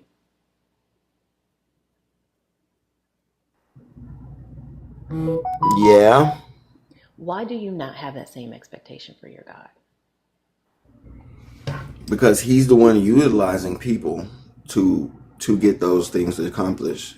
Again, he's outside of this world, so he's allowing us to do things inside this world. So this is why he told us we were supposed to do greater things than he did because the ball is in our court. You realize you didn't answer my question though, right? Like, why do you not have an expectation for him to do something? It's Because already he's done been, enough for me already. I don't expect him to just start beckoning. I mean, coming to my every beck and call. Like he's not a waiter. He's not a butler. so because he's done enough for you, is fuck the rest of the world? And I think No, that, he's well, done that's, enough for all of us, except well, everyone doesn't see it. well, no, he hasn't done What? anything for me. Like, name one Exactly. thing that no, well, tell me one thing that you feel like I should see that this God has done for me. You're alive. You're waking up, and you talk to me. A lot of people don't do that. Can't do that. Didn't happen for them today. Well, why And didn't we God just show sit up for here and them? breathe this breath. Our hearts keep beating. All of these things that we can't control just keep on happening, and But we just like, that you oh, can't it's even. just because I'm That's so not good. because of your God. It's because the body works the way the body is Who supposed to made the work. body? Not Why is the not your body so God. perfect? Not your God. That's what you believe. That no, you believe that a God I created know. humans. You believe that that God created humans from dirt. Except there is not 1 ounce of dirt in your biological makeup. That is not true. Well, then prove it. Prove that there is dirt in your biological makeup. Everything breaks down to carbon. I said prove that there is dirt in your biological makeup. Prove that your It's the, skin. Prove that your skin is has dirt in it. you know, the text probably didn't say dirt. It said dust. Well, prove dust is in your skin. It's the same thing. Prove it Everything that breaks prove down that to it's in your economy. skin. Okay, I'll look up something for you. Like the same minerals that are in the ground. Prove that dust is in your skin, not minerals. Prove that dust is in your skin.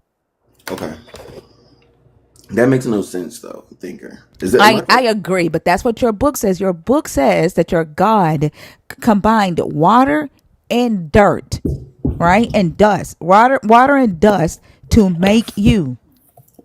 So And we you're don't. telling us that we need to be thankful to him for that when we know that our parents had sex, right? and Okay, and do you that's how, know? and that's hold on, we know that our parents had sex, and that's why we are alive today, that our bodies, right, I thought we were work, thinkers but here. our bodies work the way that they are made to work. My heart pumps blood. My lungs take in and um, uh, release air. My pain receptors work, like my blood runs through my veins. Do you My believe body all of them when works. they I'm told you sorry, that? my body works the way that it works. I wake up when I'm no longer tired. I go to sleep when I'm tired. There isn't a God waking me up in the morning. Okay, I mean that's just what you choose to believe, and I choose to know. Okay, so when you wake up late, is it your God's fault that you wake up late? Yes, So it's it's your God. So when your God wakes you up late and you get fired, your God woke you up late on purpose so that you can get fired? no the ability to wake up to have senses No, no, no. was If your given to God, me. no, listen. So your God is not coming to wake you up every morning. Like your body is working the way that it's supposed to work. Yes, So ma'am. then your God isn't doing anything. That's your Ma'am, my body. God That's your created. body doing. You can't Right. prove that. That's something that you believe. Thinker, you said you and your parents had smacks and you got Why? here. You are a grown ass man. You can say sex. Ma'am. Okay, I didn't know that either. Okay, I told you already, like there's no need for you to say unalive. There's no need for like I say didn't know the that. only thing Okay, you cannot say is the R word, and you can't say when somebody takes their own life. Like TikTok is sensitive about that. But saying death and murder and sex, like you're grown. You don't have to use those okay, I other didn't words. know. I didn't know. Okay, you said that your parents had sex to and they created you. Do we can we honestly sit back and look at the fact that a lot of people do that same action and cannot conceive a child? Like literally, yes, that's because their body, right? Their unless you want to say that a God made a human being and gave and purposefully left out the ability for them to be able to procreate, that a God created a man and gave him a low sperm count or one nut, and a God created a woman on purpose, right? And didn't give her ovaries or gave her reproductive organs that did not work. You would have to say that a God did that. That he did. This is how he created our bodies. Like, and even though we can do the action, it doesn't mean that life will take place. It doesn't You take you place you until don't God you don't allows it. understand what I'm saying, right?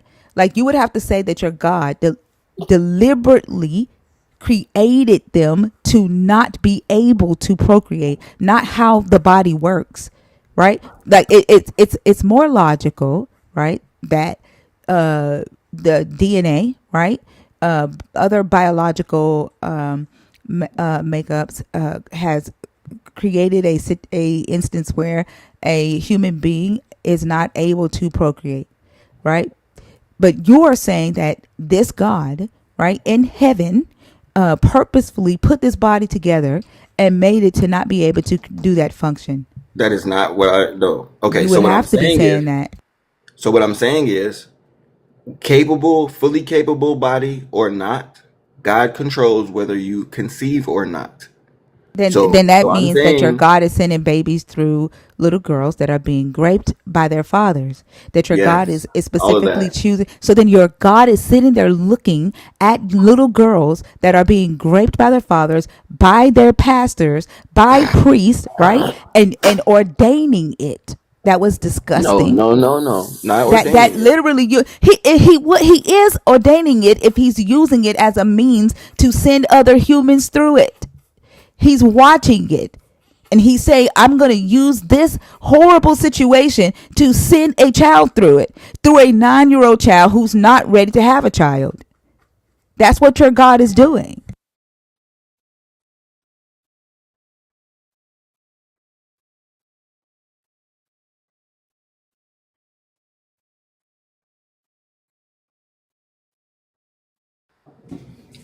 This is why people push through and they do actions that are contrary to what we should be doing.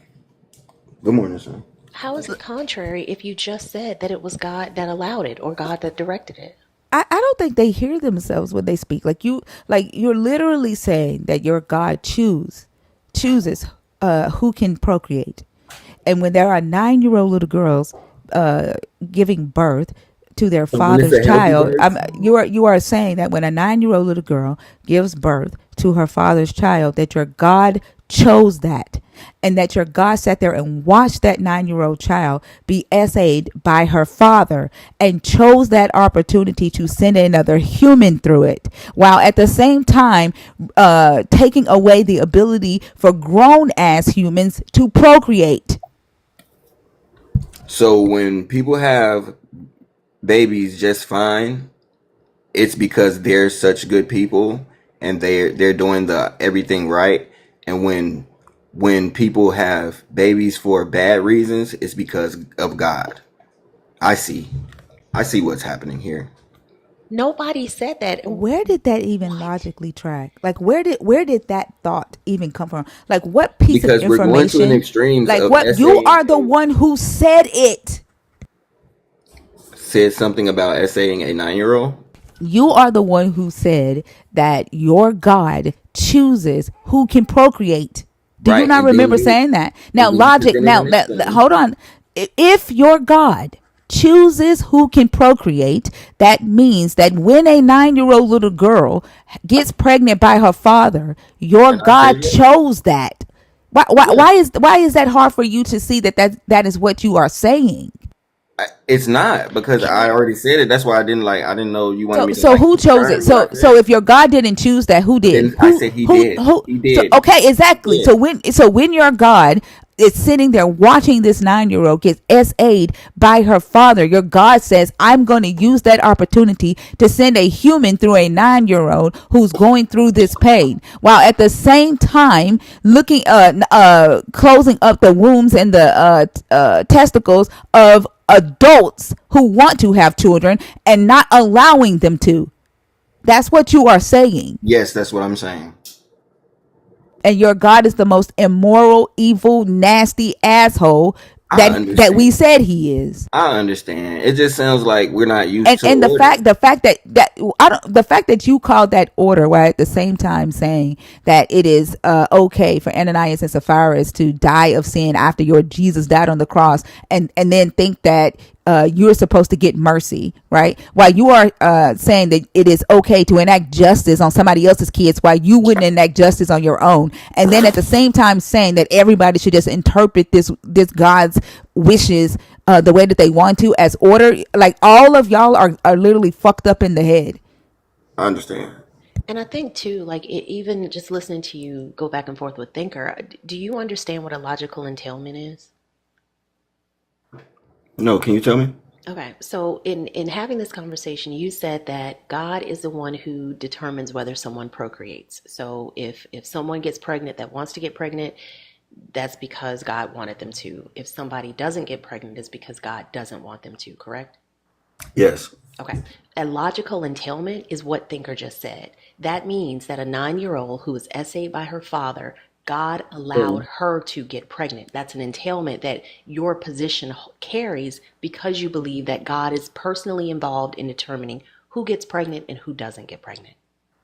And Okay. that's a flaw in your logic, and there's nothing loving about that.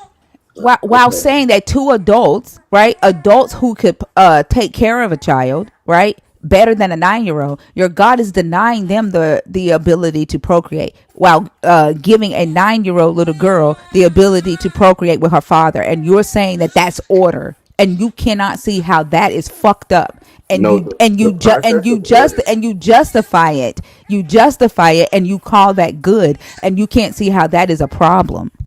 So the process of order that I was talking about was not the actual action of a young girl being essayed.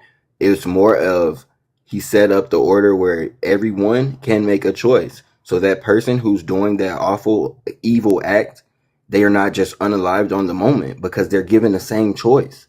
They're all his children.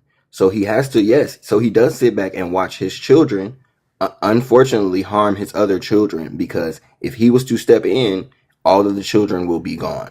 Do you see how like I remember earlier when I was saying that middle part of the critical analysis that it takes to get to that moral standard that they're usually trying to defend? They skip all of that. All they think about is that top layer. Yeah. Like they skip all of it, and that's the problem. And it's so heartbreaking because this isn't hard. You know, I don't know if you have children. I don't know if you have a daughter. You know that if this happened to your daughter, you would not be appreciative of the order that God created. You know you wouldn't. You know if this happened to a loved one of yours, a niece or anybody, you would not If be it happened to appreciative of this them, order. I wouldn't blame God. I don't Nobody blame is. God for things. That is immature, It's spiritually. it's crazy that you're thanking him, but you can't blame him. Like that do you not see that is the issue? You want to thank this God for a heart beating the way that it beats, right? But you don't want to blame him when you say that he's purposefully choosing who can procreate. And when that choice is made with a 9-year-old little girl who has been essayed by her father, that is your God's fault. And I think it reflects more immaturity to not see how blame follows responsibility. Like if I am What does responsible, blame do for anyone? for an all powerful being, I think it does a lot, and it encourages. No. Let me finish speaking. Seek. It encourages accountability. That's what it does. If I am responsible for the things that go on in my house, which I am, I cannot then point to someone else if I let some underage drinking go on. It is my responsibility because I am the person that is responsible for what goes on in my house. But when it comes to this God, you guys give him a special pass. He's has the right to do absolutely everything. He gets the credit for absolutely everything, but he bears absolutely no responsibility. Yet you tell us it's immature to see that way. When in actuality, in every other area of your life, you agree, except when it comes to this God. Also, No. your husband is in the chat. Also, I have a father, and I could hold choose on, I to. hold see on. him. I see You him. see him? Okay. I see him. So I have a father, and I can choose to see what he does as as wrong and be like, oh, he's so bad. He's such a bad person. I've seen my sisters do it. We came up in the same household. But the actions that my father did was up to me to what I'm going to do with them. No, I'm not talking about a essay situation, but I'm talking about knowing that it takes order to do something. And yes, I'm appreciative. Somebody said, okay, my dad can't do wrong. Why? Because I learned how to respect him. I learned And how to Seek, you know see what? how to see what the purpose of what he did, Seek, that's and the it all makes problem. sense. No, it doesn't make sense. Seek, that's the To me, it problem does. because and let me tell you, Yeah, this is that Christian logic. it is because you completely ignore the fact that he can be wrong. Your dad can be wrong. My dad had all the best intentions in the world and he made wrong, hurtful decisions.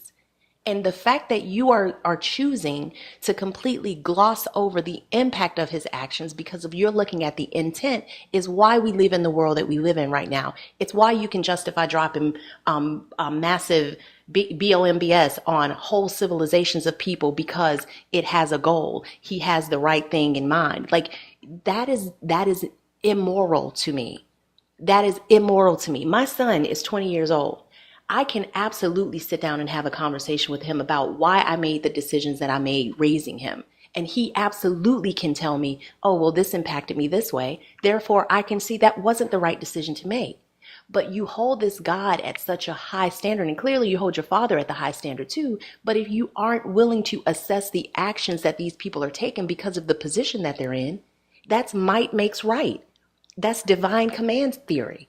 That's do whatever this God says, even if it's something that flies in the face of my own moral standards, because God. That will never fly for me because I have a heart and I care about how my actions impact other people. Like I said, it took my maturity to understand what was done and that it did have purpose. That's Yeah, not we maturity can though. we can overlook What's the it. purpose of a 9-year-old being essayed by her Can we father? can we can What we what's the just, purpose of it? because that's an extreme. Like we're What's using the no, it's not. extreme. It's something that is happening. What is the purpose of it? Again, so that everybody has a choice to dig So their so own your hole. so your God is allowing 9-year-olds to be essayed by their father so that everyone has a choice.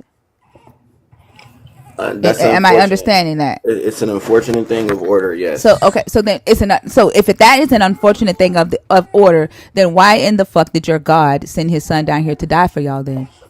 So we can live with him again. So we can be in his presence. After all of this worldly stuff is over with, no But one he will be but he getting but this is essayed. his order. This is the way that he wants it. This is his order. So there's no need. This is a refining process. This is so to see if you can be holy again. And most of us So can't because he we're did this too for the hurt. grapists. So he did it for the grapists then. He did it for everyone. Everyone has a choice. He didn't do it for the 9-year-old. Did the 9-year-old have a choice? Yes. What was her choice? What was her choice? Her choice is to live, and she will. Yeah, you Swear know what? y'all are some of the most immoral They motherfuckers. I'm sorry, are. he got to go because I'm gonna end up cussing him out. Yeah, I that can't. this is just I such fucking a can't. Immoral as fuck. and it's so heartless too. Like it is literally heartless. And then to say that it's a position of maturity is so short-sighted. You you Oh god. you push so hard to not question this God. You fear so much to not look at something right in the face and see that you're justifying the grape of a 9-year-old, a baby. I will never understand that.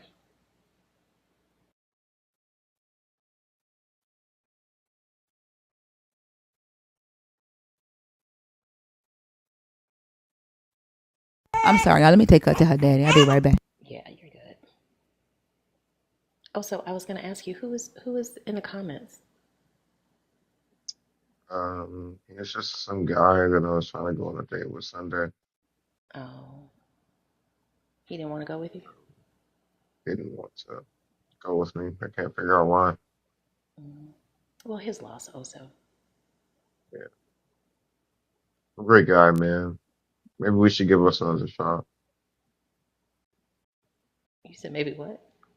I said maybe we should give us another shot. Hey, I think so. I think so. Yeah, I just don't understand how people choose to see things that way, um, and then simultaneously say that it's a position of maturity and a position of moral high ground. There's nothing moral about justifying and trying to find some sort of explanation for egregious acts that harm children. But to get good people to do bad things, it takes religion. It really does. Yeah, I think see God has accepted that God has done bad things, but I think for whatever reason in his mind, he's like disconnected that fact from like the God is a bad deity. Hmm. You know what I mean? Like he's willing to say, "Oh, well, yeah, God did some stuff that's not like the greatest, but it was for good." But it's like, dude, how many evil acts do you commit before you're just evil? Yeah, and then how many times does it always get back to, well, he's done this for me? Like, it's such a selfish, myopic position and perspective to take, and it seems to be so prevalent in, I mean, pretty much every Abrahamic religion. Yeah, It's so crazy. And then they in the comments say, if God doesn't exist, then how do you explain everything? You don't have an Like your explanation for God, everything. exactly. But the thing is like even with their God and the conversations that they claim to have with their God, they can't explain what they're asking us what to explain. Mm-mm. They just like to feel like they have the answer. Mm. There is absolutely no purpose to the God, especially like if they claim that they have access to the God and they're not any better of a human than someone without the God. There is absolutely no purpose whatsoever to the God. Auntie Charlene, I know I did it on purpose because I have my granddaughter and this little girl is not gonna let me sleep. Is she feeling better, thinking? Yeah, I put a pacifier in her mouth. She looked like she about to So, fall asleep. Okay. Yeah.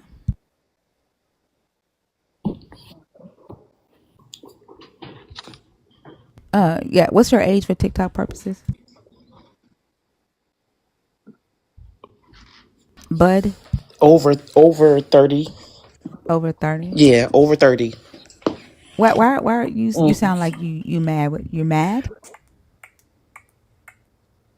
You okay? Oh no, I'm Huh? you. No, you like Are I'm not the you? only Y'all one. sound I'm mad. not. I was I'm not. coming because y'all I'm sound sorry. mad. But we were talking to someone who made us upset. Like you're a different person. We haven't talked to you. Oh, well, I'm here. I Yeah, was but coming to I'm trying answer to some figure out. Like questions and hold on, have a good job. hold on. Listen, No, listen, no, no, no, listen. no, We're no, not no, no. gonna do That's that. not how it works, girl. Ask me. Okay, then guess what? When y'all come up here acting like that, I just do this, right? Like you don't run shit in here. And I would love to know, why are you not mad at apologizing for raping and impregnating 9 year olds? Why would that not make you upset? I can't Yeah, wrap my that's head weird. around these folks, y'all. I'm so serious. And then she in the comments talking about you scared. You don't know how to act. I don't have to deal with your attitude already. I don't fucking know you. I have not talked to you. Like if I know how to address each guest with respect and not take the last guest bullshit to the next guest, you sure as hell ain't finna come up and do that to me. The fuck? Learn how to act and then you can come on stage. I'm not your god. I don't owe you shit.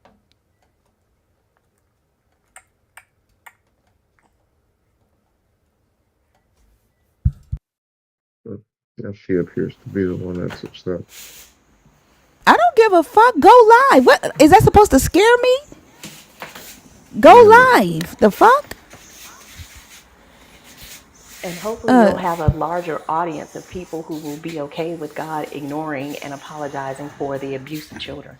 Maybe your live will garner that type of audience, because you're not going to find that here. We care about people here. Thin King, how are you? Hi, good. Thanks for getting me up in a position where I can say a few things. I was wondering if you'd be so kind to tell me a few words about something that was mentioned about an hour ago. Kind of subjective morality. I was not clear on that. Could I get a few pointers on that? How's that developed? I'm sorry. All I heard was subjective morality. So Yeah, how's that idea I developed? don't answer. Like yeah. So I want to make sure. Are you a believer in the God of the Bible? Because this is not a live where you can just come up and ask questions. Are you a No, believer in the God of the Bible?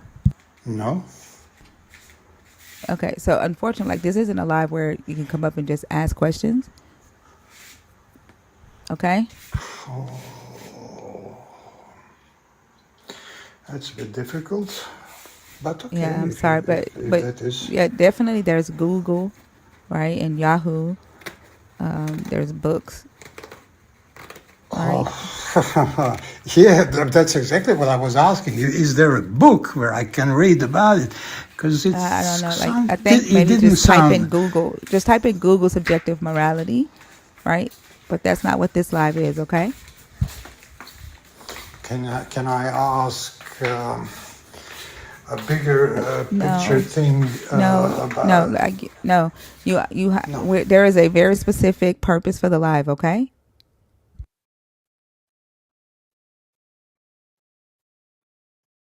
That's crazy how people don't see a boundary even when you put it in their face. I don't know. People have they're entitled. We're entitled as human beings.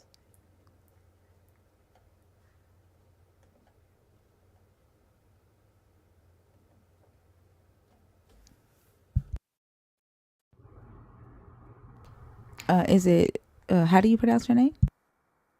My name is Erica. It's just backwards because it's too many Oh, okay. Ericas. Okay. How y'all doing? You know what's funny? You know a bunch of them, ain't it? You talking to what? Yeah. It's the crew. It's the crew. It's too many, and I don't have a nickname, so I just put it in here backwards. Okay. Okay. Mine starts with the But name though. That's funny. so, My name starts with the name. But are you a believer? ooh, I like those.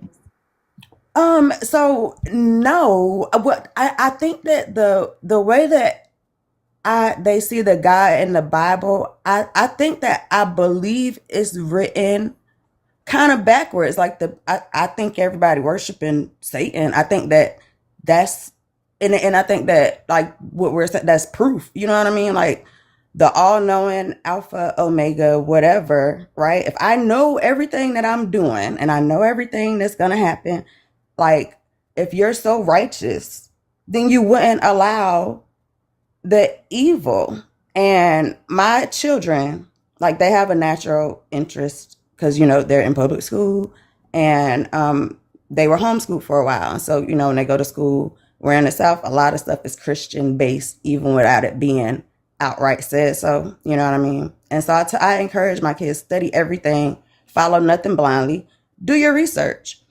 And when we go through the Bible, and I tell them, read it critically. Don't read it how people preach it to you. Read it like a story. You know what I mean? And so I went down the whole of the story of Job.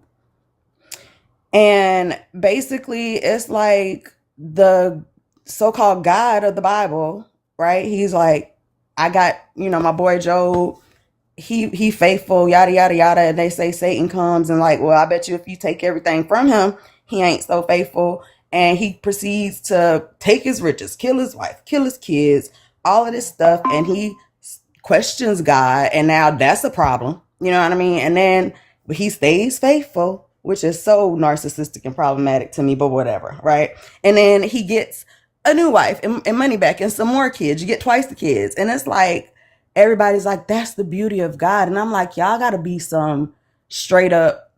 I don't understand how, if you read that book, and I grew up in the South, my grandma was one of the ladies of the church, like, you know what I mean? It was beating us. You can't question. I was asking questions young. You can't question the Bible. And I got my ass beat for asking my grandma when I'm sitting in, the Bible study and it's not making sense. And I'm asking, well, why would God do? That's an ass whooping. And so that always didn't sit right with me. Why can't we question things? And so growing up and, kind of, I wanted to know what was before the Bible. And you do your research and you find out, stuff in the milk ain't clean. And so when I look at the God of the Bible, I really don't look at like the so-called God as the good guy. Because like, even from Genesis, right? The serpent didn't lie. God lied. He said, you eat that fruit, you're finna die. But like the serpent was like, no, you're not. You're gonna know things. And that's what happened. Right. So who was really, you were lying. If you God, why you gotta lie? So I don't know. I just feel like all of that is the deception and all of that is the evil, the manipulation that's kind of built into that so that you will have people going along with this bullshit or foolishness saying that, oh, it's God's will. I was a child that got SA'd for 5 years by my stepfather, and his brother impregnated his daughter when we were in elementary school. That baby was 10, had her baby in the bathroom, on the bathroom floor, almost died. Baby ain't make it. This fool got locked up. This was the 90s. It wasn't a whole bunch of protection. It still ain't protection, but he was writing her from prison. This man got out in the 2000, probably within the past 10 years. He died recently. Do you know he stayed in contact with her? That girl was in love with her father. Do you like, and this is the kind of things that happen way more than people know. And you're going to tell me that God ordained that shit? Like, get out of here. I got Yeah, or daughters. calling And it if I got order. to go to God, then we'll meet at the gates of hell behind mine and call it what you want to call it. You feel me? And if Type that's, if shit. You're gonna have to just tell me, oh well, girl, guess what? You had it fucked up. I'll what Biggie said, send me to hell. Give me the black Tim, black hoodies. Cause I'm not rocking with the motherfuckers who did everything wrong and then said, oh my bad, I'm sorry, I rock with you. And now I'm in the gates. Don't put me in them gates. I can't subscribe to that. It's And gonna I be think some that rumbling people, in them gates. you feel me? Yeah. I'm gonna burn them gates down. You might as well send me, because no, you know what I mean? And I just don't see how logical, critical thinking people can read that book. It's a horror story. You know what I'm saying? And like get goodness and grace and mercy out of that. Like that is a narcissistic sociopath that they worshiping. And I don't want no parts. And they ask us all the time, That's like, just my two cents. yeah. First off, I want to say go, Erica, but they ask us all the Hey, time. Erica. They ask us all the time, like, why are we angry, right? Or why are we mad if we don't believe that the God exists? But what they don't realize is that narcissism, that sociopath, that we see in this book, we see in their thinking, we see in their the things that they Exactly. allow to happen in the world. So it's not that we're angry at the God, like we're literally angry at y'all for allowing this shit, for doing this shit, for championing this shit. That book is why this world is like burning. It's on hell. It's like hell in a handbasket. And I got a book. I'm sure that a lot of y'all probably read it. Sacred Woman by Queen Afua, and she kind of breaks down how the spirit of this earth is feminine, and that book has single-handedly oppressed and destroyed the whole feminine collective energy spirit. You know what I'm saying? Like, as long as women are looked at as, when we are the only being that can actually bring a spiritual entity into this physical world, but we are the lowest on the totem pole and we are going through the worst, this world is never gonna heal. And they use that book, and the crazy part is, like, everybody forgets that the Bible ain't the oldest book. You know what I mean? They think that's the oldest book. That is not the creation story. That is not the oldest book. That is a very plagiarized document. You know what I mean? And so it's like, I just encourage people, especially Black Christians, please research the name of the first slave ship. Research the history of the letter J. Research what was before the Bible, how they whitewashed the Bible. Look it up, because a whole lot of stuff gonna start making too much sense, and you're gonna lose people, friends, So whatever, your church hold family, on for a second. whatever, when you start talking crazy. Yeah, Mm-hmm. just one sec. So I want to make sure. So like we go over like the whole the letter J thing and stuff like that. Like I like, for me, like focusing on that the letter J didn't exist. It, to me, it takes people away from what they really should be like paying attention to, because all that is just like an evolution of language, right? It doesn't change anything. Like logically, Well, because it came from Hebrew and Greek, um, it like logically that's just language evolution, right? And then like when we say no, I that the understand that. Bible was whitewashed, like Black people are not in that Bible, and that's not our story, right? So that, like, the Bible that we have, there's nothing that says anything different, right? There's no older text that says anything different than the Bible that we have today. So it wasn't whitewashed. That's not necessarily true.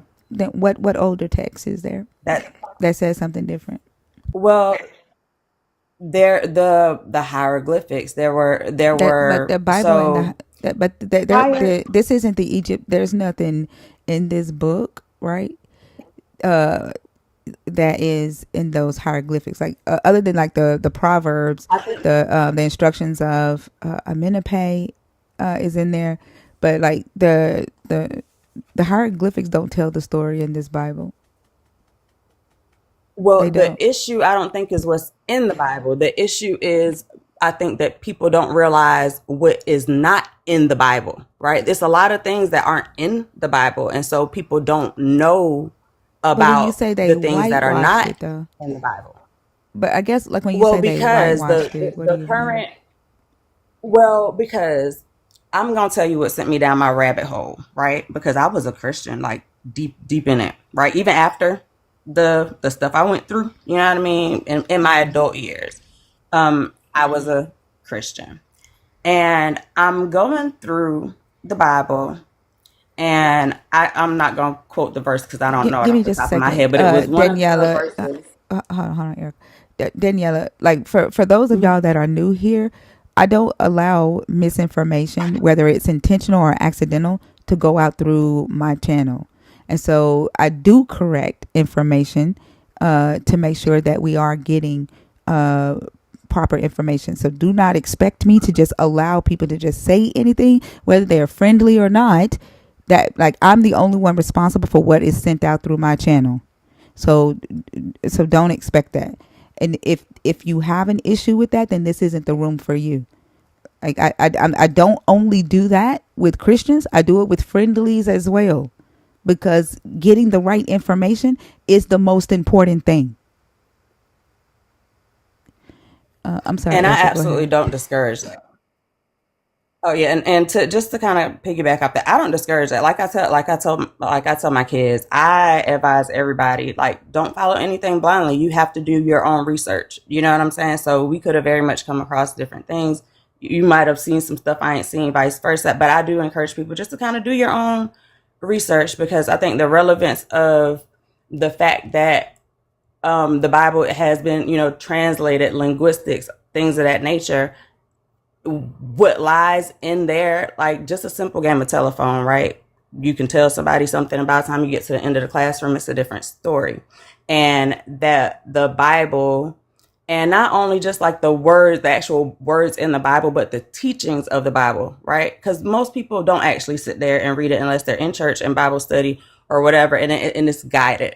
So I think that and I'm a nerd, so I go down rabbit holes all the time. So, but the relevance of researching that, you know what I'm saying? If you're the research type, will take you to different places to see different things so that you can kind of realize where why there's a white Jesus in the church. It's a reason for that. The reason why that Bible was being held in that hand while black people was being whipped. There's a reason for that. The manipulation, the oppression, the degradation that's glorified in that Bible. There is a reason for that.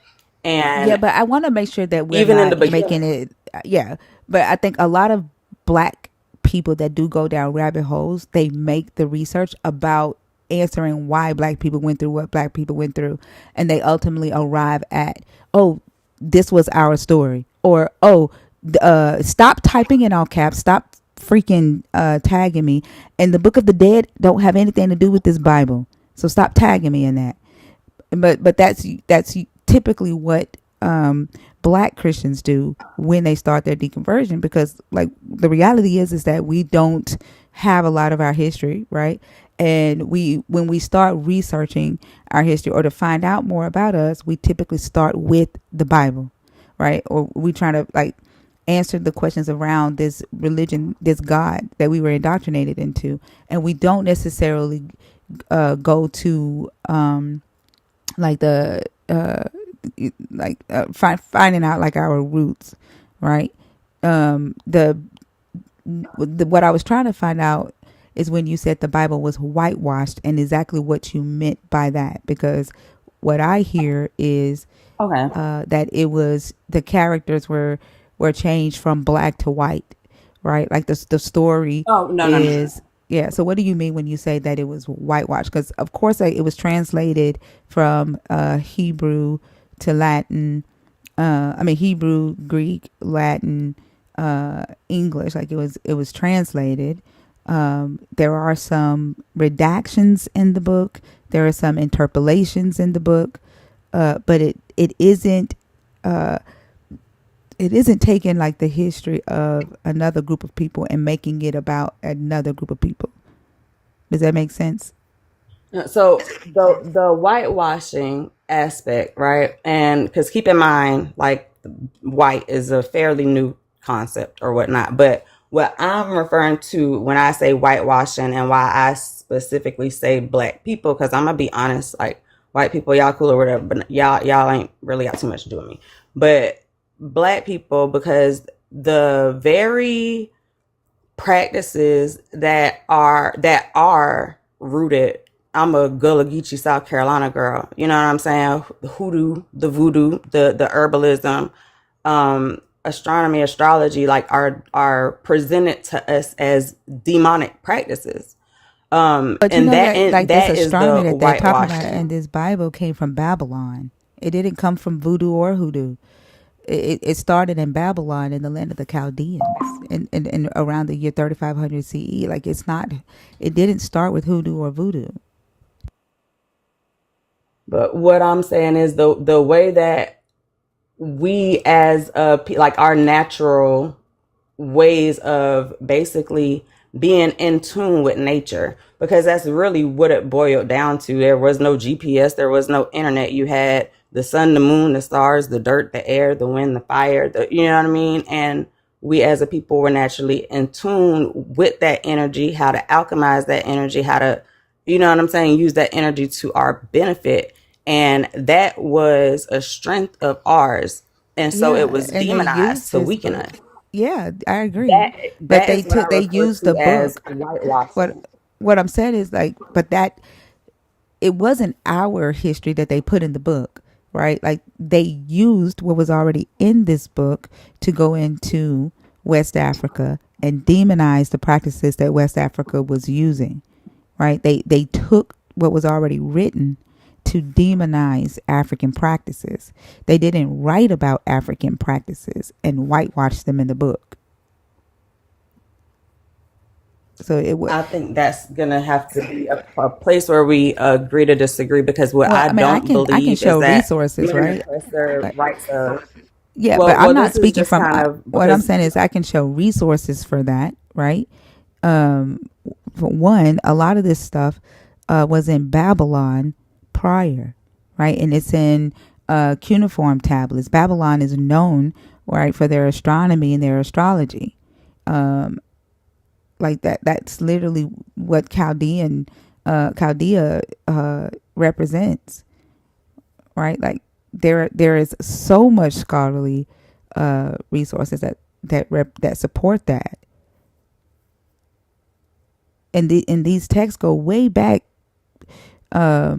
These texts that mention astrology and the demonization of astrology and divinity and witchcraft and all of that, like it goes way back before the transatlantic slave trade, or before this religion even reached the parts of Africa that we would be from.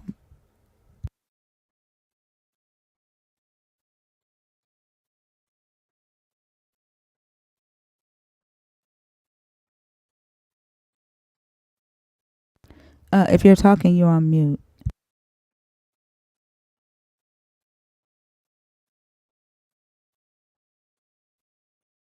okay, can you hear now? Yes. I'm sorry. So I was saying I'm not refuting that there is accurate information in the Bible, but what I'm saying is in the process of putting together the different testaments in this King James Bible, right? We got the Ten Commandments going on, but what about the 42 laws of Ma'at? You know what I mean? Yeah. That's Yep. manipulation. Th- We can say that there that is that did come researchable from. things, but who wrote the history? Hold on. So You know what I'm with saying? the yeah. So within the 42 laws of my aunt, um, a minute.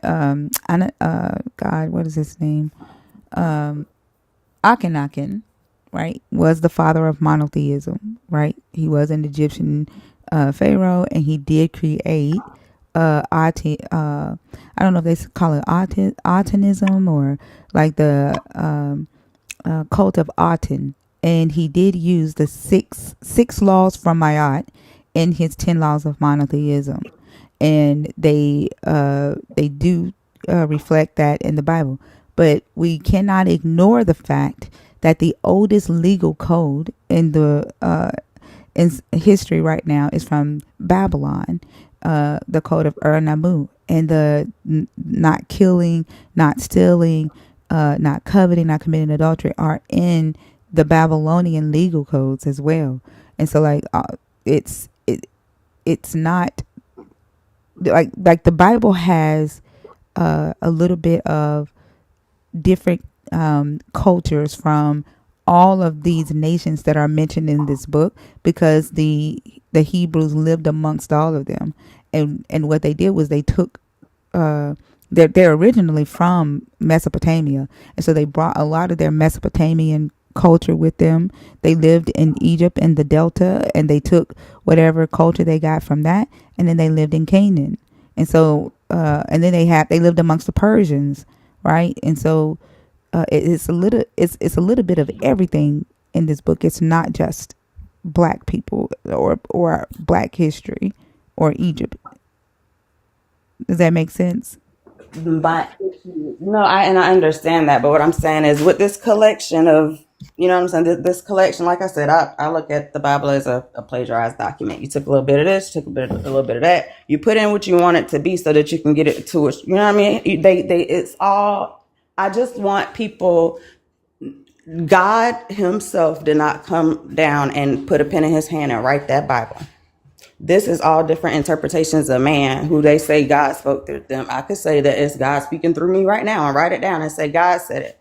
But at the end of the day, when you read that Bible, that is not a Bible. It's not a book about, it's not a story about this all loving kind entity, and it's a book of oppression, and it's a book that justifies oppression.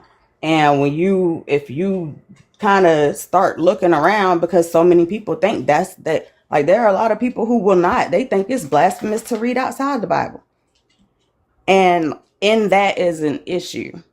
Like I said, I encourage people to do their research. I'm old school. I'm an 80s baby. Like, I used to read encyclopedia. It's so much information before the internet even came around. You know what I'm saying? And I really feel like if people just kind of get back into it, find out why the first thing they did was burn everything down and destroy the books. You know what I mean? They're not putting everything. 100 years from now, that Bible finna look way different. So and that's just the reality of it. It's not gonna, it's an ever changing document. And I just I think don't that know. I It just hasn't encourage people changed much. to, instead of just, It hasn't really I, changed much. Like, it hasn't. Like, the language has changed. I mean, this is it hasn't changed much. Like, it's the the same. things that It's the are same. okay and the things that are not It's okay always have, been in that book. It's always been in that book. There is no additions in the book. Like, that's what I'm saying. Like that.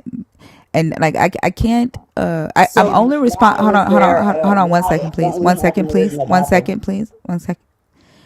I am only responsible for what goes out through this stream, right? I can't like what you say, right? From your own page, that's a different thing. But in here, right? Like, I'm responsible for that. The text hasn't changed. Like, it's not a change in document. Like, the only thing that may have changed is the there are like slight variations from different translations, but it's the same text. So, like, saying that it's an ever changing document wouldn't be accurate. And I I don't. just think that that's a different kind of translations, in my opinion. Once you get to translating, that's where changes do, you know what I'm saying, come in. Even from English to Spanish, things can kind of get lost in translation. So that is, there's going to be not even just the language itself, but the perspective of how that the teachings of that Bible are applied to modern society I is agree ever with that. changing as well. And so I think the teachings definitely are ever changing. I agree with you on that. The extra biblical stuff, like, that's why there's like 45,000 different denominations, and it's people taking the text, right, and interpreting it. Like, I don't even deal with interpretation when we talk about the text in here. We study the Bible in here from a historical standpoint, through archaeology, you know, and through scholarly research, like peer-reviewed studies and things like that. And so we don't do theology, because I agree, theology is what is ever changing. And if the religion still holds the same power that it holds today, I would say that that might be what's different 100 years from now. But the text, so far, it's been the same. Gotcha. Trust me, I looked because when I first started deconstructing, I thought that it was, uh, different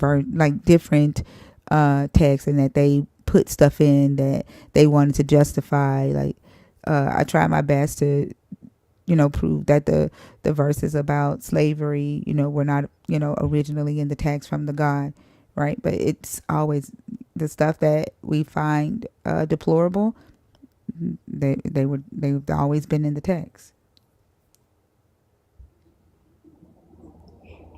And I guess maybe that's where my issue comes in with not even just the Bible, right? But literature can very much be, especially when it's being recorded by the oppressor, the text is gonna err in the favor What I'm saying of is, the oppressor. So I I just get, feel like, I get y'all's, I get it, and I ask people this all the time, right?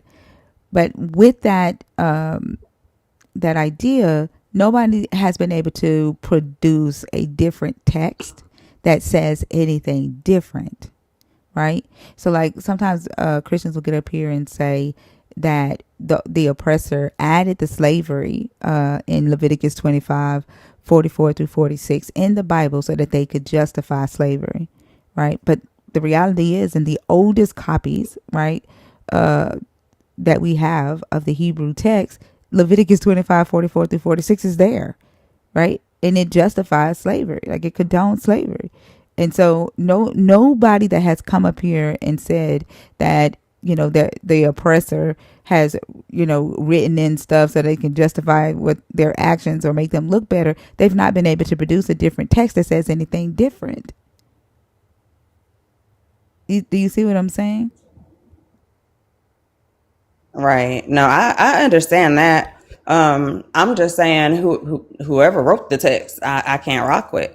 If the God of the Bible is the original author of the text, saying that it's okay for, be good to your masters and be fair to your slaves, and you can grape a lady if she ain't married, you know what I'm saying, get some, pay them, marry her, whatever. The little girl can have the child, and if you repent, that you're good to go. Whoever wrote the text, you know what I mean? I just can't rock with that author, because I think that that's the evil entity. Is basically what I got up here to say. Whoever that person is, or that entity is in that Bible, that's doing all the things that these Christians are saying is his will, and that's for the learning of the world and the teaching of a nation. And like me personally, I feel like from 11 to 16, I was a decent person. I wasn't heading down the bad road. I'd have been all right without the essay, you feel me? But some people say, well, it was God's will. You were strong enough to endure it. He put it on his strongest soldiers. But I know girls who took their lives because they couldn't. So, or why he put it on them if they weren't strong enough? You know what I mean? So I just feel like, Yeah. for Yeah. people to So, take, like, for the the reality is, like, Christians to take that stance is really wrong. no entity wrote the book. Like, we know that, but it was different men who were, first off, they weren't writing a book. Like, there was no intention for it to turn into the book that it turned into. Now, what I will say is the oppressors most likely chose which scriptures would be scripture, so that people wouldn't question them. Right? They decided what would be considered sacred text, and what would be the authorized version, of the Bible, That's of all the I was Christian saying. Bible. That's all I was saying. Is just but you but but the that part. reality is that what was written in these texts were written in them even in the late Bronze Age. Well, a lot of the Hebrew scriptures the Torah was written during the 7th century BCE, right? So this is like way before anybody was thinking about a North America or transatlantic slave trade.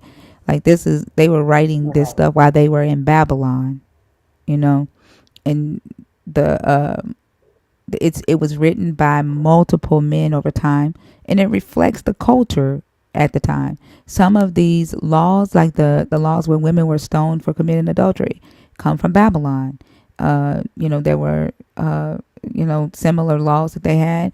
They came from Egypt, right? Because it was the culture at the time, which is one of the reasons why we talk about the Bible, because it doesn't make sense for us to be trying to use a book that reflects the ideas of people who lived during the Bronze Age and the Greco-Roman period, right? Like, we don't live in those cultures.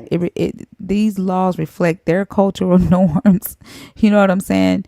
It reflects their history. It doesn't make sense for us to be applying it, to trying to apply this barbaric, outdated shit to our lives today. And that's why we have people who are willing to justify They and life on say, it, their kids on it. yeah, Right. like they're It's willing scary.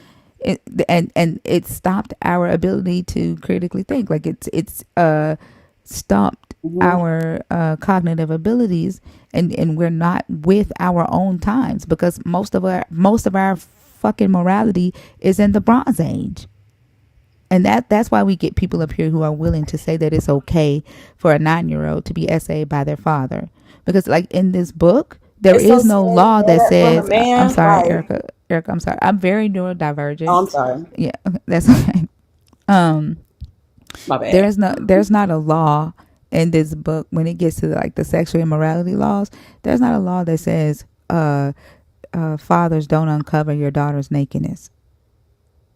But it says don't uncover your mom's nakedness, don't uncover your sister's nakedness, don't uncover your aunt's nakedness, your cousin nakedness, the nakedness of your brother, the nakedness of your brother-in-law. But not one time does it say fathers don't uncover your daughter's nakedness. And so we get people up here who are willing to justify a father essaying their daughter, because their minds is in the fucking late Bronze Age, and they can't say that a God, right, the God that they serve, did this immoral thing. Like they say that God winked at Abraham and Sarah being brother and sister marrying, him Moses' father marrying his auntie, right? They say, oh, he winked at that, right? They'll justify the incest there, right? And because they're willing to do that, they're willing to turn a blind eye to the incest that we see today, because majority of our society, the people in our society, their morality is in the late Bronze Age. And that's the standard around these parts. You know what I'm saying? And that's the very disturbing part. Like you said, it's just the lack of critical thinking. And I am by no way, when it comes to, I'm not a biblical scholar or anything like that. I'm just a nerd that was raised in the country who grew up in the South, in the church and all of that stuff. And things never made sense. And I just kind of realized once I had my own kids and people were, putting it on them, like, listen, I had to tell them, if my children grow up and that's the path they choose, I just do your research, find out what, you don't have to do anything because it says so in the book. Like, do what's right for you, because it's a whole lot of stuff in there that ain't right. But I got to get off of here in a minute. My baby made the honor roll, y'all. I got to get ready to go to her little awards day ceremony. But Miss Erica, I stumbled upon your content today. It was my first time seeing your page. I appreciate your content. I am here to learn. My eyes and ears are open. I think I'm a little neurodivergent too. I'll be all around it, so forgive me. But I have thoroughly enjoyed speaking to y'all today. That guy who was up here, he had me a little bit stressed out. Look, I'm gonna tell you, it's so funny that you call yourself a nerd, because that's what That's what our community is. Like you see the nerd badges and the people that got nerd next to their name. You see Oh, it in there. girl, Ain't that look, no, I didn't know. crazy? Listen, I done found my people. Hey, y'all. Yeah. From one nerdy Erica to the next nerdy Erica. Welcome to the community. Oh, well, thank you, friend. Y'all have a wonderful day. I got to get off of here. But it was so nice to kind of get up here and chop it up with y'all. And I'll definitely be checking out all your content and learning some more. All right, thank you, Erica. I hope you have a great day. And again, congratulations to your baby for making honor roll. Thank you. Bye, y'all. Bye. That was a good conversation.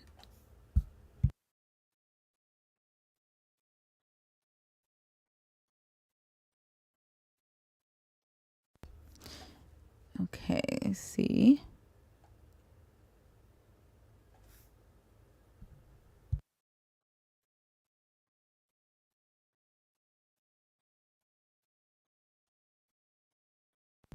I'm trying to get the box open, y'all. She don't went to sleep now, so I'll probably do one more so I can get some rest before I got to get on the road. She is knocked out.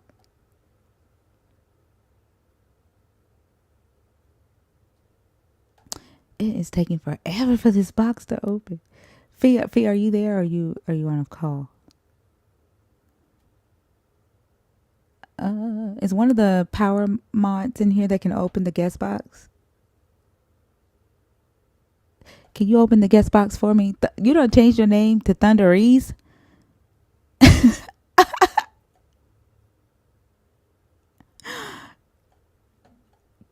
Can you bring up a guest for me? Because the box will open.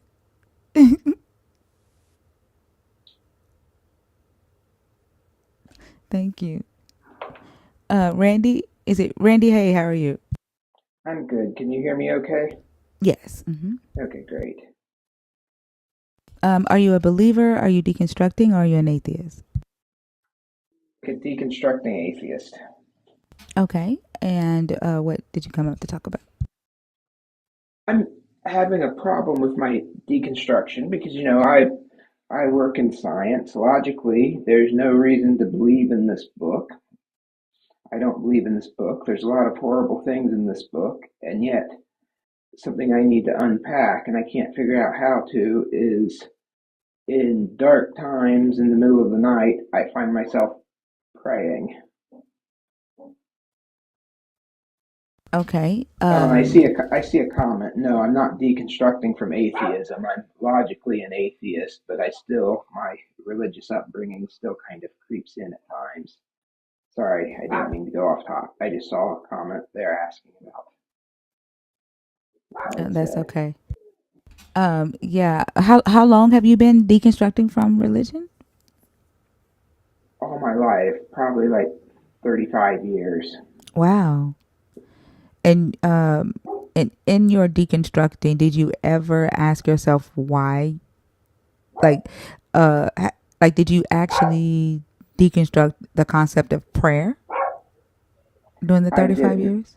I didn't. And I, so, I I, didn't. Just kind of as a teenager, I just kind of realized this is a bunch of nonsense. And okay. And so that might be the best thing to do, right? Is to kind of ask you, like, maybe write down like why you pray and what you hope to get from it or what you are getting from it. Um, that might be the best place to start. I know, like, when I first started deconstructing, I would catch myself praying, and sometimes, like, out of habit, right before I eat, I'll feel like, oh, I need to pray, and then I don't do it, but it's almost like muscle memory, if that makes sense. yeah, And that does make sense. Because it's weird, because obviously it's a bunch of nonsense, but I have seen people get comfort from it. Because when my spouse was passing away, they got an amazing amount of comfort from their belief. So I didn't, obviously, I didn't try to take that away from them, even though I did not believe. yeah, like I definitely that definitely wouldn't even be the time to do that. While we do understand, why a person would feel that they need a God, even and I say this all the time, deconstruction doesn't equal no God. And I got that from, my good friend Rocksteady, who holds mental health deconstruction lives, where he does talk about things like this. But a person can deconstruct the ideologies of their faith system, and still arrive at, believing that there is a higher power or a creator out there, that listens to them when they talk. I think the reality of it is, realizing or asking yourself if you believe that entity is communicating back with you through that prayer, or if you're just saying the prayer, so that you be heard, and it, gives you solace in that moment. And I definitely don't think there's anything wrong with that, but I think what is helpful is for you to ask yourself why you feel the need to do it, and what you are hoping to get from it, and then be real with yourself and answer if you are getting what you expect from it. A lot of sense, because I think it's like when things are going poorly for me and I like start to slip into depression is when it happens. But when you do revert to that, though, do you get anything out of it? I Like, think does it's it? I think it's more of like a Pascal's wager thing, and to where I'm kind of like, well, I've tried everything else, might as well try this. Okay.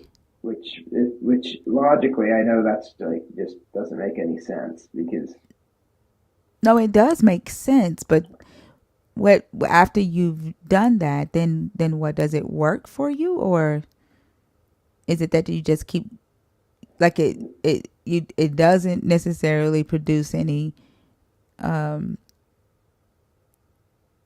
it doesn't produce any actions or the only thing it might produce results? is it might let me fall asleep, and things are usually better in the morning.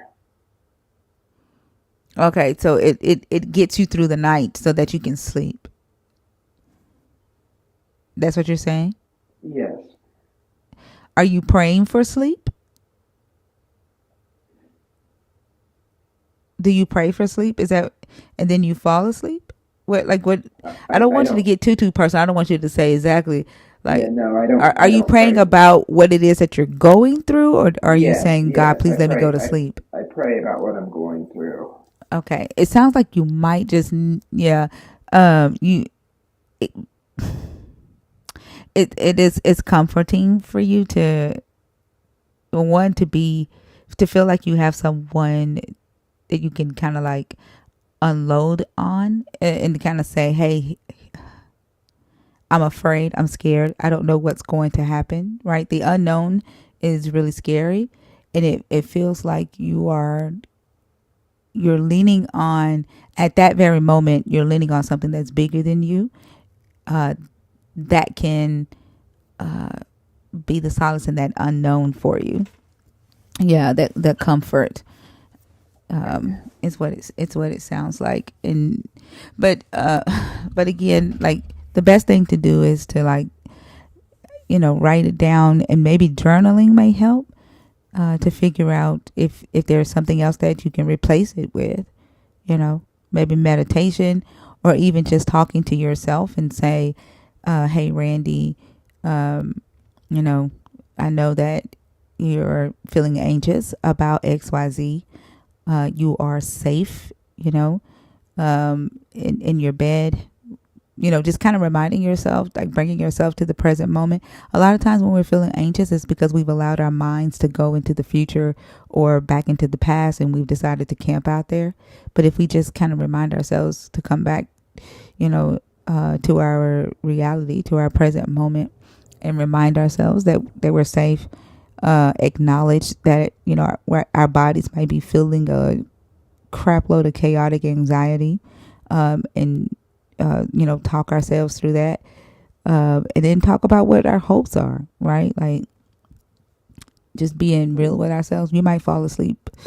Yeah, I You might think fall you're asleep right. talking to yourself. And something that actually has helped me sleep some, and I hate to say it, is your lives, because besides having good information, your voice seems very soothing when I put your live on and go to sleep with it in my ear. Well, I'm happy that I can help with that. Yeah, like something like that, you know. That's why I do third shift. It is good that there's someone out there in the middle of the night. I love that, and I'm happy to hear, you know, that you're able to get some rest, you know, and clear your mind. That I say, try to bring yourself back to the present moment, and uh, you know, train your mind not to live, not to even try to vacation in the past. And then you know, we tend to want to peek into tomorrow, but the reality is that we're not powerful in tomorrow. We're even less powerful in yesterday. But you know, our most powerful impact is in today, right? You can do the most for yourself in today and in that present moment, and try to focus your thoughts there. That's helpful. I appreciate it, and I think I can probably go down now so you can talk to someone else. But thank you so much for your time. You're so welcome, Randy. I hope you have a great one and get plenty of sleep. Might come back sometime and let you know how it's going. If we're still here, Okay. I hope we're still here. Okay, sounds good. I hope we'll still be here. I think we will be. Yes, I think we will be too. Thank you. All right. You're Have a welcome. good one. You too. Bye.